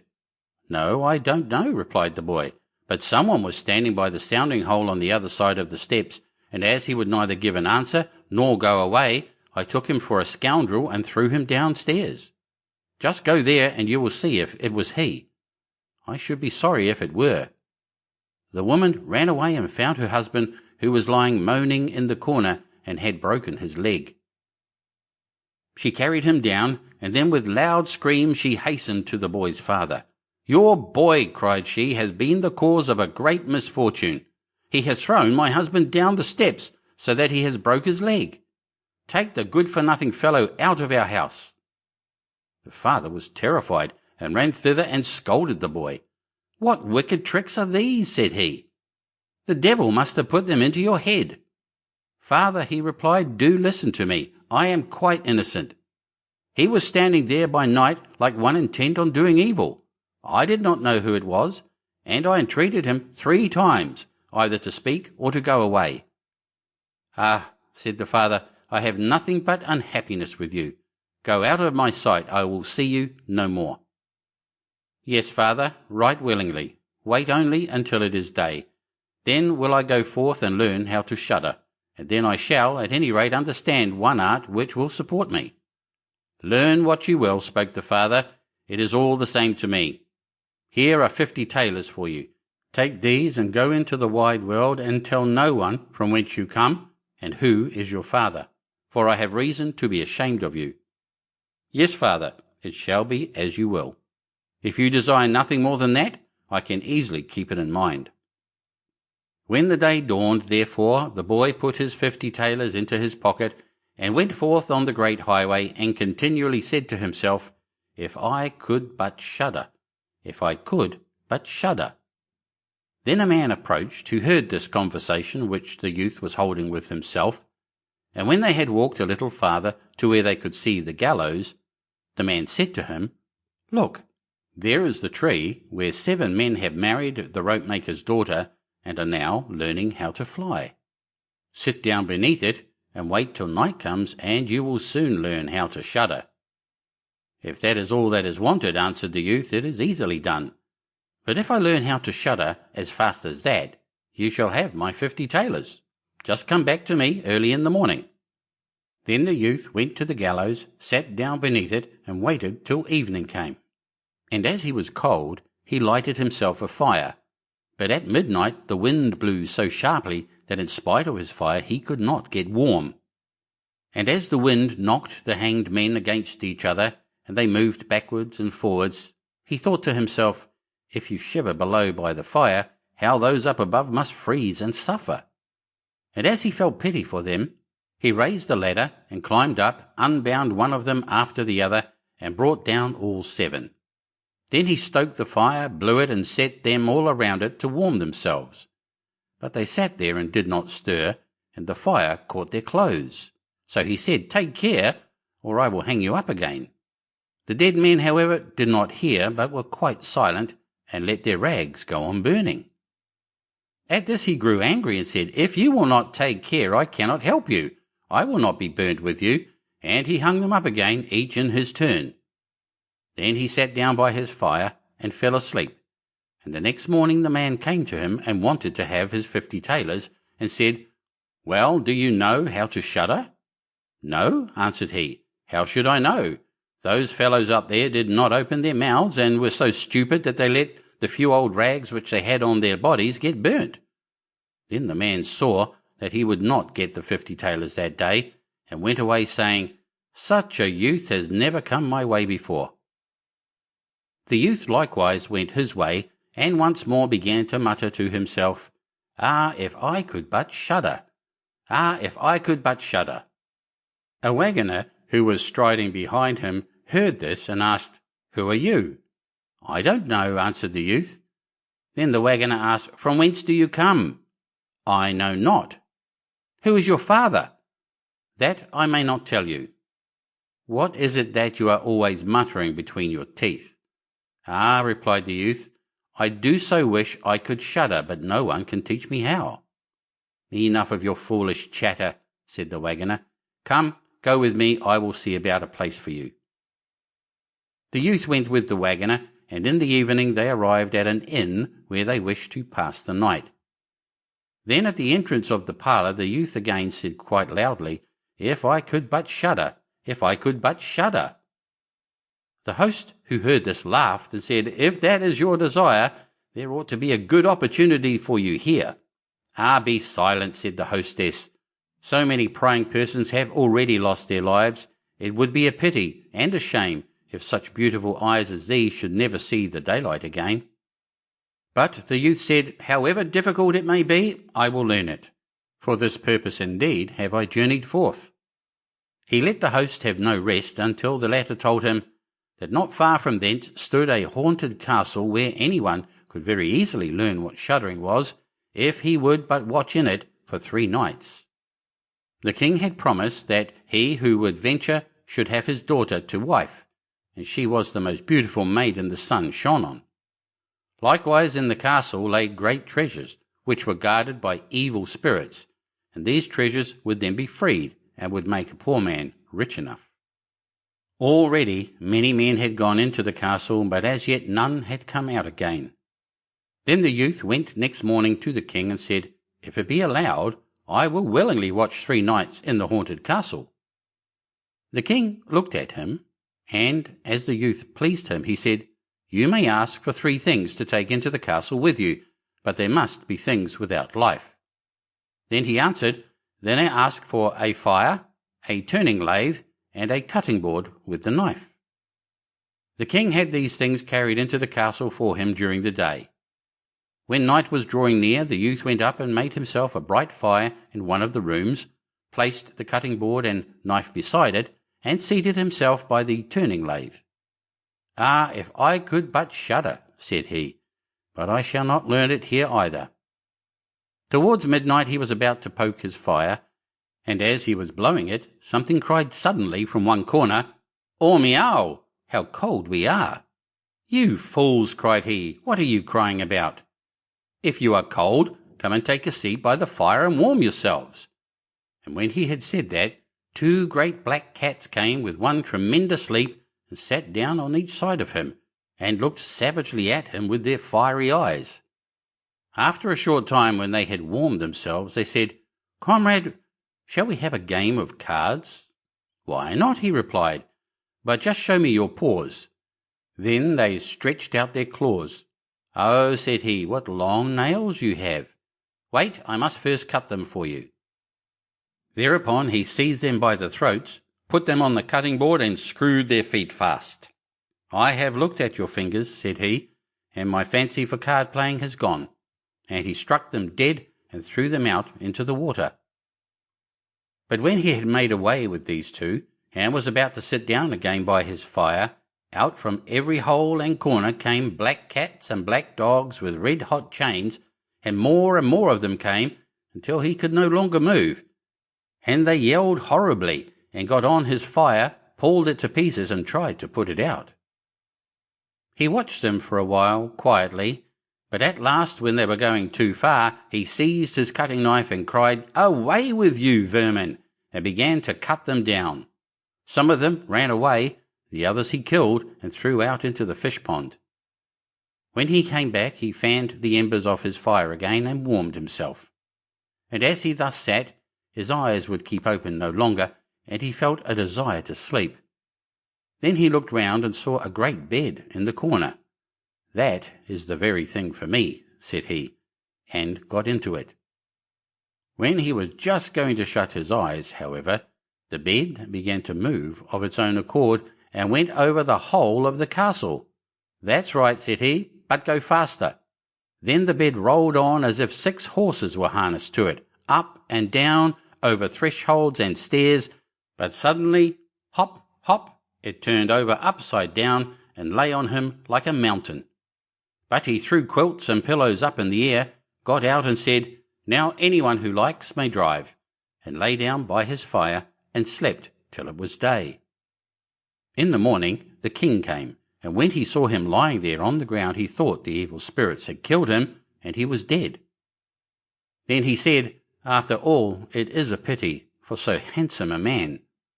The youth heard it, got up and said, "It has not come to that yet." Then the king was astonished, but very glad, and asked how he had fared. "Very well indeed," answered he. "One night is past, the 2 others will pass likewise." Then he went to the innkeeper, who opened his eyes very wide and said, "I never expected to see you alive again. Have you learnt how to shudder yet?" "No," said he, "it is all in vain. If someone would but tell me." The second night he again went up into the old castle, sat down by the fire, and once more began his old song, "If I could but shudder." When midnight came, an uproar and noise of tumbling about was heard. At first it was low, but it grew louder and louder. Then it was quiet for a while, and at length with a loud scream half a man came down the chimney and fell before him. "Hullo!" cried he, "another half belongs to this.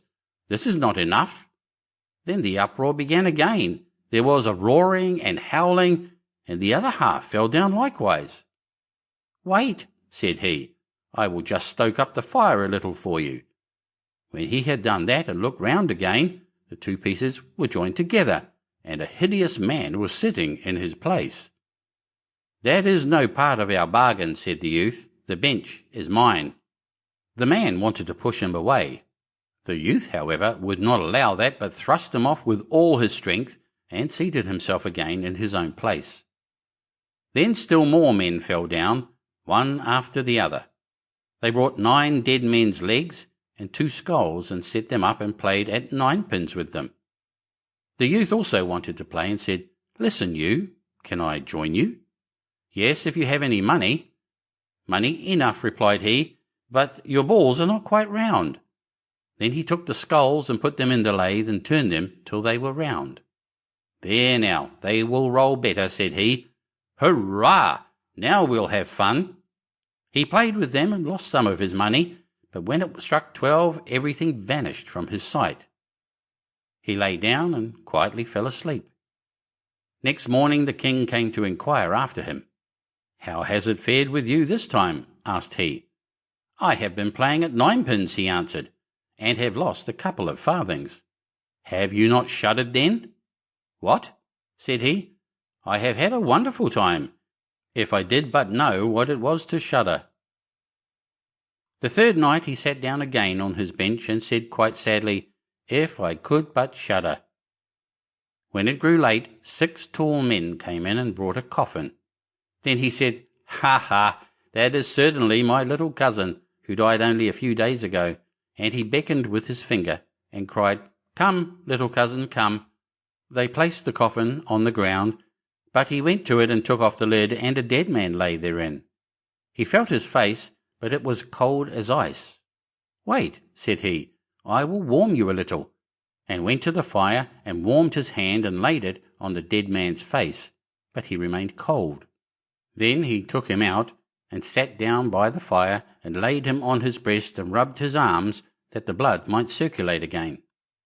As this also did no good, he thought to himself, "When 2 people lie in bed together, they warm each other," and carried him to the bed, covered him over, and lay down by him.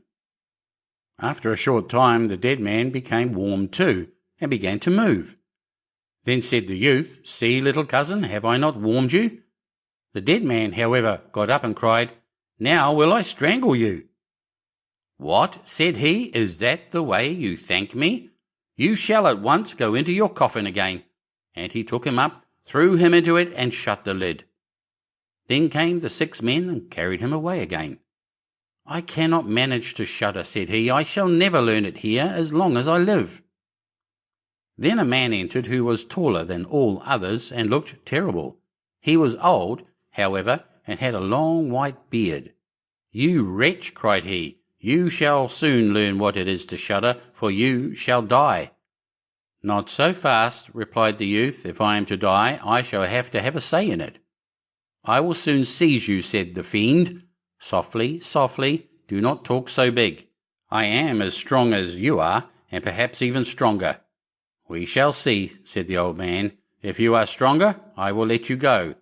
Come, we will try." Then he led him by dark passages to a smith's forge, took an axe, and with one blow struck an anvil into the ground.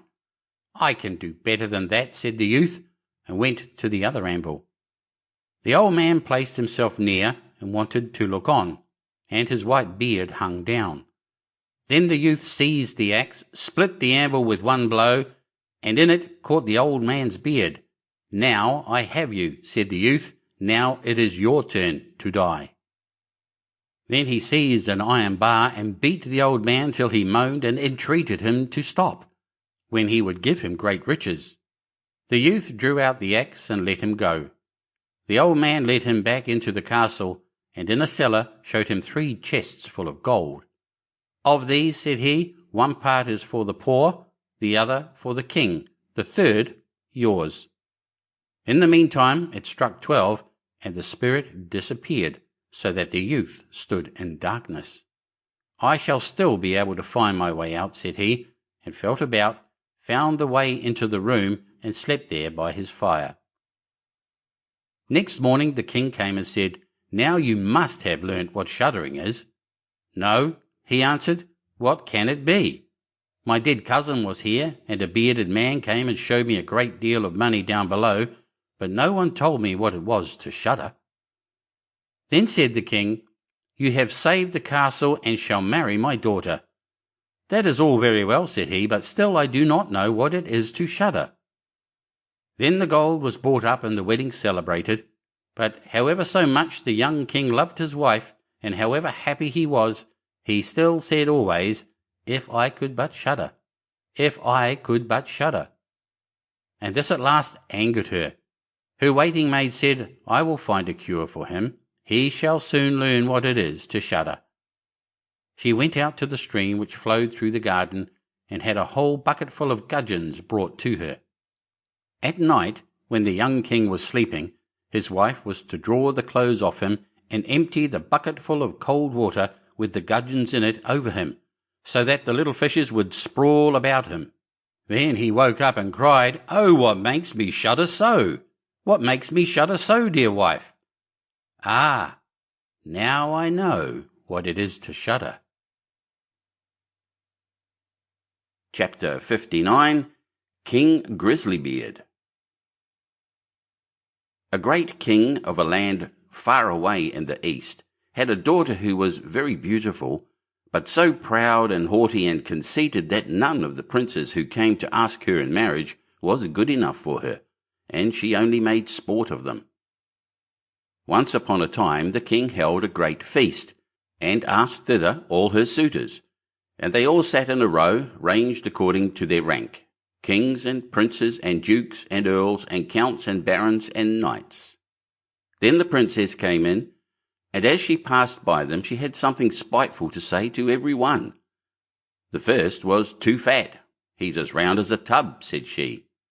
The next was too tall. "What a maypole," said she. The next was too short. "What a dumpling," said she. The fourth was too pale, and she called him wall-face. The fifth was too red, so she called him coxcomb. The sixth was not straight enough, so she said he was like a green stick that had been laid to dry over a baker's oven. Thus she had some joke to crack upon every one. But she laughed more than all at a good king who was there. "Look at him," said she. "His beard is like an old mop. He shall be called Grisly-Beard." So the king got the nickname of Grisly-Beard. But the old king was very angry when he saw how his daughter behaved, and how she ill-treated all his guests. And he vowed that, willing or unwilling, she should marry the first man, be he prince or beggar, that came to the door. 2 days after, there came by a travelling fiddler, who began to play under the window and beg alms. And when the king heard him, he said, "Let him come in." So they brought in a dirty-looking fellow, and when he had sung before the king and the princess, he begged a boon. Then the king said, "You have sung so well that I will give you my daughter for your wife." The princess begged and prayed, but the king said, "I have sworn to give you to the first comer, and I will keep my word." So words and tears were of no avail. The parson was sent for, and she was married to the fiddler. When this was over, the king said, "Now get ready to go. You must not stay here. You must travel on with your husband." Then the fiddler went his way and took her with him, and they soon came to a great wood. "Pray," said she, "whose is this wood?" "It belongs to King Grisly-Beard," answered he. "Hadst thou taken him, all had been thine." "Ah, unlucky wretch that I am," sighed she. "Would that I had married King Grisly-Beard." Next they came to some fine meadows. "Whose are these beautiful green meadows?" said she. "They belong to King Grisly-Beard. Hadst thou taken him, they had all been thine." "Ah, unlucky wretch that I am," said she. "Would that I had married King Grisly-Beard." Then they came to a great city. "Whose is this noble city?" said she. "It belongs to King Grisly-Beard. Hadst thou taken him, it had all been thine." "Ah, wretch that I am," sighed she, "why did I not marry King Grisly-Beard?" "That is no business of mine," said the fiddler. "Why should you wish for another husband? Am not I good enough for you?" At last they came to a small cottage. "What a paltry place," said she. "To whom does that little dirty hole belong?" Then the fiddler said, "That is your and my house, where we are to live." "Where are your servants?" cried she. "What do we want with servants?" said he. "You must do for yourself whatever is to be done. Now make the fire, and put on water, and cook my supper, for I am very tired." But the princess knew nothing of making fires and cooking, and the fiddler was forced to help her. When they had eaten a very scanty meal, they went to bed. But the fiddler called her up very early in the morning to clean the house. Thus they lived for 2 days, and when they had eaten up all there was in the cottage, the man said, "Wife, we can't go on thus, spending money and earning nothing. You must learn to weave baskets." Then he went out and cut willows and brought them home, and she began to weave, but it made her fingers very sore. "I see this work won't do," said he. "Try and spin. Perhaps you will do that better." So she sat down and tried to spin, but the threads cut her tender fingers till the blood ran. "See now," said the fiddler, "you are good for nothing. You can do no work. What a bargain I have got! However, I'll try and set up a trade in pots and pans, and you shall stand in the market and sell them." "Alas," sighed she, "if any of my father's court should pass by and see me standing in the market, how they will laugh at me." But her husband did not care for that, and said she must work if she did not wish to die of hunger. At first the trade went well, for many people, seeing such a beautiful woman, went to buy her wares and paid their money without thinking of taking away the goods. They lived on this as long as it lasted, and then her husband bought a fresh lot of ware, and she sat herself down with it in the corner of the market. But a drunken soldier soon came by and rode his horse against her stall and broke all her goods into 1,000 pieces. Then she began to cry, and knew not what to do. "Ah, what will become of me?" said she. "What will my husband say?" So she ran home and told him all.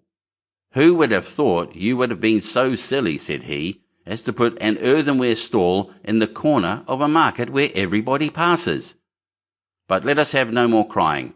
I see you are not fit for this sort of work, so I have been to the king's palace and asked if they did not want a kitchen maid, and they say they will take you, and there you will have plenty to eat." Thus the princess became a kitchen maid and helped the cook to do all the dirtiest work, but she was allowed to carry home some of the meat that was left, and on this they lived. She had not been there long before she heard that the king's eldest son was passing by, going to be married, and she went to one of the windows and looked out.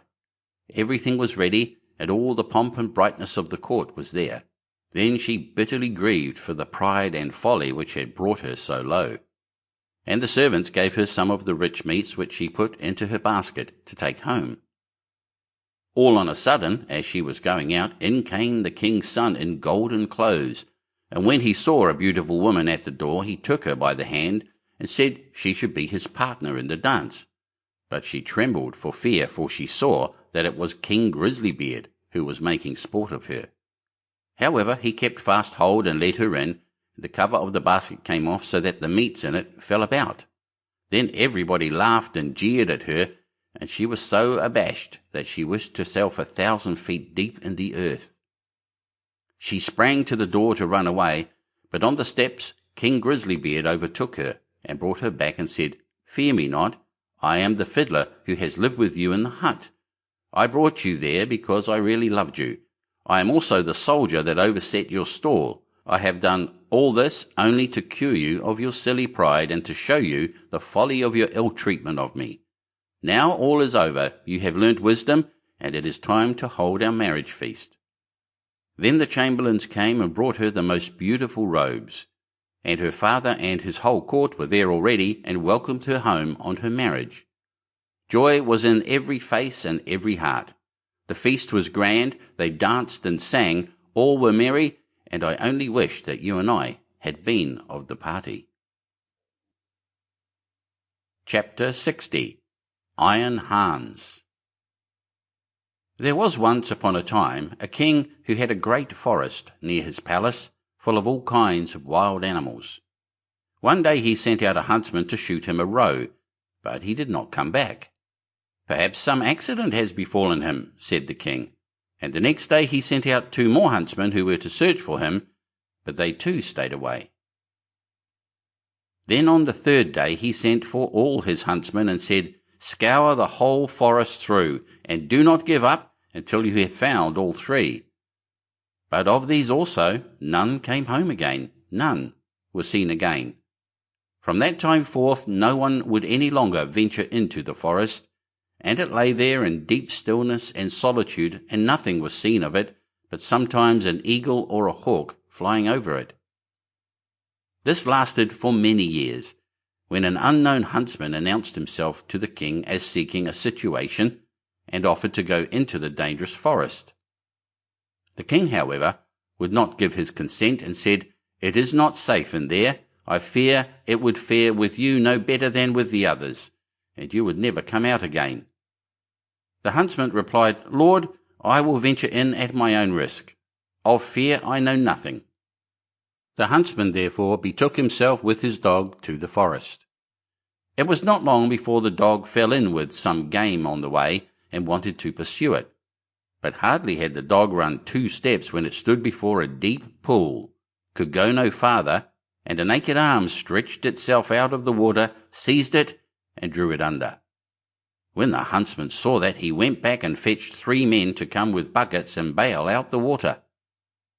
When they could see to the bottom, there lay a wild man, whose body was brown like rusty iron, and whose hair hung over his face down to his knees. They bound him with cords and led him away to the castle. There was great astonishment over the wild man. The king, however, had him put in an iron cage in his courtyard, and forbade the door to be opened on pain of death, and the queen herself was to take the key into her keeping. And from this time forth everyone could again go into the forest with safety. The king had a son of 8 years, who was once playing in the courtyard, and while he was playing, his golden ball fell into the cage. The boy ran thither and said, "Give me my ball out." "Not till you have opened the door for me," answered the man. "No," said the boy, "I will not do that. The king has forbidden it," and ran away. The next day he again went and asked for his ball. The wild man said, "Open my door," but the boy would not. On the third day the king had ridden out hunting, and the boy went once more and said, "I cannot open the door even if I wished, for I have not the key." Then the wild man said, "It lies under your mother's pillow. You can get it there." The boy, who wanted to have his ball back, cast all thought to the winds and brought the key. The door opened with difficulty, and the boy pinched his fingers. When it was open, the wild man stepped out, gave him the golden ball, and hurried away. The boy had become afraid. He called and cried after him, "O wild man, do not go away, or I shall be beaten." The wild man turned back, took him up, set him on his shoulder, and went with hasty steps into the forest. When the king came home, he observed the empty cage and asked the queen how that had happened. She knew nothing about it, and sought the key, but it was gone. She called the boy, but no one answered. The king sent out people to seek for him in the fields, but they did not find him.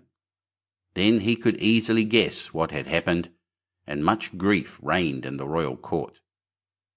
When the wild man had once more reached the dark forest, he took the boy down from his shoulder and said to him, "You will never see your father and mother again, but I will keep you with me, for you have set me free, and I have compassion on you. If you do all I bid you, you shall fare well. Of treasure and gold have I enough, and more than anyone in the world." He made a bed of moss for the boy on which he slept, and the next morning the man took him to a well and said, "Behold, the gold well is as bright and clear as crystal. You shall sit beside it, and take care that nothing falls into it, or it will be polluted. I will come every evening to see if you have obeyed my order." The boy placed himself by the brink of the well, and often saw a golden fish or a golden snake show itself therein, and took care that nothing fell in. As he was thus sitting, his finger hurt him so violently that he involuntarily put it in the water. He drew it quickly out again, but saw that it was quite gilded, and whatsoever pains he took to wash the gold off again, all was to no purpose. In the evening Iron Hans came back, looked at the boy, and said, "What has happened to the well?" "Nothing, nothing," he answered, and held his finger behind his back that the man might not see it. But he said, "You have dipped your finger into the water. This time it may pass, but take care you do not again let anything go in."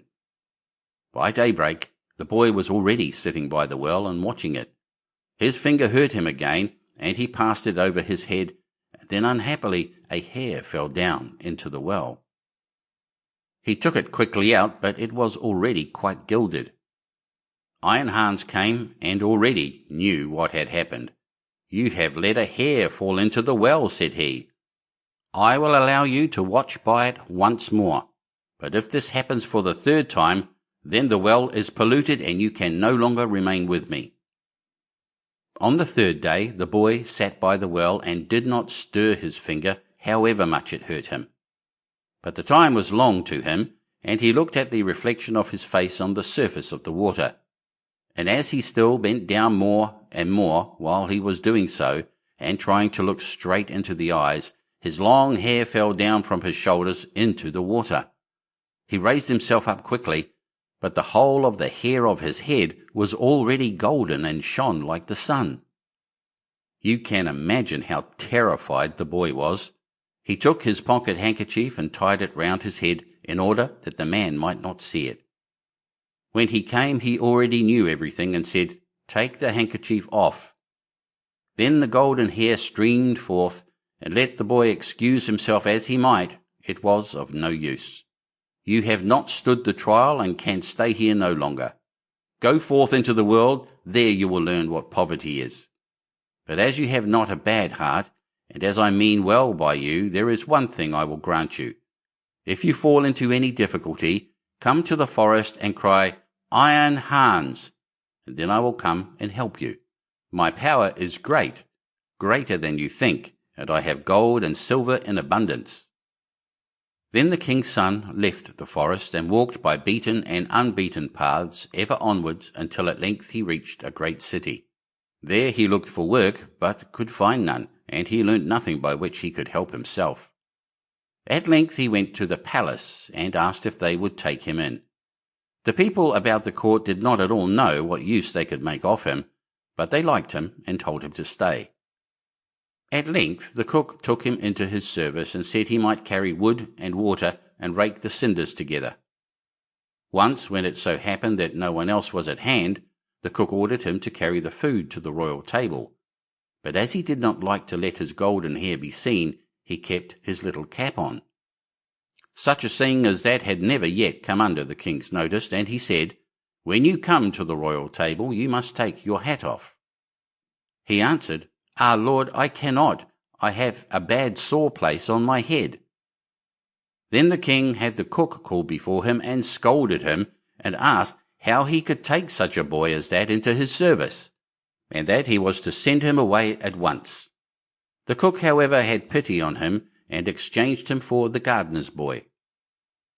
And now the boy had to plant and water the garden, hoe and dig, and bear the wind and bad weather.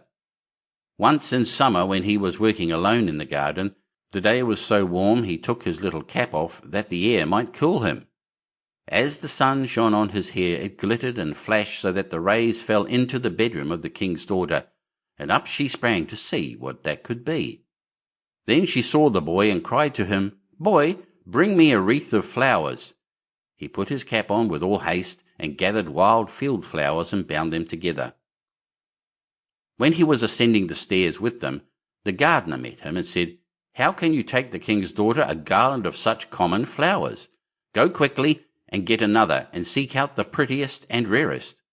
"Oh, no," replied the boy, "the wild ones have more scent and will please her better." When he got into the room, the king's daughter said, "Take your cap off. It is not seemly to keep it on in my presence." He again said, "I may not. I have a sore head." She, however, caught at his cap and pulled it off, and then his golden hair rolled down on his shoulders, and it was splendid to behold. He wanted to run out, but she held him by the arm and gave him a handful of ducats. With these he departed, but he cared nothing for the gold pieces. He took them to the gardener and said, "I present them to your children. They can play with them." The following day the king's daughter again called to him that he was to bring her a wreath of field flowers, and then he went in with it. She instantly snatched at his cap and wanted to take it away from him, but he held it fast with both hands. She again gave him a handful of ducats, but he would not keep them, and gave them to the gardener for playthings for his children. On the third day things went just the same. She could not get his cap away from him, and he would not have her money. Not long afterwards the country was overrun by war. The king gathered together his people, and did not know whether or not he could offer any opposition to the enemy, who was superior in strength and had a mighty army. Then said the gardener's boy, "I am grown up, and will go to the wars also, only give me a horse." The others laughed and said, "Seek one for yourself when we are gone. We will leave one behind us in the stable for you." When they had gone forth, he went into the stable and led the horse out. It was lame of one foot and limped hobblety-jib, hobblety-jib. Nevertheless he mounted it and rode away to the dark forest. When he came to the outskirts, he called, "Iron Hans," 3 times so loudly that it echoed through the trees. Thereupon the wild man appeared immediately and said, "What do you desire?" "I want a strong steed, for I am going to the wars." "That you shall have, and still more than you asked for." Then the wild man went back into the forest, and it was not long before a stable boy came out of it, who led a horse that snorted with its nostrils and could hardly be restrained, and behind them followed a great troop of warriors entirely equipped in iron, and their swords flashed in the sun. The youth made over his 3-legged horse to the stable boy, mounted the other, and rode at the head of the soldiers. When he got near the battlefield, a great part of the king's men had already fallen, and little was wanting to make the rest give way. Then the youth galloped thither with his iron soldiers, broke like a hurricane over the enemy, and beat down all who opposed him. They began to flee, but the youth pursued and never stopped until there was not a single man left. Instead of returning to the king, however, he conducted his troop by byways back to the forest and called forth Iron Hans. "What do you desire?" asked the wild man. "Take back your horse and your troops and give me my three-legged horse again." All that he asked was done, and soon he was riding on his three-legged horse. When the king returned to his palace, his daughter went to meet him and wished him joy of his victory. "I am not the one who carried away the victory," said he, "but a strange knight who came to my assistance with his soldiers." The daughter wanted to hear who the strange knight was, but the king did not know, and said he followed the enemy, and I did not see him again. She inquired of the gardener where his boy was, but he smiled and said, "He has just come home on his three-legged horse, and the others have been mocking him, and crying, 'Here comes our hobbledy-jib back again.' They asked too, 'Under what hedge have you been lying sleeping all the time?' So he said, 'I did the best of all, and it would have gone badly without me.' And then he was still more ridiculed. The king said to his daughter, 'I will proclaim a great feast that shall last for 3 days, and you shall throw a golden apple. Perhaps the unknown man will show himself.' When the feast was announced, the youth went out to the forest and called Iron Hans. 'What do you desire?' asked he. 'That I may catch the king's daughter's golden apple.' 'It is as safe as if you had it already,' said Iron Hans. 'You shall likewise have a suit of red armour for the occasion, and ride on a spirited chestnut horse.' When the day came, the youth galloped to the spot, took his place amongst the knights, and was recognized by no one. The king's daughter came forward and threw a golden apple to the knights, but none of them caught it but he. Only as soon as he had it, he galloped away. On the second day, Iron Hans equipped him as a white knight and gave him a white horse. Again he was the only one who caught the apple, and he did not linger an instant but galloped off with it.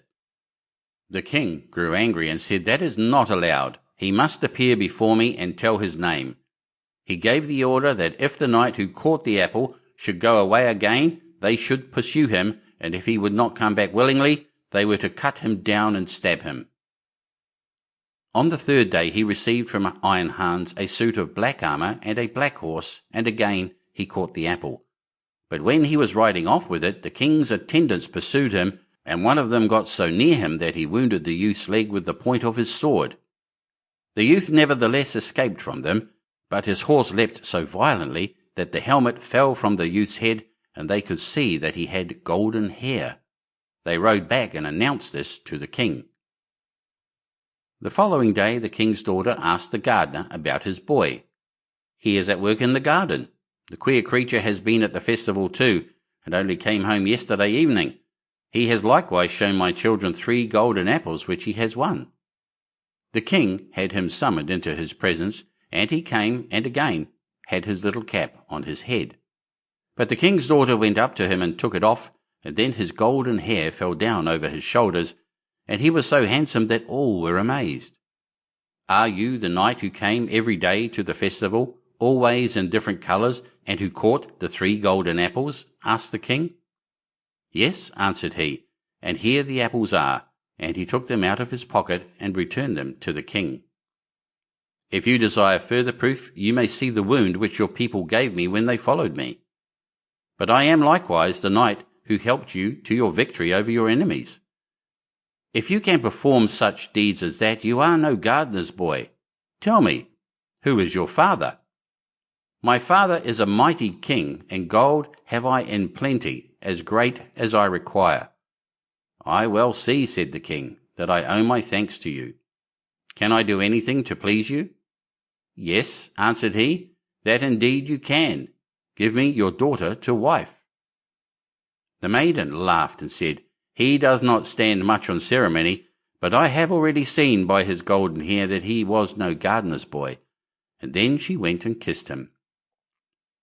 His father and mother came to the wedding and were in great delight, for they had given up all hope of ever seeing their dear son again. And as they were sitting at the marriage feast, the music suddenly stopped, the doors opened, and a stately king came in with a great retinue. He went up to the youth, embraced him, and said, I am Iron Hans, and was by enchantment a wild man, but you have set me free. All the treasures which I possess shall be your property. Chapter 61. Catskin.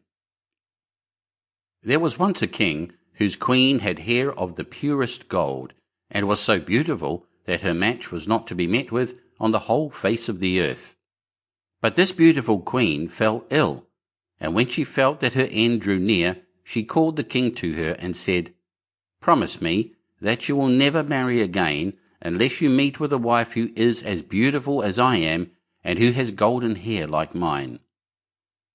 Then when the king in his grief promised all she asked, she shut her eyes and died. But the king was not to be comforted, and for a long time never thought of taking another wife. At last, however, his wise men said, "This will not do. The king must marry again, that we may have a queen." So messengers were sent far and wide to seek for a bride as beautiful as the late queen. But there was no princess in the world so beautiful, and if there had been, still there was not one to be found who had golden hair. So the messengers came home and had all their trouble for nothing. Now the king had a daughter who was just as beautiful as her mother, and had the same golden hair. And when she was grown up, the king looked at her and saw that she was just like this late queen. Then he said to his courtiers, "May I not marry my daughter? She is the very image of my dead wife. Unless I have her, I shall not find any bride upon the whole earth, and you say there must be a queen." When the courtiers heard this, they were shocked, and said, "Heaven forbid that a father should marry his daughter. Out of so great a sin no good can come." And his daughter was also shocked, but hoped the king would soon give up such thoughts. So she said to him, "Before I marry anyone, I must have 3 dresses. One must be of gold, like the sun, another must be of shining silver, like the moon, and a third must be dazzling as the stars. Besides this, I want a mantle of 1,000 different kinds of fur put together, to which every beast in the kingdom must give a part of his skin." Thus she thought he would think of the matter no more. But the king made the most skilful workmen in his kingdom weave the 3 dresses, one golden, like the sun, another silvery like the moon, and a third sparkling like the stars, and his hunters were told to hunt out all the beasts in his kingdom, and to take the finest fur out of their skins, and thus a mantle of 1,000 furs was made. When all were ready, the king sent them to her. But she got up in the night when all were asleep, and took 3 of her trinkets, a golden ring, a golden necklace, and a golden brooch, and packed the 3 dresses of the sun, the moon, and the stars up in a nutshell, and wrapped herself up in the mantle made of all sorts of fur, and besmeared her face and hands with soot. Then she threw herself upon heaven for help in her need, and went away, and journeyed on the whole night, till at last she came to a large wood. As she was very tired, she sat herself down in the hollow of a tree, and soon fell asleep, and there she slept on till it was midday. Now as the king to whom the wood belonged was hunting in it, his dogs came to the tree and began to sniff about and run round and bark. "Look sharp," said the king to the huntsman, "and see what sort of game lies there." And the huntsman went up to the tree, and when they came back again, said, "In the hollow tree there lies a most wonderful beast, such as we never saw before. Its skin seems to be of 1,000 kinds of fur, but there it lies fast asleep. See," said the king, "if you can catch it alive, and we will take it with us." So the huntsman took it up, and the maiden awoke and was greatly frightened, and said, "I am a poor child that has neither father nor mother left. Have pity on me and take me with you." Then they said, "Yes, Miss Catskin, you will do for the kitchen. You can sweep up the ashes and do things of that sort." So they put her into the coach and took her home to the king's palace. Then they showed her a little corner under the staircase where no light of day ever peeped in, and said, "Catskin, you may lie and sleep there." And she was sent into the kitchen, and made to fetch wood and water, to blow the fire, pluck the poultry, pick the herbs, sift the ashes, and do all the dirty work. Thus Catskin lived for a long time, very sorrowfully. Ah, pretty princess, thought she, what will now become of thee? But it happened one day that a feast was to be held in the king's castle, so she said to the cook, "May I go up a little while and see what is going on? I will take care and stand behind the door." And the cook said, "Yes, you may go, but be back again in half an hour's time to rake out the ashes." Then she took her little lamp and went into her cabin and took off the fur skin, and washed the soot from her face and hands, so that her beauty shone forth like the sun from behind the clouds. She next opened her nutshell and brought out of it the dress that shone like the sun, and so went to the feast. Everyone made way for her, for nobody knew her, and they thought she could be no less than a king's daughter. But the king came up to her and held out his hand and danced with her, and he thought in his heart, "I never saw anyone half so beautiful." When the dance was at an end, she curtsied, and when the king looked round for her, she was gone, no one knew whither. The guards that stood at the castle gate were called in, but they had seen no one. The truth was that she had run into her little cabin, pulled off her dress, blackened her face and hands, put on the fur-skin cloak, and was catskin again. When she went into the kitchen to her work and began to rake the ashes, the cook said, "Let that alone till the morning, and heat the king's soup. I should like to run up now and give a peep, but take care you don't let a hair fall into it, or you will run a chance of never eating again." As soon as the cook went away, Catskin heated the king's soup and toasted a slice of bread first, as nicely as ever she could, and when it was ready she went and looked in the cabin for her little golden ring, and put it into the dish in which the soup was. When the dance was over, the king ordered his soup to be brought in, and it pleased him so well that he thought he had never tasted any so good before. At the bottom he saw a gold ring lying, and as he could not make out how it had got there, he ordered the cook to be sent for. The cook was frightened when he heard the order, and said to Catskin, "You must have let a hair fall into the soup. If it be so, you will have a good beating." Then he went before the king, and he asked him who had cooked the soup. "I did," answered the cook. But the king said, "That is not true. It was better done than you could do it." Then he answered, "To tell the truth, I did not cook it, but Catskin did."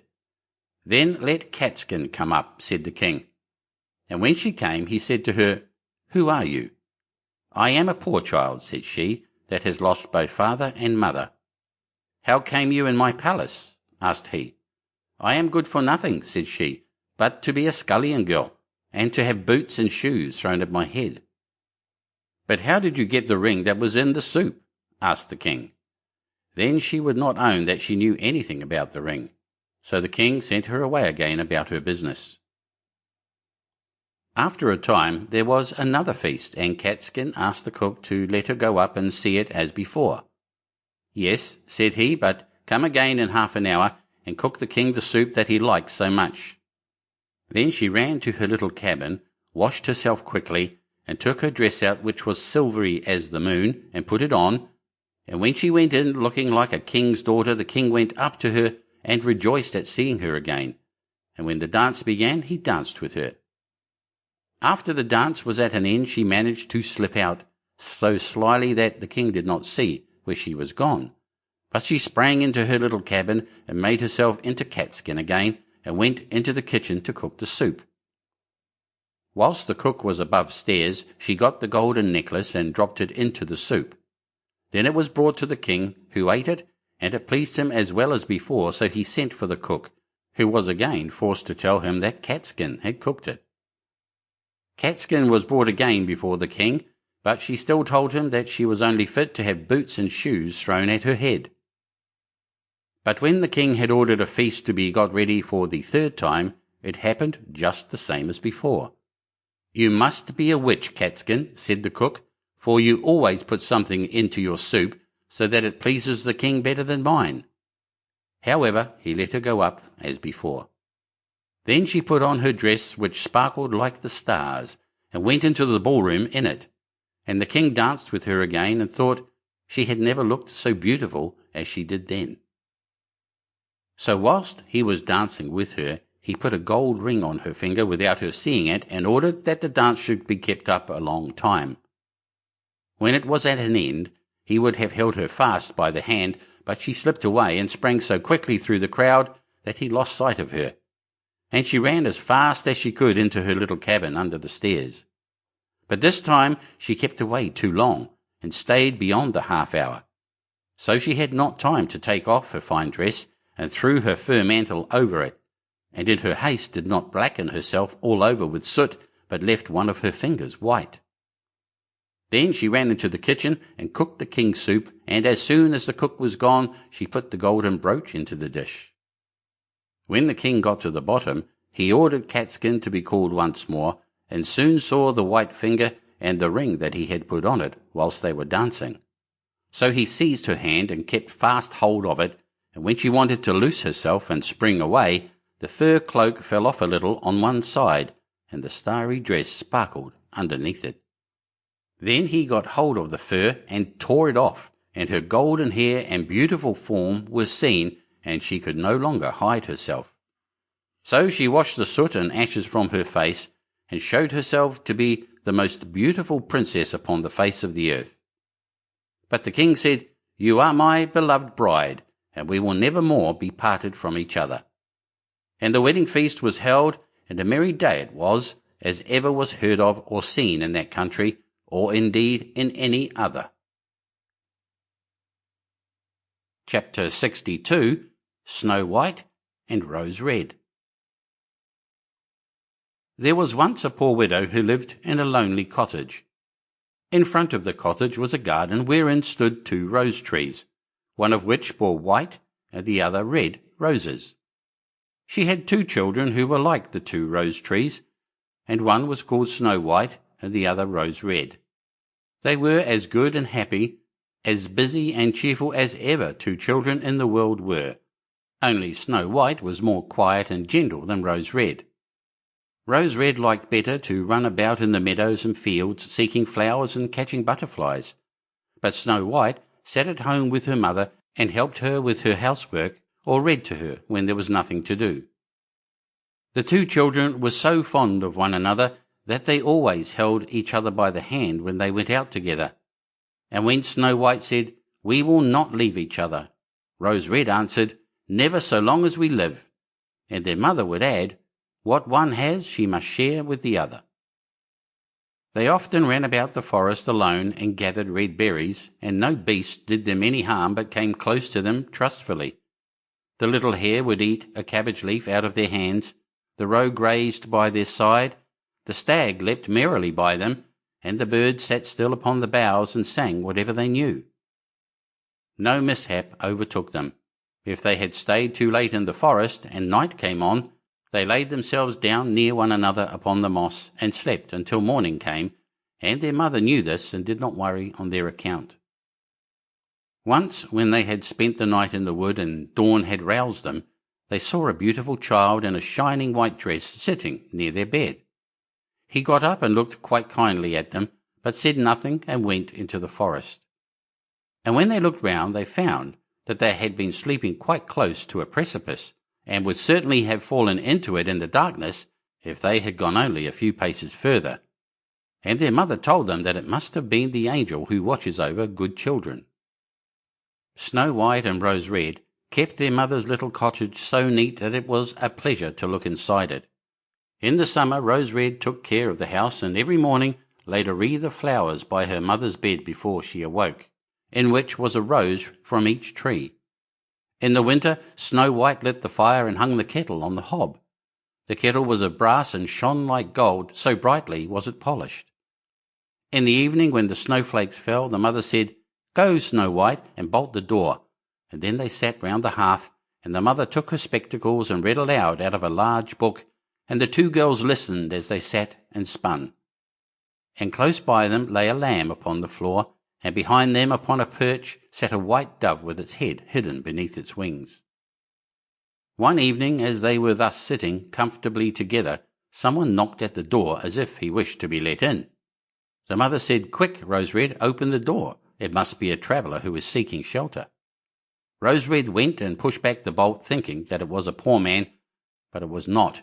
It was a bear that stretched his broad black head within the door. Rose-Red screamed and sprang back.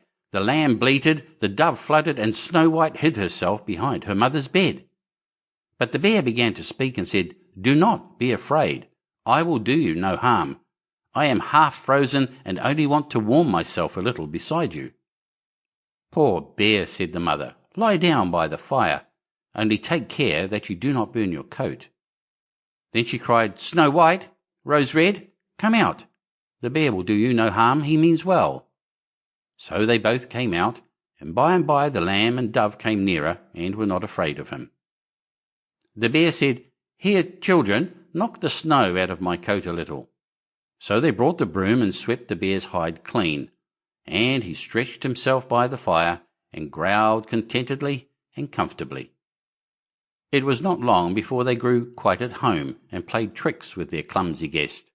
They tugged his hair with their hands, put their feet upon his back and rolled him about, or they took a hazel switch and beat him, and when he growled they laughed.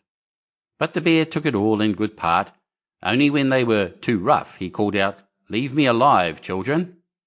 Snow-White, Rose-Red, will you beat your wooer dead?" When it was bedtime and the others went to bed, the mother said to the bear, "You can lie there by the hearth, and then you will be safe from the cold and the bad weather." As soon as day dawned, the two children let him out, and he trotted across the snow into the forest. Henceforth the bear came every evening at the same time, laid himself down by the hearth, and let the children amuse themselves with him as much as they liked, and they got so used to him that the doors were never left fastened until their black friend had arrived. When spring had come and all outside was green, the bear said one morning to Snow-White, "Now I must go away and cannot come back for the whole summer." "Where are you going then, dear bear?" asked Snow-White. "I must go into the forest and guard my treasures from the wicked dwarfs. In the winter, when the earth is frozen hard, they are obliged to stay below and cannot work their way through. But now, when the sun has thawed and warmed the earth, they break through it, and come out to pry and steal, and what once gets into their hands and in their caves does not easily see daylight again." Snow-White was quite sorry at his departure, and as she unbolted the door for him, and the bear was hurrying out, he caught against the bolt, and a piece of his hairy coat was torn off, and it seemed to Snow-White as if she had seen gold shining through it, but she was not sure about it. The bear ran away quickly, and was soon out of sight behind the trees. A short time afterwards the mother sent her children into the forest to get firewood. There they found a big tree which lay felled on the ground, and close by the trunk something was jumping backwards and forwards in the grass, but they could not make out what it was. When they came nearer they saw a dwarf with an old withered face and a snow-white beard a yard long. The end of the beard was caught in a crevice of the tree, and the little fellow was jumping about like a dog tied to a rope, and did not know what to do. He glared at the girls with his fiery red eyes and cried, "Why do you stand there? Can you not come here and help me?" "What are you up to, little man?" asked Rose-Red. "You stupid prying goose," answered the dwarf. "I was going to split the tree to get a little wood for cooking. The little bit of food that we people get is immediately burnt up with heavy logs. We do not swallow so much as you coarse, greedy folk. I had just driven the wedge safely in, and everything was going as I wished, but the cursed wedge was too smooth and suddenly sprang out, and the tree closed so quickly that I could not pull out my beautiful white beard. So now it is tight, and I cannot get away, and the silly, sleek, milk-faced things laugh. Ah, how odious you are!" The children tried very hard, but they could not pull the beard out. It was caught too fast. "I will run and fetch someone," said Rose-Red. "You senseless goose," snarled the dwarf. "Why should you fetch someone? You are already too many for me. Can you not think of something better?" "Don't be impatient," said Snow-White. "I will help you." And she pulled her scissors out of her pocket and cut off the end of the beard. As soon as the dwarf felt himself free, he laid hold of a bag which lay amongst the roots of the tree, and which was full of gold, and lifted it up, grumbling to himself, uncouth people to cut off a piece of my fine beard. Bad luck to you." And then he swung the bag upon his back and went off without even once looking at the children. Some time afterwards, Snow White and Rose Red went to catch a dish of fish. As they came near the brook, they saw something like a large grasshopper jumping towards the water, as if it were going to leap in. They ran to it and found it was the dwarf. "Where are you going?" said Rose Red. "You surely don't want to go into the water." "I am not such a fool," cried the dwarf. "Don't you see that the accursed fish wants to pull me in?" The little man had been sitting there fishing, and unluckily the wind had tangled up his beard with the fishing line. A moment later a big fish made a bite, and the feeble creature had not strength to pull it out. The fish kept the upper hand and pulled the dwarf towards him. He held on to all the reeds and rushes, but it was of little good, for he was forced to follow the movements of the fish, and was in urgent danger of being dragged into the water. The girls came just in time. They held him fast and tried to free his beard from the line, but all in vain. Beard and line were entangled fast together. There was nothing to do but bring out the scissors and cut the beard, whereby a small part of it was lost. When the dwarf saw that, he screamed out, "Is that civil, you toadstool, to disfigure a man's face? Was it not enough to clip off the end of my beard? Now you have cut off the best part of it. I cannot let myself be seen by my people. I wish you had been made to run the soles off your shoes." Then he took out a sack of pearls which lay in the rushes, and without another word he dragged it away and disappeared behind a stone. It happened that soon afterwards the mother sent the two children to the town to buy needles and thread and laces and ribbons. The road led them across a heath upon which huge pieces of rock lay strewn about. There they noticed a large bird hovering in the air, flying slowly round and round above them. It sank lower and lower, and at last settled near a rock not far away. Immediately they heard a loud, piteous cry. They ran up and saw with horror that the eagle had seized their old acquaintance the dwarf and was going to carry him off. The children, full of pity, at once took tight hold of the little man and pulled against the eagle so long that at last he let his booty go. As soon as the dwarf had recovered from his first fright, he cried with his shrill voice, "Could you not have done it more carefully? You dragged at my brown coat so that it is all torn and full of holes, you clumsy creatures." Then he took up a sack full of precious stones and slipped away again under the rock into his hole. The girls, who by this time were used to his ingratitude, went on their way and did their business in town. As they crossed the heath again on their way home, they surprised the dwarf, who had emptied out his bag of precious stones in a clean spot, and had not thought that anyone would come there so late. The evening sun shone upon the brilliant stones. They glittered and sparkled with all colours so beautifully that the children stood still and stared at them. "Why do you stand gaping there?" cried the dwarf, and his ashen face became copper red with rage. He was still cursing when a loud growling was heard, and a black bear came trotting towards them out of the forest. The dwarf sprang up in a fright, but he could not reach his cave, for the bear was already close. Then, in the dread of his heart, he cried, "Dear Mr. Bear, spare me. I will give you all my treasures. Look, the beautiful jewels lying there.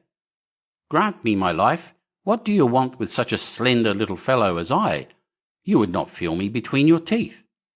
Come, take these two wicked girls. They are tender morsels for you, fat as young quails. For mercy's sake, eat them." The bear took no heed of his words, but gave the wicked creature a single blow with his paw, and he did not move again. The girls had run away, but the bear called to them, "Snow White and Rose Red, do not be afraid. Wait, I will come with you." Then they recognized his voice and waited. And when he came up to them, suddenly his bearskin fell off, and he stood there a handsome man, clothed in all gold. "I am a king's son," he said, "and I was bewitched by that wicked dwarf who had stolen my treasures. I have had to run about the forest as a savage bear until I was freed by his death. Now he has got his well-deserved punishment." Snow White was married to him, and Rose Red to his brother, and they divided between them the great treasure which the dwarf had gathered together in his cave. The old mother lived peacefully and happily with her children for many years. She took the 2 rose trees with her, and they stood before her window, and every year bore the most beautiful roses, white and red. This is the end of Grimm's Fairy Tales. Thank you for listening, and don't forget to like and subscribe to our channel.